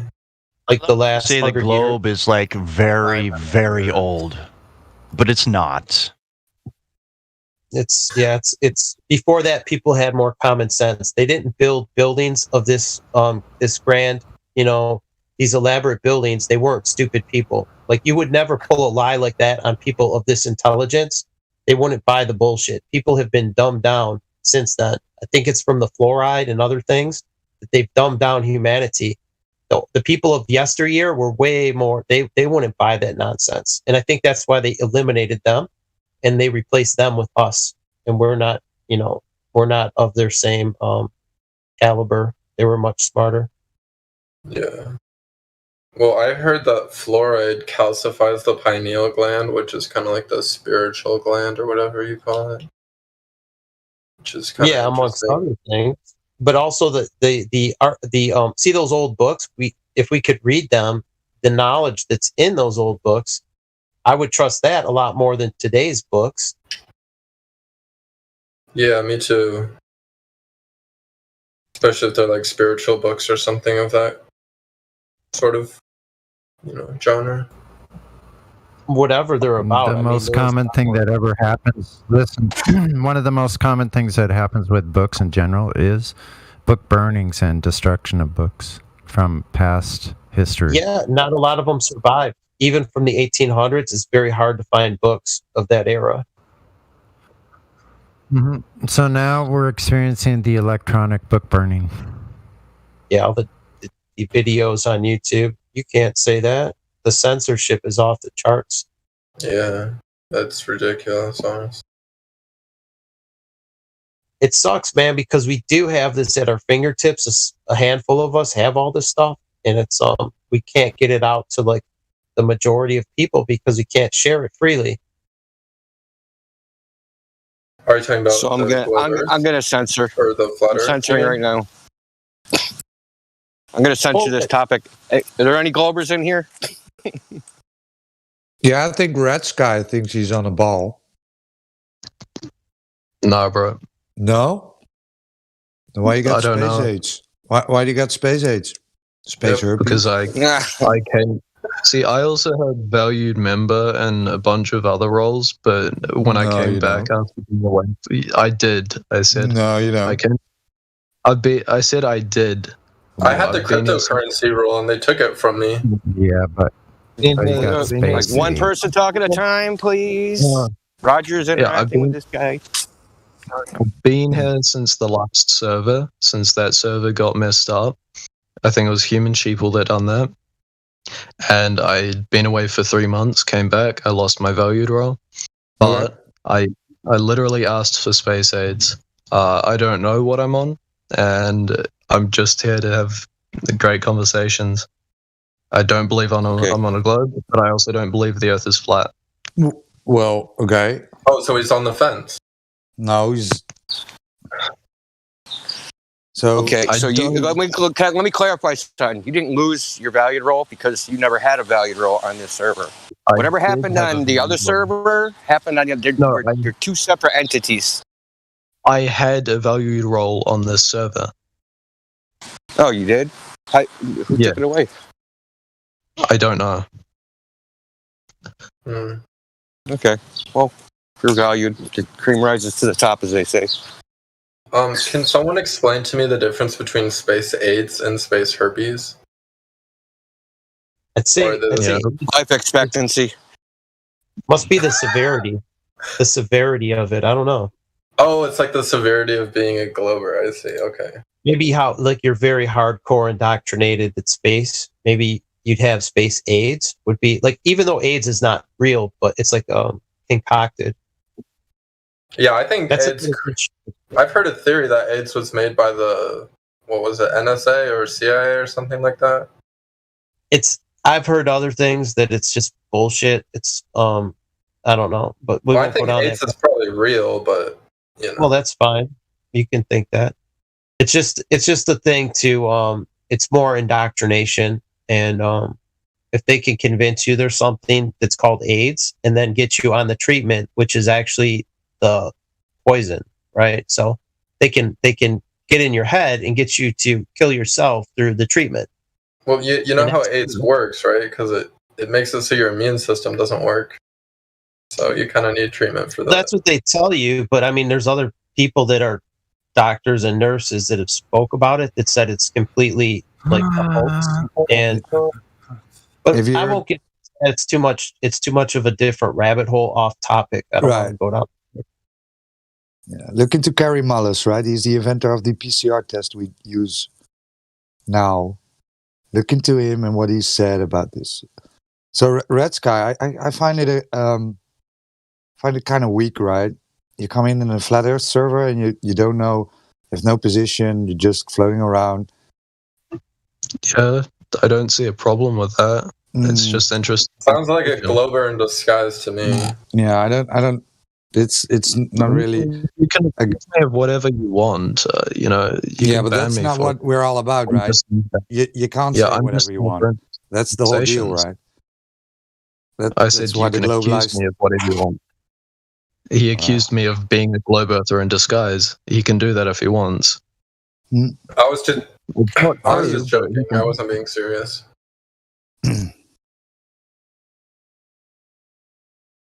I'm not even a That's- globe earther, but they gave me the globe earther role for some reason. Well, you got to earn the globe Earth role. You can't just get it. I was literally making flat Earth arguments, and they said I'm a globe earth. So Which arguments do you know? I was talking about the black swan and the gas pressure container, and they didn't believe me. So There's another one. yeah, the spinning one, but I'm not really Yeah. familiar with that one. I don't really know how that one works. Vestibular system. Yes. The motion you don't feel and the Coriolis, the absent Coriolis. Well, I mean, it seems like if we're spinning, like if we're not spinning, how would we have day and night? The stars above us and the luminaries, the moon and the sun, they are spinning above the world. Mm-hmm. And all of the luminaries go from east to west. Yeah. So the stars are spinning, but the Earth is not spinning. Yeah. Do you feel any spinning? Do you feel any motion? Do you see the stars moving? Well, I'm on the Earth, so it would be relative. No, relative to what? Right, so since you're on the Earth, you would be spinning with the Earth, so you'd be spinning. Really? also. In a constant acceleration and change of direction also. What about that part? That's what your ear picks up, by the way. And the wobble. Angularity and motion. You detection can't of forget motion in about the any direction. wobble. Yeah. The wobble too, and what about the actually wobble? they are making like 6 axes. The wobble inertially actually goes suspended. in like eight different directions. So if you're not feeling 1,000 miles an hour, then how would you feel any motion or know any difference like that you were moving at all and anything less than that if you got used to 1,000 miles an hour?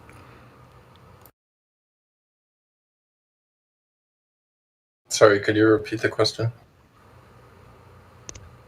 If your body got used to 1,000 miles an hour, how would you possibly know the difference between anything less than that?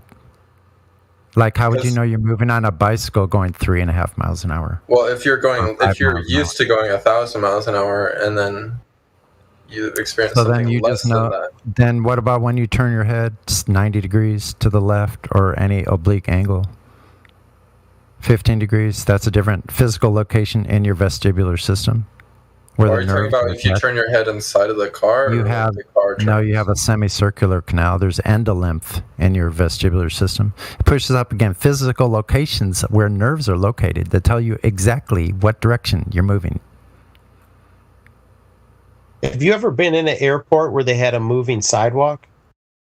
Yeah.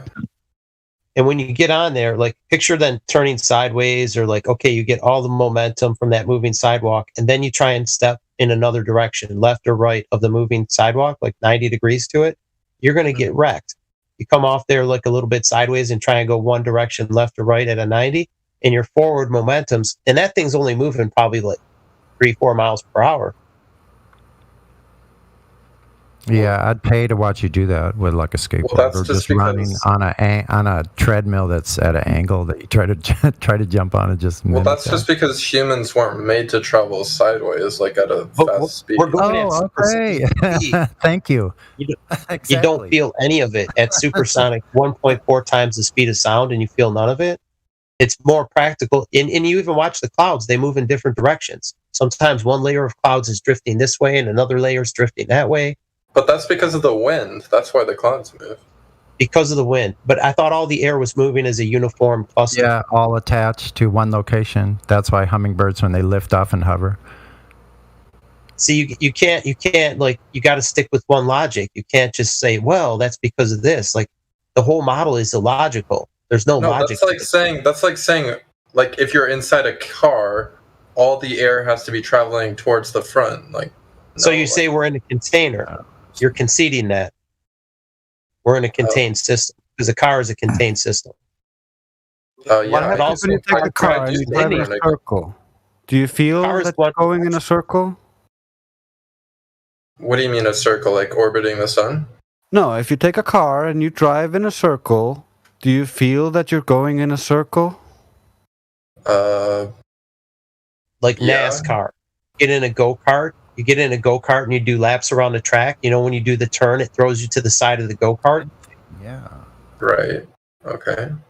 Like if you're thing is, it's not going to be like moving inside of a car. It's actually more like moving on top of a car. If you're on top of a car that's going 70 miles per hour, not even the blasphemous 1,000 miles per hour. Imagine you're on the top of a car moving 70 miles per hour. Do you think you won't feel that moving?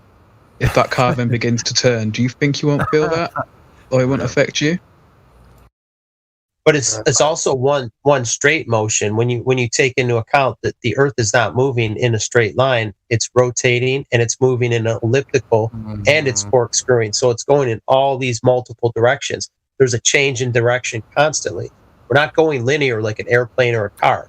We're spiraling like a barrel roll, and we're doing a corkscrew. It's doing all these multiple motions, and that's what you're discounting. You're saying, well, you're mixing apples and oranges. Yeah, claiming that the air moves with the earth creates an whole nother rabbit hole for Coriolis. I mean, so many contradictions, right? So you guys, so your argument is that we would experience the spinning? Yes, of course. Yes, you would experience Coriolis effect. If something leaves the non-inertial reference frame and enters the inertial reference frames, then you would see it deviate, right? It's not actually deviating. But we never leave the inertial reference plane. Then you're arguing for no Coriolis, right? Then this is something the ball has to have, right? But they claim it does it under bullets and a football, but not under airplanes, hummingbirds, helicopters. Billions of insects, doing different things, free of the inertial reference. But it's all inside the Earth, so wouldn't it just be inside the system? Inside what? You don't have a container in your model. Not in the globe. You don't have a container. But can't gravity be the container? No. Yikes. Container. Because you don't have curvature for number one, you don't have any detection of rotation. It's never been gravity doesn't exist. Observed or measured. Well, here's the thing. Can I make an argument real quick? Okay, let's think about it this way. Solids fall, liquids fall. Why wouldn't gases fall? They do. You're wrong. Vapor goes up. Fall. It depends on the medium they are in. An anvil appears to fall in air, but I put it in mercury, it doesn't fall anymore. I take an apple, it appears to fall in the air. I put it in water, it doesn't fall anymore. Right. There's also a gas called sulfur hexafluoride. It's 7 times more dense than air. And then you have helium, 7 times lighter. Yeah. And you can float aluminum foil on sulfur hexafluoride. If someone did this in an aquarium, they put the gas into the aquarium and they floated this aluminum boat on this gas. maybe Yeah. fall is the wrong word, but like gravity affects it. You know what I mean? Like No, gravity isn't real. maybe gravity is the wrong word, but like Yeah, but it doesn't pull the air. Don't It you think doesn't- whatever that force is could contain the gas? Like It doesn't take the air. Forces. No one has determined what the force is, though. No one's determined what the cause of that is. well, it seems like it has something to do with If mass. you were correct and your imagined gravity could contain the gases, it would be easy to show in every single vacuum chamber because gas would not behave like gas, it would behave like liquid. It would not expand to fill the available volume, it would simply stay at the bottom because it's being contained. It's not. Second law of thermodynamics shows us that it always expands to fill the volume. Same thing with like what you're talking about is buoyancy. I could take a helium balloon and bleed off some of the helium until the balloon is neutral. I can have a neutral density or a neutral buoyancy, and the balloon will just stay wherever I put it. It won't fall or sink. And that's kind of like scuba. If you ever went scuba diving, they have lead weight belts to get yourself neutral. You want to be neutrally buoyant. You don't want to sink or you don't want to float. So you have to wear lead to offset your buoyancy, your natural buoyancy. That's all it is. It's the same in liquid as in gas. Different gases have different buoyancy and density as well. So when you say fall, I could drop a block of wood through the air and then it floats on water. Right? So it's like, and then also different gases float. You got helium, hydrogen, water vapor. They all float in air. They're less dense than air. So where's the gravity? Well, gravity has to do with mass. So because it has less mass per unit volume. Well, helium is less massive. Really? Yeah. Shouldn't it be pulled? I mean, to be honest, I don't even know if gravity is real. It could be an electric universe model. I think that could also be real. Yeah, you're closer to the target. Yeah. Yeah, that's far closer because mass is Newtonian and that's 100 years out of date.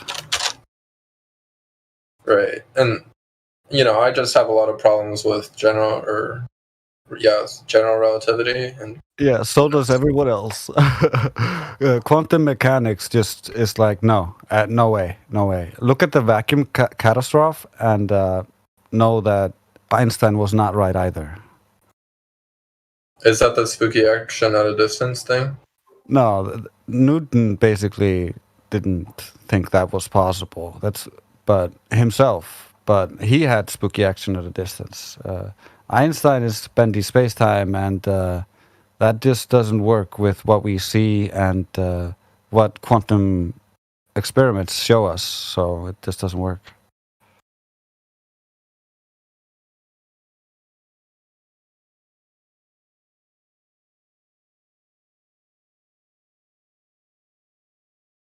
Can you have gas pressure without a container, Sasha? Yes. Okay, how can we demonstrate that? No. I mean, there always has to be a container. Oh.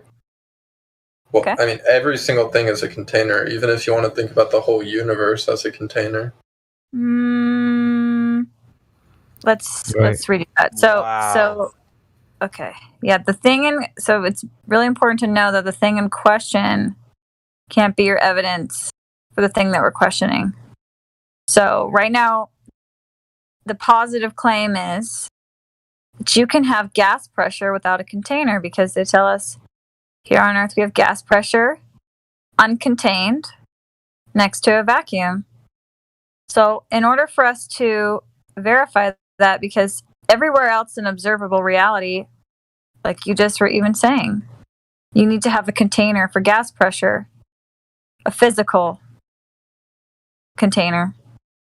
So if Do you guys think there's a physical container containing the Earth? Like, well, do we have gas pressure on yeah, Earth? we do. We do. Yeah, we do. Yeah. So We do. So wouldn't you guys be able to look at the sky and see a container? Well, if it was like liquid helium ocean with a refraction index of 1.025, like at least 4,000 miles high above, Would you see it? I think we would have some evidence. Like maybe if we were in an airplane, we would probably. Would you see? Would you see an effect of it? Well, I mean, if you're in an airplane and you look at the sky, you'd probably be able to see it. No. Do you know what that refraction index that I just said actually means? Yeah, I know what the index of refraction is. Yeah. So, what does that refraction index mean? It has something to do with the way that the light would bend. So, if it has a higher index of refraction, the light would bend your higher. visible angular resolution. A refraction index of 1.025. A liquid with a refraction index of 1.025. Do you know what that means? I don't know. Is that like the special number or something? No. Yeah, it is very special number, of course. It means that if you were next to a lake with liquid helium, all that you will see would be a valley. You will need to look extremely very careful to see that actually there is a liquid. Yeah, it's near invisible. Yeah. Oh. Are you just saying it's like clairvoyant or like? Not clairvoyant. It's actually the liquid pressure inside. It doesn't matter if you are 1,000 meters deep below or 10,000. The liquid pressure inside will be 14 psi overall, approximately 14 psi, just like the air pressure that we live in. You know, the pressure inside the liquid helium, there is no gradient, pressure gradient inside it, in the superfluids. It is constant everywhere. So you can have a mile of this liquid on top of you. You would feel the same pressure.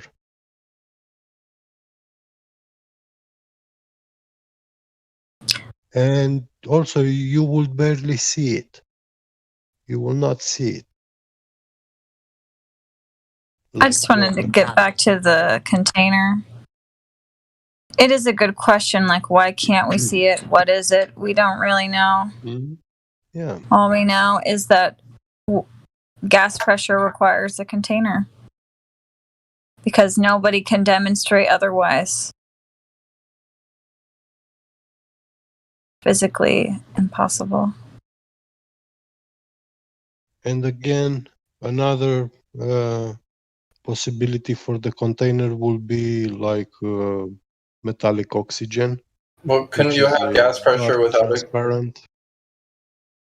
Wait, what was that? Can you have gas pressure without a container? Is that what you just asked? No, I was going to say, couldn't you have gas pressure without a container? The pressure would just be extremely low because it would like spread out. Okay, so just show me a demonstration of gas pressure without a container. I mean, I'd probably have to go to space to do that, so it's kind of difficult. Oh, so we'd have to go to the thing that we're literally questioning to prove the thing that we're questioning. I have an example.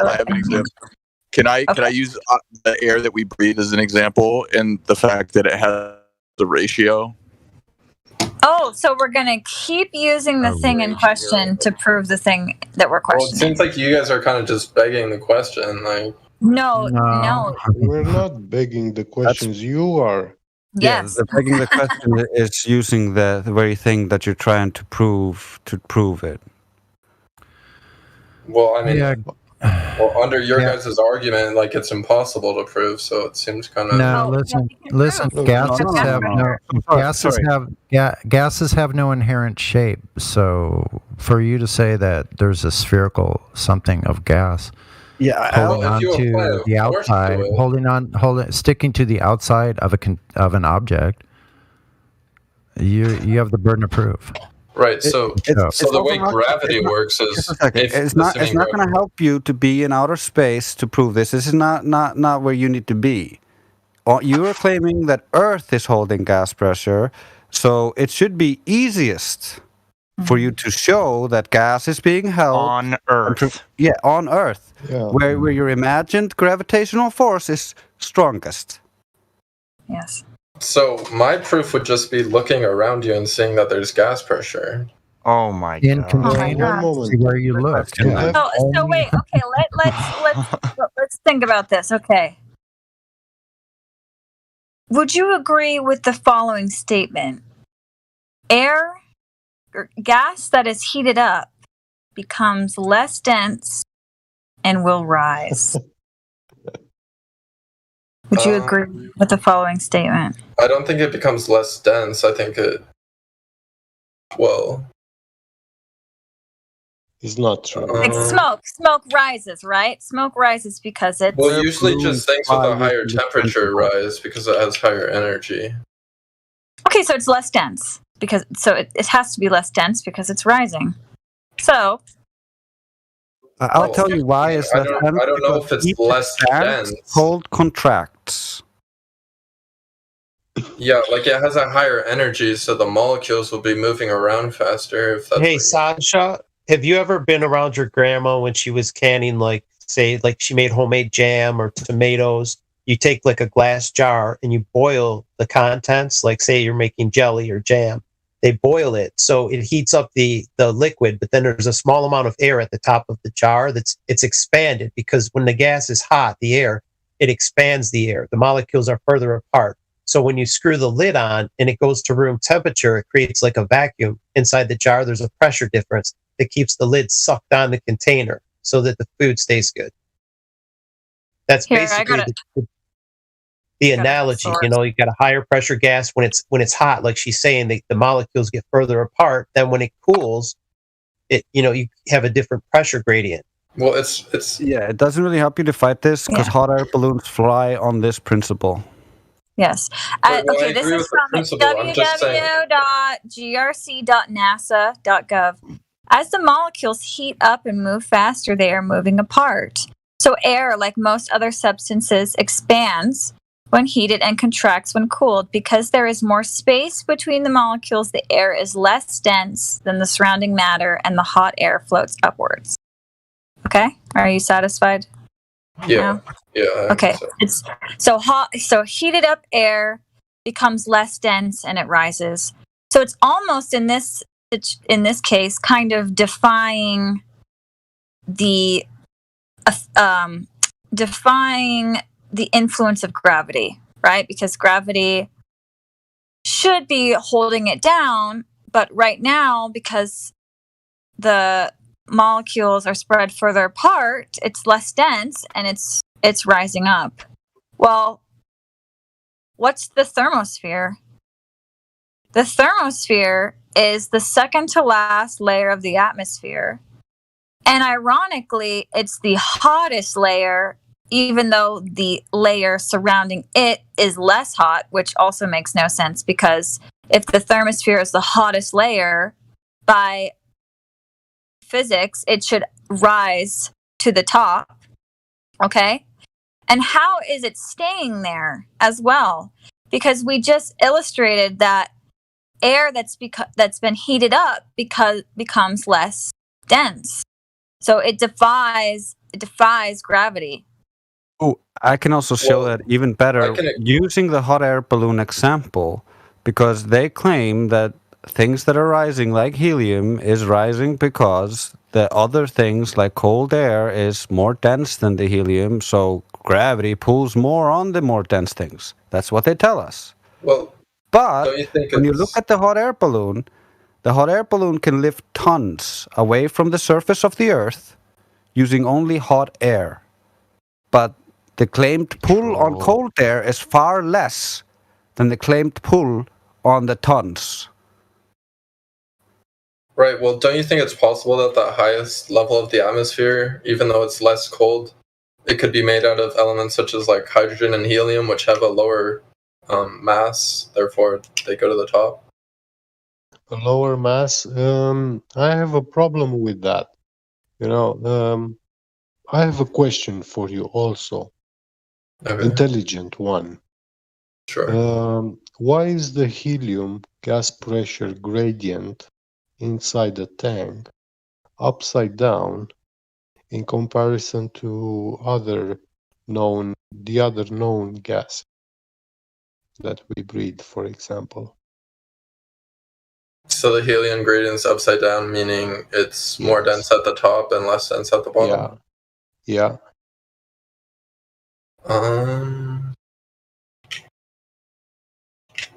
I don't know. Do you have like evidence of that?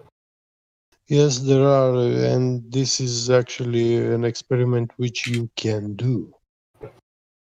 All you need is to buy a helium tank, And this tank is full of just helium, nothing else? 2 pressure gauges. Yeah. Sorry? I was just clarifying, like this tank is just helium, nothing else? Yes, helium, yeah. Only helium. So you're saying if you have 2 pressure gauges, one on the bottom of the container and one on the top has higher pressure than the bottom. Interesting. Yes. I never knew that. Yeah, I don't know if that's correct. The pressure gradient is very small, but there is, and you can also find it like oxygen gas or nitrogen. Yeah. Like, how could you even measure the pressure at the top and the pressure at the bottom? Wouldn't you just measure the pressure of the whole container? Like, it seems like you'd need 2 different containers to get 2 different pressure readings. Listen, helium, all the gases that we know, none of them is an ideal gas. And when you go to Pascal or physics to try to learn about gas pressure, they will teach you how to calculate gas pressure with an ideal gas, which distributes its pressure equally on the walls of the container. That's an ideal gas. Is that the same as the noble gas? Exist. In reality, we have a slight pressure gradient in gas pressure when you hold it in a tank.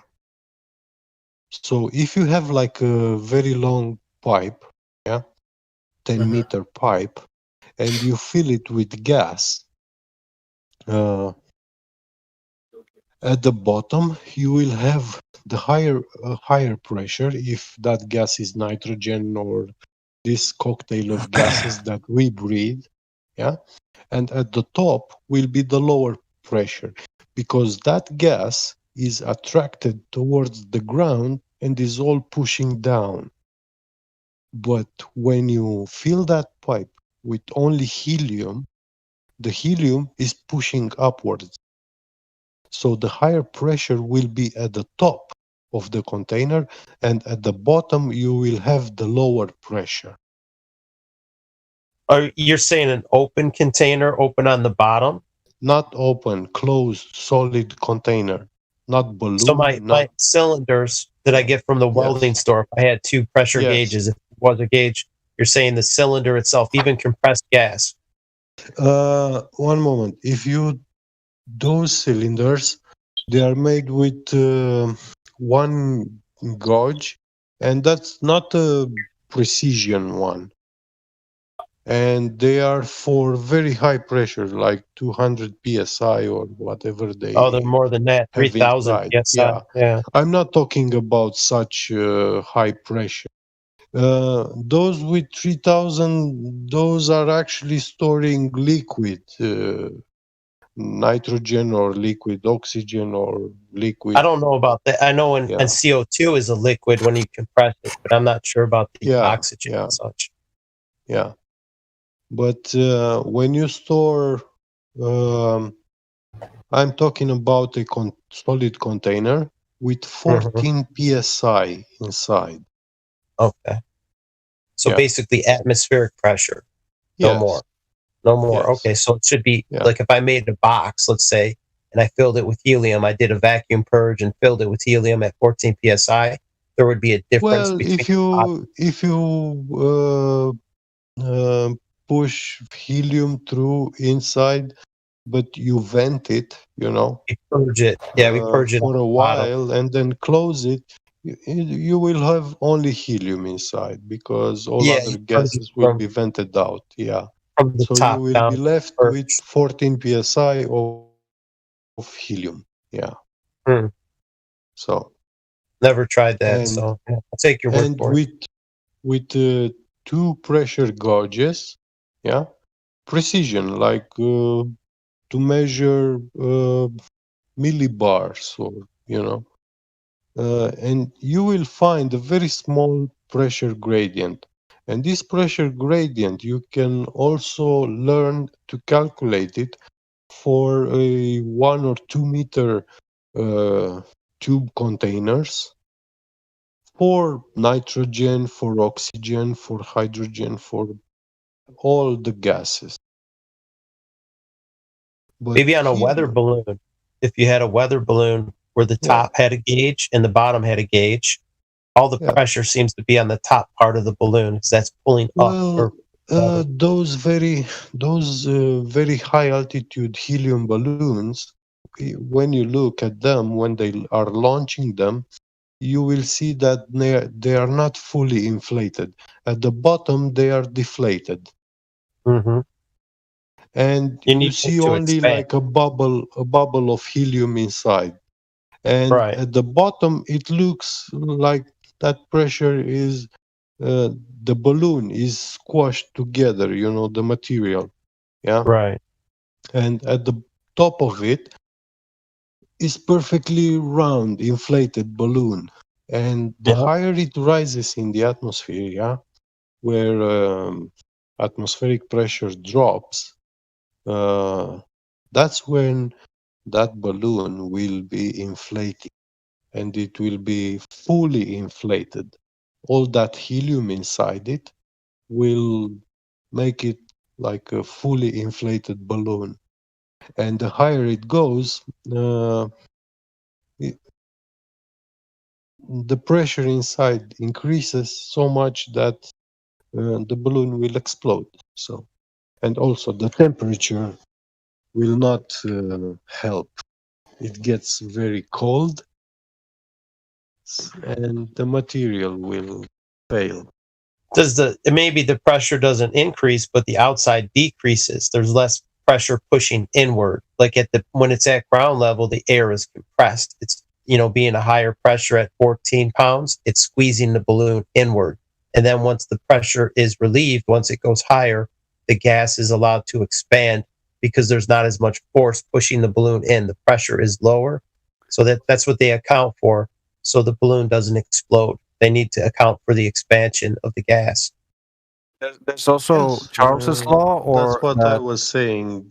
The balloon gets inflated because you have a pressure differential. Yeah, it's also the temperature differential due to Charles's law. Yeah. So that plays a big role in the expansion of the gases. Yes. But it gets colder up at altitude. And usually the cold air is more dense, so it's but the cold air also causes the compression of the air, which creates less pressure. Cold air is more dense. Cold air, no. You see, when it's about helium, when it's colder, it doesn't get more dense. Yeah. Cold helium still rises. It doesn't actually get more dense, you guys. Cold helium. I mean, helium vapor is 5 Kelvin. Because of the compression. Do you know how cold is that? You mean liquid helium? No, not liquid helium. Helium vapor. When water is boiling, it makes these vapors. Yeah. Well, isn't that just helium in a gas? They are very small particles, of water molecules, Yeah, and these molecules can condensate if they hit something cold, a cold region. They condensate. Helium also, it condensates at 5 Kelvin, but 5 Kelvin is also the helium liquid boiling temperature. It's the temperature where it evaporates violently because it's boiling. It's bubbling inside and it shoots up. But that temperature, 5 Kelvin, is actually minus 261 Celsius. It's very cold. The Kelvin scale is like absolute zero. If it gets in contact, if that vapor hits you, it will frostbite you. Your bones will turn like sand. Than liquid nitrogen to get. That's why they use the helium. Liquid helium is like used in MRI machines, and it's if you said 5 Kelvin, it's only 5 degrees above absolute zero, and nobody can really get down to absolute zero. That's pretty much the coldest thing you have is liquid helium. No, the coldest we can have is actually a WISP fraction above 0 Kelvin, which is in like super quantum computing, using lasers to cool down these microchips. Well, absolute zero is like absolute vacuum. It's not attainable. No, it's not absolute vacuum, and actually at extreme cold temperatures, like way below lambda point, there is a solid frozen state of helium, liquid helium. So it can freeze. It makes ice. And this solid is the most strangest material. It is a ghost-like solid. So you can pass a knife through it, a metal knife. It will go through it, but it will not dislocate any helium particles, molecules inside. You know, when you move your hand through the air, you are dislocating the air. But if you would pass it through a solid ice of helium, your hand will go through it, and the helium ice will be going through your hand. Have you done this experiment itself? Yeah. Where did you do this experiment? This experiment, you cannot do it. I mean, it is very I'm saying it. And I don't necessarily believe that there's a lot of things that these people... I don't ask you to believe. I ask you to go research. I've searched that. I've seen that air gel stuff. I've seen it. I'm just saying, people bullshit a lot. Like solids, when you take a gas, you take a liquid to a solid from a gas, right? Say like dry ice. Dry ice is liquid CO2 turned into a solid, and you're not going to pass a knife through it. And you take a coin and put it in dry ice, like a silver coin. It will violently, it'll rattle from the. It'll go back and forth. One moment. I'm just saying, don't believe everything that you see. Like I've seen the air gas, I've seen the air gelatin, like jellified things like that. But I'm saying these people bullshit a lot.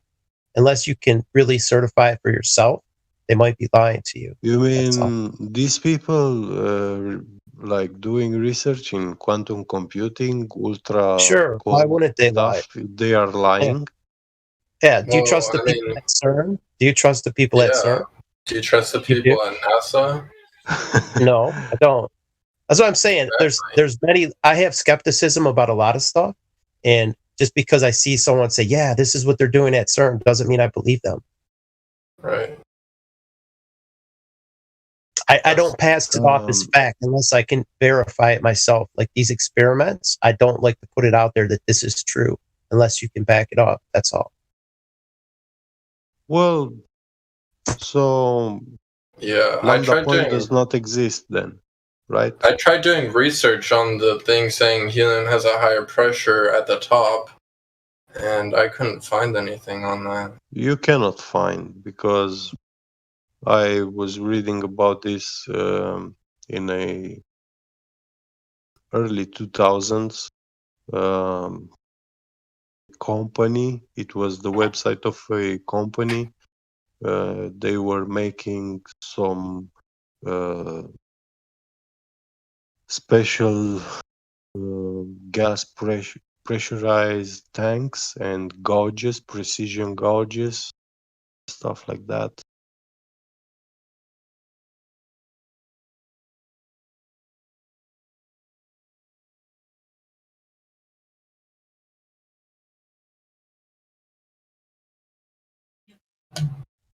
So wait, are you still a Glober, Sasha? I don't know. I like the Black Swan argument, but the other two don't really make sense. The axial rotation and the gas pressure argument? Is that what you mean? Yeah. Okay. What about the gas pressure one still doesn't make sense? The container part of it doesn't make sense. Like, that we would have a container on Earth, that just sounds kind of crazy. It's definitely different than what we're taught in school. But sorry, go ahead, Trace. Thank you. Let me give you an example of how the second law of thermodynamics is not overcome by any gravity. When you breathe out, the second law of thermodynamics is in action because you just made the volume of your lungs, the container, smaller. And so there's greater pressure in your lungs. And so that air escapes from your throat. It's not stopped by gravity, no matter how weakly you try to breathe out. It doesn't stop at any point. It's not overcome. The second law never loses in this fight. Same with when you're breathing in. Because once you breathe out, you've released all the air from your lungs. And now your lungs are kind of like a vacuum chamber because it's low pressure. And when you breathe in, that air around you automatically goes into your lungs because the higher it will fill the available space. The higher pressure will go to the lower pressure. That's how you're able to breathe in too. And out. So we're literally breathing the air pressure every single time we're breathing. Right. Plus, there's the fact that if you cannot find any example on Earth anywhere where you have gas pressure without a container. Every time you have gas pressure of any kind, it's always inside of a container, like a propane tank, a hairspray can, a bottle of Coke, whatever it is that's pressurized. It always has to be contained. And if you open it, it automatically releases, automatically. So we have gas pressure, 14.7 psi at sea level. Where is it coming from? When there's no example ever been found to show gas pressure without a container. Where is the pressure coming from if it's not contained? Well, a Glober would say it comes from gravity, but you guys reject gravity, so. Okay, so when a scuba diver goes scuba diving, they don't need a tank for their oxygen. They can just use gravity. See how silly that sounds? Also, you can breathe out, so you just debunked your own or the Glober's claim because gravity did not stop you from breathing out. It didn't hold the greater pressure in your lungs. It acted. Gravity is a very weak force. Like if you accept very that. weak force, and Weak force? what can this how Weak can this comparatively, gravity like we don't generate? crush on gravity, but it's thousands of pressure. How can Thousands of pounds. this weak force generate super hot temperatures? Holds Can you give me an billions of example? billions of tons of ocean water stuck to a ball. Yeah. Billions of tons. Well, why do you guys think it is stuck to the ball then? Like, it's not. Well, it's not a ball.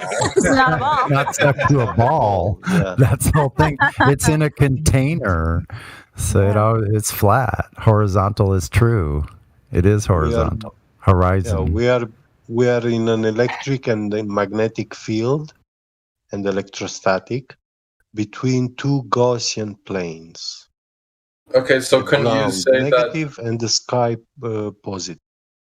So can you say that electromagnetism is what keeps the gas contained, or does Yes, that not actually, electromagnetism are the only forces we can use to achieve super hot temperatures. Isn't this the same guy that There's you guys no were talking other to a way. little bit ago? I mean, I was on my way home from work and I was listening in. Is this the same guy? 'Cause you guys, There's also the sun. I haven't even been talking. I've mostly just been listening. What There's is the also the sun? sun. A perpetual nuclear fusion process, right? This guy's still a Glober. I'm not a Glober. Don't call me that. Sorry, Don't call me that. I'm not one of them. It says you're. I reopened the container of worms. we might have to call him a Glober for a little while, but that could change. That could change. Oh yeah, It could. I think it will. Yeah. He already thinks the Black Swan is a good argument. So that's the silver lining there.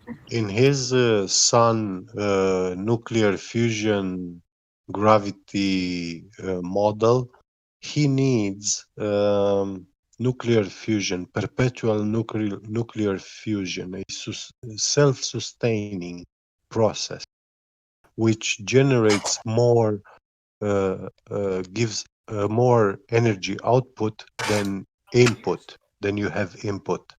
And the problem is that one of the multi-$100 million project, tokamak fusion reactor, nuclear fusion reactor, is a 100% failure. Well, I mean, that's why supernovas happen, because the sun runs out of fuel. It doesn't happen because of that. The sun runs out of fuel. Do you know what happens in the tokamak so-called nuclear fusion reactor? Do you know what they are using to achieve those super hot temperatures? Don't they use like plutonium rods? No. Or they some use sort of- super magnets. They are using super magnets. So they are extremely cooled magnets. Yeah. So they generate extremely strong electromagnetic fields, in which they are accelerating a gas into plasma state. Yeah. And they contain that ring of plasma in a electromagnetic field, a strong and powerful electromagnetic field. Wait, so how do you have a ball of gas? If the sun is a ball of gas, how do you have a ball of gas chilling in a vacuum? Or Jupiter's a gas planet. How do you have a ball of gas chilling and not colliding with us because of the mass that it has? And no container out there either, so it's just I mean, like they gas. say all of this about, mass attracting mass, yet millions of years we are still surrounded by mass. Yeah. Have you all seen of these gravity? balls of mass? Yeah, but Well, they say the that mass gravity's of a the weak nothing. force, right? Gravity's a weak force.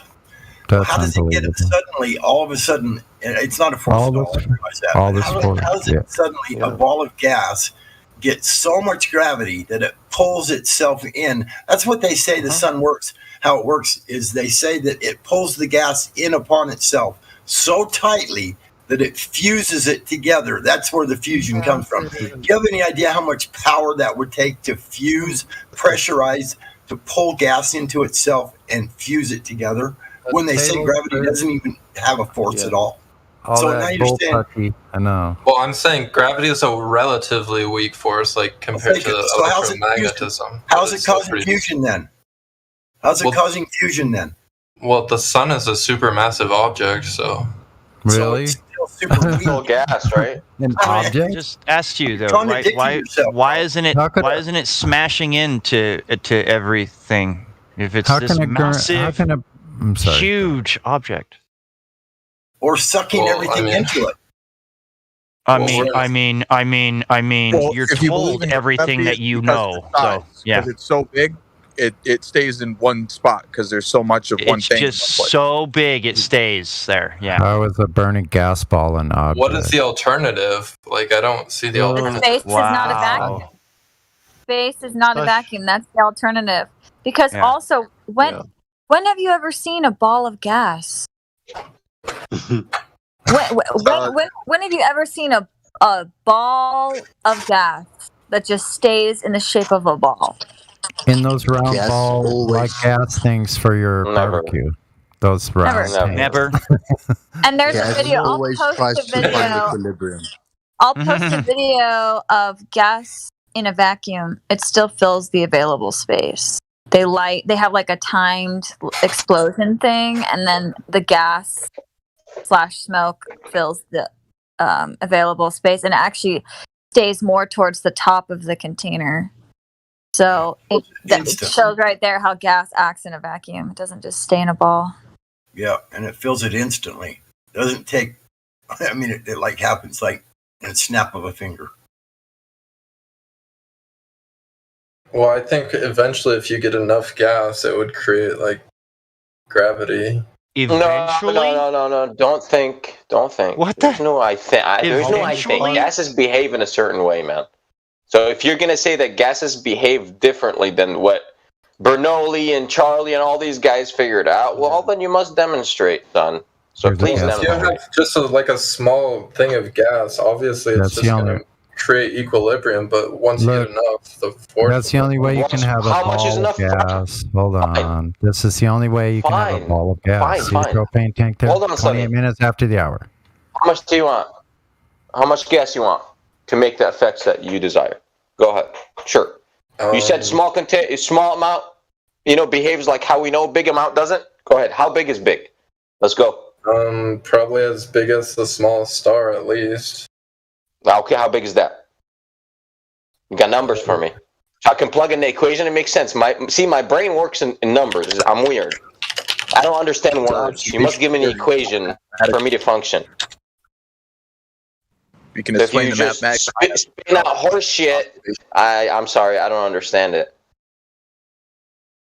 Okay, so it says the smallest star is 150,000 kilometers. Something That's a measurement of distance. How far it is. Kilometers, 1,000 meters, kilometers. That's what. It's the measurement of distance. I think he means You said amount of gas, relative amount of substance. How many moles would that be? I mean, I don't even Gas know. behave in a different way. That would be like billions and billions of moles, maybe trillions. Yeah. Well, believe it or not, that billions and billions of moles, they still behave the same way. You know that? It's called the ideal gas law. Very simple. I could post it for you if you're interested, but I'm sure you've heard of stuff before. Obviously not. Obviously he heard gas makes suns and gas balls in space. Well, I'm just curious what you guys think the sun is then. Like, what's containing the sun? It doesn't matter. Forever This either. just continues over and over again for several days now. Just 3 days of trolling. 3 days of straight trolling from this person, and I'm not even trolling. I'm just Yeah, like, you it are. doesn't make sense. Absolutely, Sasha, you've heard psychotic. everything. Absolutely, look, Justin. This Thank guy you. says that fish tanks aren't containers because you can't see the glass. Exactly. I mean, this never is just said the that. dumbest thing I've When did ever I heard in say my that? life. Yeah, that's It was recorded, Sasha. You are the fish in the tank, and you're saying I can't see the glass, therefore I'm not in a container. That's what the fish says too. I just can't believe somebody could be this stupid. Again, Justin, when you meet somebody that has to believe in evolution, they're hopeless. They're absolutely hopeless. He's legitimately the globe logic, sediment. That. Bro, listen, Justin, this is worse than a globe. This is by far worse. By far worse. Wait, by far you worse haven't than any graduated glober. high school? It's by far worse than any glober. graduated That's high the school. fact. Okay. Oh, I thought you just said you didn't graduate high school yet. I mean, No, guys, really? Well, I mean, I took the advanced biology classes, so biology was always my strong suit. Sasha. Well, that's the globe logic. Sasha, once you're done reading what Cyrus posted, I also posted an excerpt from the kinetic molecular theory, and there are no forces of attraction or repulsion between gas particles. So read what Cyrus posted, and then you can read that. Sasha, do you think that if astronauts eat a bunch of beans and then they fart in space, that those little farts will turn into little tiny suns? Stars. It's a pretty good one, Sasha. Come on. Yes, Come on. if you put that in a cartoon, he will believe it. Yeah, dude. We need an answer to that. We need to answer. The Bugs Bunny cartoon. Well, the gravity would need to be strong enough to create fusion. Wait a minute, Justin. Let me ask you, which entity are we talking to you today? I know that there's 3 different entities inside you, Sasha. Which one is it today? Today is just the chill Did you used observer. to play with Ouija? Did you wait a minute? Not forget. Did you used to? Do you still play with Ouija boards, Sasha? No, not currently. Chill, Glover. I'm gonna be so chill. Unbelievable. They won't even know. Unbelievable. What does Outrageous. Ouija boards have to do I with just want to anything? show Justin, and this isn't for everybody, but guys, like, Sonny and Justin, I know, and to some of the moderators, when you meet people that have to believe in evolution, there's no point in even trying to do anything with them. They literally just hide from everything in reality. It's unbelievable. Yeah. I mean, I could say the same about you guys. I sure hope you do. It's Yeah, I not sure that hope the psychopath. I mean, listen, okay, I'm just going to get rid of part of the child abuse religion, but I'm going to believe in the biggest part of the child abuse religion. Congratulations. How is this child abuse? I don't like that. Doesn't You even are a make perfect sense. example of it. Stay away from children. Thanks. Sun is the proof of plasma, though. Okay, let's not talk about evolution now. Yeah, I don't want to talk about that either. Not the time. And lightsabers. Because in a few minutes, guys, I'm going to grow some mermaid fins. So let's focus on. But it's okay to talk about Flatter. space monkeys. Space monkeys they're fair game. Space monkeys. We're gonna have a celebration. Space monkeys are gonna celebrate their monkey heritage. Well, I just like this server because I distrust the elites Pride in- also, just like you guys, but we just Pride disagree in on a few space things. monkeys. Have pride in space monkeys. I like the skepticism of the server. I like you guys' conversations. We should all watch Waterworld, where the polar caps melted and people grew gills. Wouldn't that be fun? That's a good idea. No, I like that movie. That's funny. It was so terrible, but when I watched it again, I was like, wow. Cartoons and Hollywood movies and NASA is not reality.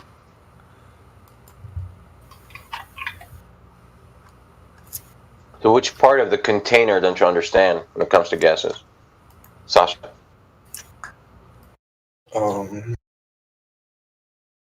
I just disagree with the assertion that you would. It's not need assertion. a container. It's not an assertion. It's called the ideal gas law. There is no assertion there. Here. Well, an assertion is just a claim that you make. Oh, gotcha. The container idea is horrifying for these people because it requires creation and creator, intelligent design. And Well, I believe in God. if you lived your life disobeying, then by default you're doomed, and that's horrifying. Yeah. Well, I actually do believe in God.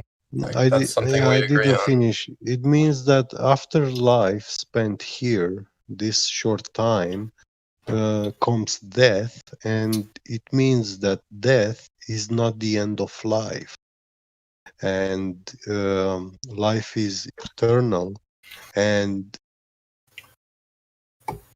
based on how you lived your life, you have these two roads after death: the heavens or the hell. And one of them is horrifying, eternal, horrible kind of state, It's that special state which life was not meant to be in, and that's where they will be. And the heavens is exactly where you can be eternal, and you have all the source of energy and everything that you need forever. So, yeah. I posted the ideal gas law for you, which is, PV equals nRT. See that V right there? PV? V is volume. So, whenever you speak about a gas or you're trying to calculate anything for any gas, you must specify your volume. And if, of course, in the equation, because it's an equation, if you set your volume equals 0, then your entire equation zeroes out. So, yeah. So you can't talk about a gas without talking about a volume of gas, or the pressure of the gas, or the temperature of the gas. You just can't separate those three things apart. Sorry. Just how the world is built. We found it this way. Can we listen to one of those Flat Earth songs to, transition to the next topic? Exactly. Obfuscate and just move on. Of course, yes, we can. But so we can transition from flat Earth to flat Earth. Well, I just don't really feel like arguing anymore. Will it make you a flat earther? Will you turn into a flat earther if we play the song? My vote is Americans. Well, if you believe in my evolution, vote is we play a song. My vote is we play a song by Mrs. Musk, and it has nothing to do with flat Earth. West side, best side. Oh, hey, let's go. We don't have to. I mean, we don't have to play it. But I was gonna say, if we love that. Yeah, I think we do need to play it. We love it. Maybe we'll evolve into a flat Earth. Yeah, let's hear this song. I'm doing my best. My best battle mod. I'm doing my best battle mod right here. Back that. Pick up to the barn up there. Yeah, up against there. I got that barn. Back it up in there. Do you have the link for that that song that Jenny played where it starts off like as a rap battle where this rap artist raps both sides and it's an argument between the globe and... I'm talking about K Reno Flat versus Globe, I believe it's called. I probably could find it. Just repeat. K Reno is the artist. Flat versus Globe is the name of the song. I've got it. Give me a minute if you want to do that one. It's long though. Try to be all quick draw McGraw there, lunatic. Yeah, we need a quick conversion here. I think it's brilliant how it answers so many questions that these people think are their own. Yeah, you see, I asked this guy, Red Sky, Sasha, question about the helium gas pressure, and he didn't give me an answer. Yeah. Don't ask the guy anything. He doesn't know shit. Wait, did you guys ask a question? I was getting water. Yeah, I asked you what would it mean for your gravity? What would what mean? when you have this helium gas pressure upside down, you know. Well, I couldn't find any sources on that, so I'm not sure if that's true. No, just you have the mind ability to picture this frame that I told you, yeah, and to explain it.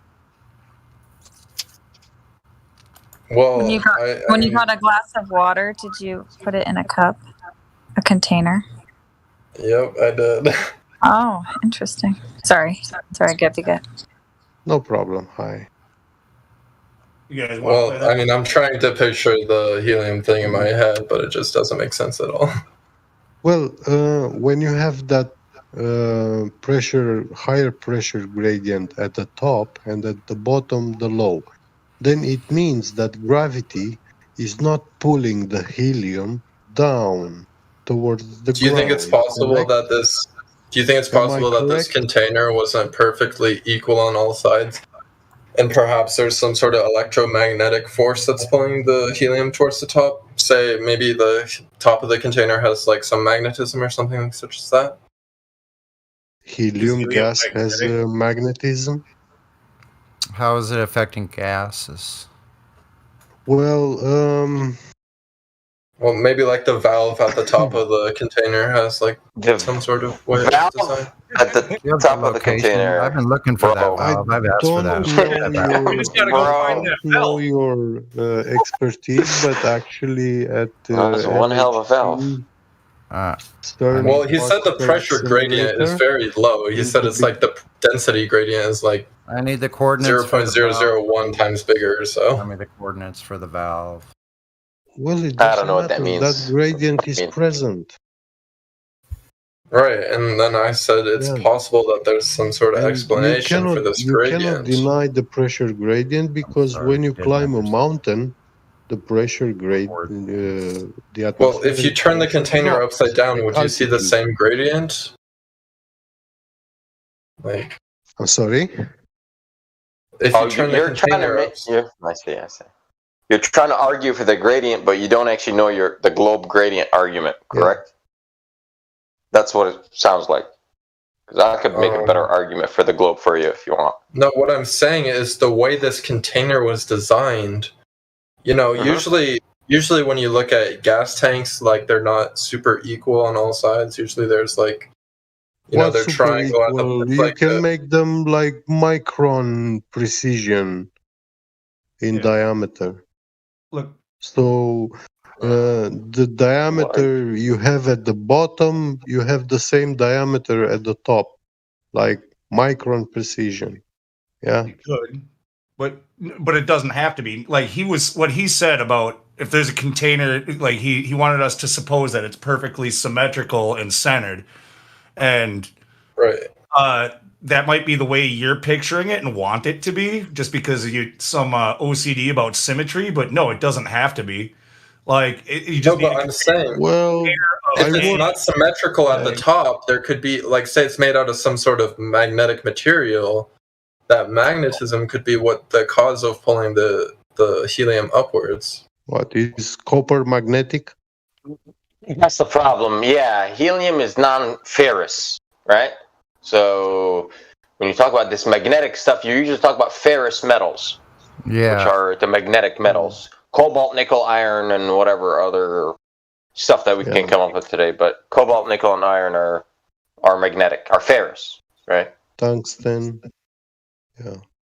I think everything's somewhat magnetic. It's just probably very, very low. No. It's probably just very low, but it's... Listen, we classified it. It's ferrous metals. You're just making a huge assumption, man. Yes. Here, I'll toast it. Ferrous metals for you. I gotcha. If you don't know the terminology, it's called ferrous metals. Yeah, you're also jumping to the sky when he was talking about experiments on the ground. Well, that's the thing. They always have to do that because that's in their minds, saying that everything in the sky has to be what we're standing on. So, and the thing I thought we were listening to music. I said that you fill this tank with 14 psi pressure. so that is in balance with the air outside. So there is no pressure exerted on the walls. So that gas inside is not pushing the walls outwards or inwards from the air outside. It's a balance. There is an equilibrium. So, what will that mean for the gravity? Could you just like link this experiment? Because like right now, I really don't know what you're even talking about. Well, believe me, I lost and changed like 10 computers. Okay, so I don't even know if this experiment's even real. Yeah.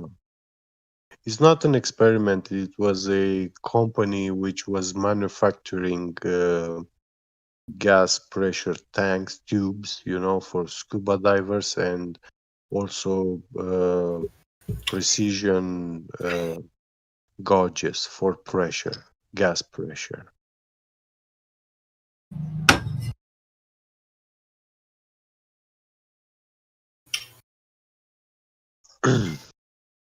And in these technical details of these tubes, they were talking about the gas pressure gradient. And they had made this, they were saying that helium gas pressure gradient in these tanks, when they are filled with 14 psi pressure inside, the higher pressure is at the top and the lower at the bottom. Unlike the other known gases. And I think hydrogen is also the same like helium.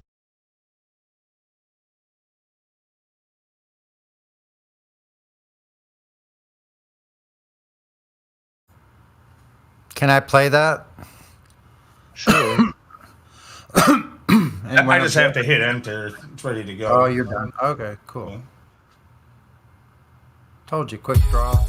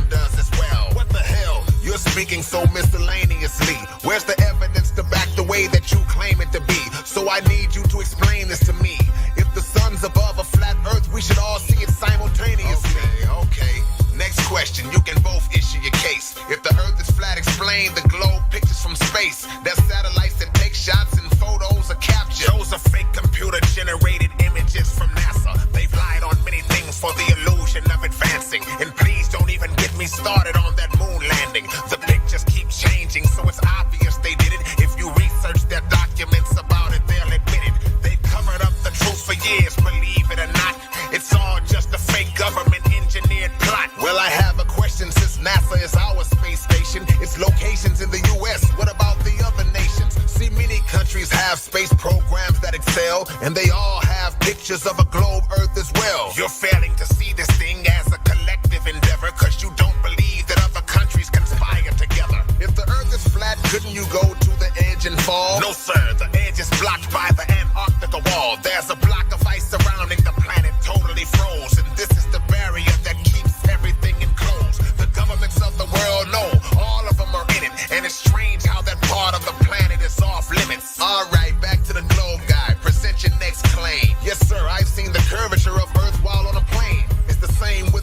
astronaut. No, with all due respect, that curve you think you see is called the fishbowl effect. That window was probably convex and round too, so naturally the surface seems curved when you look through.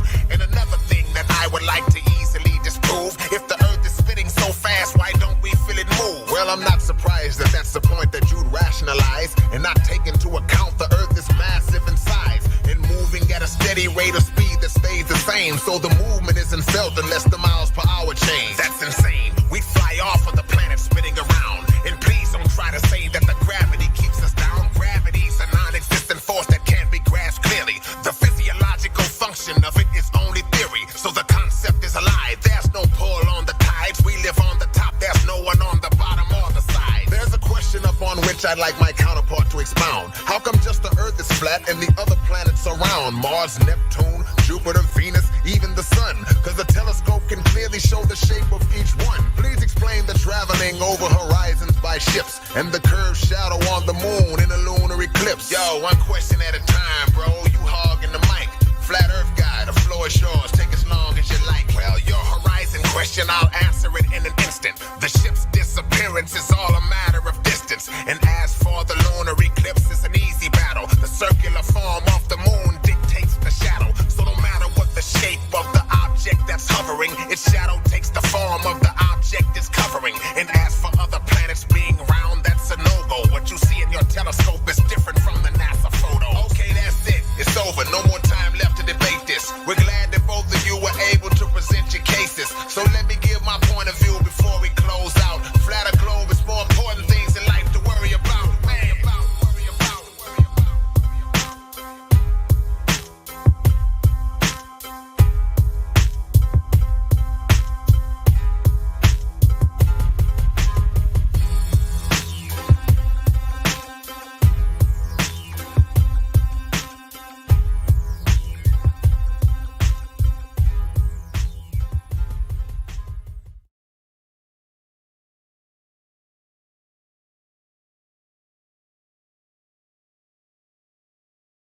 Any more questions?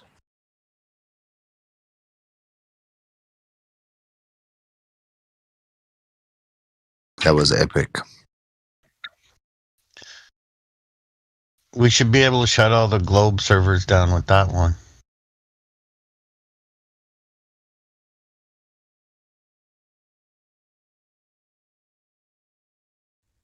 No, I like that. I haven't heard that one before. I was I felt a little upset at first. I got ripped off for my so good. I gotta say it twice. West side, best side, best side. But yeah, that was a really good track for sure.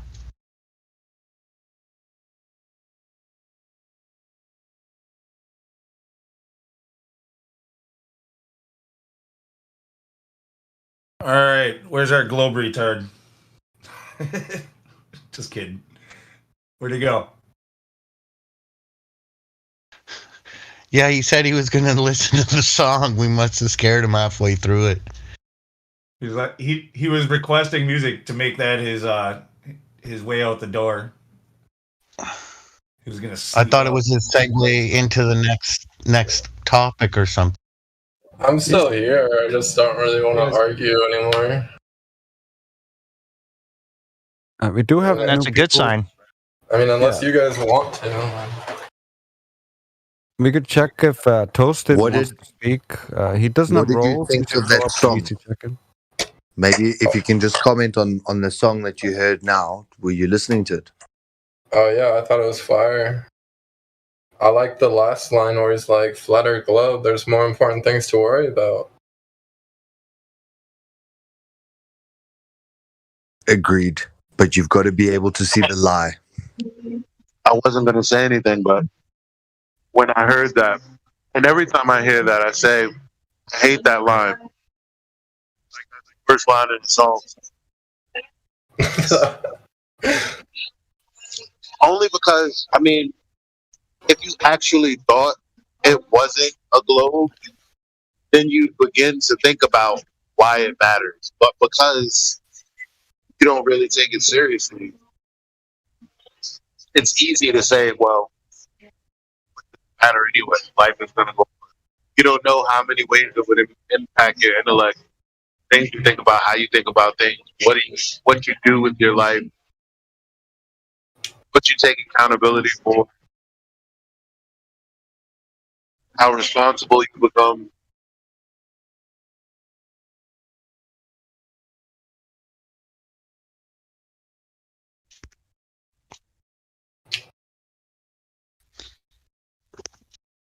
%. Who was that artist? K Reno. K Rhino. Yeah, he says Reno. It's R-I-N-O, but yeah, K Reno.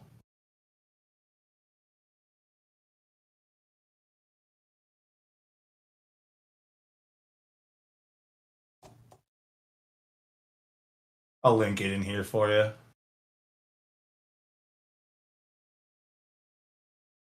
Thank you.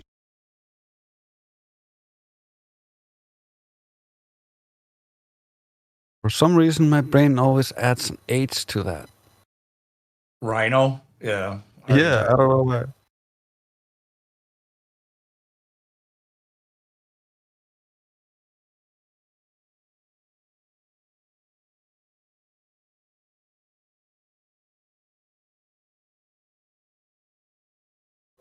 Maybe because that's how I remember it. Because I misread it and I thought it was funny. And then... yeah, probably. My shakes are almost going away. Sweat too damn much and no freaking fluids in me.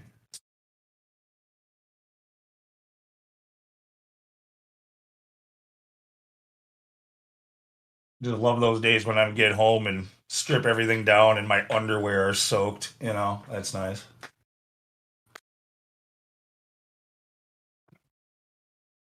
You didn't eat by choice, right? You're not out of food, are you? What are you talking about eating? No, I said fucking. I think I lost like 15 pounds of water weight today. Like, okay, sorry. Yeah. I drank about a gallon of water, but I'm pretty sure I sweat out about 3, maybe more. What does the realm Earth tag mean? Not much. I mean, it's just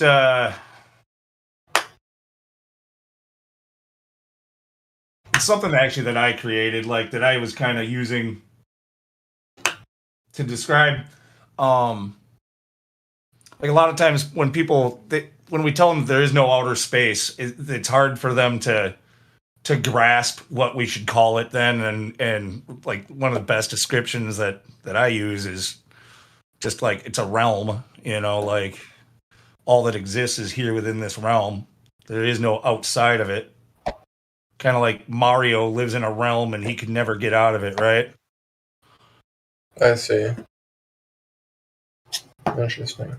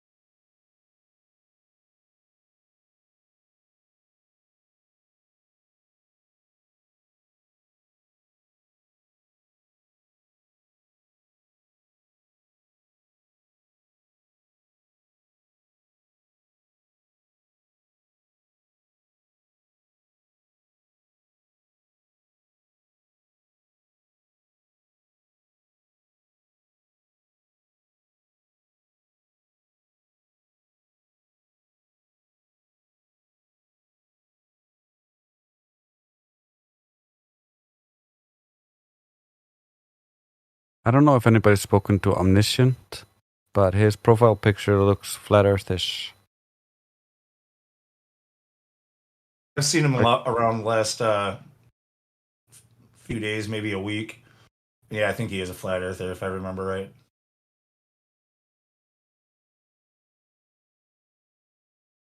There's also Spagat, who's not VC verified, but he also is deafened, so he can't even hear us. And then Toasted, who should be able to hear us if he's sitting here, but he needs to get verified if he wants to be able to speak. So I think Math Powerland called NASA out on that GIF that I just shared where it says, "Hey NASA, why aren't the clouds moving?" And not after he called them out on it, they did another GIF where the clouds were moving. He's like, "I fucking knew you guys would do something."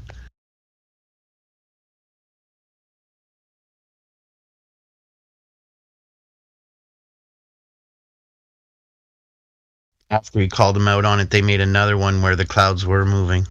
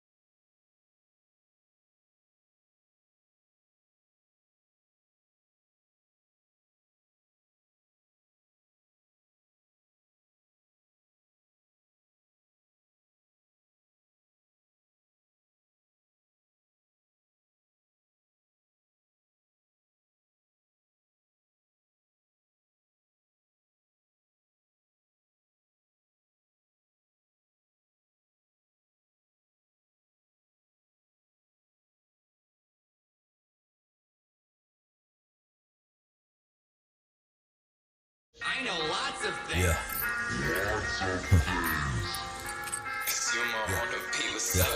I do not care about your raps. I do not care about this track.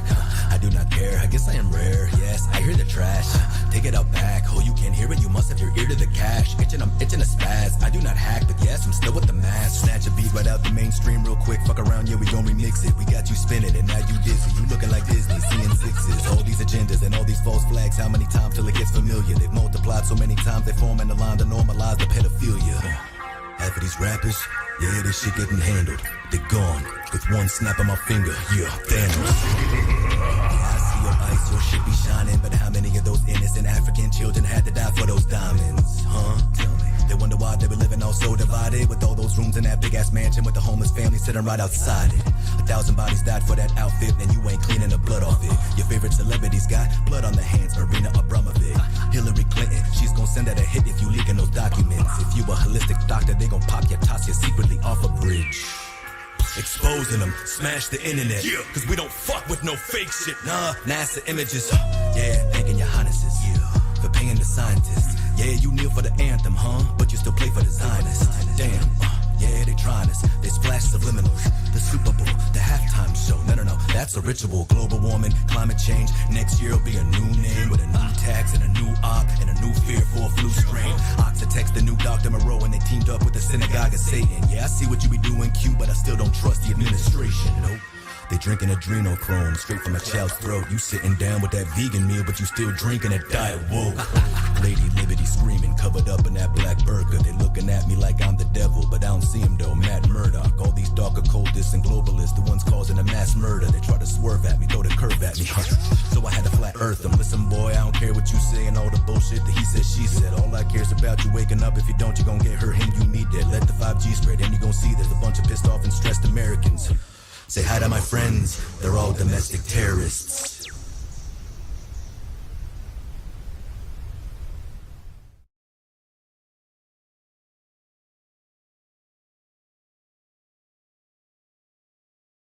This next one I'm going to play is actually my cousin.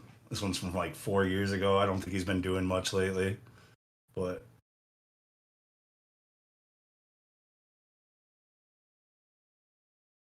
All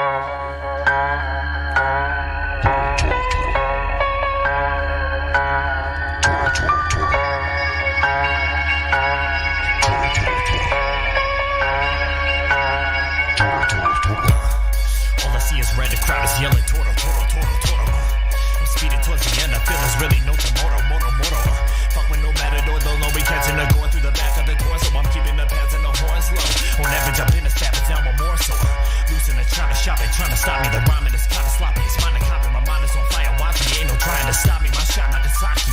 See my nose, see me get stopped, no defeat with the cream of the crop. Your whole team will get chopped as a theme of the plot. When I leave you to rhymes pieces, I'm deceiving you not. Take another hit, zip myself up in the body bag. Take another hit, zip myself up in the body bag. Take another hit, zip myself up in the body bag. Zip up in the body bag. Zip up in the body bag. New realms awaken, who the hell is making through the elevated music, celebrating ghoulish, resonating dudes compelled by Satan. Move finna break now, I'm through with this hell of hating, it's over.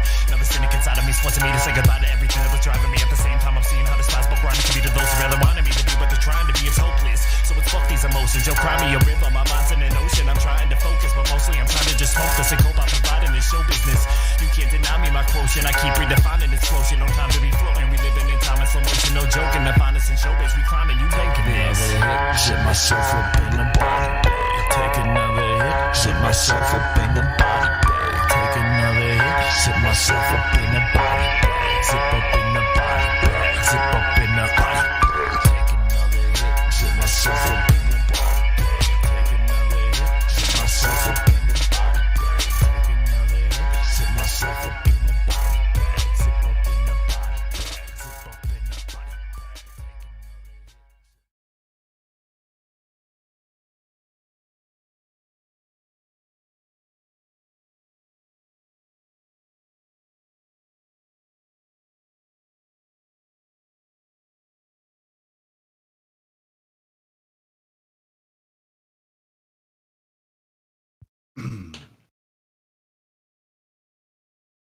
Write down the one that, or type in the one that you wanted, and I'll find it. I got a SoundCloud.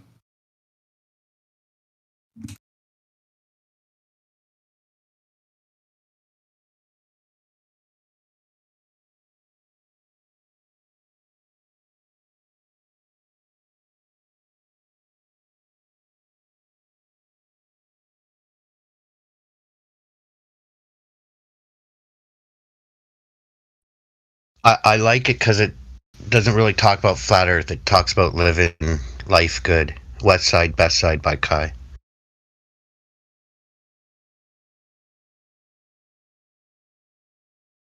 And it doesn't get as much play, I find, so. All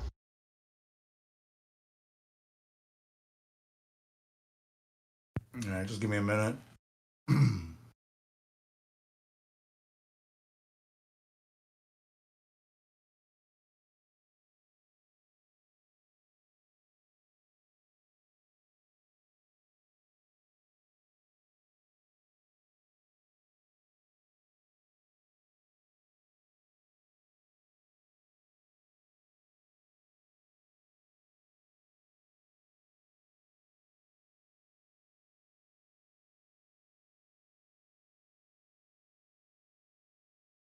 This moment of silence brought to you by NASA, probing Uranus since 1958. Holy fuck.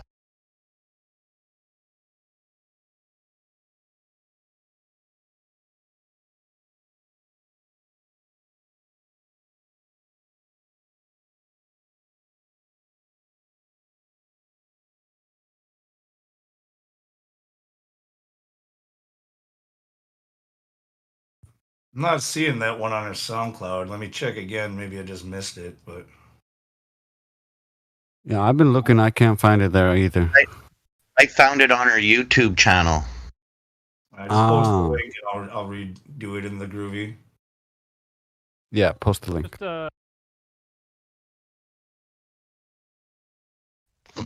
I'm not sure if I know I have Vlad on SoundCloud. I don't know if I have Kai, but I definitely like when I saw the video on YouTube, I subscribed to the channel, and there was 2 or 3 other songs other than the main one. Kind of surprised she's got some stuff that's just on SoundCloud and some stuff that's just on YouTube. You'd think she would kind of just consolidate it all into one place, you know. I'm the same, so I don't know. I just haven't gotten around to it. I don't even try to question what women do anymore. I just let them do it. Those are wise words. So if flat man can, does that mean globe man can't? Rhetorical question.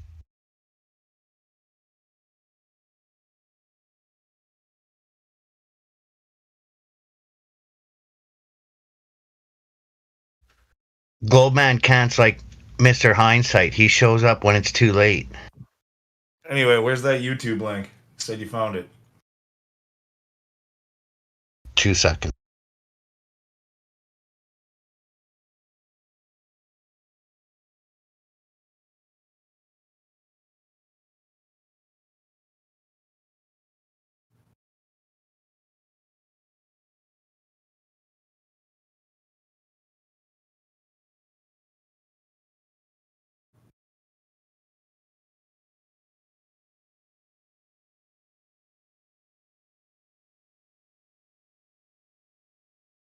I'm sharing it right now in the live stream. I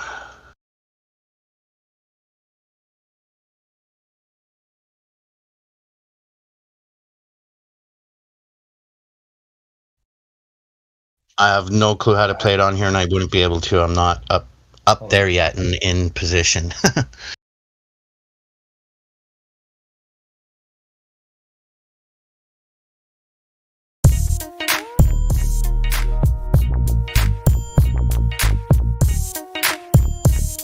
Oh shit, it's funky as hell. It's freaking like 90s, like mid 90s gangster rap sound. I was raised on the East Coast, living in the South, where they teach you how to drink, they show you how to throw it down, how to sit up like a lady, but keep swearing pretty loud. Oh baby, everything I'm thinking's coming right out of my mouth, like a sweet tea, honey whiskey on repeat, they got me tipsy. College basketball games, think I need a deep D. Love my Raleigh roots very deeply, but had to switch it up, so I moved to different city. So I went to the land of the snow, and on the low hoes, fake bitches, were your friends or your foes? Yeah, church they be praying, but the heart's super low. No, I could not take the bubble, so baby I had to go. So I moved to Vegas, party with the famous, so mama I made it. All the bouncers, they knowin' what my name is. Yeah, I'm at the penthouse and feeling pretty faded. Yeah, we going shopping and daddy's always paying. I'm on the west side, living my best life, best life. Damn, it's getting so good, gotta say it 2 times. Never thought I would be doing this fine. Now I'm on the west side, living my best life, best life. Damn, it's getting so good, gotta say it 2 times. Never thought I would be doing this fine. I be doing this. Here I just go straight up to the top. Yeah, you know my vibe is fly, looking hot. Yeah, smoking the legal pop, fuck the cops. Yeah, I'm sorry for the states that lost. Yeah, nah, no, I'm never going back. Only wanna see the future, do not wanna see the past. No, I'm never going back. Only wanna see the future, do not wanna see the past. Now I'm on the west side, living my best life, best life. Damn, it's getting so good, gotta say it 2 times. Never thought I would be doing this fine. Now I'm on the west side, living my best life, best life. Damn, it's getting so good, gotta say it 2 times. Never thought I would be doing this fine. I be doing this. I be doing this.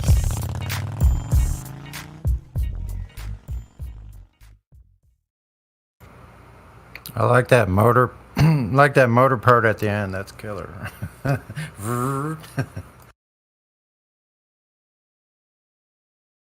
I like it because it's about like leaving your crap and then going somewhere else and living your best life. You know, I like it. Yeah, pretty cool.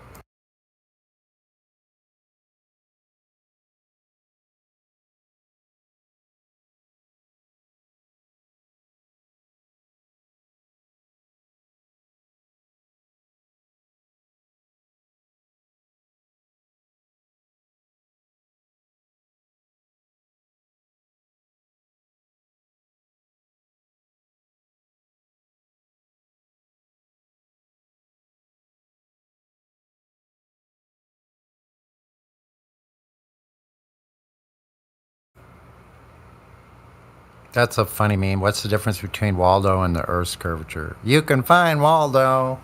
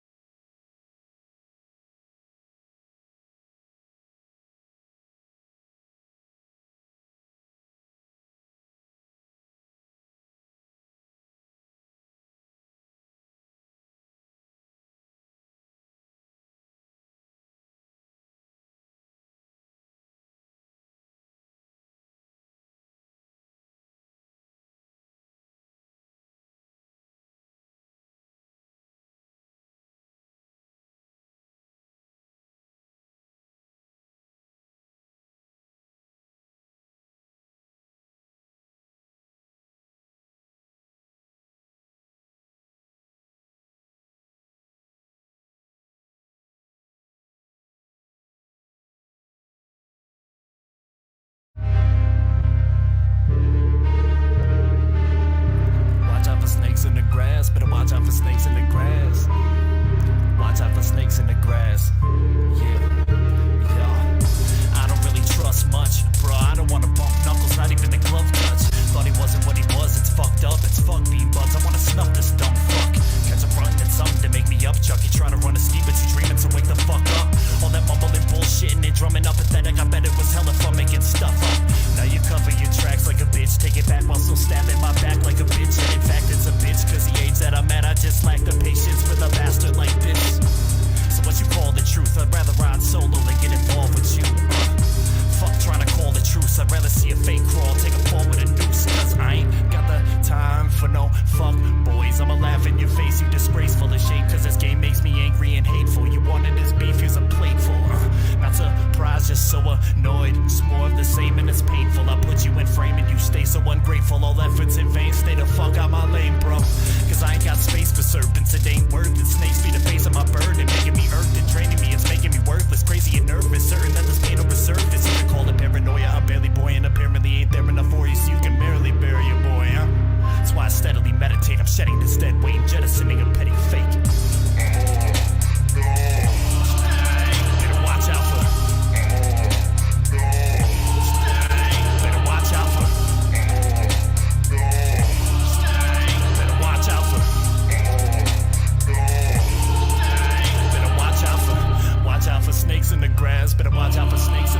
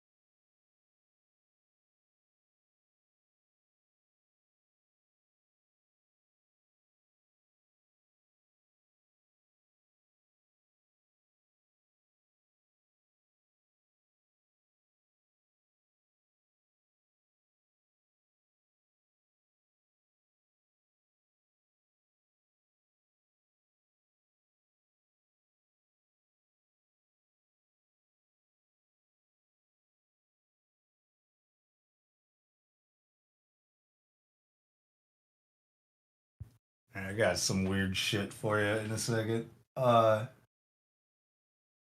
guys I used to hang out with, I haven't really in a long time, but they have like a punk pop band. They're a bunch of kind of strange Milwaukee East Side artsy fartsy types. Why can't I find them though? Oh, I see why. Typed it in bed.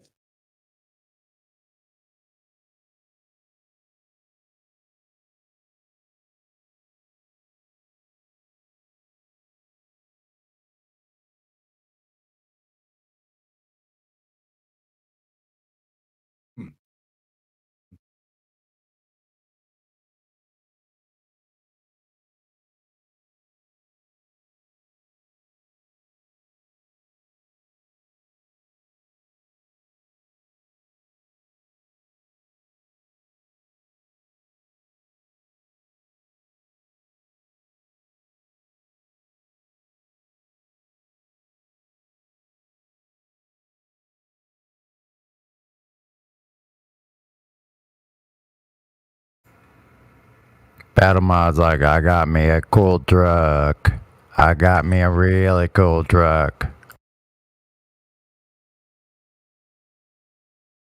Or now we could play that most fucking Americans.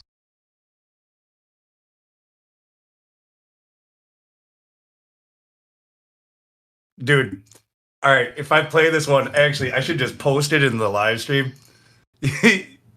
You'll see what I'm talking about. The music video to this. You'll crack up. Hold on, I'll just post it in there. Yeah, these are some friends of mine from high school.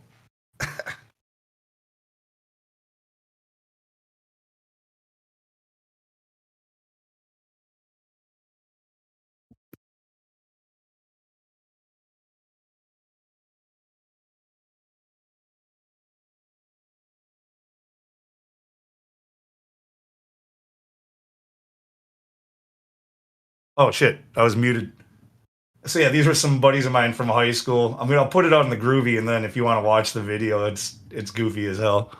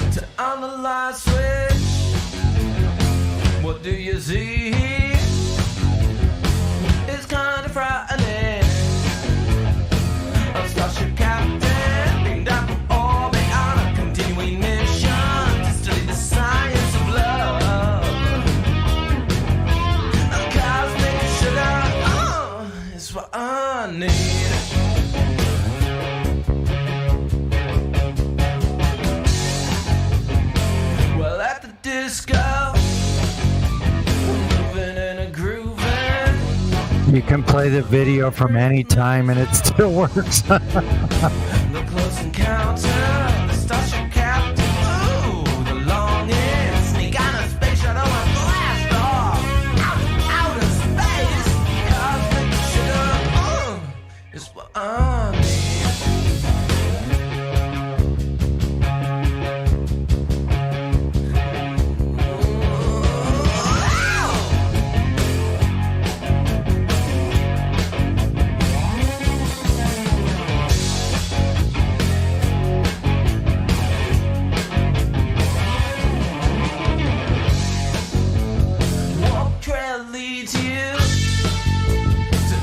Cross 83. Hail the shit that orbits. The starship captain answers, surprised and delighted. Want to be my boy? Your eyes connecting and there's love. Real love. True love. Cosmic love. Anyway, that's good enough. If you watch the video, but yeah, if you're watching the video or you've seen it, like, It's hilarious. now you see what I mean.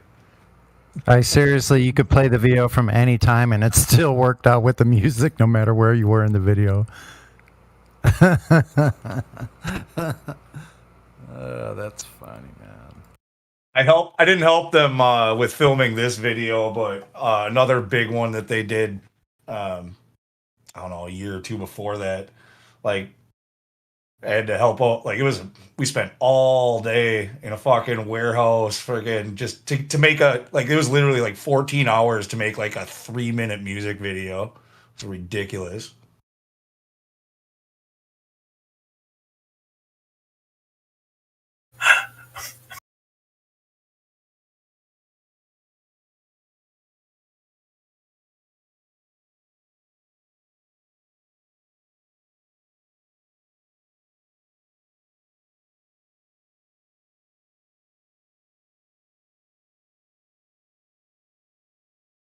Music video is hilarious if you watch it with no sound. Yes.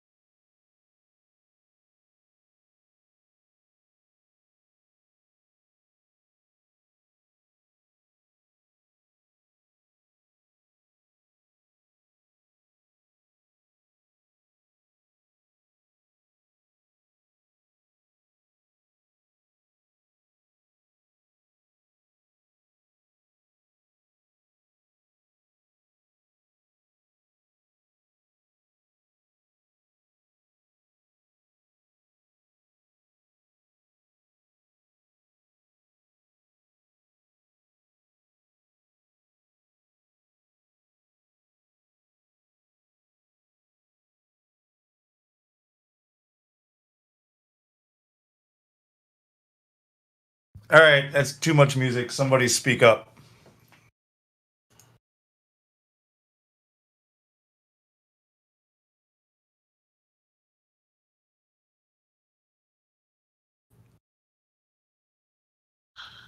All right, I'll put the music back on. No, I'm just joking. Why would I? You didn't even play my song. I'm just joking.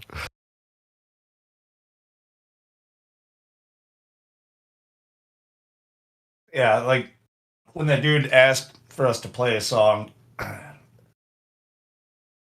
know I'm kind of responsible for all this shit. I'm the one who bought the freaking premium Groovy bots and like doing the music room and stuff, but He did that because Jenny tried that the other day when people were getting heated in the discussion and getting a little bit like people starting to shout at each other. They would play a song and then get right back into it.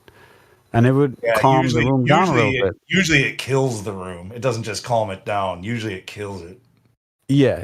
That's why it only really works when there's a heated argument and both sides really want to continue it, and you get them to like take a step back while the song is, and then they go back to it, but they're like calmer because they aren't. It's kind of like refractory period. Once you get annoyed by something, if you take yourself out of the situation and stop thinking about it after a certain period, you can be more relaxed about it.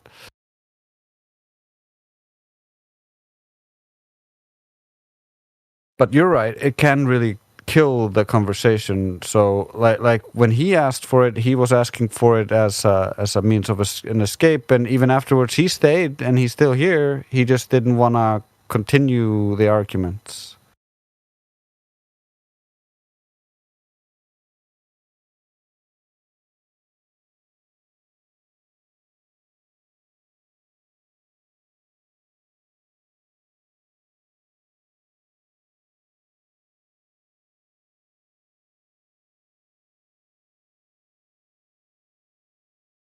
Well, throw on one of your songs. I have to go to the bathroom.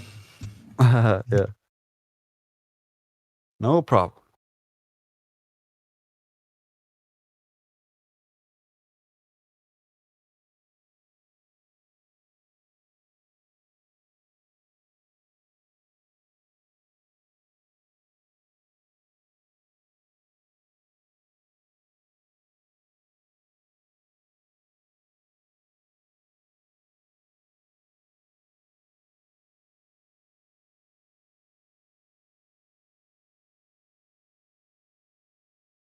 This is one of my latest creations. And when you listen to this compared to all the great songs I just played, yeah, it's not the best. But it's what I got. Yo, Grace, 24/7 Flat Earth Discord with Bong on the beat. This is for all those diet woke rappers out there who think they're talking about the truth, but they don't even know what they're standing on. Yeah. I might be new to this, but I'm calling you out, Tom McDonald. You and your Rockefeller wife. Bring it. This is the start of it. I don't serve the parliament. I don't have a claim to know all of it, but at least I can admit when reality doesn't fit your religion, I can quit.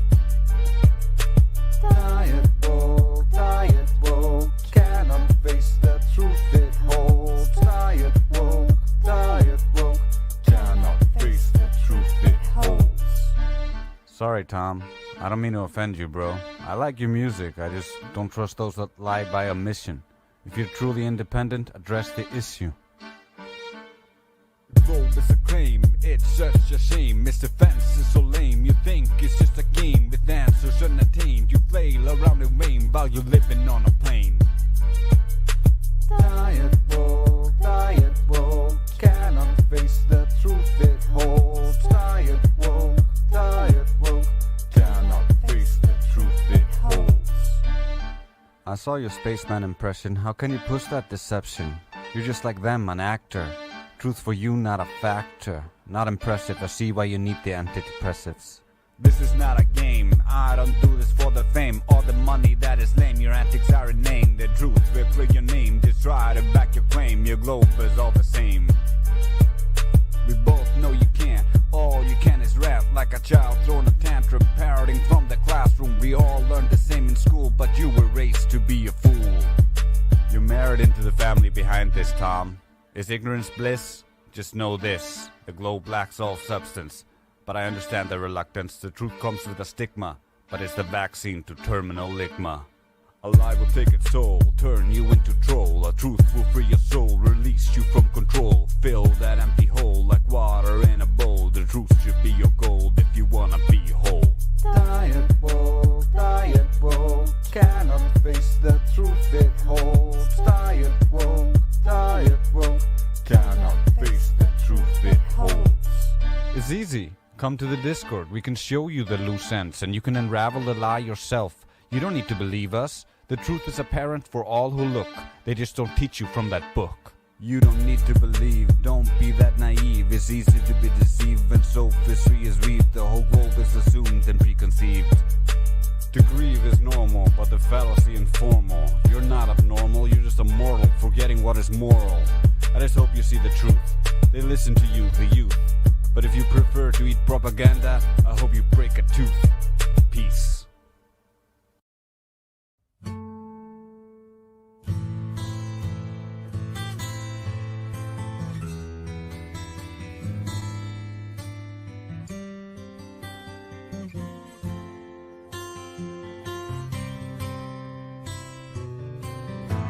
Debate, flat earth debate.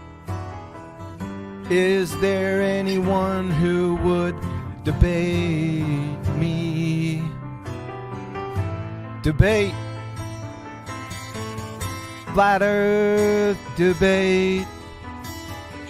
Where is the one who could debate me? Who has the science acumen? Where is the intestinal fortitude? Where can I meet you in debate? But Baltar, Space Monkey, you can't say I never tried. Baltar, where are ya? Get your ass in the arena. Baltar, pretender clown, it's time to meet me in debate. I'm gonna shatter all your dreams. I'm gonna smash that friggin' globe. While there's tears, they taste sweet. Baltar,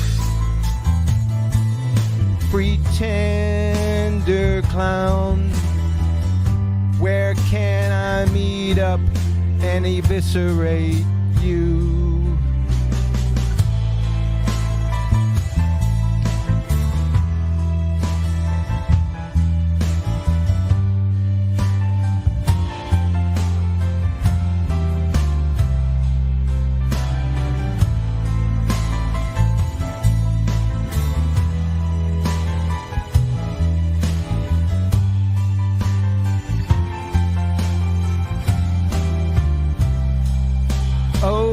Baltar, don't you wish to see your spinning ball in Cogdis? Ain't it time you said goodbye? But Baltar,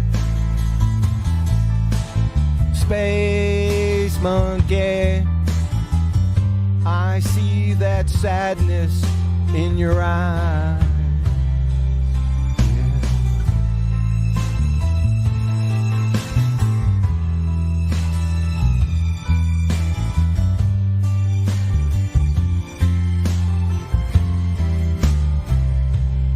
For your spinning water ball, ain't no argument you can find. There is nothing you can say. Baltard, it's really over for ya. There is nowhere you can hide. It's like shooting hippos in a fishbowl. Come on, Baltard, dry your eyes. Baltard, space monkey,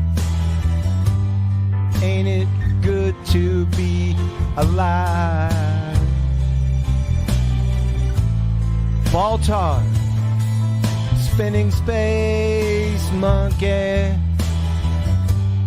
you are welcome to our flat Earth.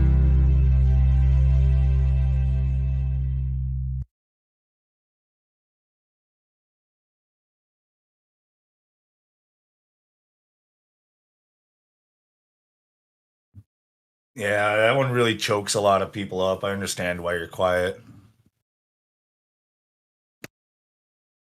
This is so good.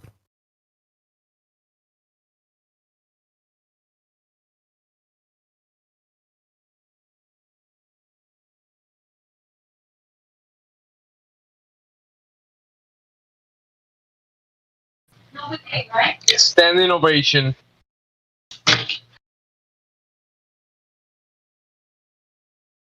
Baltards. I got it. I got it, Jelly. Got it. Oh, that's it. Oh, got it. What's the Baltards?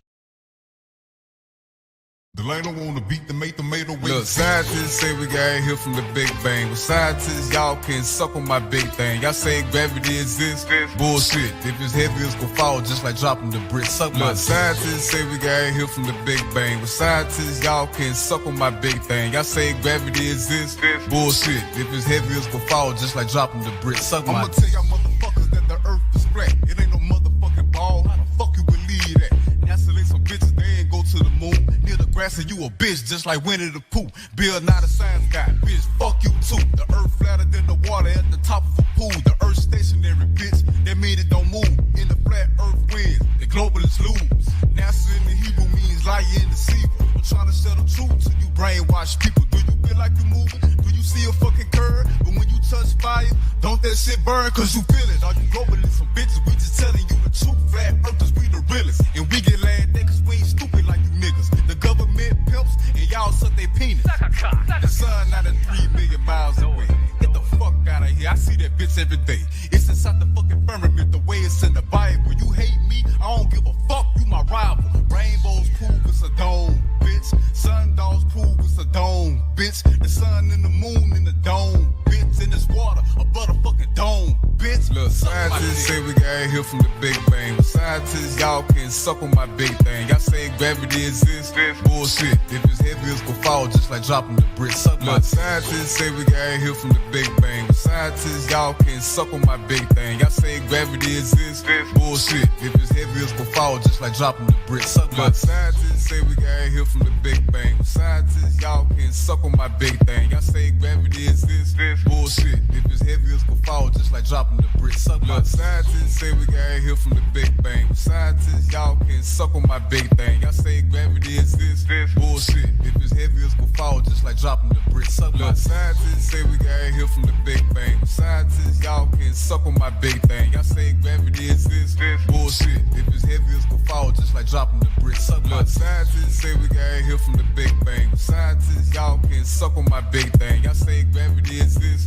Bullshit. If it's heavy, it's gonna fall just like dropping the bricks. Suck my.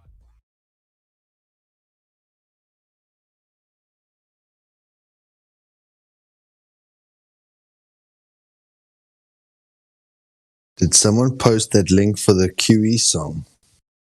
It's sitting up in Groovy Command. I can drop it though for you. If you can, please, man. Yes, I was hosing myself, but I was on mute. I'll do the one I just played also. They're both there. It suddenly made so much sense. He's like, hey, Baltard, Space Monkey, It's like they really, you're talking to a space monkey.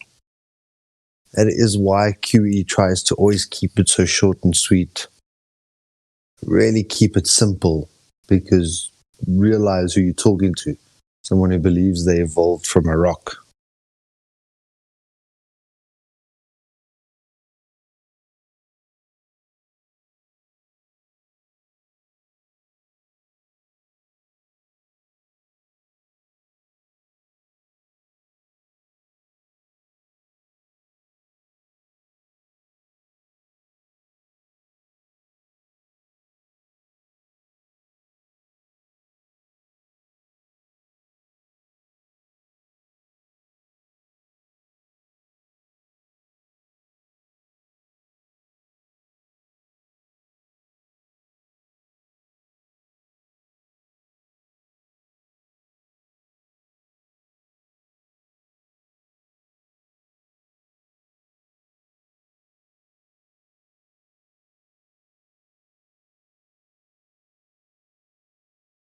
Perfect. Thank you, gentlemen.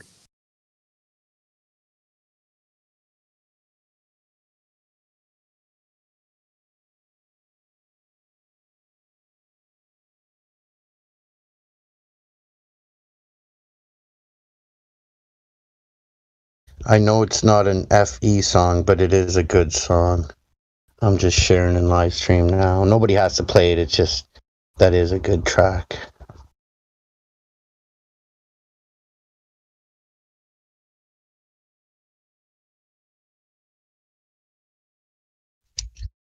Is that Flat Earth Solar I heard there a second ago?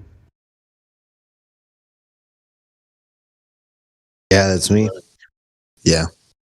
Yeah, I forced myself a couple morning, it might have been yesterday morning, to listen to Game of Pandas for like 10 minutes.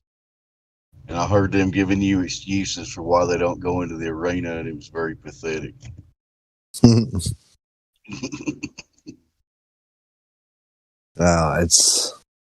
It's always the same thing, and I think the person who stated it first was Nathan, and Nathan created a debate channel to come and debate him.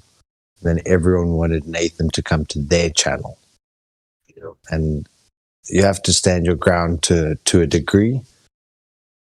But yeah, their whole ploy is that there's nothing to actually debate, so why should they even leave their little ivory tower?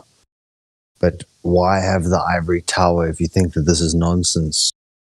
Why stay up till 4 a.m. every night for 5 years debating this stuff?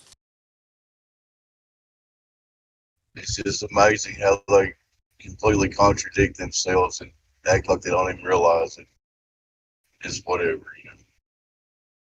Even if we found a totally neutral person to debate one of the clowns, they still wouldn't do it.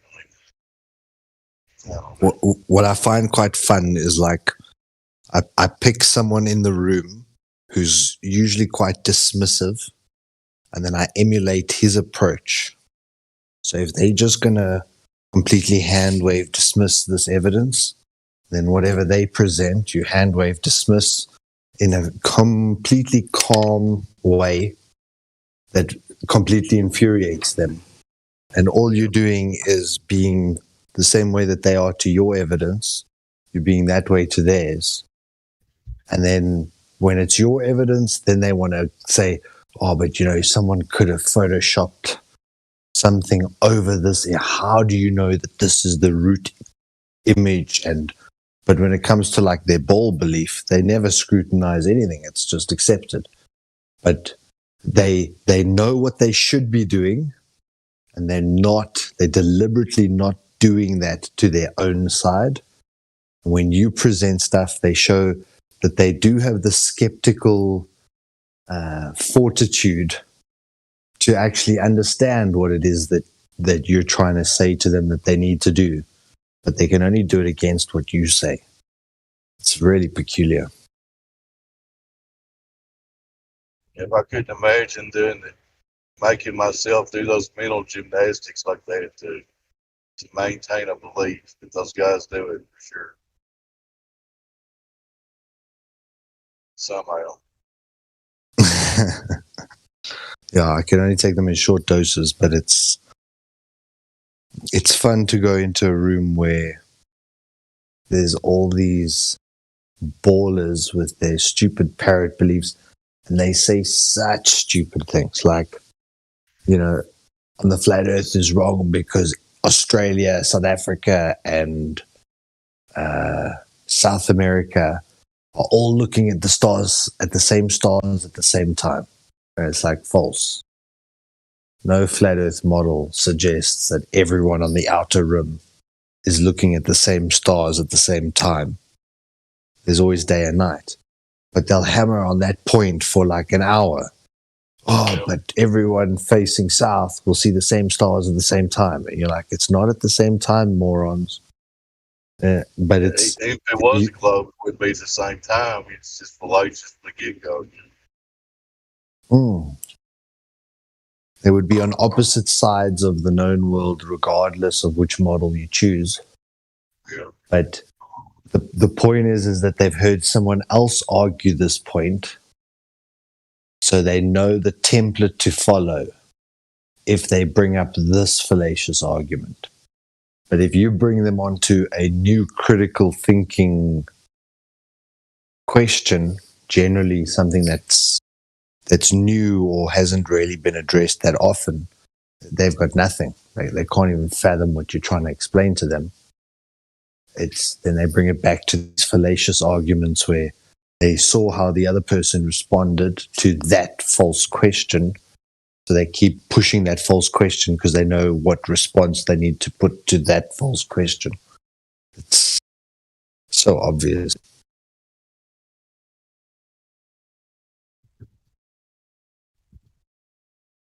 I just thought I'd give you a little salute for even going in there and dealing with them. I've been there a couple times. I got muted pretty quick because I can't have any patience for that. I'm not much of a debater either. Those guys, I don't know what word to use to describe those guys. Yeah, it's...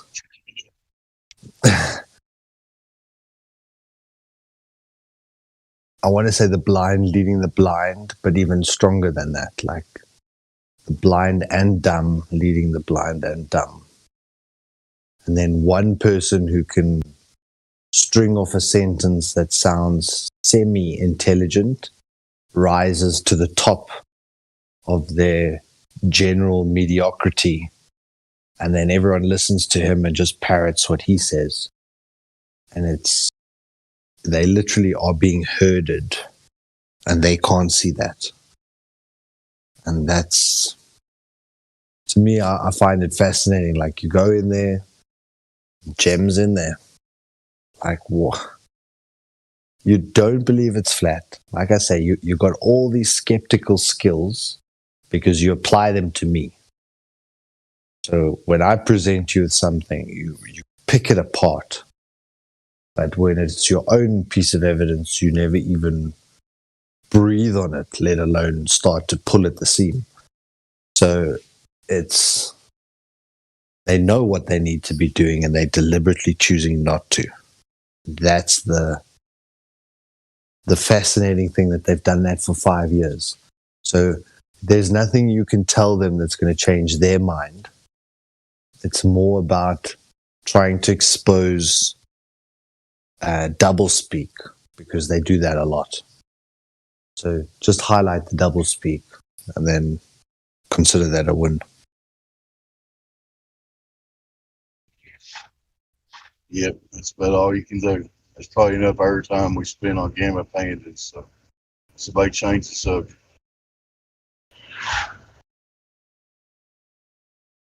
But it's like, I spend so much time trying to find the silver bullet for Flat Earth. I've consumed pretty much every person's data that I could come across. I would stay up late at night. I would screen grab every single, or virtually every frame of their videos if they were putting out new content and stuff. Trying to find what is that one sentence that you say to someone and they go, holy shit, it's flat. You're fucking right, Like, what is that one sentence or that thing that you can present? And then the more you learn about this stuff, the more fallacies you find and the more inconsistencies. And it's like, trying to show these guys, when you go there and you hear their counter arguments, it also makes you sharper and more refined. It makes you better at articulating the idea or the setting, the scenario as to how this could occur. But even then, they choose not to even follow. So I have oh, sorry, go ahead. no, the argument that they make about if the Earth, it was a flat Earth, and then the moon moved around it, you'd see different sides of the moon, right? Like if it was a physical object. Yeah. You've heard that one. Oh yeah. So then one of the guys posts this video and he's like, "This is definitive what it would look like if it was flat." And he's like, "And we don't see this, so therefore it's not flat." I'll just post the video now. What I was I'm gonna watch that while I'm chatting. I was gonna say is, oh wow. It's super short. Oh, that's what we would see. Give me a break.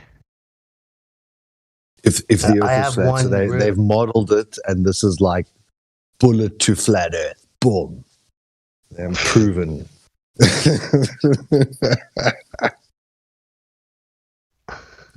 Oh man. Blocked out the sun and everything. I got a really close buddy of mine. Like, it's funny they chose the moon because I like pointing to the moon during the daytime. Like, I'll be like, "Pete, check it out. There's the moon." And it drives him nuts. "Why do you keep pointing at the moon during the day to me?" But I find that might be, hey, why are we seeing the moon right now when it's daylight? That might help get them thinking shit,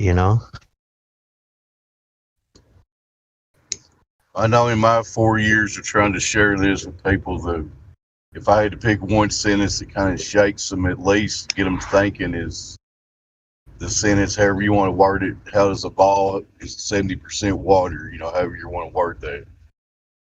But that one sentence should at least get people thinking about it,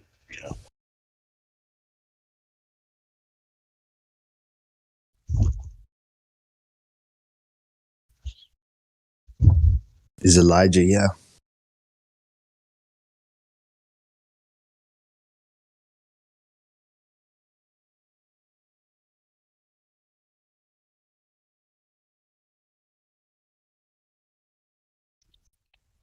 Name on the list. Just be busy.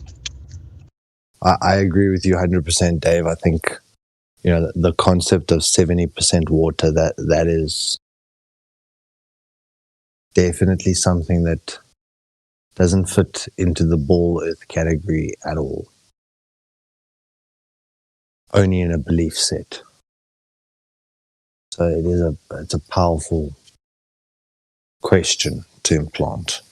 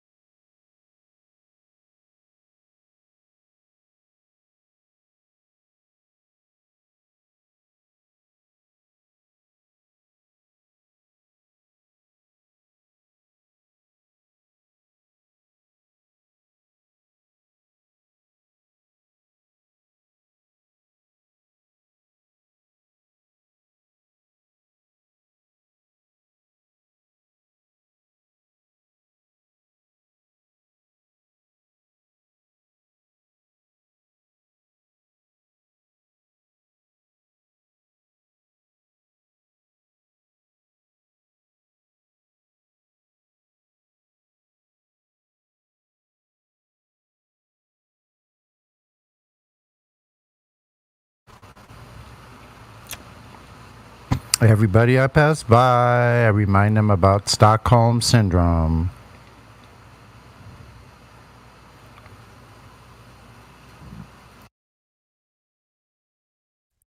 I don't know. I want to, but I'm just like, you know what? I'm getting like Mimas, like fuck them, whatever. I'm reminding them. I'm just trying to be a helpful servant. Yeah. Humble servant, trying to remind people that you have a psychological disorder. It's known as Stockholm Syndrome. I look at them and I think it's been like almost like well over a year and a half, and you're still buying it. Like, wow. Then I turn around slowly and remind them. Guess who else was forced to wear that? Slaves.